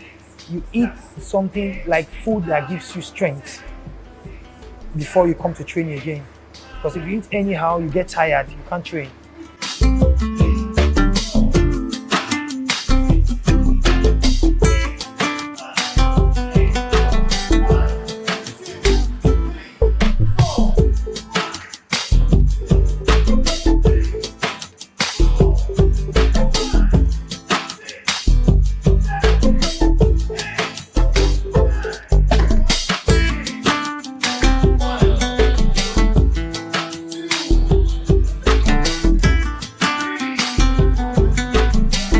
Anybody that wants to lose weight, one, it has to be disciplined and be focused. You understand? It has to do with your mindset. Say, okay, I'm ready to lose weight. Then be happy doing it. You understand? Don't even use your mind. Don't even say, I want to lose weight. Say, I want to be fit. Use the word, I want to be fit. When you are fit, you lose weight. When you are fit, you are flexible.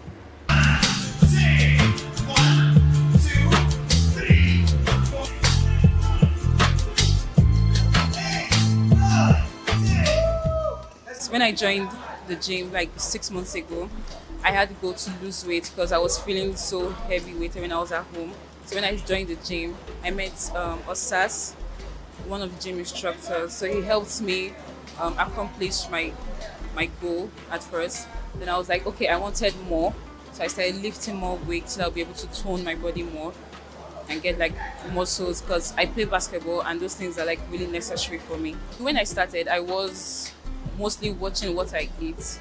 So I was like always counting calories and being on calorie deficit and all those kind of things. But right now, I'm just eating things that would help my body nutrients because of what I'm trying to achieve right now. Yeah, eat more vegetables, more proteins, less carbs. Even though those carbs are like really helpful in your body sometimes, but then healthy fats. I mean, if you look at yourself and you're happy with how you look, there's no point of you coming to the gym. You just need to like keep doing what you're doing. But then if you see that, okay, I need to come to the gym, come to the gym, you enjoy it, you love everything. People here are like so friendly. People are so welcoming. People will help you achieve your goal faster. Right now, I'm not really big on weight loss. At this age, I'm basically doing body sculpting. But once I notice my clothes don't fit anymore, I pull back. I think last week I was 86. I noticed I was going bigger, so I just reduced that. You know, we have to do healthy eating, whether we are working out or not. So we have to eat healthy. I do selection. I also junk a lot. I won't lie to you, but I come and burn it out. Once I really want to do a weight loss program, or like I want to do when I'm going in on weight loss, I actually get onto a meal plan. I eat anytime, as the spirit leads. And basically, you know, I think the world has really changed. Gone are those days in which you sit back, get fat, get sick and all that. And I used to be hypertensive, as in up to last year. I was quite hypertensive, I was on drugs. But I noticed each time when I come to the gym, my blood pressure actually goes down. So I've been able to manage hypertension just by working out and like healthy diets though. But by working out alone, I've been able to manage hypertension. Lots of diseases. Like yesterday, I think I went to the hospital. They said I had vertebra, blah, blah, blah, blah, blah, that I should be feeling pains at the back. And I told the doctor, I can't feel any pains. I actually go to the gym, I lift weights. He said, that is just it. Because you are going to the gym, just keep going to the gym. It's something we need to come out to do just for ourselves. And also just coming to the gym, apart from the fact that you have to work out at home, if you come to the gym, it has some mental relief for you. It cures depression for some people. Just come out, socialize, work out. There's some mental relief that you get. I've been gymming for like, this is going to be my second year. And my body weight was actually 3 digits. When I mean 3 digits, I mean 100 and something. But now I'm in 2 digits. That is my 90 something. I'm clocking to go to like 85, but even if I don't get to 85, being healthy is the most important thing. I'm not really a diet person. I take everything, but I eat early. That's the most important thing. I don't do night food. Once it's 6, my meal for the day is closed. For my breakfast, I do a lot of juice. I eat solid lunch. I mean, I can eat anything, but I try as much as I can to like cut everything on soda. No more soda. Soda is not part of me anymore. Leg workouts are very, very important. Leg workouts. Because when your leg is strong, you can go a lot of places. So I actually do a lot of leg workouts and I do a lot of mass too. I carry weights. Exercise is a daily routine. Make it your daily routine. Now it's my daily routine. It's like my paracetamol. When I don't do my exercise every day, it's like I'm feeling sick. Like yesterday, I wasn't feeling too well, but today, look at me. I'm better and stronger. Although I just got into the gym, and my aim is to burn down the fat. I want to be fit. And with OSAS, the little time I've spent with OSAS, man, I'm feeling it. I'm feeling it. And I believe at the end of everything, like a month, I'll be very fine. Now, I've stopped eating some kind of food, like eating bread. Started taking watermelon, vegetables, you know, what is going to boost my exercise. I stopped some kind of food that won't help me. Before I eat late, but now, OSAS told me I should stop eating late. Like my last food for the day should be like around 6 or 5 o'clock. The rest of the hours, I can be taking fruits or water. I don't even feel like stopping again. And I feel this gym of a thing is not something you can just do for a while. It's a lifetime thing. I think so. I wasn't thinking like this before, but now I think it's a lifetime thing. I'll keep doing it. Please, if you know the gym, you're the Jones. You just need to gym to sweat out all this rubbish we are eating every day. We don't have any good food here now. So you need to sweat out every day. For working out, I've been working out for my secondary school days. But yeah, I started January. So for I would say 3 months, but I've been working out all my life. One good thing is there's no bad workout. That's a quote I'm giving you. As far as there's a workout, anyone you do will give you success. So the only thing is your body level and how to adjust and adapt to it. Many of us feel intimidated with others, and it's part of why some of them get discouraged, why some get motivated. So for me now, I advise that if you see somebody that is doing better than you, you take it as an opportunity, because you need to like step up. Then if you are doing better than the person will definitely draw you down. So now the motivation lies on you. Your workout is not 100% in terms of what you get in your body. Diet has a percentage it takes, while the workout also has a percentage it takes. So if you are working out, you also need to control your diet a lot. So if your dieting is poor, then you're going to have issues. So for every successful person that works out well, the person should also control the diet. I usually advise all my friends, even colleagues at work, that they should work out, irrespective of the kind of schedule they have or the kind of job it is, that there's always time for workout. You might not hit the gym, but for those times you have at home, even if it's 10 minutes, it is better than nothing. I always advise that you work out. Even my mom, to a point, she's old, I still tell her to take a walk, and she does that. Well, it's actually nice. You understand the journey, because initially I was having this weight. I noticed that myself, I'm adding weight. You understand? So, but the moment I started working out, I see some changes in my system, all this fatigue, normal body pains gone and all that. So it's interesting. So I've burned so many fats, I've achieved so many. Even if I'm working now, I notice that I'm light. So I eat everything, but meanwhile, I reduced my alcoholic intake. Now I eat more early than before, because without eating early, it will not work out very well. Some food may not digest like they said, but eating early is far better when you are taking some exercise. Working out is the best. You don't even need to advise them; they should just start working out. It makes you to overcome so many things, even stroke, all those small sickness in the body. Yeah, I've been consistent here for like 1 year. Great Life and Fitness Gym. She motivated me actually. She has been the one coming, so she was always looking good, coming down, trimming, looking good, stronger, more energetic. I said to myself, why wait for her? Why sit down? I decided to join her, and since then it has been all sweet. So I eat in moderation. I eat everything but in moderation. Then I drink a lot of water, fruits and vegetables. I've stopped eating late. But I can take coffee in the morning. Coffee without cream, just coffee, black coffee. You're not even meant to eat before coming to the gym. When you're coming to the gym, it should be like some few hours before you come to the gym if it's evening class. So it's not ideal for you to eat. You might likely throw up. It's not easy to get started, but one step at a time. Just start. Just get your legs moving. You'll be motivated. 1, 2, 3, 4, 5, 6, 7, 8, 9.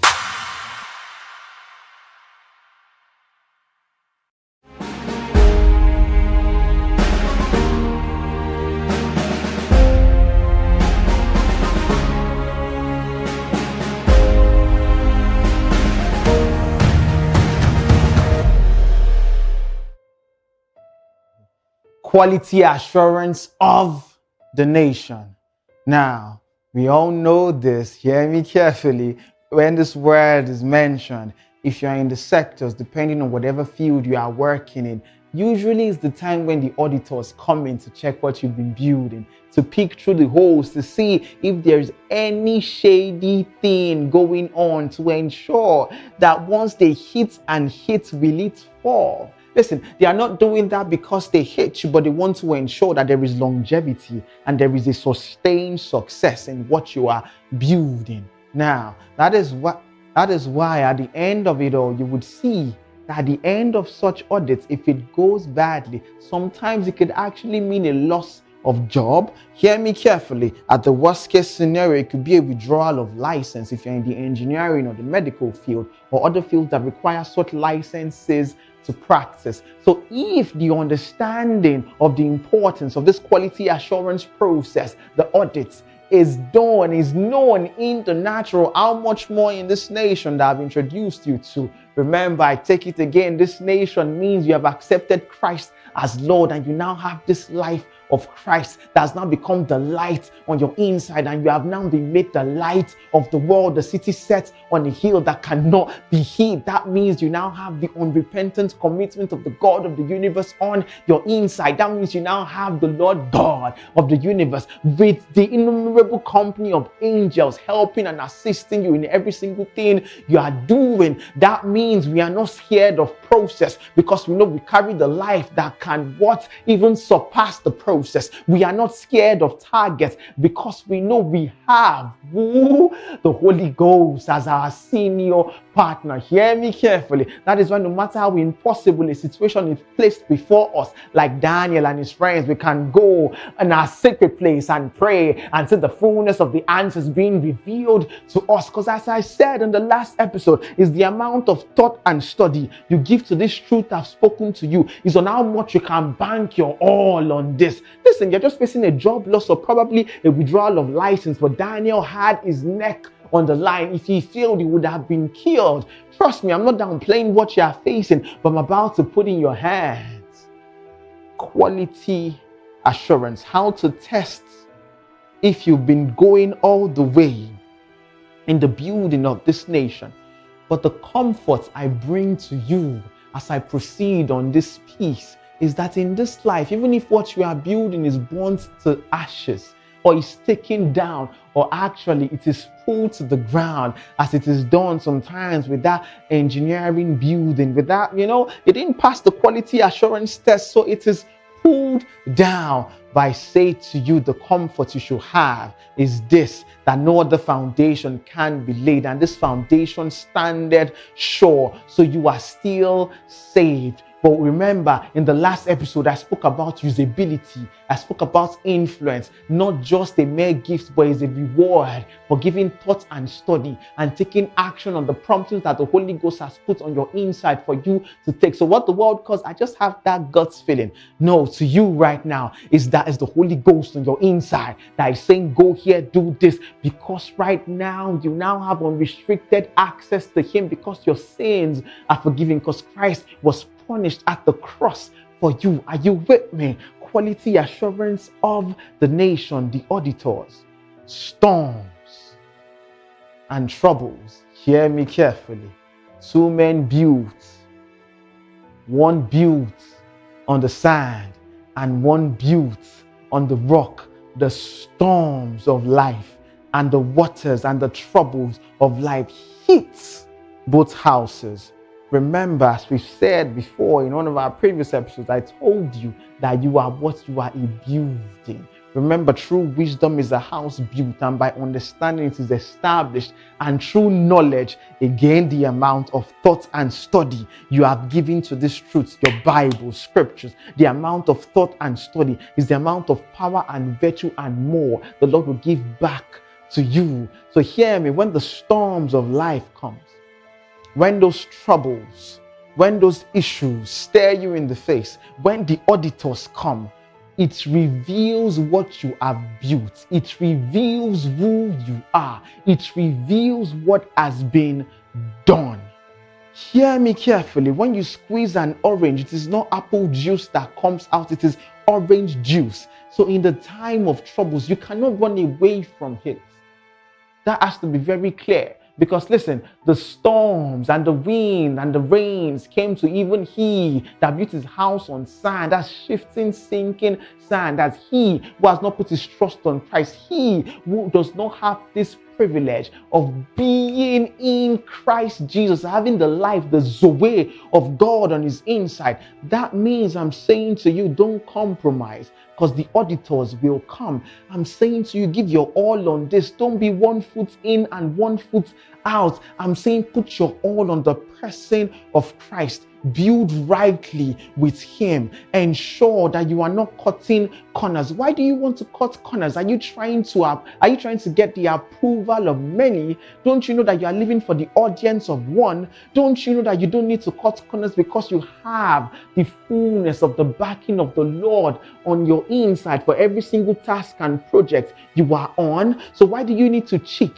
Why do you need to cut corners? Why do you need to say, no, I'm not really feeling the relationship with my wife, I'm not getting it properly. I think there's someone else out there for me. Why? Why are you doing that? Don't you know that it's the Lord that can turn that water into wine? Those are storms that are coming your way right now. You want to give me legitimate reasons. Listen, the storms and the rains are legitimate things that happens here on earth, but it is not an excuse. It's a question of what have you been building on? Are you anchored on the Lord? The rock there means the house is anchored on the rock. The rock is the picture of Christ. It means your soul is anchored on the word of God. It means that you are seeing that the same spirit that raised up Christ from the dead dwells in you, and this same spirit is able to quicken your mortal body. From the word, you are seeing that whatsoever you do it prosper. So meaning, even if they put a dead business in your hands, you don't take it naturally. You pray, you ask, and trust in the Lord for answers even to that dead situation. And even if it seems like it hasn't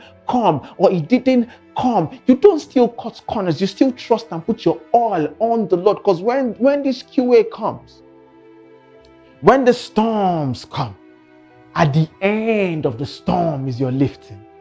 Hear me carefully, Daniel. Right now, it feels like you're in that den. They threw you in. What did you do? You just stood by your values and your virtues. You did not compromise. Why will you bow down to man when you know the Lord God is the head of this nation? Why would you do that? No, you wouldn't. So right now, you're in that den and you're saying, why am I here?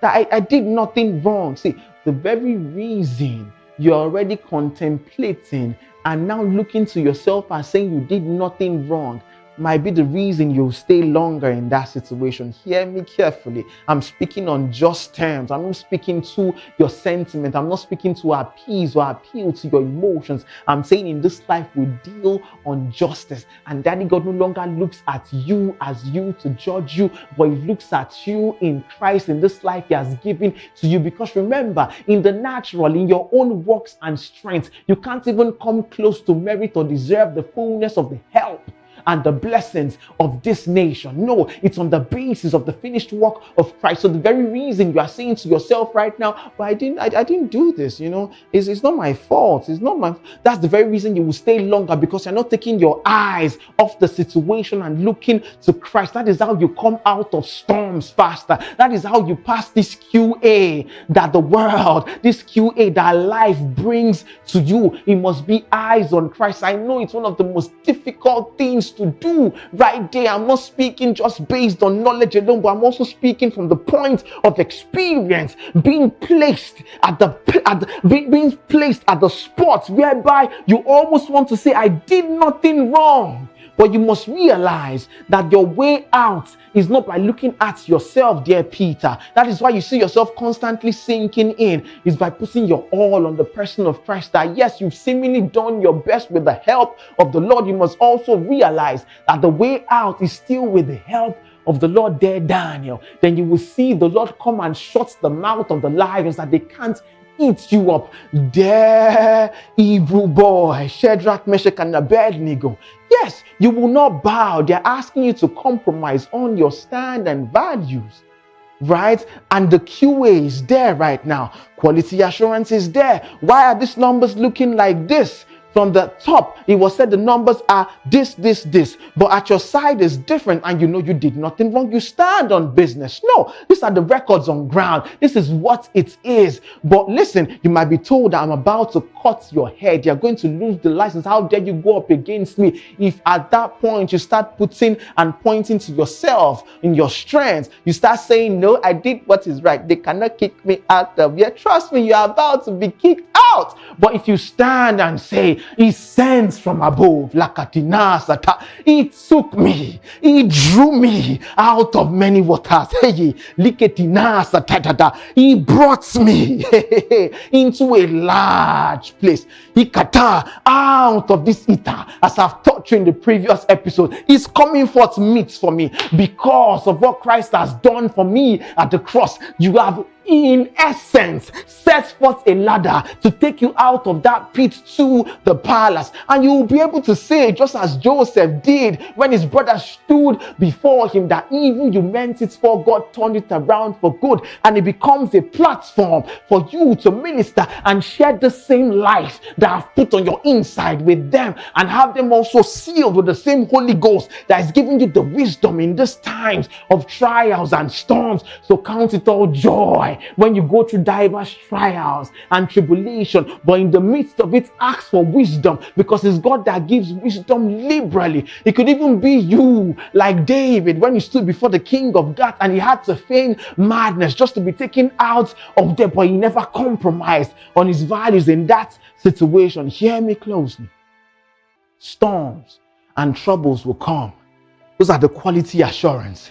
It might take a little bit of rigor, a little bit of push, but it's to reveal what you've been building. And should it stand the test of time, hear me closely, you are already taking another step higher in the place of influence. Your voice is getting thicker. You can say to many that now that I bring you out of that situation, you can say those mouths of the lions are shut up and none shall bite you. Hear me closely. You can now say to one that you will see the fourth man in the fire, that you will not, the smell of that fire will not be on you. See, when one says we don't look like what we've been through, listen, hear me closely. Let me give you the fullness of that context in the life of the one carrying this nation, this national status, being in this world but not of this world. It is this: he was delivered up for my offenses. Hear me closely. Christ Jesus was delivered up for my offenses, meaning my mistakes, my seeming innuendos, my seeming omission, whatever it is that you want to call it, that you are seemingly taking as a legal ground to bring this trouble and storms. I'm not going to come down to the level of arguing with you in intellect. I'm going to go higher and lay hold on the finished work of Christ and receive this saving grace of the Lord that is bringing me out of this situation. What you are doing right now is that you are culturing this life, and you are going to come out stronger and greater because you've stopped thinking it's all about you and you are real about Christ. That is how you dominate over the QA when it comes, and the auditor will look and give you that handshake and say, pass, move on to the next level. The same way the Lord will say to you, you have now increased in rank and qualified for the next level, the next weight of glory. More lives, more cities are handed over to you, because at the very point of building, you didn't compromise. And now you have qualified in Christ for the next level of greatness.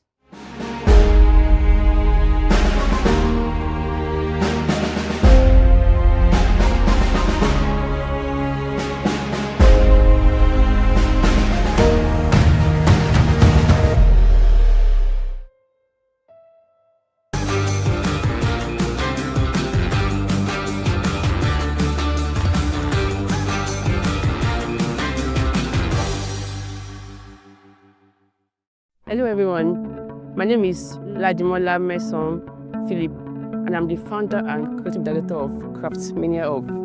Craftmania Hub is located at number 2 Kayode Adebanji Street, behind Oyikola Shopping Plaza, Jakonde Gate, Solo.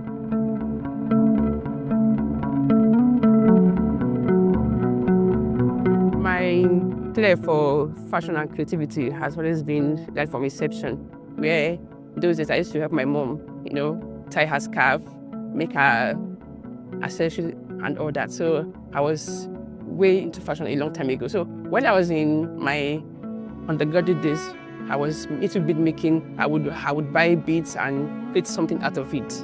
After graduation, I went further to acquire more skills in bead making and millinery. And from there, My support from my family and friends has helped me to a lot, and I've been able to like improve the business and grow the business to a scalable one.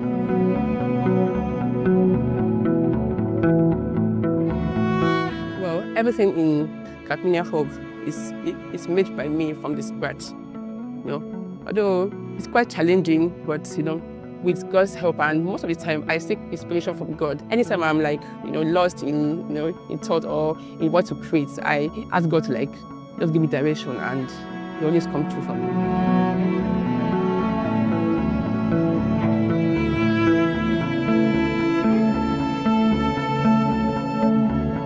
Well, so many things inspire me to create. Like for instance, I might be going on the street, I might see something, I might like, wow, I can create something out of this, you know.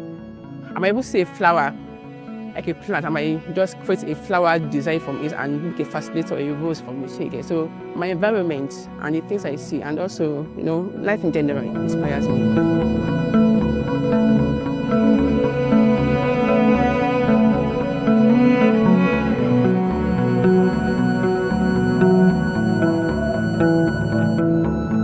Like in every other business, financial constraint as one major factor from the onset.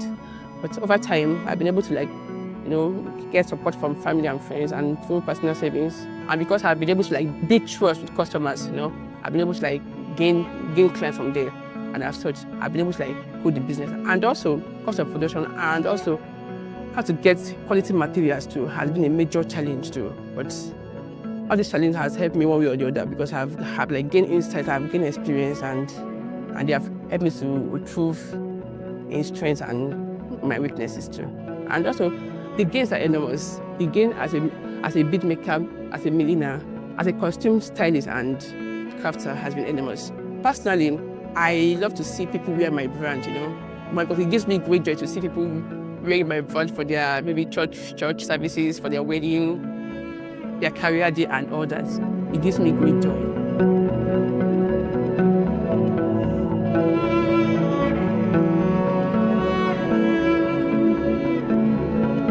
So I've been able to like empower people.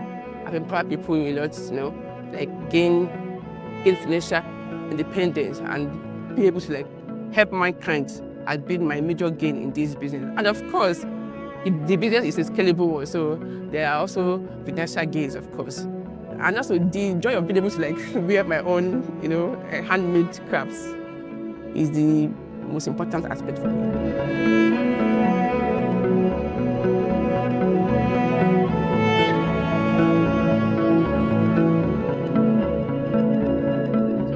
The government has been helping, because I know SMEs program and all that, funds, grants have been in place. I've tried to apply for them one time or the other, but I'm yet to be considered. But I will not relent. I will keep trying until. So I think if the funds is being increased, I think it will help more people to like get access to it. My name is Mason Ladimola Philip, and the business is at number 2, Kayode Adebanji Street, behind Oyekola Shopping Plaza, Jakode Gate, Solo. I'm on Instagram, Facebook, TikTok. My handles are and Capminia Hub _renters.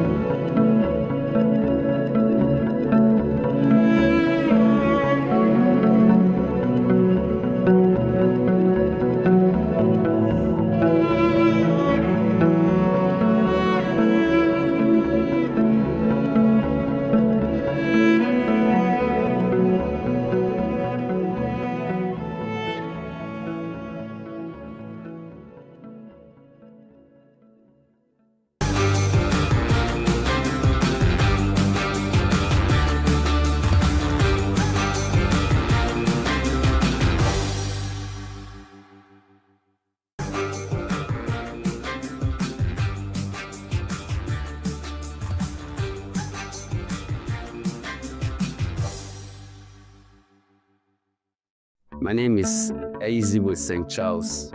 I'm a barber. Name of my barber salon is Divine Wisdom Barber Salon.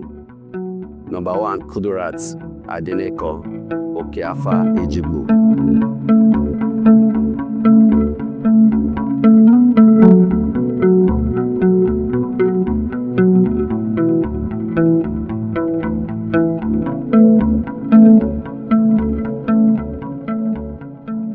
is my 18 years experience. And I started this from Benin City and from Edo State. Being in this particular shop that you are seeing me here, by October 1st, it will be 15 years me managing this place. And I have a lot of customers that always come here to patronize me, female and male, which I give them a good haircut. I do dreadlock, and I also give them a nice haircut, and I also do home services. And as I'm talking to you right now, I will have a client to attend to today.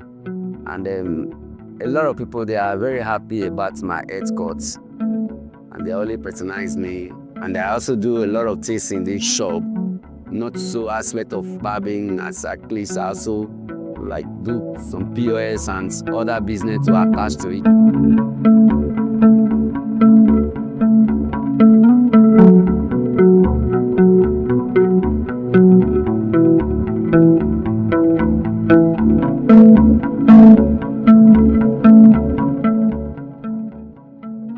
Yeah, I'm married. By special grace of God, I'm married with 4 kids. It has not been easy for me. I think, if I'm not mistaken, this is my 18 years in marriage. And my first son, last February, he's completed his own 17 years. But the journey has not been easy for me. I have to tell the gospel truth, the journey has not been easy. And this is like by September this year, it will be 2 years when my wife left me with the keys without quarreling. You know, before I will come back from my business promises, before I will get to the house, I found out that she packed her bag and left. But the journey has never been easy for me with the keys, 4th key. I've been trying to, with the help of God, and the journey is just going with the little business I'm doing here. God has been sustaining us. And I'm praying that God's favor should strengthen me for me to be able to put the children into the right path of life. It has not been easy, I will not lie to you.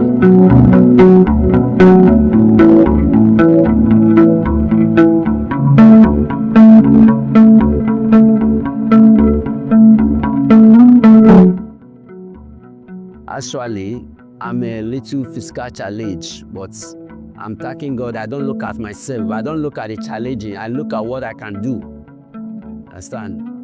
And with the help of God, God has been faithful. On my way coming to the show one fateful day, I saw a young man that worked in the government, was just passing by when I was about crossing to my place of business. He called me. He asked me, do you have NI? Do you have Lastra? I told him yes. He asked me to submit it, hoping that I'm going to receive something from the government. But unfortunately, nothing came from the government.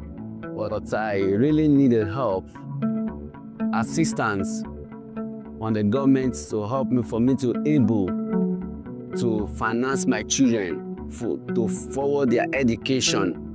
And I believe that is what I'm praying for the government. They can really come to my aid to see how they can help me.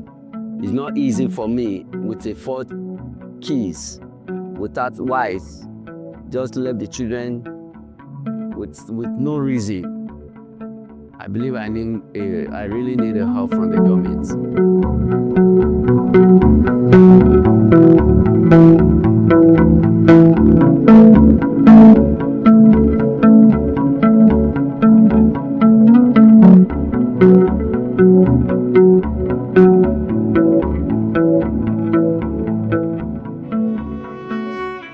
I went through a lot of challenging. When I have my second child, June 30, that's when I have my second child.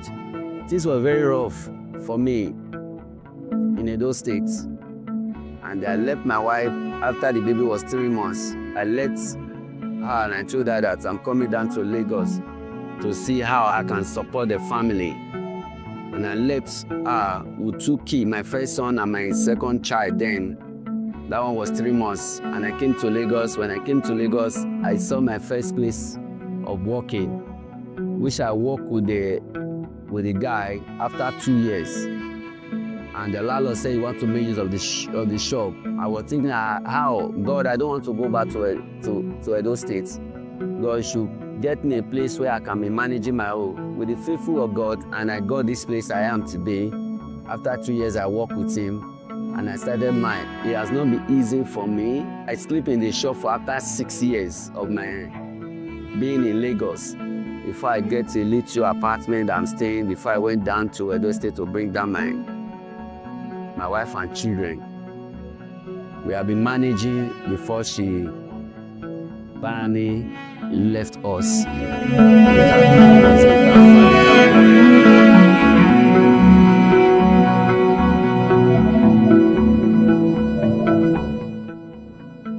I can't say I have not been having gain on the business. Me coming to this place, having a customers to barb their hair, for me to be able to put food on the table of my children to pay their school fees, to pay other responsibility, to also see how I can manage to pay my rent. I can say there is a profit and I'm benefiting the job. I'm happy that I was able to learn the job on time, for me not to beg before I eat. I believe there is a gain. For me to put food on my table, I really appreciate God for that.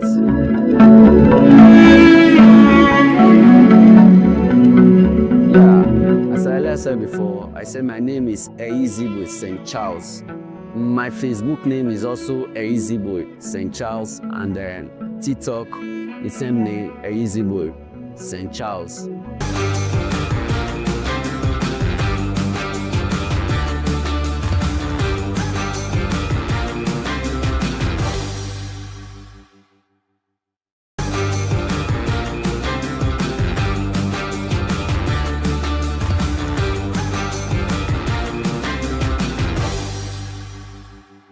My name is Mr. Nanachuka Austin, the CEO of Estin Surgical.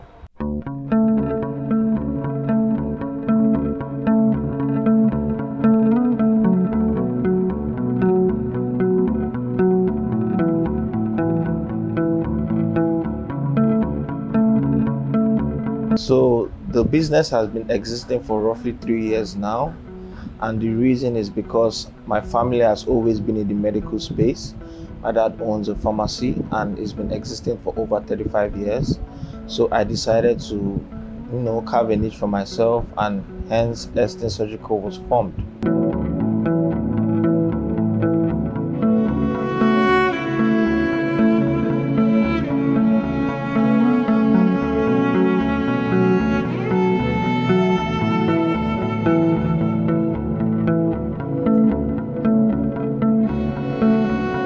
So basically, we focus on medical consumables, medical equipment, laboratory equipment.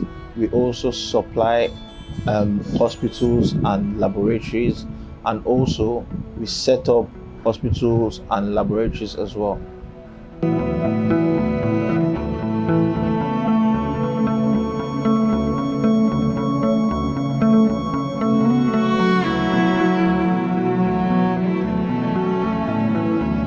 So we are faced with sky-high inflations, low income, and also overstretched healthcare system. So it's a no-brainer that most of our practitioners have to go outside to look for greener pastures. In this country we are in, you have to be your own government to provide the best for yourself. So I will say we only pray for our leaders and hope for the best for us. Our foundation rests on consistency, but consistency is just the first layer. We pride ourselves on flexibility and accountability in such a way that we provide professional help to healthcare practitioners.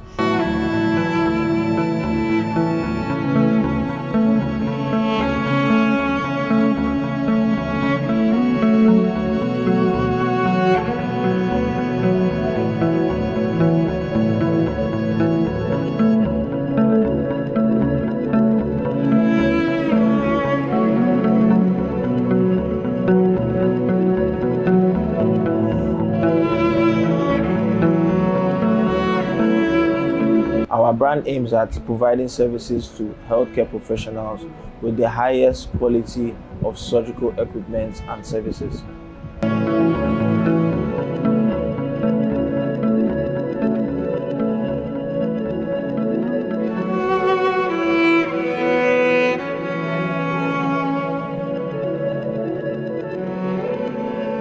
We see ourselves in the next 5 years to be the leading global provider of reliable surgical equipment and also impacting the economy in a positive way.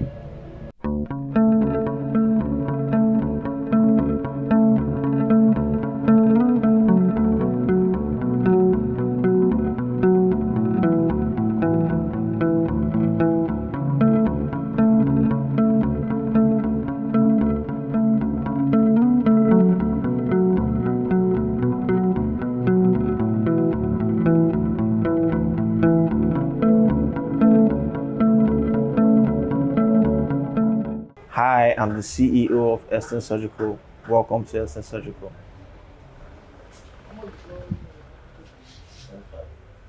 How much you pay?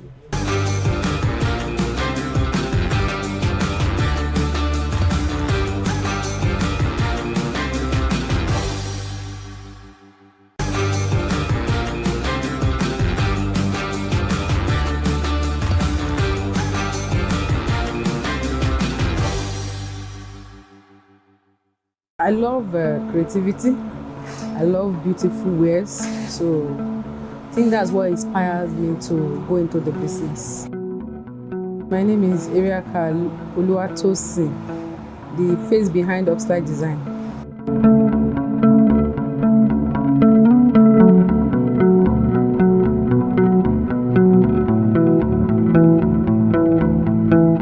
I choose fashion because naturally I love nice wares.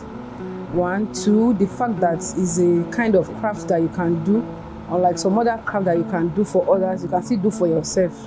So the fact that it will be shown over you that you are a fashion designer too, I think that's what makes me to choose that part over other creativities and other arts works. Choose that part over other creativities and other arts works.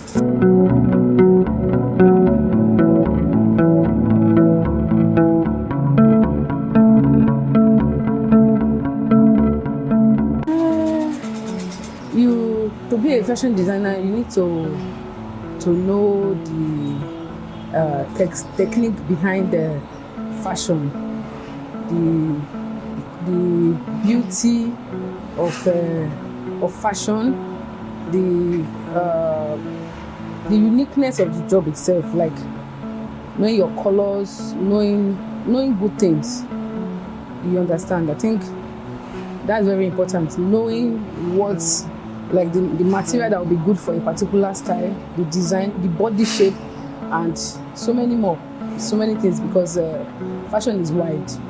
The steps, first you look at the fabric, then know the style the person, maybe the client want to make, the person's body shape. You understand? You, as a fashion designer, you are in place of advising your customer, because some customer will choose a style that will not be appropriate for their body shape. So you are there to advise them. You choose the style, that will be appropriate for their body shape. Then you get their measurements, because that one is very, very important.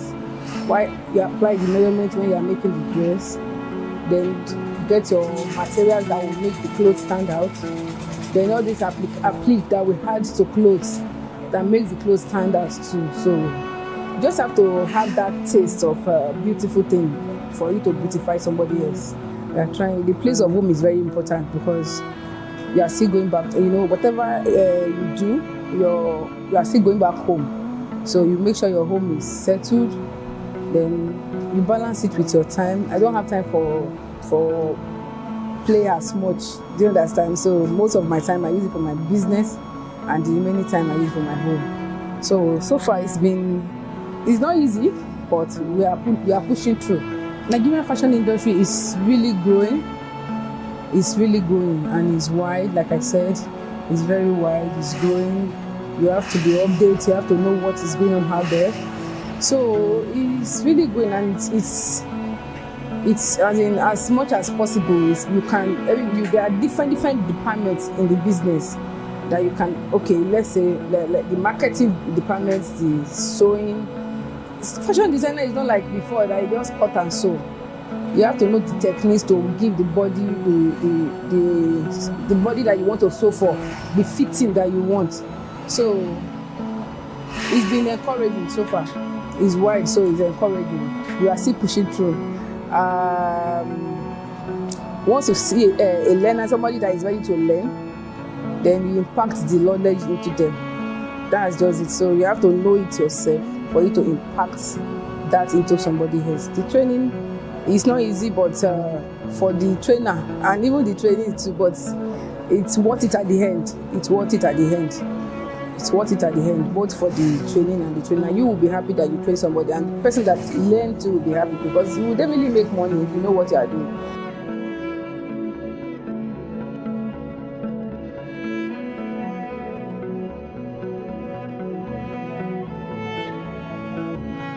It's a lucrative business. It's okay. It's worth the time you put into it. But like I used to tell people, you don't just stay and be on what you are being taught alone. You have to lay your hand on it, do it, go online and acquire more knowledge. Fashion is wide and it's growing every day. So you must keep on learning. You keep on learning. Even me, I've been in the business for like 15 years, but I still keep learning. We keep knowing new things, good things keep evolving, and you have to know it. And so that's it. My name is Oluwatosin, the face behind strategizing. I'm a fashion designer. This is my hustle.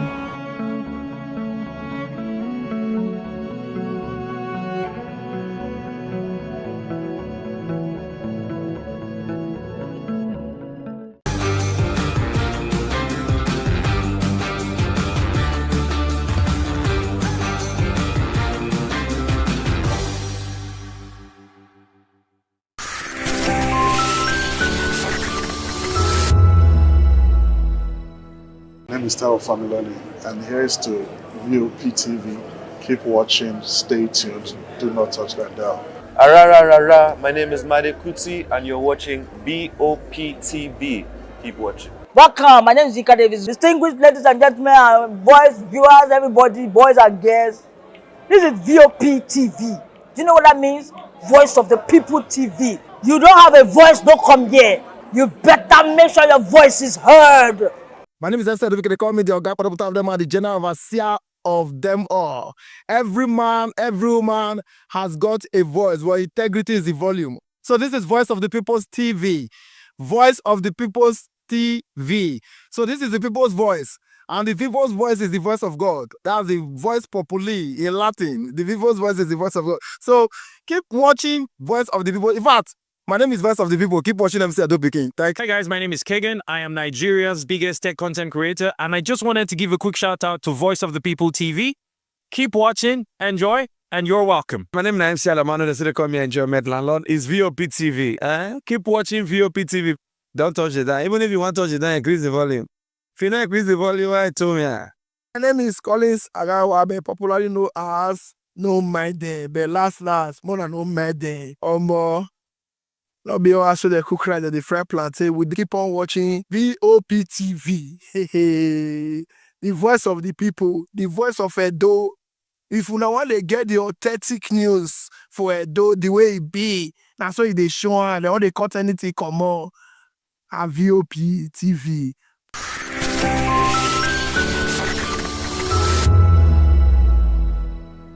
Hey guys, what's up? How you all doing? They call me Aviation Nelson One, your #1 celebrity host, and you are watching Voice of the People Television, VOP. Stay tuned. Uyi Osarite is my name. I am a friend of the microphone, Voice of the People TV. That name is unique, and the brand is very sweet. I like the packaging. Picture qualities, camera qualities, and then of course, the quality of human beings that I see sometimes on your channel. I talk and get paid, and I look forward to being in your studios. Oh yes, you are on to Voice of the People TV.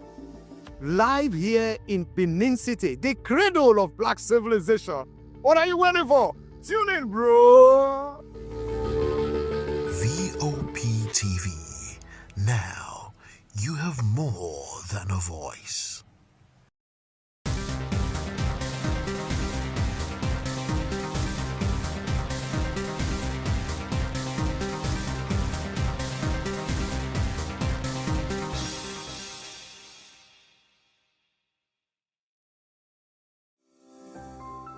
VOP TV.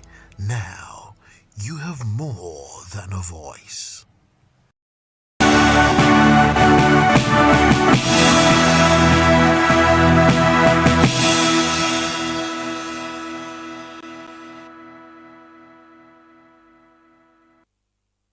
Hello and welcome to News Hour on Voice of the People TV. I am Vivian Uguche. And I am Nina Ndomdioto. Before we begin, kindly visit our website www.vop.ng for fresh and trending news. First, the headlines.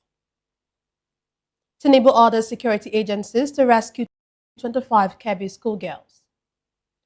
The U.S. Congress to probe alleged Christian genocide. Tinubu tasked judiciary on justice and swift dispensation. Onoge in UK, others urge speedy passage of reserved seats for women. Shatima rules Nigeria's 455 billion naira loss to poor sanitation. UCH shut as Johesu joins resident doctors on strike. On the foreign scene, Trump calls on House Republicans to vote to release Epstein files. While in business news, Tinubu restates Nigeria's resolve on efficient borders. In sport, Osimhen and Ajibade in CAF Awards final shortlist. While in entertainment news, United Nigeria hands a very dark man and Mr. Jollof to security. But now the news in detail. President Bola Tinubu has directed security agencies to immediately rescue the 25 female students abducted from Government Girls Comprehensive Secondary School in Maga, Kebbi State. A horde of armed bandits reportedly attacked the school early Monday morning, killing the vice principal, Hassan Makuku, injuring a security guard, Ali Shehu, who sustained gunshot wounds to his right hand, and abducting the female students. In a statement, the Minister of Information and National Orientation, Mohammed Idris, said President Tinubu condemned the attack and reaffirmed his administration's commitment to safeguarding all Nigerians, especially school children. President Bola Ahmed Tinubu has reiterated that protecting every Nigerian, especially school children, remains a solemn responsibility of the state. The government condemns the reprehensible attack on innocent students and the killing of school officials who were carrying out their noble duty. It cited Tinubu to state that the federal government will not relent until this objective is achieved.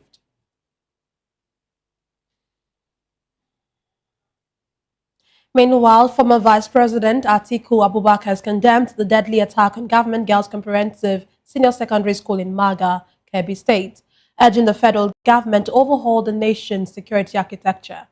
In a statement, Atiku described the killing of the school's vice principal and abduction of several students as another tragic reminder of Nigeria's worsening insecurity. Atiku further condemned the killing of an all-progressive Congress chieftain, Omar Mariki, and the mass abductions in Safe Council area of Zamfara State, where entire families, including women and children, were reportedly taken by bandits. According to him, these acts of barbarity have no place in a civilized society. In the meantime, the United States House of Representatives Subcommittee on Africa will convene a public hearing on the 20th of November 2025 to review President Donald Trump's recent move redesignating Nigeria as a country of particular concern, CPC. If upheld by the Senate, the CPC label would open the door for Washington to impose sanctions on Nigerian officials implicated in religious repression and place limits on certain categories of U.S.-Nigeria cooperation. According to an invitation to the lawmakers, the session, to be streamed online, will be led by Representative Chris Smith, with two witness panels featuring senior State Department officials and Nigerian faith leaders expected to testify. Confirmed panelists include Senior Bureau Official for African Affairs, Jonathan Pratt, and Deputy Assistant Secretary in the Bureau of Democracy, Human Rights and Labor, Jacob McGee. Lawmakers are expected to assess patterns of religious persecution in Nigeria and weigh potential U.S. responses, from humanitarian support to punitive sanctions and deeper engagement with Abuja to curb the spiraling violence. Away from that report, President Bola Tinubu has charged the judiciary to tackle the integrity challenge in Nigeria's justice delivery system, warning that justice must never be for sale. The president, who spoke while flagging off the 2025 All-Nigerian Judges Conference of the Superior Court in Abuja, said citizens have expressed frustration at delay of cases and anxiety over the lack of access to justice. Over these concerns, Tinubu said the courts must no longer be places where cases languish for years, but beacons of efficiency where disputes are resolved swiftly and litigants depart with renewed confidence in the rule of law.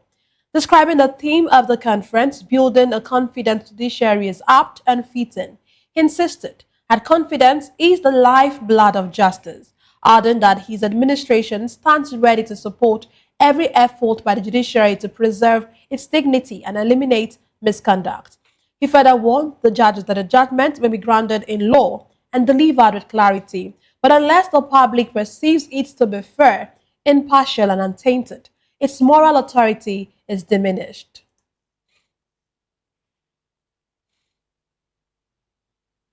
While still on the judiciary, former Chief of Justice of Nigeria, Justice Walter Onoe, has joined calls for the swift passage of the reserved seats for women bill, which currently pends before the National Assembly. Justice Onoe, in his goodwill message to the Abuja chapter of the International Federation of Women Lawyers, FIDA, during the 2025 Law Week, described the bill as not merely a call for inclusion, but a call for justice, balance, and innovation in governance. According to him, women's representation in governance is a strategic imperative, adding that when women sit at decision-making tables, issues such as education, healthcare, social justice, inheritance, and economic empowerment receive the attention they deserve. Also, the British Deputy High Commissioner in Abuja, Jill Lever, called for urgent constitutional reforms to promote equity and strengthen democracy, while urging FIDA to engage in legal advocacy and strategic litigation to challenge systemic barriers. Vice President Kashim Shettima has warned of the continuous serious public health risk posed by open defecation, stating that Nigeria loses 455 billion naira annually to poor sanitation. Speaking at the opening ceremony of the maiden National Sanitation Conference in Abuja, organized by the Federal Ministry of Water Resources and Sanitation, the Vice President emphasized that access to safe sanitation remains one of the most pressing public health and development challenges of the time. According to Shettima, who was represented by the Special Advisor to the President on Humanitarian Affairs and Development Partners, Ina Audu, sanitation is not merely about toilets or infrastructure, but human dignity, health, productivity, and the future of the children. Insisting that a clean Nigeria is a healthy, prosperous, and equitable Nigeria, the Vice President noted that open defecation continues to contaminate water sources, increase preventable diseases such as cholera and diarrhea, and undermines national productivity and image. Well, the Joint Health Sector Unions, JOHESU, of the University College Hospital, UCH, Ibadan, has begun an indefinite strike, joining the resident doctors whose ongoing strike is currently on day 17. JOHESU comprises the Nigerian Union of Allied Health Professionals, Senior Staff Association of Universities, the Teaching Hospitals, Research and Academic Institutions, Medical and Health Workers Union of Nigeria, and the non-academic staff of universities and research institutions, among others. The unions are demanding an upward review of the Consolidated Health Salary Scale, CONHES, as done for the Consolidated Medical Salary Structure, CONMES, since 2014. Declaring the strike, UCH JOHESU Chairman Oladayo Olabampe said the indefinite action was directed by the national body following the federal government's failure to address its welfare demands, including salary scale adjustment.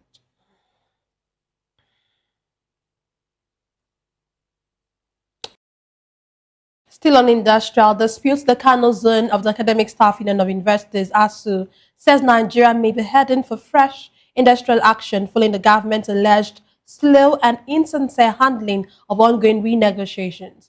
The zonal coordinator, Comrade Abdulkadir Mohammed, told newsmen after the zonal meeting in Kano, and the union was rapidly losing confidence in government's commitment to address the long-standing issues affecting the university system. He recalled that ASU suspended its 2-week warning strike in October to allow for meaningful and fruitful engagement. However, he stated that government negotiators have rather adopted delay tactics while spreading misinformation. According to Mohammed, the ASU National Executive Council met at the Taraba State University to review government affairs and the status of renegotiation, and was dismayed and disillusioned at the slow pace of talks. Well, joining us virtually to analyze the news is author and public affairs commentator, Somi Oranta. Somi, it's such a pleasure to have you join us again. Thanks for coming aboard. Good evening. Yes. Yes. It's so good you're smiling because today happens to be a Black Monday, right?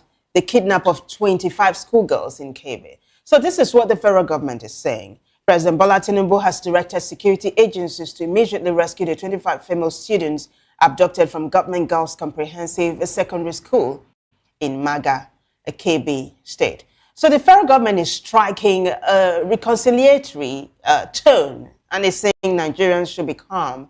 But would you say deja vu, Somi? Like this is taken from the playbook of the hashtag Bring Back Our Girls, saga. I'm talking about the Chibok girls and all. What do you make of this? I don't know how to put it, but you see, we just got information about the Americans, the American legislature debating on the issue about Nigeria, and those who are saying there is no genocide in Nigeria. It's getting clearer that the government has been lying to the people, trying to play propaganda and politics all over the whole issue. Where there's no sincerity of purpose on the side of government. Of course, when it happened in those during Jonathan's period, Chibok girls, Bring Back Our Girls, and all that, and the same people that were saying, look at what was happening. They were complaining that we were going to the US to solicit for support and all that from the government of I think Barack Obama are the ones in power today. You see how the table has turned now. But the truth of the matter is that we need help. Nigeria just need help. Like yesterday, we need help. Because on our own, there is nothing we can do about this matter. I'm talking about, like you said Nigeria needs help. But I want to ask, do you think Nigerians' counterterrorism strategy, do you think is reactive rather than preventive? Certainly, it is certainly reactive. It is certainly reactive. It ought to be proactive. But it cannot be proactive because there is no sincerity of purpose. There is no political will to rout out these marauding terrorists that has been terrorizing Nigerians. The government seems to be complicit in this whole thing, either by omission or commission. Because when you look at the situation where even today I saw a report of about 300 and something so-called repented Boko Haram members who are being given 50,000, giving bags of rice and different kind of food stuff, trying to reintegrate them into the Nigerian armed forces. This is a clear case of setting up our gallant, Nigerian soldiers to death. That is what it is. Because you cannot bring these people back, say you are reintegrating them into the society, so that they come and get more information, get more intel, and pass to their kids and kin in the forest to keep slaughtering our soldiers and Nigerians. It's very unfortunate. It is very, very unfortunate that there is no seriousness on the part of government to stop these terrorists from, destroying the land and our people and the properties of Nigerians. So the Kebbi State Police Command, when it acknowledged, the kidnap, said that a joint task force has been put together involving the military and the DSS and, of course, the police to ensure that the girls are brought back. It also promised that the girls were going to be brought back. But you see, it kept referring to the offenders or the predators as bandits. Now, let's talk about nomenclature. Now, are these bandits or are these terrorists? Can we just call a spade a spade? What do you think? You see, that shows that there is no political will and sincerity of purpose to stop these terrorists from what they are doing to our people in Nigeria. Maybe there is something they have not told us. There is nothing banditry about these guys. These are pure terrorists. They are very menacing. They don't take prisoners. They kill anybody that comes their way. And the worst of all is that they look out for the most innovative, the most creative way to dangerously kill, Nigerians. Sometimes they cut the head of a human being as if they are killing a fowl or goat or ram.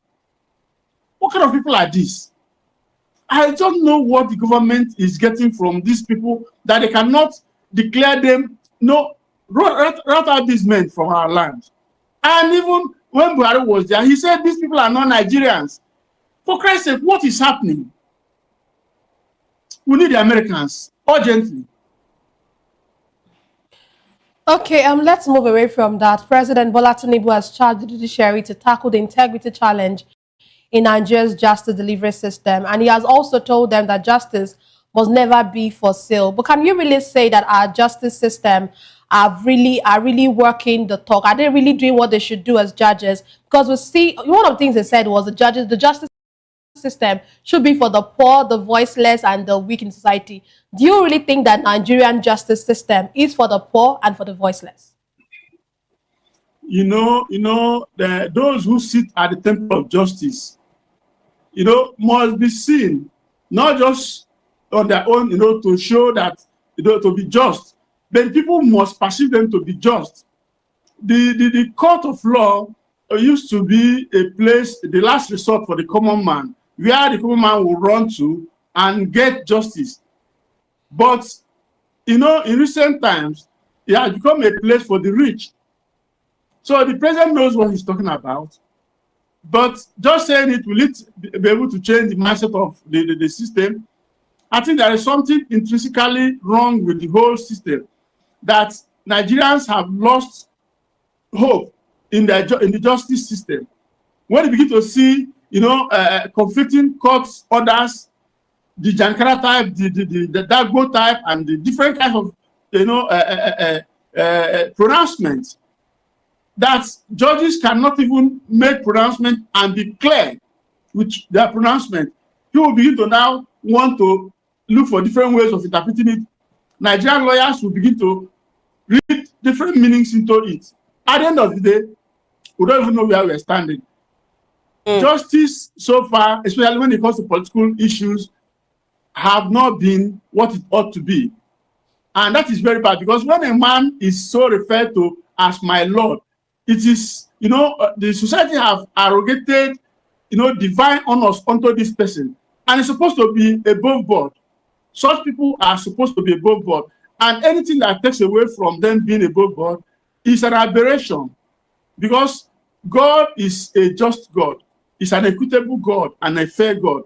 Those who also represent them, into whose hands the power of life and death are given, should be above board, for Christ's sake.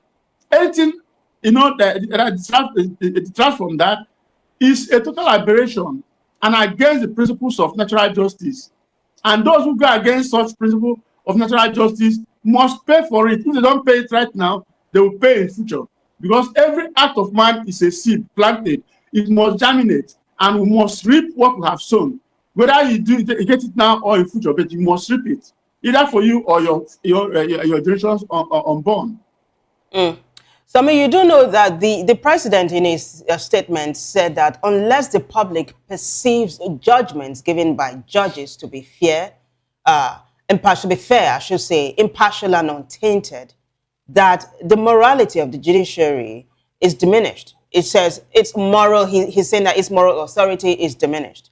Juxtapose that against what the NBA said yesterday, that there are so many factors that diminishes its moral authority. One, that it doesn't have financial autonomy, that most of its budgetary allocations come from the federal government, and he was calling, the NBA called for the autonomy of the judiciary. How would you respond to that? I think it's a deliberate action or a deliberate process that is so designed in such a way that the judges, will always hold on to the apron string of the judiciary and of the executive. Normally, under the principle enunciated in the principle of separation of power, all the three arms of government, the legislature, the judiciary, and executive, are supposed to be independent on their own. But in Nigeria, they find a way to make it that one, the legislature and the judiciary will become, an appendage, holding on to the apron string of the executive so that they could be controlled either directly or remotely. That's what's happening.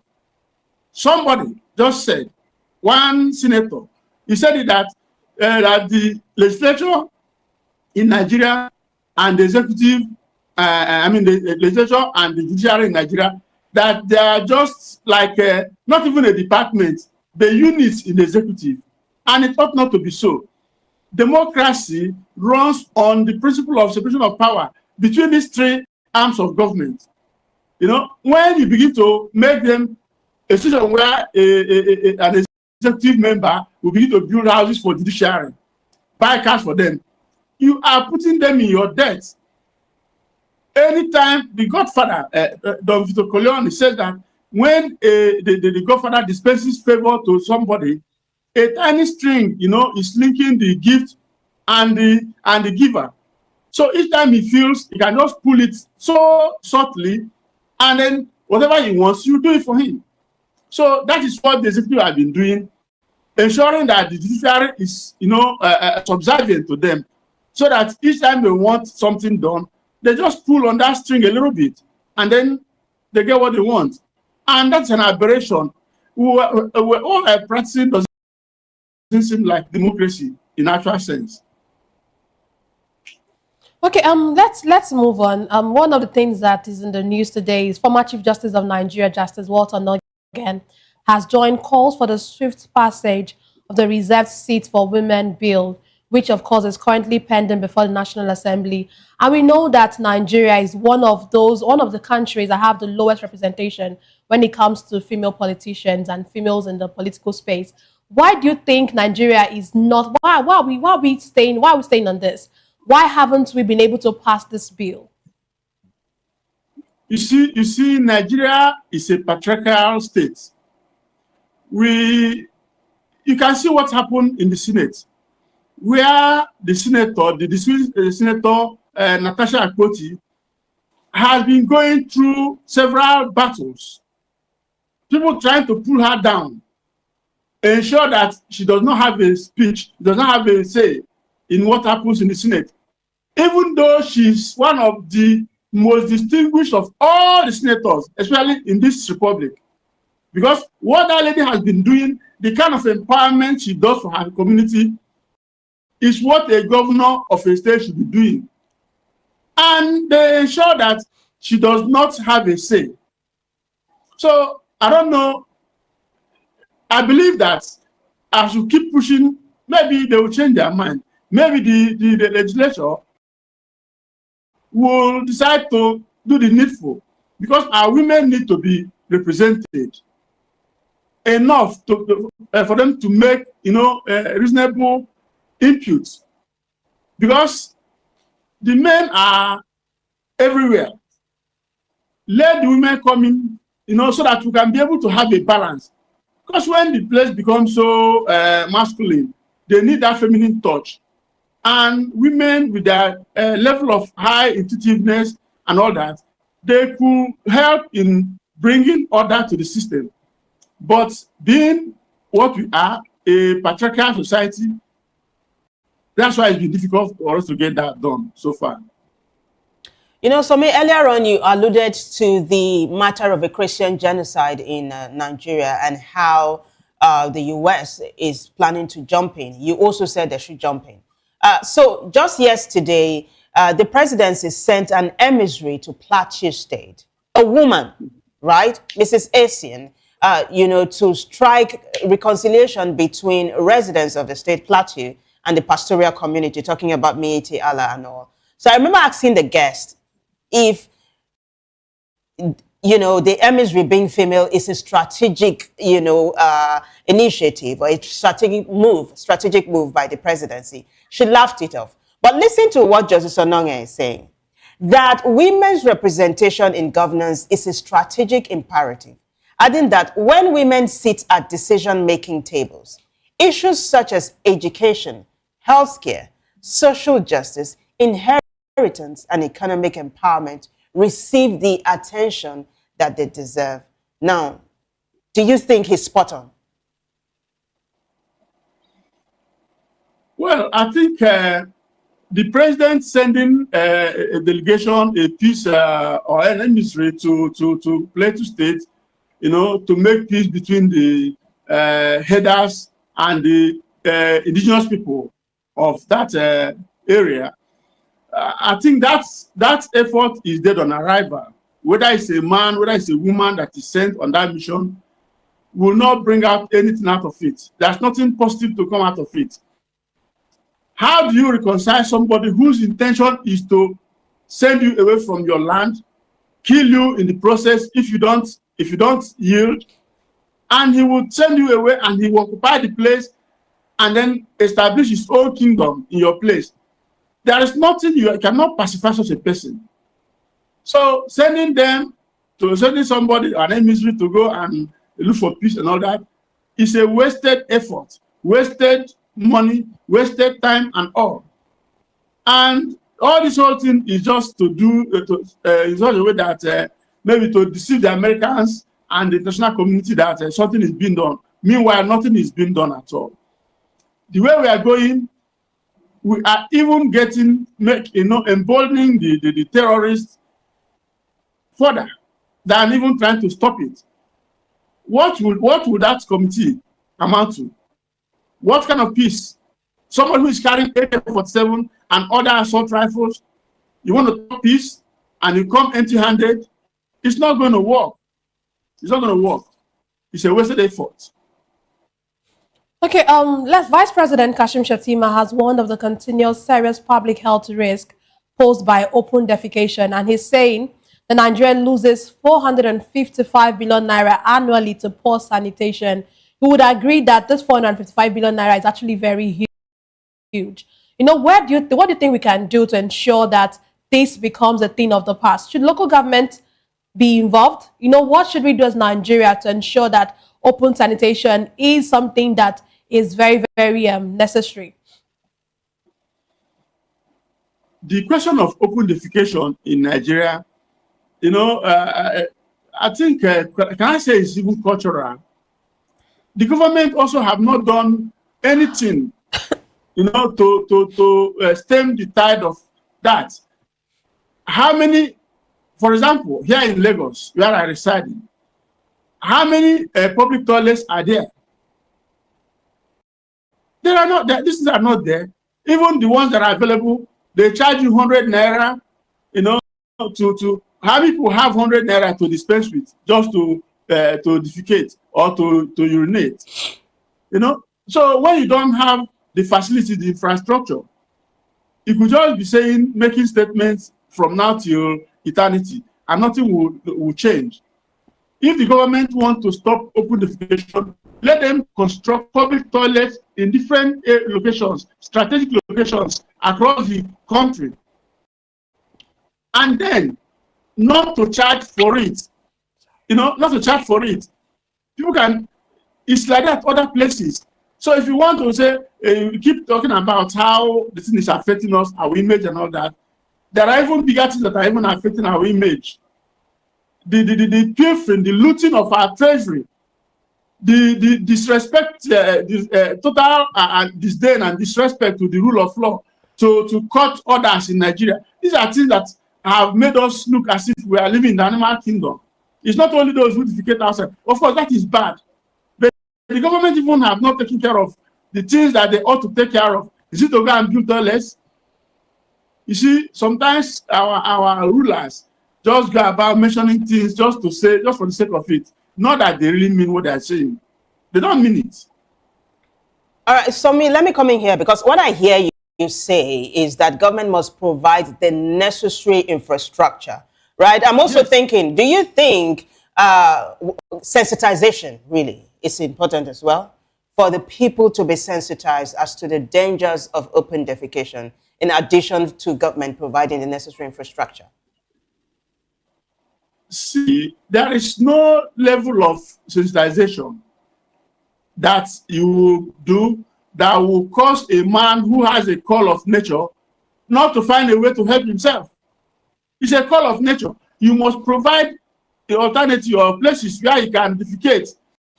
Then you can now follow up with sensitization. If you tell him, look, don't do it here, where will he do it? This is a call of nature. They've not allowed Nigerians to get food. Is it to build toilets that they will do? Won't you eat before you go to toilet anyway? A hungry man, does he go to toilet? The fact is that the country is in dire straits. The economy is on its knees. When people don't eat, how would they even defecate? I remember when I was growing up, when I got angry, I would say, I will not eat, I will go and sleep. Somebody called me.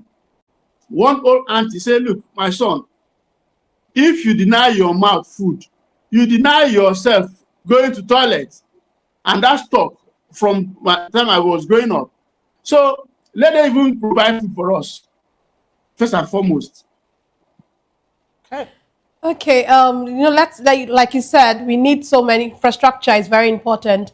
And one of the things that is happening in the health sector is the JOHESU has gone on an indefinite strike. And this is, of course, the resident doctors are currently on an ongoing strike, and it's currently on day 17 rather. And now JOHESU is now taking their own turn, and they are going on strike too. What does this portend for our health system, for our hospitals? It portends very ominous danger for the health of Nigerians. A healthy nation is a wealthy nation. You see, what even the issue is, the fact really there is that the fact that those who are ruling us, taking over our affairs, do not use our public health system. When they have headache, they jump on the next flight and they're somewhere abroad. Funny enough, or ironically, it's still Nigerians that will treat them there, who are well paid, who are well catered for. Those are the ones that will still treat them abroad. When they come here, they don't want to pay attention. I think it's a misplacement of priority that they will allow the health sector, to keep degenerating in this manner. And it's unfortunate, very unfortunate. Why will the doctors be on strike?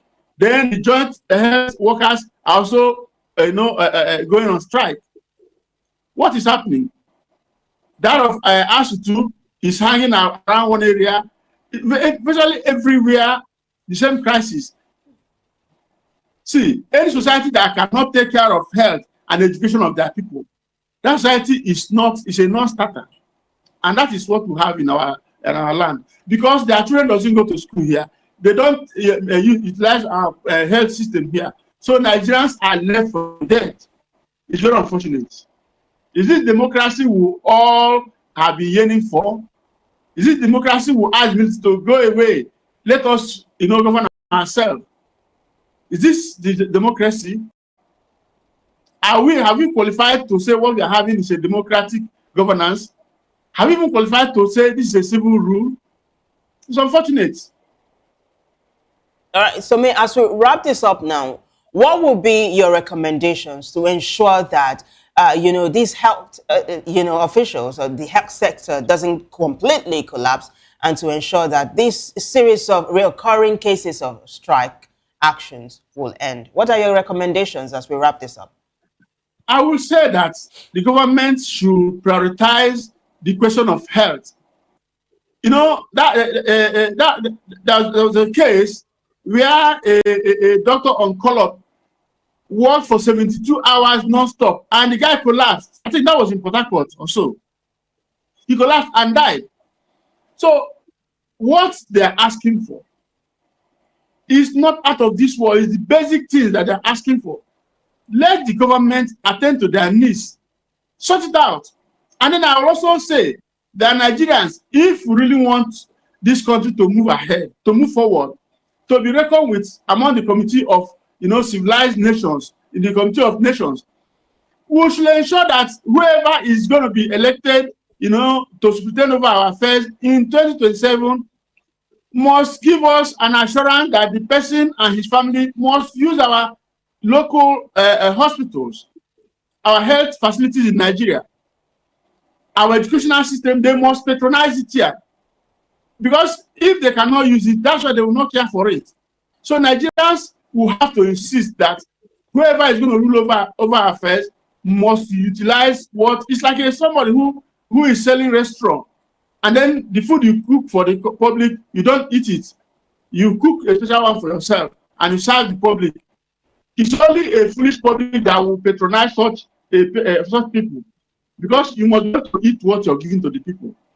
So we must ensure that the people who are going to be elected in the next election, cycle of election, must give us assurance that they will use our own facilities here in Nigeria, so that they will care for it, so that they will prioritize, these facilities. That is what I think should happen. Okay, thank you very much, Somi, for joining us on the News Hour. Thank you so much for being with us, for your analysis. You're still watching the News Hour on Voice of the People television. We'll take a break now. When we return, we'll come with more stories. To stay with us.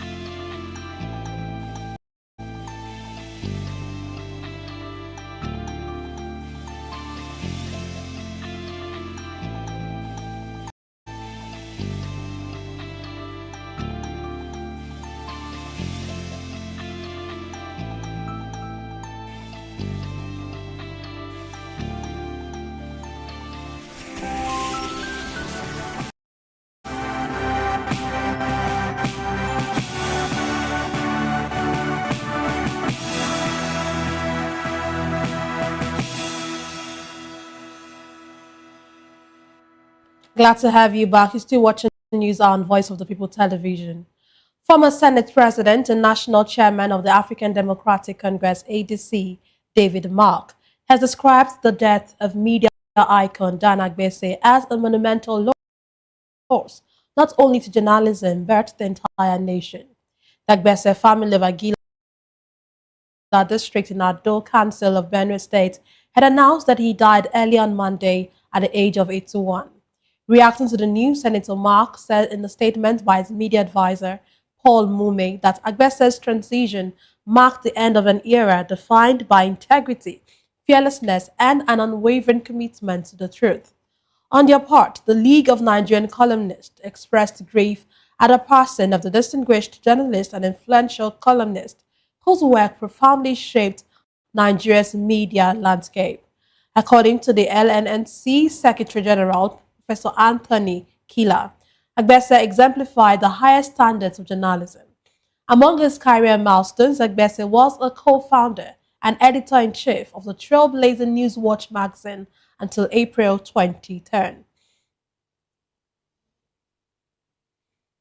Well, may the soul of the revered journalist rest in peace. And now the African Democratic Congress ADC has commissioned its new National Secretariat complex in Abuja, signaling intensified efforts to position as a credible alternative to the ruling All Progressives Congress APC. Unveiling the Secretariat, the party declared that the 2027 general elections will not be business as usual. The ADC National Chairman, Senator David Mark, describes the new Secretariat as a symbol of the party's renewed commitment to discipline, integrity, accountability, and service. Mark assured that everything the party does going forward will be anchored in character, courage, competence, discipline, and integrity. He added that the complex will serve as the operational nerve center for shaping strategy, refining ideas, and grooming a new generation of leaders.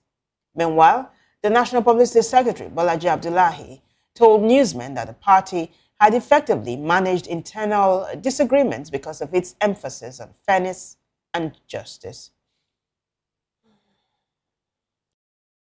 Away from that, the Federal High Court sitting in Abuja has convicted and sentenced to 5 years in prison the suspended Dean of the Faculty of Law, University of Calabar, Professor Cyril Defong, for sexually harassing his female student. The ICPC had alleged that Defong, while serving as Dean of the Faculty of Law at UNICAL, harassed his female students by demanding from them pornographic, indecent, and obscene photographs through WhatsApp chat. In a judgment delivered by Justice James Omotosho, the court found Defong guilty on 2 out of a 4-count charge preferred against him by the Independent Corrupt Practices and Other Related Offences Commission, ICPC. Justice Omotosho sentenced Defong to 2 and 5 years respectively in the 2 sustained counts, adding that both sentences would run concurrently.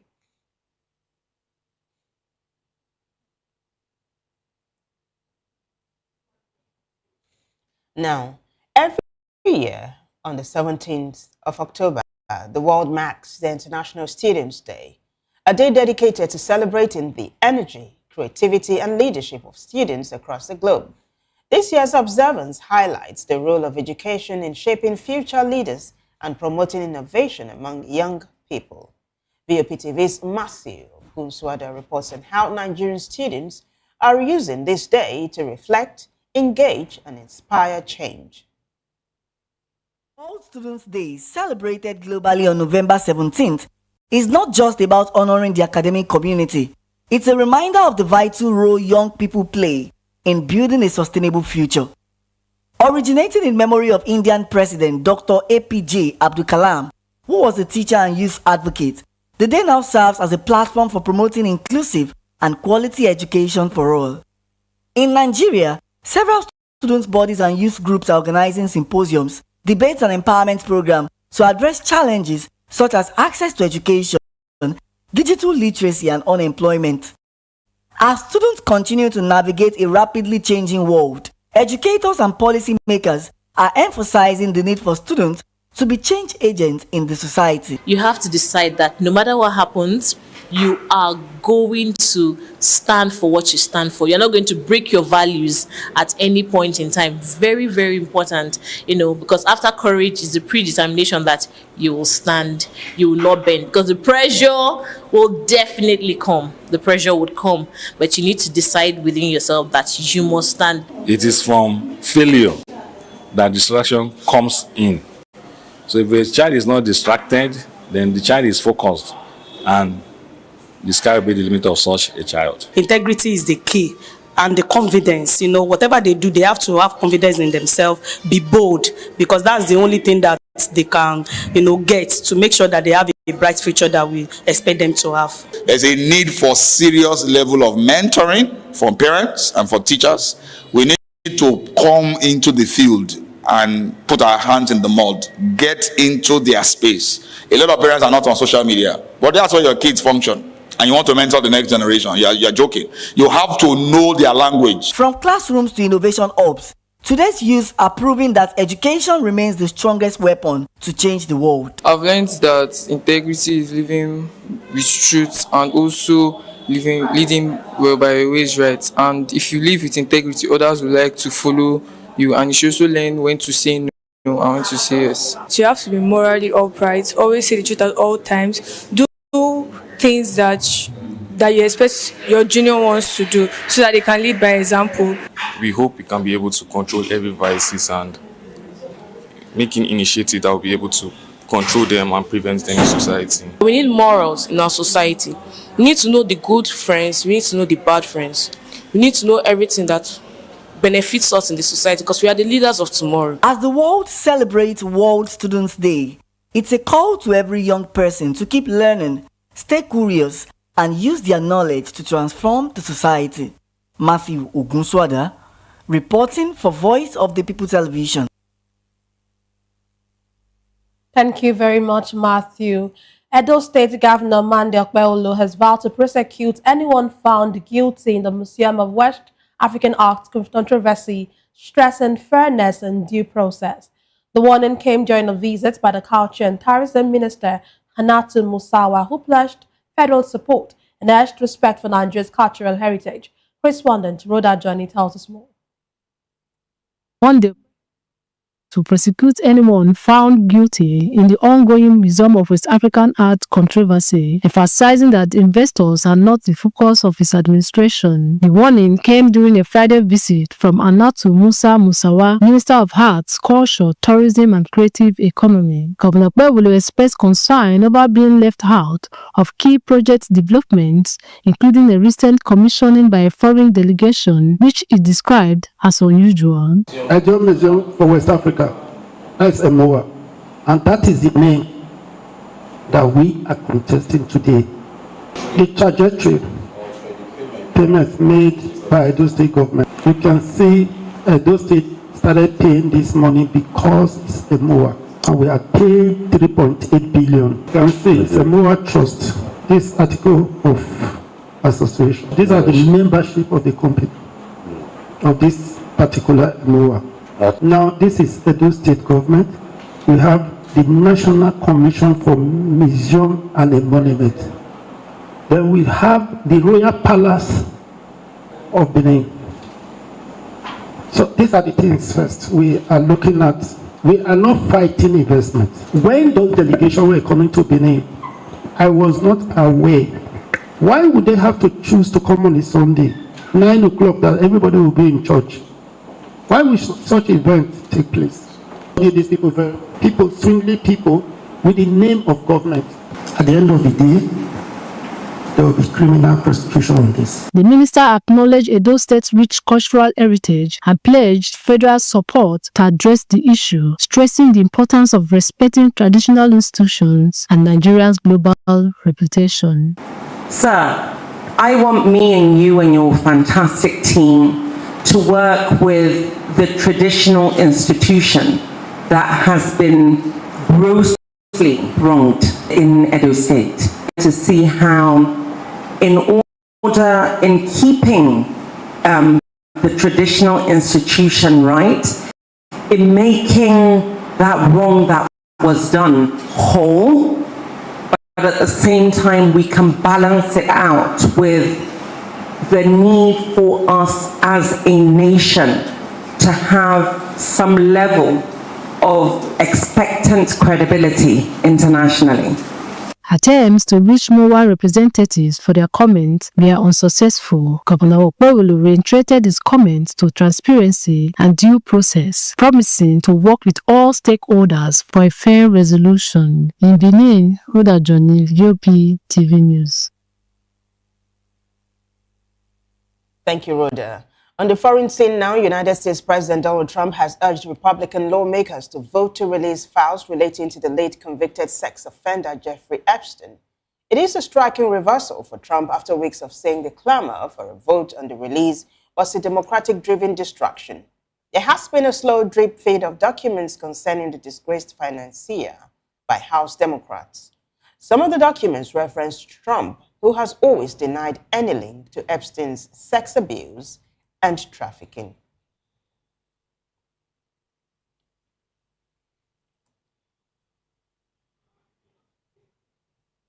Bangladesh former Prime Minister Sheikh Hasina has been sentenced to death for crimes against humanity over her crackdown on student-led protests which led to her ousting.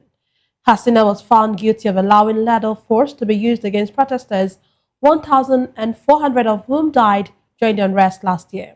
She was tried in absentia by the International Crimes Tribunal in Bangladesh, having been exiled in India since she was forced from power in July 2024. Prosecutors accused Hasina of being behind hundreds of killings during the protest, and families of those killed or injured called for tough penalties. She has denied all charges, calling the trial biased and politically motivated. Well, we'll take a short break. When we come back, business news.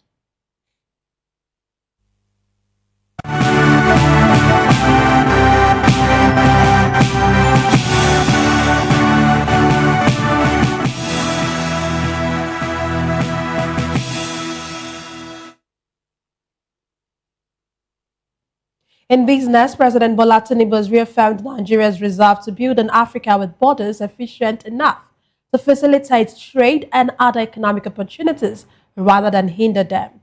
Declaring open the Customs Pact Partnership for African Cooperation and Trade, President Tinubu tasked African nations to show discipline in their work towards building before borders that meet the high demands and rapid pace of contemporary technological development.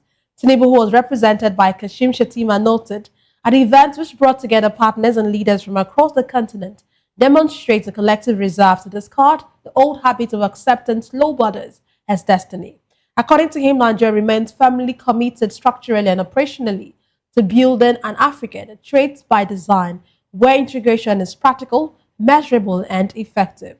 The president described the national single window as central to Nigeria's continental trade strategy, assuring that phase one of the transformative digital platform will go live in March 2026 with full rollout by December 2026. While in sports news, Super Eagles Victor Osimhen and Super Falcons Rasheedat Ajibade have been named among the finalists for the 2025 CAF Player of the Year awards. Also recognized in their respective categories are goalkeeper Chiamaka Nadozie and Bayelsa Queens forward Shakirat Moshood. CAF released the final shortlist ahead of the gala ceremony scheduled for Wednesday in Rabat, Morocco. The ceremony honors the continent's top performance from January 6 to October 15, 2025. On the men's side, Osimhen, currently making waves at Galatasaray, is joined by Mohamed Salah of Liverpool and Ashraf Hakimi of Paris Saint-Germain as finalists for the CAF African Player of the Year award. In the Women's Player of the Year category, Nigeria's Ajibade, who plays for Paris Saint-Germain and led the Super Falcons to their 10th WAFCON title, joins Morocco's Ghislaine Shebak of Al Hilal and Sanam Sudi of Asfar as the top three finalists.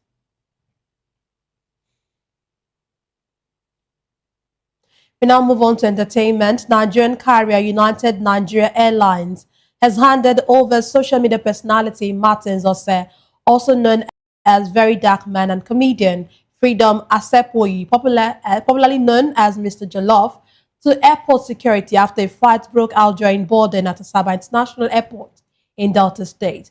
The airline's public relations officer Chibuike Uloka confirmed the incident, saying the crew acted immediately and professionally to calm the situation. He said both men were deboarded promptly to ensure the safety of other passengers.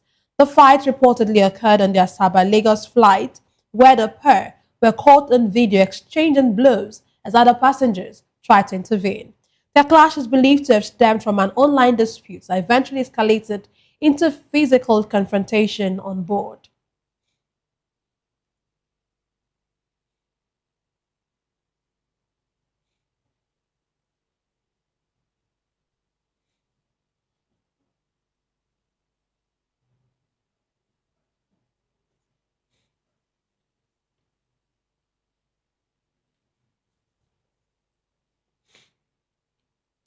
Well, that wraps it up for us, a news hour. But before we go, a quick look at the headlines. We told you that Tinubu has ordered security agencies to rescue 25 Kebbi schoolgirls. U.S. Congress to probe alleged Christian genocide.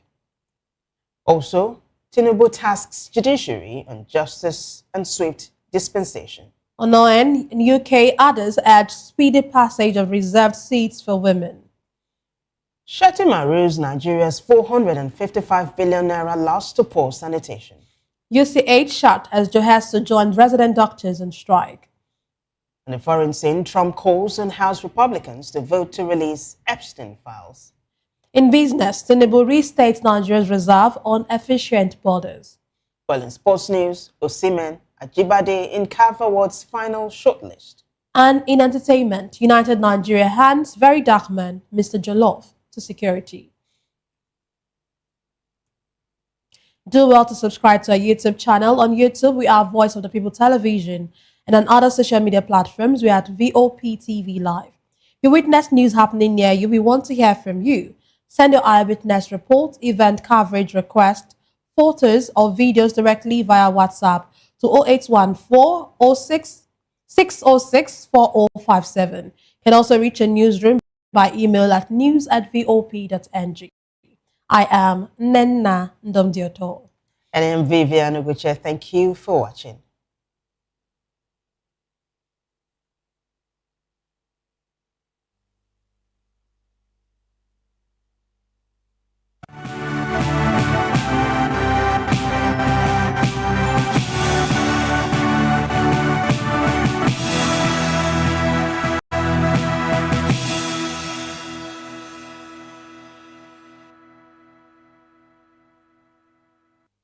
Hello there, my name is Damilola Ogunsi, also known as the Goldfish. Hi, my name is Chiki Bright Emmanuel. I'm an actor and a filmmaker. Hello peeps, my name is Yomi E. Adejimo. Hi everyone, I'm Paul Utomi. Hi everyone, my name is Stacey Benjamin and this is Voice of the People TV. I need you to keep it locked to VOP TV. See, are you looking for good entertainment? You want to get good movies, good music, politics, talk shows, sports and entertainment. You really want a channel that gives you everything you need without you having to run around. VOP is where you are. That's Voice of the People. If you're not listening to this, you're not one of us. And you deserve to be killed. Scrap chat. Don't be killed, but watch it. Or I'll find you. And I want you. And you are locked on VOP TV. Don't go nowhere. This is where the juice is. This is where all you need for entertainment, politics, movies, and whatnot. And keep watching VOP TV. So keep it locked because I'm locked already, man, and it's money back guarantee. So you're gonna have a good time because I do. And please keep watching VOP TV. I won't turn to you actually. I beg you, subscribe, watch it. If not, whatever you see. You better not touch that dial because VOP is the plot. My name is Tao Familoni and here's to VOP TV. Keep watching, stay tuned, do not touch that dial. Arararara, my name is Made Kuti and you're watching VOP TV. Keep watching. Welcome, my name is Zika Davis. Distinguished ladies and gentlemen, boys, viewers, everybody, boys and girls. This is VOP TV. Do you know what that means? Voice of the People TV. You don't have a voice, don't come here. You better make sure your voice is heard. To know the happenings in the maritime sector, join us on the program Maritime Frontiers on VOP TV as we discuss key areas in the maritime sector from aquaculture, maritime transportation, maritime labor regulation, oil and gas exploration, ferry and passenger insurance, marine pollution and prevention, port operations and lots more. Maritime Frontiers, exploring Nigeria's blue economy.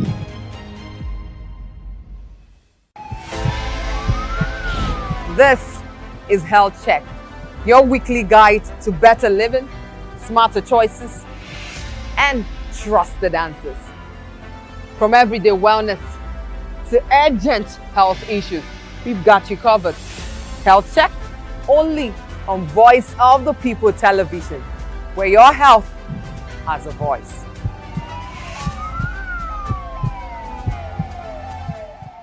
The red carpets, awards, the razzmatazz, music, fashion, interviews, and more. Spotlight on Voice of the People Television. Let's feed you with all the juicy stories in the global entertainment space, bringing you the glitz and glamour as it hot Stay tuned to Spotlight, 1 p.m. Monday to Friday. Spotlight on VOP TV. Entertainment like never before.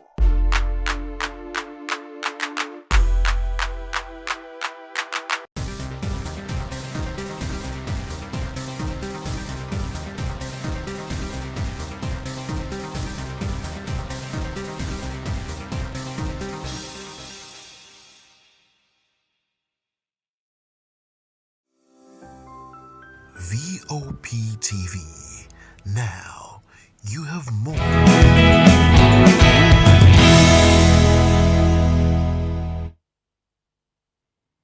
Good morning and welcome to another interesting edition of VOP this morning on Voice of the People Television. It's a beautiful Tuesday morning and it's also the 18th day in the month of November 2025. I am Fina. Okay, Chuku. And on the show this morning, we have quite interesting stories for us to listen to, also get educated as well as get informed. ISWAP terrorists kill Army Brigade commander who actually was awaiting a rescue after ambush. Turaki PDP leaders storm police headquarters against Anyang Nwike orders as PDP crisis deepen. You know, this story is an interesting one. People that have been expelled from the party decide to use the party secretariat to host another meeting by a certain time, which is 10 o'clock, the same day that the board of trustees of the party scheduled to have their own meeting at 2 p.m. Interesting, we'll see how this unfolds. And also on our radar, Atiku will be absent as ADC unveils new headquarters in Abuja, even as that headquarters turned out to be the house that Atiku Abubakar used for his presidential campaign in the 2023 election. Those are the major topic of conversation for today. We also have other interesting trending stories. Before we proceed, we kindly urge you to visit the website www.vop.ng for fresh and trending news. Also, subscribe to our YouTube if you've not done that. Click on the subscribe button, and the YouTube channel is Voice of the People TV, well spelled out. And on all that social media platforms, we are at VOP TV Live. Come, let's move on.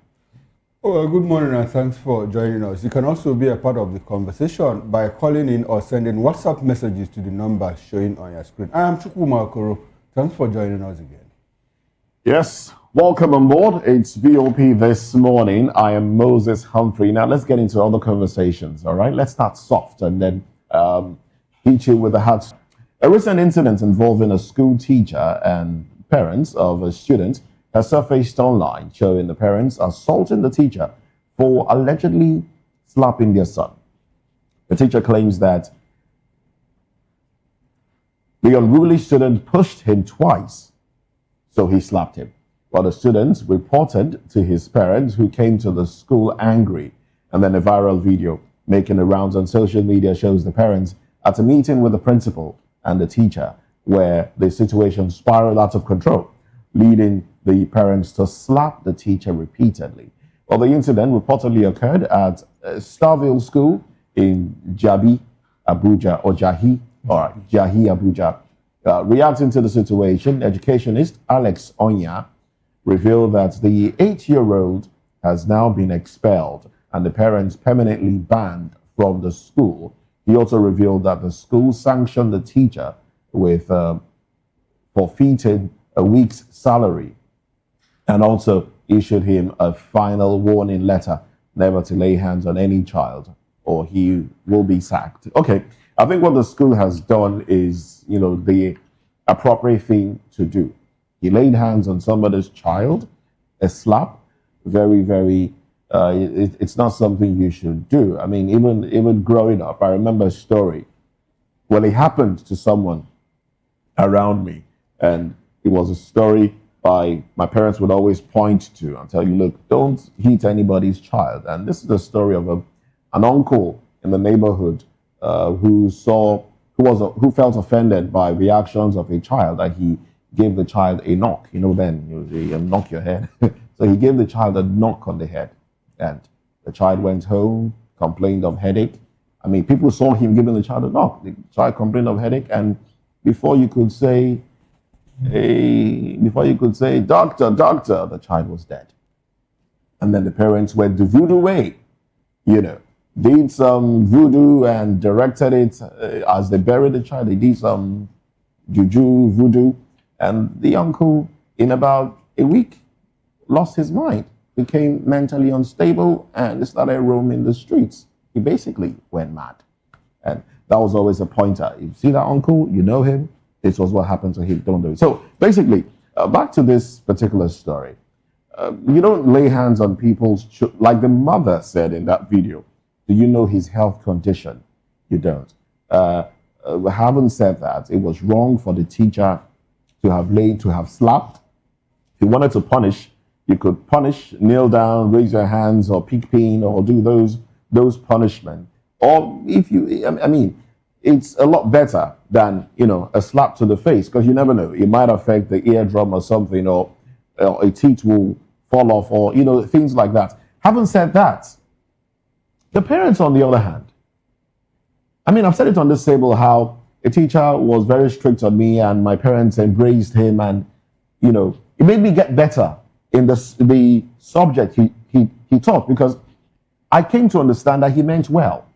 So, the parents, you don't just, get up and take laws into your hands, and because you are paying tuition, you're paying school fees, and from that school fees, salary of the teacher is being paid, and you feel you could slap. And then I saw that video, I think I saw that video on Sunday actually. The man, the father of the child, got angry, slapped the teacher, and the mother told them, stop recording. Okay, if you don't want to stop recording, I'll do mine. And then she walked up and slapped him too. And I think that was just too much. That was too much. And I think more than expelling the students, they should be sued as well. Yeah, that's my take on this one.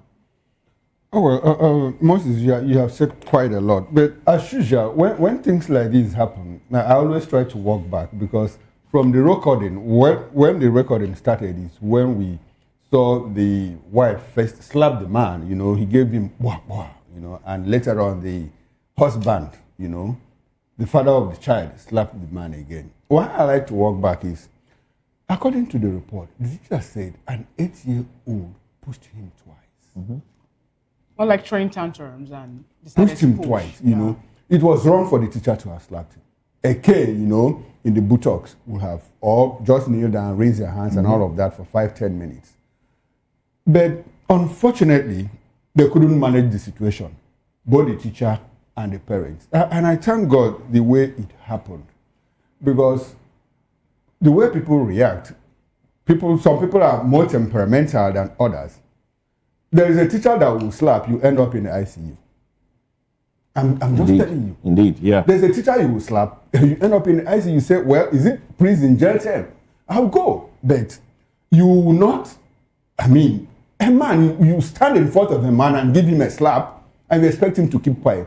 But I'm happy that the teacher took in all of that, in his stride, and what the school has done. And the man himself didn't help matters. Your wife has slapped the man. Why go to slap him again? They overreached themselves. As a matter of fact, I think it was the man that slapped first. The man slapped first, and then the wife went to slap to prove that, okay, since you are making a recording of it, I will slap him too. And then you directed to the principal. Whoever slapped first, whoever slapped first, but it was out of place for both parents to slap the teacher. Now, what are you teaching that child? You want to create a bully out of him? The slap came because the teacher admitted that yes, I slapped him. And having admitted, that should have been enough to say, okay, please, next time, don't. I have children too, I have children who have been flogged in school. You remember a highly placed PDP officer, sometime in the past. In fact, as a matter of fact, Olisa Meto took policemen to school to go and assault a teacher, that punished his child. Nigerians take out their frustrations. Look, if not for the restraint, that both the FCT minister and the naval officer, the restraint they demonstrated last week, something outright could have happened. And this one again, the teacher exercised some level of restraint, and I thank him for that. But the school too, beyond expelling the child and ensuring that the parents are no longer seen within the vicinity of that premise, I think the police should step into this, because this is clear assault. It depends on what the teacher wants, as a matter of fact, but it is condemnable in any way you look at it. What the teacher was wrong, what the teacher did was wrong. But I think the parents overreacted. Yes. The parents Yes, overreacted. that's The an teacher overreaction. admitted, okay, yes, I slapped him. Should have been enough. Sorry, don't do this next time, because something wrong could have gone there if the teacher reacted the way they reacted to. Nobody is talking about the attitude of the child. No, he just did. The parent. I'm talking about the father and the Okay, mother who went okay. to school to all, go all out and say they are seeking for justice for the child that received the slap. That's the first one. For an 8-year-old to wake up and start throwing tantrums to the point of pushing an elderly person who happens to be the teacher speaks more to what is happening at home. That is the first thing I would say. Maybe, I encourage gentle parenting. I do that most of the time too. But to get to a point where I have to lose me to say, don't do this. And then I'll punish by saying, that's your naughty corner, stand by the wall, do this, do that. But there are some times that the standing by the corner might not really work. And that is when I see you being naughty in the name of trying to protest or throw tantrum. Then I'll bring up my slippers or any other thing I think I have around to teach you the good lesson the way it should be. But now, the slap the little boy received from the teacher is what I am against. But if you check it out, you find out that maybe the man's finger must have left some, whatever on the cheek of the child and made the parents notice that was a slap and all that. Or maybe the child, when he got home, will be like, Mommy, guess what? I was slapped today at school. For all you may not have even been a hard slap. A hard slap. There's something I miss. I think that child is badly brought up. Of course. And from what the parents exhibited, I mean, how will you, 8-year-old, you go and push a teacher? He speaks to what is playing behind him. What's happening at home? That is just very badly brought up. I think the parents should be ashamed of themselves. But everybody wants to wake up and say, don't bully my child, you don't do this, because that was what the woman was saying. You don't do that to him. Do you know how this, so many things. My child, I've never laid my hands on. She said so many things. I understand the pango of childbirth and all that, but this is what I am. This is what I'm against this. Why I'm against it is it speaks to how unruly some people can be trying to seek for justice. There are many ways to punish this teacher. You can, for example, there's some of the schools that we have around, we know that we have do's and don'ts when you come for registration of a child before the final admission. And there's some schools that have started to say no corporal punishment, no this, no that, no that. Maybe that actually happened to be what they signed when they enrolled the child in school, but something happened. And you don't want to care, you don't check what happened to your child. Now, someone say something on reacting to this, but the person say, what can an 8-year-old boy do that will make a teacher to slap the child? So many things. So many things. As a matter of fact, Fina, you started off by saying you like soft parenting. Well, I do gentle parenting. Yes, but there's a VUT to it. On the other hand, I think I like hard parenting because, look, our society has become so permissive. We permit a lot of things, that go on in society. I had a child, that the teacher flogged him. He came back and complained to me that the teacher flogged him. Where? He said in his buttocks and his hand, what did you do? He said I was not making noise, and he said I was making noise. Tomorrow I took him to school. I said, teacher, next time he makes noise, please double the flogging. But you know, this you just said now reminded me of excuses. Something happened while I was in school. I didn't make noise that day. I felt so bad. I did not make noise. I was among the people making noise. But get what? We got what they call that in general punishment was what I got. And then I went home complaining to my mom. Guess what my mother told me? If you get to class and people are making noise, make noise, but don't be the ring. Be in the NATO. Let your voice not to be too head. Because we condone some of these things. That is why we have the kind of children that we produce these days. And quite unfortunate. We are playing over a lot of things. We are playing with a lot of things. By the time these things start reporting in society, and it's late already. It's late already. I mean, we have condoned a lot of things. We've imbibed Western culture. In schools now, you're not permitted to beat a child. Now, I understand that some people take it overboard. Yes. Some people do it in excess, and they become too hard. I mean, like you said, you don't even know the texture of your palm, and then you slap a child. Yeah. You might have, there's somebody I saw who hit a bottle of drink. He wanted to appreciate it, like, oh, and then he hit it and it broke because his palm is hard. So imagine that kind of a person slapping someone. We can rule that out actually because. But regardless of that, you don't just you don't say okay. Because, we have lost it. We have lost it already. We have. it will now take a lot to retrace our steps. Yes. Unfortunately, the people that we copied from, they are walking back, trying to introduce corporal punishment in schools. In the Western world, and we are traveling in a different direction, and that makes our case crazier and more difficult for us. So while they are trying to get better, we are trying to get worse. Yeah, and but it's troubling. It is concerning too. It is troubling. Very, very. It is troubling. The kind of children we are raising, and that's why they say, "Oh, Gen Zs are, they're so very outspoken. confrontational. They Gen are Alphas are this. even worse because you can't even yell at them. You can't tell them sit down there. You can't. They say, "Oh, that's child abuse." But having said all that, actually, some of us were not raised that way. So but Fina when said we see something some of one these day. things, Those of us that think that we're properly brought up are the ones that brought up this generation. So what's societal influence. Societal influence. Yes, you don't want to be tagged as the one who is abusing, in quotes, your child or abusing someone else's child. No, your own child. So because you don't want to be tagged as that, I feel okay. Let me mind my business. pedal. Oh. Let me take it easy. Anyway, be careful what to wish for. But all the same, to teachers now, let's find a way to put our emotions in check. You are there as a teacher for a reason. You're not there as a military personnel. So even when a child must have erred in one way or another, don't go all out. Exactly what I said. Let's be careful what you wish careful. for. Let's get into another very interesting trending topic. Former President Olusegun Obasanjo on Monday revealed the insulting and abusive thank you text message you received from former Ekiti State Governor Ayodele Fayose Oshokomole, as they call him, following his attendance at Fayose's 5th birthday in Lagos last week. While the SMS described as a thank you note was made available to journalists in Abeokuta by Obasanjo's Special Assistant on Media, Kehinde Akinyemi.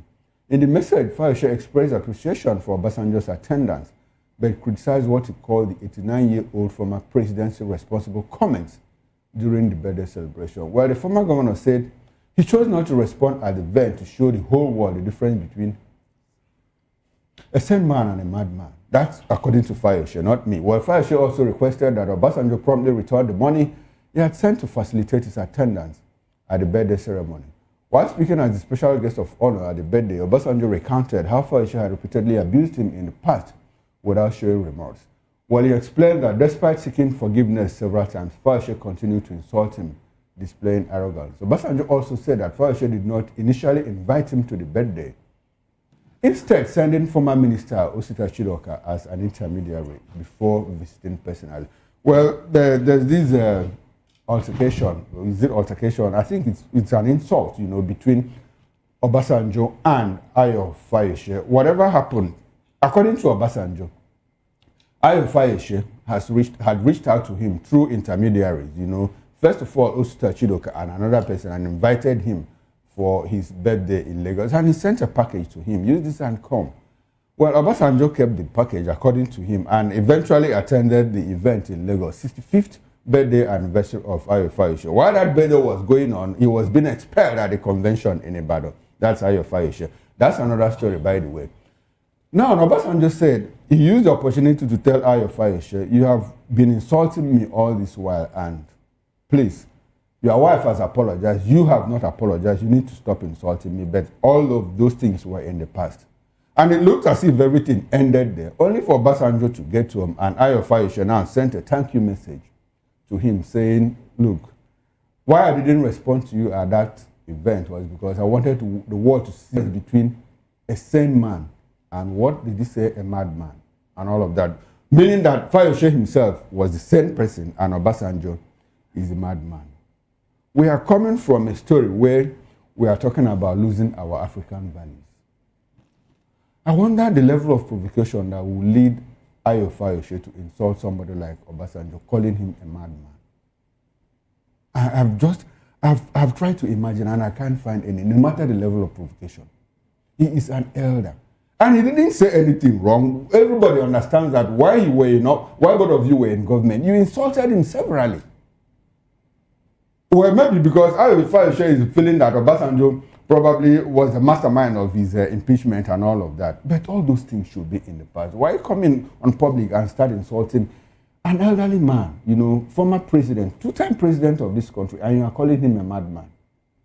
What do you expect younger people? How do you expect younger people to respect you, Oshokomole?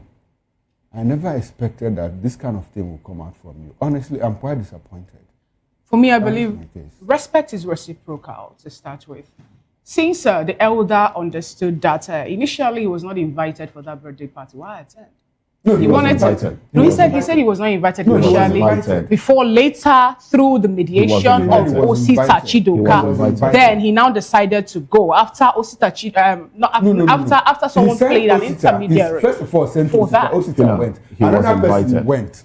Before Fayose himself went. Yes, so he was invited. Now, when you check, for me, all I have to say here is, when you check the body language of both men, they have something that no one actually sort of know about. They have something happening between them that you and I are not aware of. So for them actually to have, for the invitation alone to have taken that trajectory to this point shows that there are more to this that we need to know. Is there anything wrong with what Obasanjo said at the birthday party? Secondly, they invited you to go for a birthday party. I know that age sometimes actually play on us too. He said now, when they invite you... He said Obasanjo had dementia and all of that. I know you love Obasanjo. That is what he said. But now, yeah, he's an elder. We know he's an elder. But now, the thing is, that's why I expect him as an elder to understand that it is not all invitation at this point that you have to follow. Start making it wrong. It's not too right. It's not too wrong making it right. It is you. No, but that is it what is you're you. saying. No, it is you holding on to yourself and also expect. I don't have anything against Obasanjo coming up to say, "Thank you, my son, I've forgiven you, but you see this party due to age and all that, I may not be able to attend it." Believe me, that would have actually saved us all this back and forth. Yes, listen, but all the same, from the information that is available to us, he was basically, I mean, it felt like he was begged to attend because you sent Osita, yes, to go plead with him, according to Obasanjo, to test his mood, and then later called him, and then later came yourself to him. That is begging somebody, please come for my event. That's what it is. That's what it looks like. And from what he said, I mean, from what the former President Obasanjo said at the event, personally, maybe the tone with which, I mean, I wasn't there, maybe the tone of perception was what angered Mr. Fayose, yeah, maybe, but from what I could see, there's nothing to anger anybody in that statement. Okay, you offended me. You said a lot of things. You're not my best political child, but I can't ignore the achievements you have attained. You've done some good things, and I forgive you for the insults you raised. Come on, that is maturity, if you ask me. That is maturity.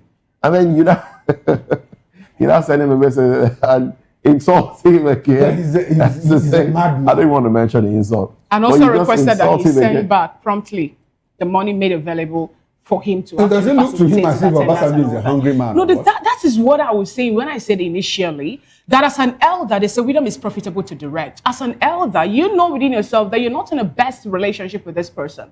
And then the person finally you can't tell these things because okay, now see what it has led to. Even if he chose not to attend, if this was going to happen, it will still happen. It will not be, I pleaded with you and you didn't come. You are stupid. You're a mad person. And it will not be left for the world now to see how stupid some people who think that money speaks better than any other thing of value or ethics have actually been seen. It's unfortunate. Whatever goes around comes around. I expect that with time, Fayose will go and apologize to Obasanjo. Yeah, the one he has been doing all this while. There's no need to do that anymore. I mean, you don't insult somebody repeatedly, all right? And then even when they say, I forgive you, you insult them again and you go back and apologize now. There's absolutely no need for that anymore. So I think they should just move on. Do this to him. Most definitely. Away from that, a federal high court sitting in Abuja on Monday convicted the suspended dean of the Faculty of Law, University of Calabar, Professor Cyril Ndifon, and sentenced him to 5 years imprisonment for sexually harassing his female student. Delivering the judgment, Justice James Omotosho found Ndifon guilty on 2 counts out of 4-count charge filed against him by the Independent Corrupt Practice and Other Related Offences Commission, ICPC. The court, however, discharged and acquitted Ndifon's co-defendant and lawyer, Mr. Sonny Anyangu, who was accused of attempting to pervert the course of justice. ruling that the prosecution failed to establish any credible evidence against him. Justice Omotosho sentenced Professor Ndifon to 2 years in prison for one count and 5 years on the second count, with the court ordering that the sentences run concurrently.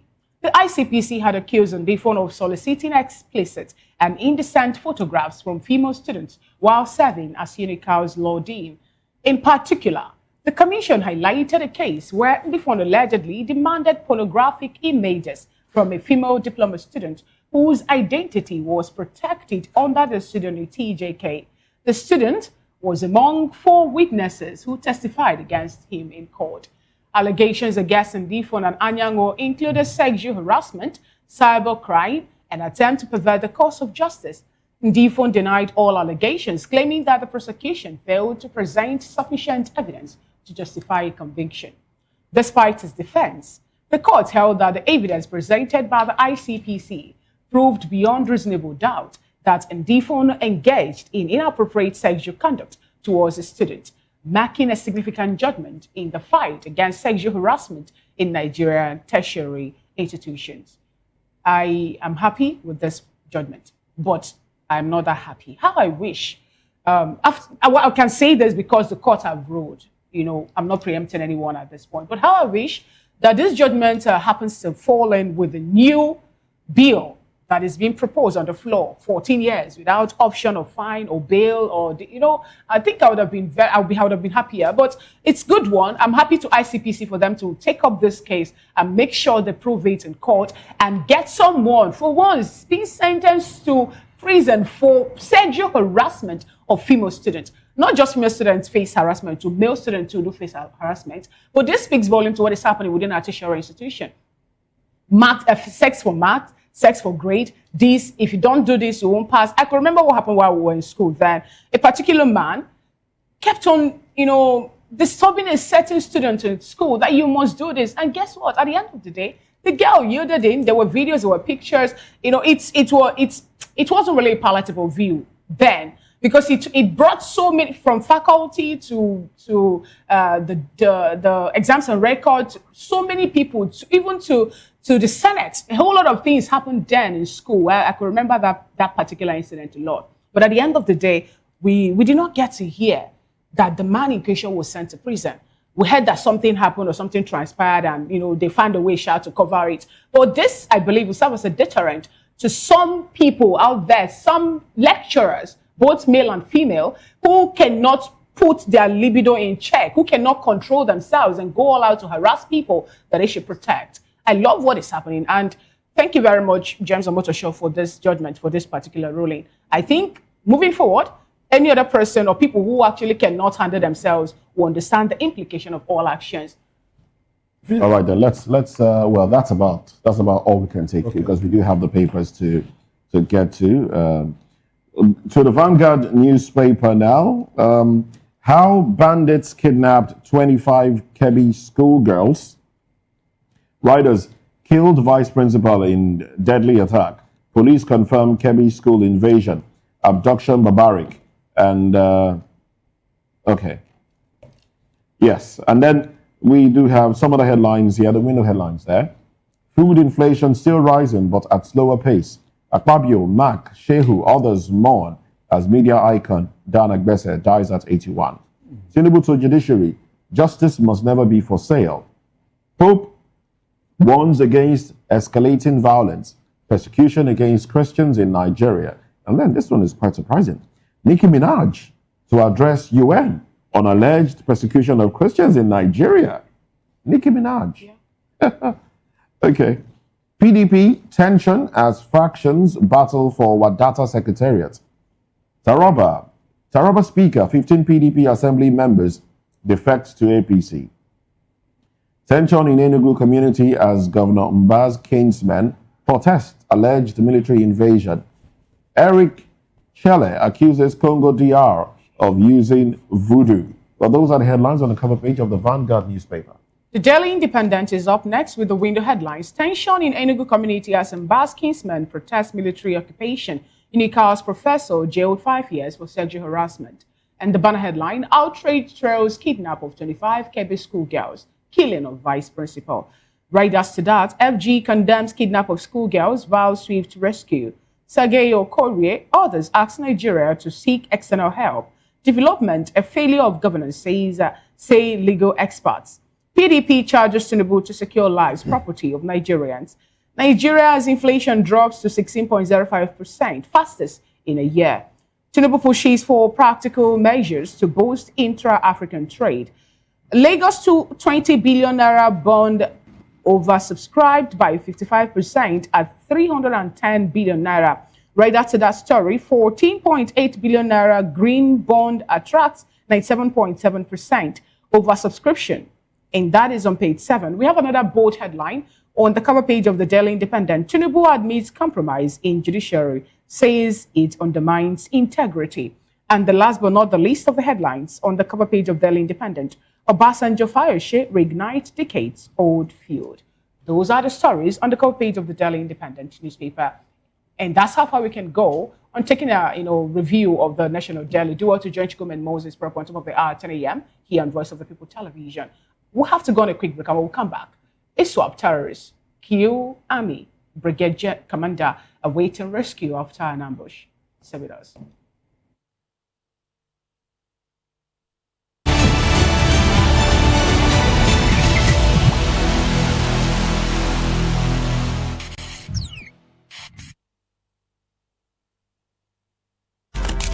In a world where power shifts with every headline. In a nation full of questions. In a world filled with noise, the truth needs a voice. The policies that shapes our world and the economy that determines our future. Every hour, every day, the grapevine keeps buzzing. And together, we are committed to telling the stories that shape our world because your voice is our focus. Don't forget, our voice matters the most. Let us come together and share our concerns.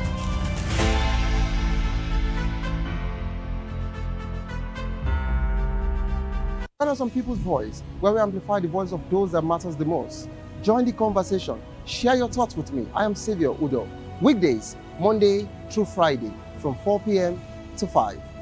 Don't forget, our voice matters the most. Let us come together and share our concerns. Thank you.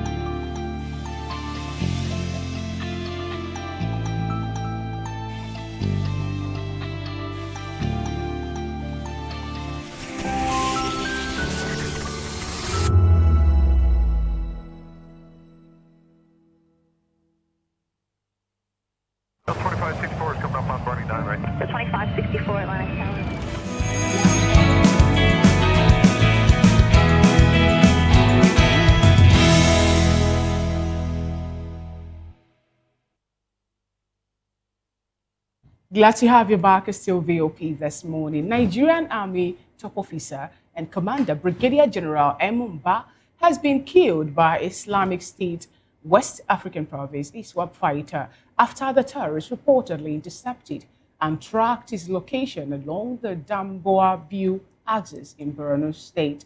Multiple security sources have confirmed.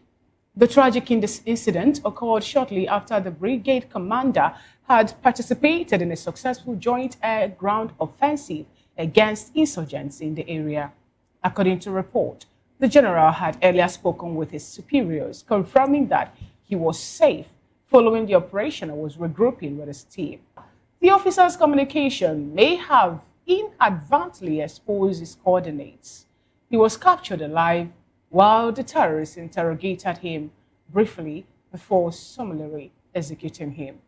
Meanwhile, Mohammed Idris, Minister of Information and National Information, says that President Bola Tinubu has ordered the swift rescue of the female student abducted from Government Girls Secondary School in Maga, Kebbi State. Gunmen attacked the school on Monday morning and kidnapped 25 female students during the raid. Nafiu Kotokashi, police spokesperson in Kebbi, said that Hassan Makuku, the school's vice principal, lost his life during the attack, while Ali Shehu, a security guard, sustained gunshot injuries to his right hand. Reacting to the development in a statement, Idris said Tinubu has condemned the attack and reaffirmed the federal government's commitment to protecting all Nigerians, especially school children. Quite unfortunate indeed. We have with us in the studio Prince Francis Chilaka, who is a public and political affairs analyst, and joining us virtually is a National Secretary, retired member of the Nigerian Armed Forces, Ambassador Dr. Omei Roy Okideve. And also will be joined from Oka by Honorable Ejiofor Iguatu, former member of Number State House of Assembly. He is also a political and public affairs analyst. Good morning, gentlemen. Good morning, Prince Francis. Yes, good morning. Good morning, Honorable Ejiofor Iguatu. Good morning. All right, good to have you join today's conversation. Ambassador Roy, good morning, if you can hear me. Good to have you join today's conversation. Ambassador, if you're there, please. All right, let me start off with the studio. I would like you to unmute your device if you can hear me. Unmute your microphone, Ambassador Roy, if you can hear me. All right, well, we'll let you walk through that to, establish proper communication with you. We'll bring the conversation to the studio where we'll have Prince Francis Chilaka. Prince Francis, what do you make of this? There was a statement made by the president after 25 girls were kidnapped, from Kebbi State, that the security operatives should move swiftly to make sure that those schoolgirls were rescued. Let's take it back to what happened some years ago, where girls were kidnapped, in school, secondary school for that matter. We have the likes of Leah Shoaibu and all the Dapochi girls and the other one that played out. And up until today, we are yet, even last 2 months or thereabouts, parents of those schoolgirls come up to still talk about how some of their girls have not been reunited or granted freedom. Please, what do you make of this incessant kidnapping of girls from schools and the fact that the present administration have told the world that they are already working hard to end the issue of insecurity in Nigeria, especially when Trump talk about coming in to help out? We're back to the trenches. We can't hide our faces in shame, but that's the truth. Nigeria, for me, is gradually becoming a failed state because all the indices of a failed state is staring us in the face. And unfortunately, we just keep pretending to ourselves, and the government also keep pretending to itself. I think the problem is that our leaders don't understand the fact that the people have given up their sovereignty to them. And when you give up your sovereignty to your leaders, you want them to take care of you. They provide security, provide good health, provide good roads. But this is not happening in this country. And so each time these things happen, like the Chibok, the Dapchi girls, you just hear the president, give you beautiful speech, come asking the military to do this, asking the security to do that. But if you follow the details of what transpired, the police account of what transpired, the army account of what transpired, you find out that it sounds very, very childish. Because the police said, oh, we engaged them. And, they were trying to flee, they jumped the fence, or they jumped the walls, and they went away with these girls. And I keep asking, when it happened, when the Chibok girls were kidnapped, there were about 100 or something of them. How were they moved? Were they moved in trains? Were they moved in buses? Were they moved on the back of cows or the back of camels? So how do they move these girls that nobody gets to find them? And where is this bush that they moved them into? So it doesn't really add up. It simply shows you that, that there's something fundamentally wrong with our security architecture. When you say something is fundamentally wrong with our security architecture, let's take it to what happened or what played that took the life of Brigadier General M. Uba.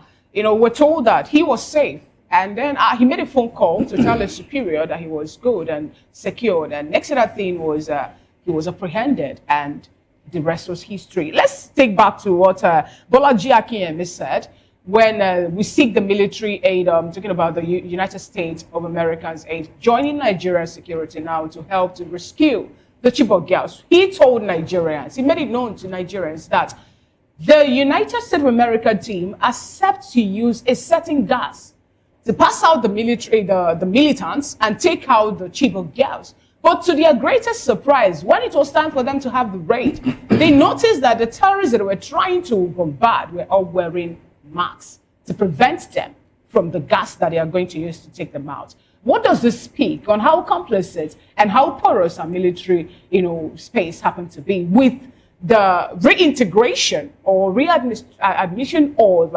repentant Boko Haram members or terrorist members into the military?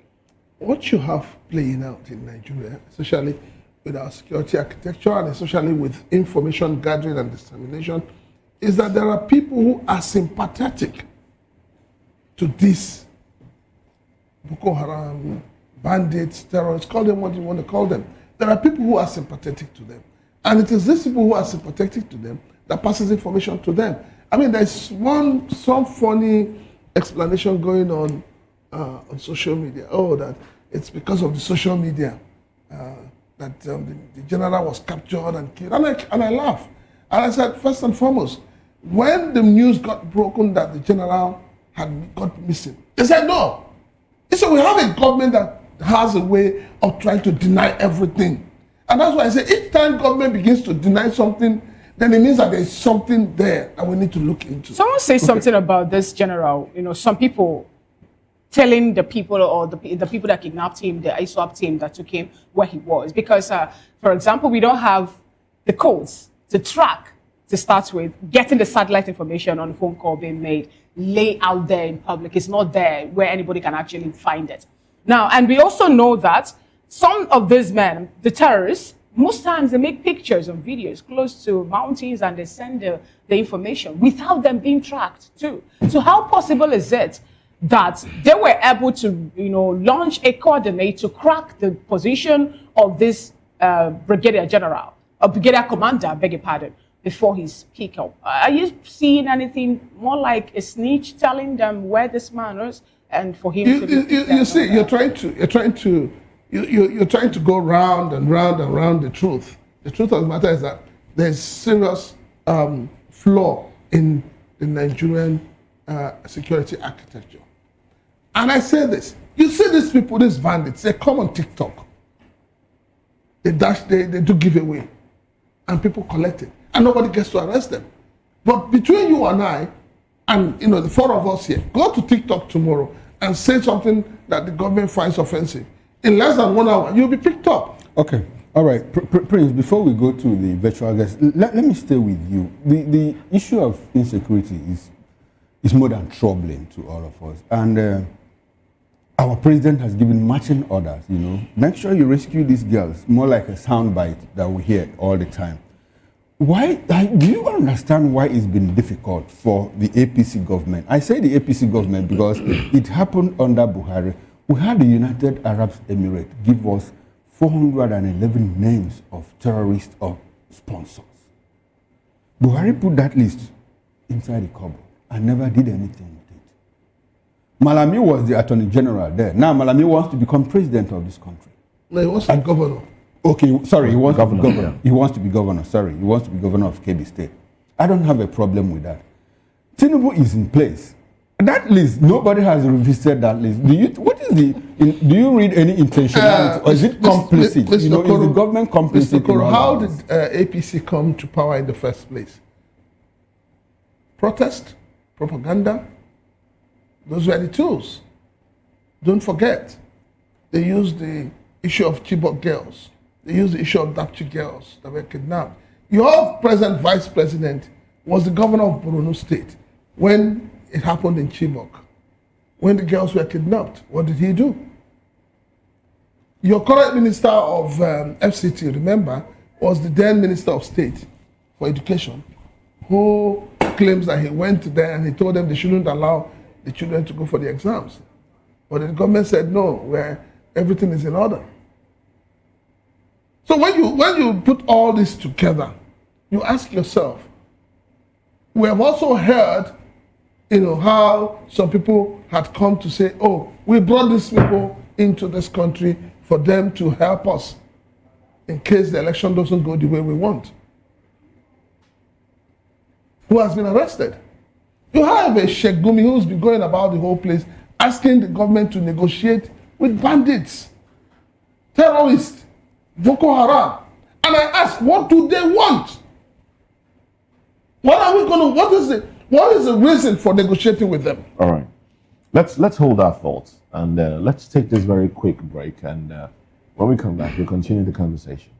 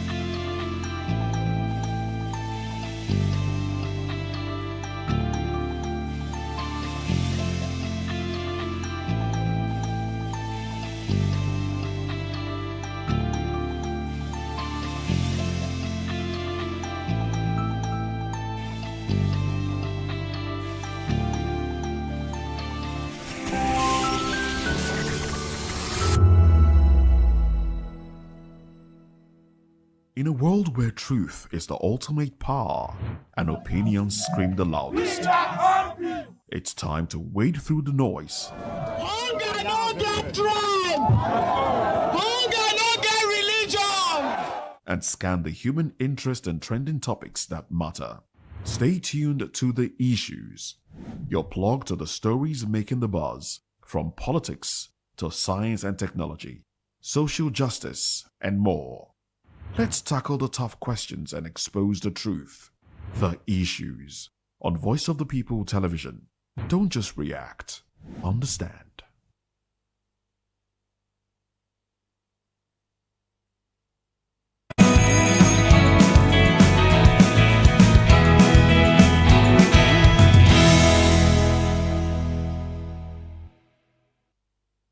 One later. All right, then welcome back. Now let's continue the conversation. But we have joining us here. We have Ambassador Roy Ohidebe, National Secretary, retired members of Nigerian Armed Forces. Good to have you with us in the studio. Thank you so much. And we still have Honorable Ejiofor Igwa, so we'll come to you very shortly. Ambassador Roy, let's start off with, the issue of the general that was murdered, allegedly, and also the girls in Maga. But let's start off with the general. I have seen the video and I have questions. I had to slow it down to see the reaction. And to me, I may not be right, but to me, it doesn't look real. And we see the Nigerian army denying the arrest and execution. What do you make of that? And if you've seen the video, which I think you have, is it real? Okay. One thing I like telling people is this. When your house is on fire, what do you take out first? Every emergency response, emergency situation advisory, intervention, procedure will always tell you, leave. Leave your phones, leave your bag, leave whatever, don't touch anything, just dash out. Okay, if you are one of the wardens in the building, try to scale out people, windows, doors, ladders, whatever. Now, I also ask people, when you think your level of presence in the security in the country is protected, what happens when your neglect makes such negative incidences begin to point you out as a victim? We have young soldiers that have been kidnapped, killed in open videos, beheaded in open videos. We have 2 military personnel that went to their village to get married. They were kidnapped and they were killed. And there was one lady officer like that. It also happened to her. And everything was just looking at stories. Now, let me tell you, as we speak now, even commissioners, senators, they are being kidnapped. So, when a colonel at colonel level who has a red neck is coming in the barracks, you need to change your direction. Because without red neck, you have the right to pronounce anybody dead. You have the right to declare open fire as a colonel. I'm not even sure I can come into a place where there is a general. I'm not sure. I'm special forces trained. We just formed the elite special forces veteran community in Abuja yesterday. And we did an ESCO meeting where they made me the Deputy Secretary General, Parachutists Association. You know, those are elite forces. Where you see a general standing, you don't enter that place. And the perimeter control system around the general, beyond his armed orderly, is massive. When a country begins to see itself being abused in the highest of its estimable places, that is an awakening. If it is not woken up, then it's dead. Okay, so you believe the video? The video that came out needs to go through the military processes. The DMI needs to look at it. The military spokespersons need to come out with a statement. But so every other things now, we believe that social media can populate. Now, talking about social media, does it make sense that a general lost track in trying to escape, was disconnected from his team, and was using WhatsApp to communicate? Does it make sense that he was sending videos of his location via WhatsApp, a social media application? What does that say, assuming this is true? Because I have a problem believing this. But assuming this is true, what does that say to reconnaissance? No, I would like to put it like this, because it will be like we are looking at the flame. We are not looking at the embers that boost the flame. What does that say about the Tucano that there was so much hype about?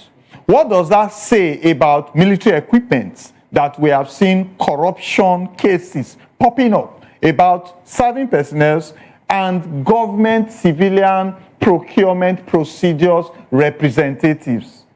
How do these things amount to the budget for military and the physical accessibility of those military gadgets, equipment, platforms that military personnel are supposed to deploy when they are in dilemma or they need to create an attack? Now, if a general don't have devices on him that he could geolocate to wherever he is, if a general is moving without him doing video on WhatsApp, can't we permutate from the DMI office or system to know where the general is, especially when he's on active combat? We don't need to be mentioning devices here. I know where my son is right now in Texas. My daughter in New York knows where I am right now as I sit here. So if we don't know where a general is, then he needs to use a public system. Then that also tells you about where the country is in preparation. Where the country is at this moment, Ambassador Roy, we know the problems. Very troubling. Yeah. Very disheartening. Yeah. A general is reportedly killed. Yeah. General of the Nigerian army. Yeah. By who? People will call ragtag. Yeah. Terrorists and all of that. Ambassador, how do we get out of this logjam? We know the problem. What's the solution? Well, one of the things that we need to understand is this. The problems were created by us, but we did not know the magnitude that it will get to. That is why you see politicians now everybody's porting to APC. After this election, if APC does not win, everybody will be porting to wherever there is a win. What is the criteria and the policy to port? Now, every organization in Nigeria already believes in godfatherism. Every organization in Nigeria already believes in favoritism. If the people that are making the budgets ask for budget padding because they need to get something for themselves, if the people that stay in the villa, like the vice president, asking for billions and trillions of money to renovate his office when a school carrying the next generation of the country, does not have protective delineation against incursion and abduction. What is the solution you want to have? The first solution is for justice to prevail. Justice against crimes instituted in the Constitution, murder, arson, criminality, corruption. Once justice begins to prevail, then the government to remove its hands from agencies. The police, they should create their own system where they nominate whoever comes to be an IG. The military should have its own system where the CDS or the chief of staff comes out. The politicians should face delivering democratic benefits, education, roads, medical, and all You that. talked about the military. You served in the military. You know, the Nigerian military, I recall, when we used to go for external operations, we would come back with laurels and all of that. In the Nigerian military, what do you think is the problem? Is it problem of lack of equipment, or is it problem of lack of training? Or is it political complicity on the part of the political elites? What will it be for you? When, let me remember one instance when I was serving in 1 Mechanized Infantry Division, Kaduna. And we had a gunshot somewhere. We were just about 6 of us. And the young officer there was moved. We moved immediately to the location. And we saw that, policemen were handicapped. And there was no phone calls then, so we communicated as we communicate. And we got approval to protect the police, to protect our community, and to withdraw immediately. The police reinforcement came. And that was what we did. When I was in Calabar, when Bakassi issues were coming up in the amphibious training school, we had a ready team to protect our military that were already in the front line as special forces personnel. Now, we don't connect with any civilian institution once there is threat to life and national security. There was no NSA office.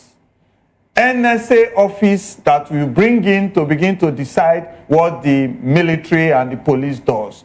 There was no interpretation of Igbo, Yoruba, Hausa. There was no, who is that guy there? Is he a Muslim or a Christian? Everything becomes what is a threat to the country, and we wipe it out immediately. We don't have any court. When the Nigerian government, politicians, started to go out to beg for loans and benefits, that was when you started to hear human rights in how we treat criminals. Then murder cases and firing squad began to get interpretations. So the governor that is supposed to sign a firing squad begins to ask, who is that guy? They say, he's a boy to ambassador. Have you called the ambassador? No, sir. Call him now.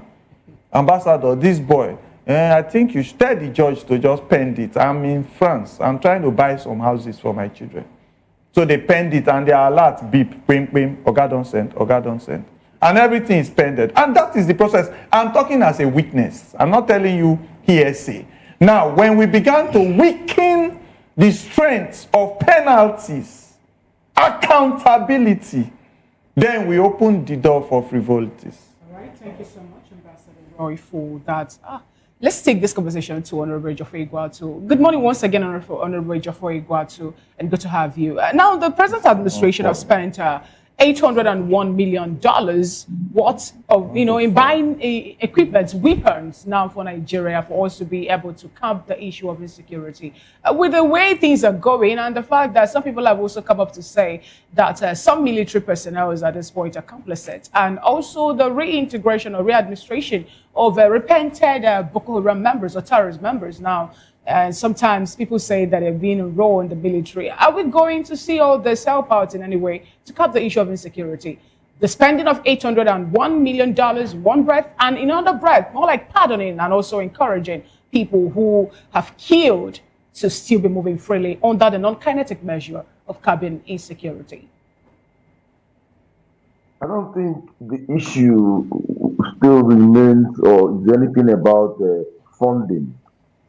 What is the problem in Nigerian military is about tactical formation, it's about information leakage, it's about betrayal, it's about sabotage. there is no way anybody can convince most Nigerians that there is no leakage of information around the military circle. Now, if you accuse me of stealing anything and you invite the police, you get to the police station, one of the things you see is that 2 trucks of mobile policemen will be sent to my house to arrest me, and there is nothing I will do to run away from them, just because you accuse me of stealing 1 or 2 little things or one of very minute cases. Now, bring it up to that level of military. How can a brigade commander at that level be so easily captured and killed? It sends a very bad signal. It is a very shameful occurrence. It's a pity that we're hearing such from this great country, this supposedly great country, Nigeria, spending $800 million to buy arms and ammunition and giving it to people who are not dedicated, giving it to people who are sabotaging the national security to handle, makes no difference. It doesn't make any sense. No, the level of killings, the level of abductions are far becoming constant, even more constant than when Goodluck Jonathan was the president. The number of people that are being kidnapped, 25, 200 and something, 300 and something, schoolgirls. This is a very, very, very pathetic case. Nigeria is turning into a very dangerous. A pathetic case indeed, very unfortunate. Let's bring it back to the studio. Prince Francis. Now, he did mention the Jonathan era when this happened. 200 girls kidnapped, and now 25. And do you see a pattern in this? Could this be politically motivated to make the government look inactive, look bad, so as to have something, to say, to topple or to, push out this administration? Yeah, I think that would not be the right word to use, because when the American president said he was going to come to help the Nigerian government, suddenly our politicians became very patriotic. If you noticed, you saw a lot of, I call them dead politicians coming up to do videos and telling you how patriotic they are, telling you how the Americans are coming for your natural resources and all of that. So if they could do that, and then the government was showing that they are in charge, I don't think anybody is doing anything, to paint this government in a bad light. But I just think that the government itself has failed the people. And that's why I said that when you and I gave up our sovereignty to the government, we gave it up believing that they will provide security for us. But they have failed us, and they continue to fail us. And there are questions. We talk about 400 and something names given to the former late president. The new president came in. He has not done anything about it. Nigerians are living in IDP camps in their own country. Nobody is saying, how do we take these people back to their ancestral homes? Nobody is asking who is occupying these ancestral homes. So it's just a failure in governance and government not facing the reality to know that the battle before them is something they cannot handle with all the videos people are making, talking about sovereignty, talking about patriotism. All right. The issue of insurgents, these guys, always on TikTok, always doing videos. In fact, I was watching a TikTok video last night where some of these bandits were making videos, and a supposed soldier was commenting under the video, saying that we'll get you and all of that. And it was laughable to me. What do you make of that? And also, I'd like you to react to the 25 girls kidnapped. The kidnap of the 25 girls. What do you make of it? Could this be okay? For the TikTok, can we trace them using algorithms? Your son can trace them. Exactly. Your son, your children of today. My child will tell me, "Daddy, share your screen," and they will just do some things on my phone and it's sorted out. I'll say, how much will I pay? You get it? These things are an insult. Go to schools in Nigeria here. Look, I like talking about our university students. You can have young boys and girls that will become strategically deployed to monitor these things. But you take your own TikTok now and talk about a senator and go and hide. You hear the other guest that is virtual. He said 10 trucks of mobile policemen will storm that place. Go and hide in another village, anywhere, inside a canoe, and be there and be doing your TikTok. Another canoe will park by your side, and you hear we are from the DSS. You are under arrest. You know? So we begin to see a country like this Oga said now, that have removed priority from citizenry deliverance of democracy and place priority on individuals and cliques and cartels within the country. If you talk about the 25 girls, I asked someone the other day, I said, if those girls were one of your daughter, one of them is your daughter, tell me your state of mind right now for your daughter to be in the hands of drug addicts, wanton destruction mindset, set of people. Now, remove that and tell me, amongst the women in Nigeria today that are elites and highly educated, what kind of intervention have they come together to look at? Now, remove that. Come down again to the security system and ask me, I believe I can. We have done it before. Even those days when we were doing Operation Sweep and all those things when I was in Dodan Barracks, we can keep a bait, park a car somewhere and put double trafficator.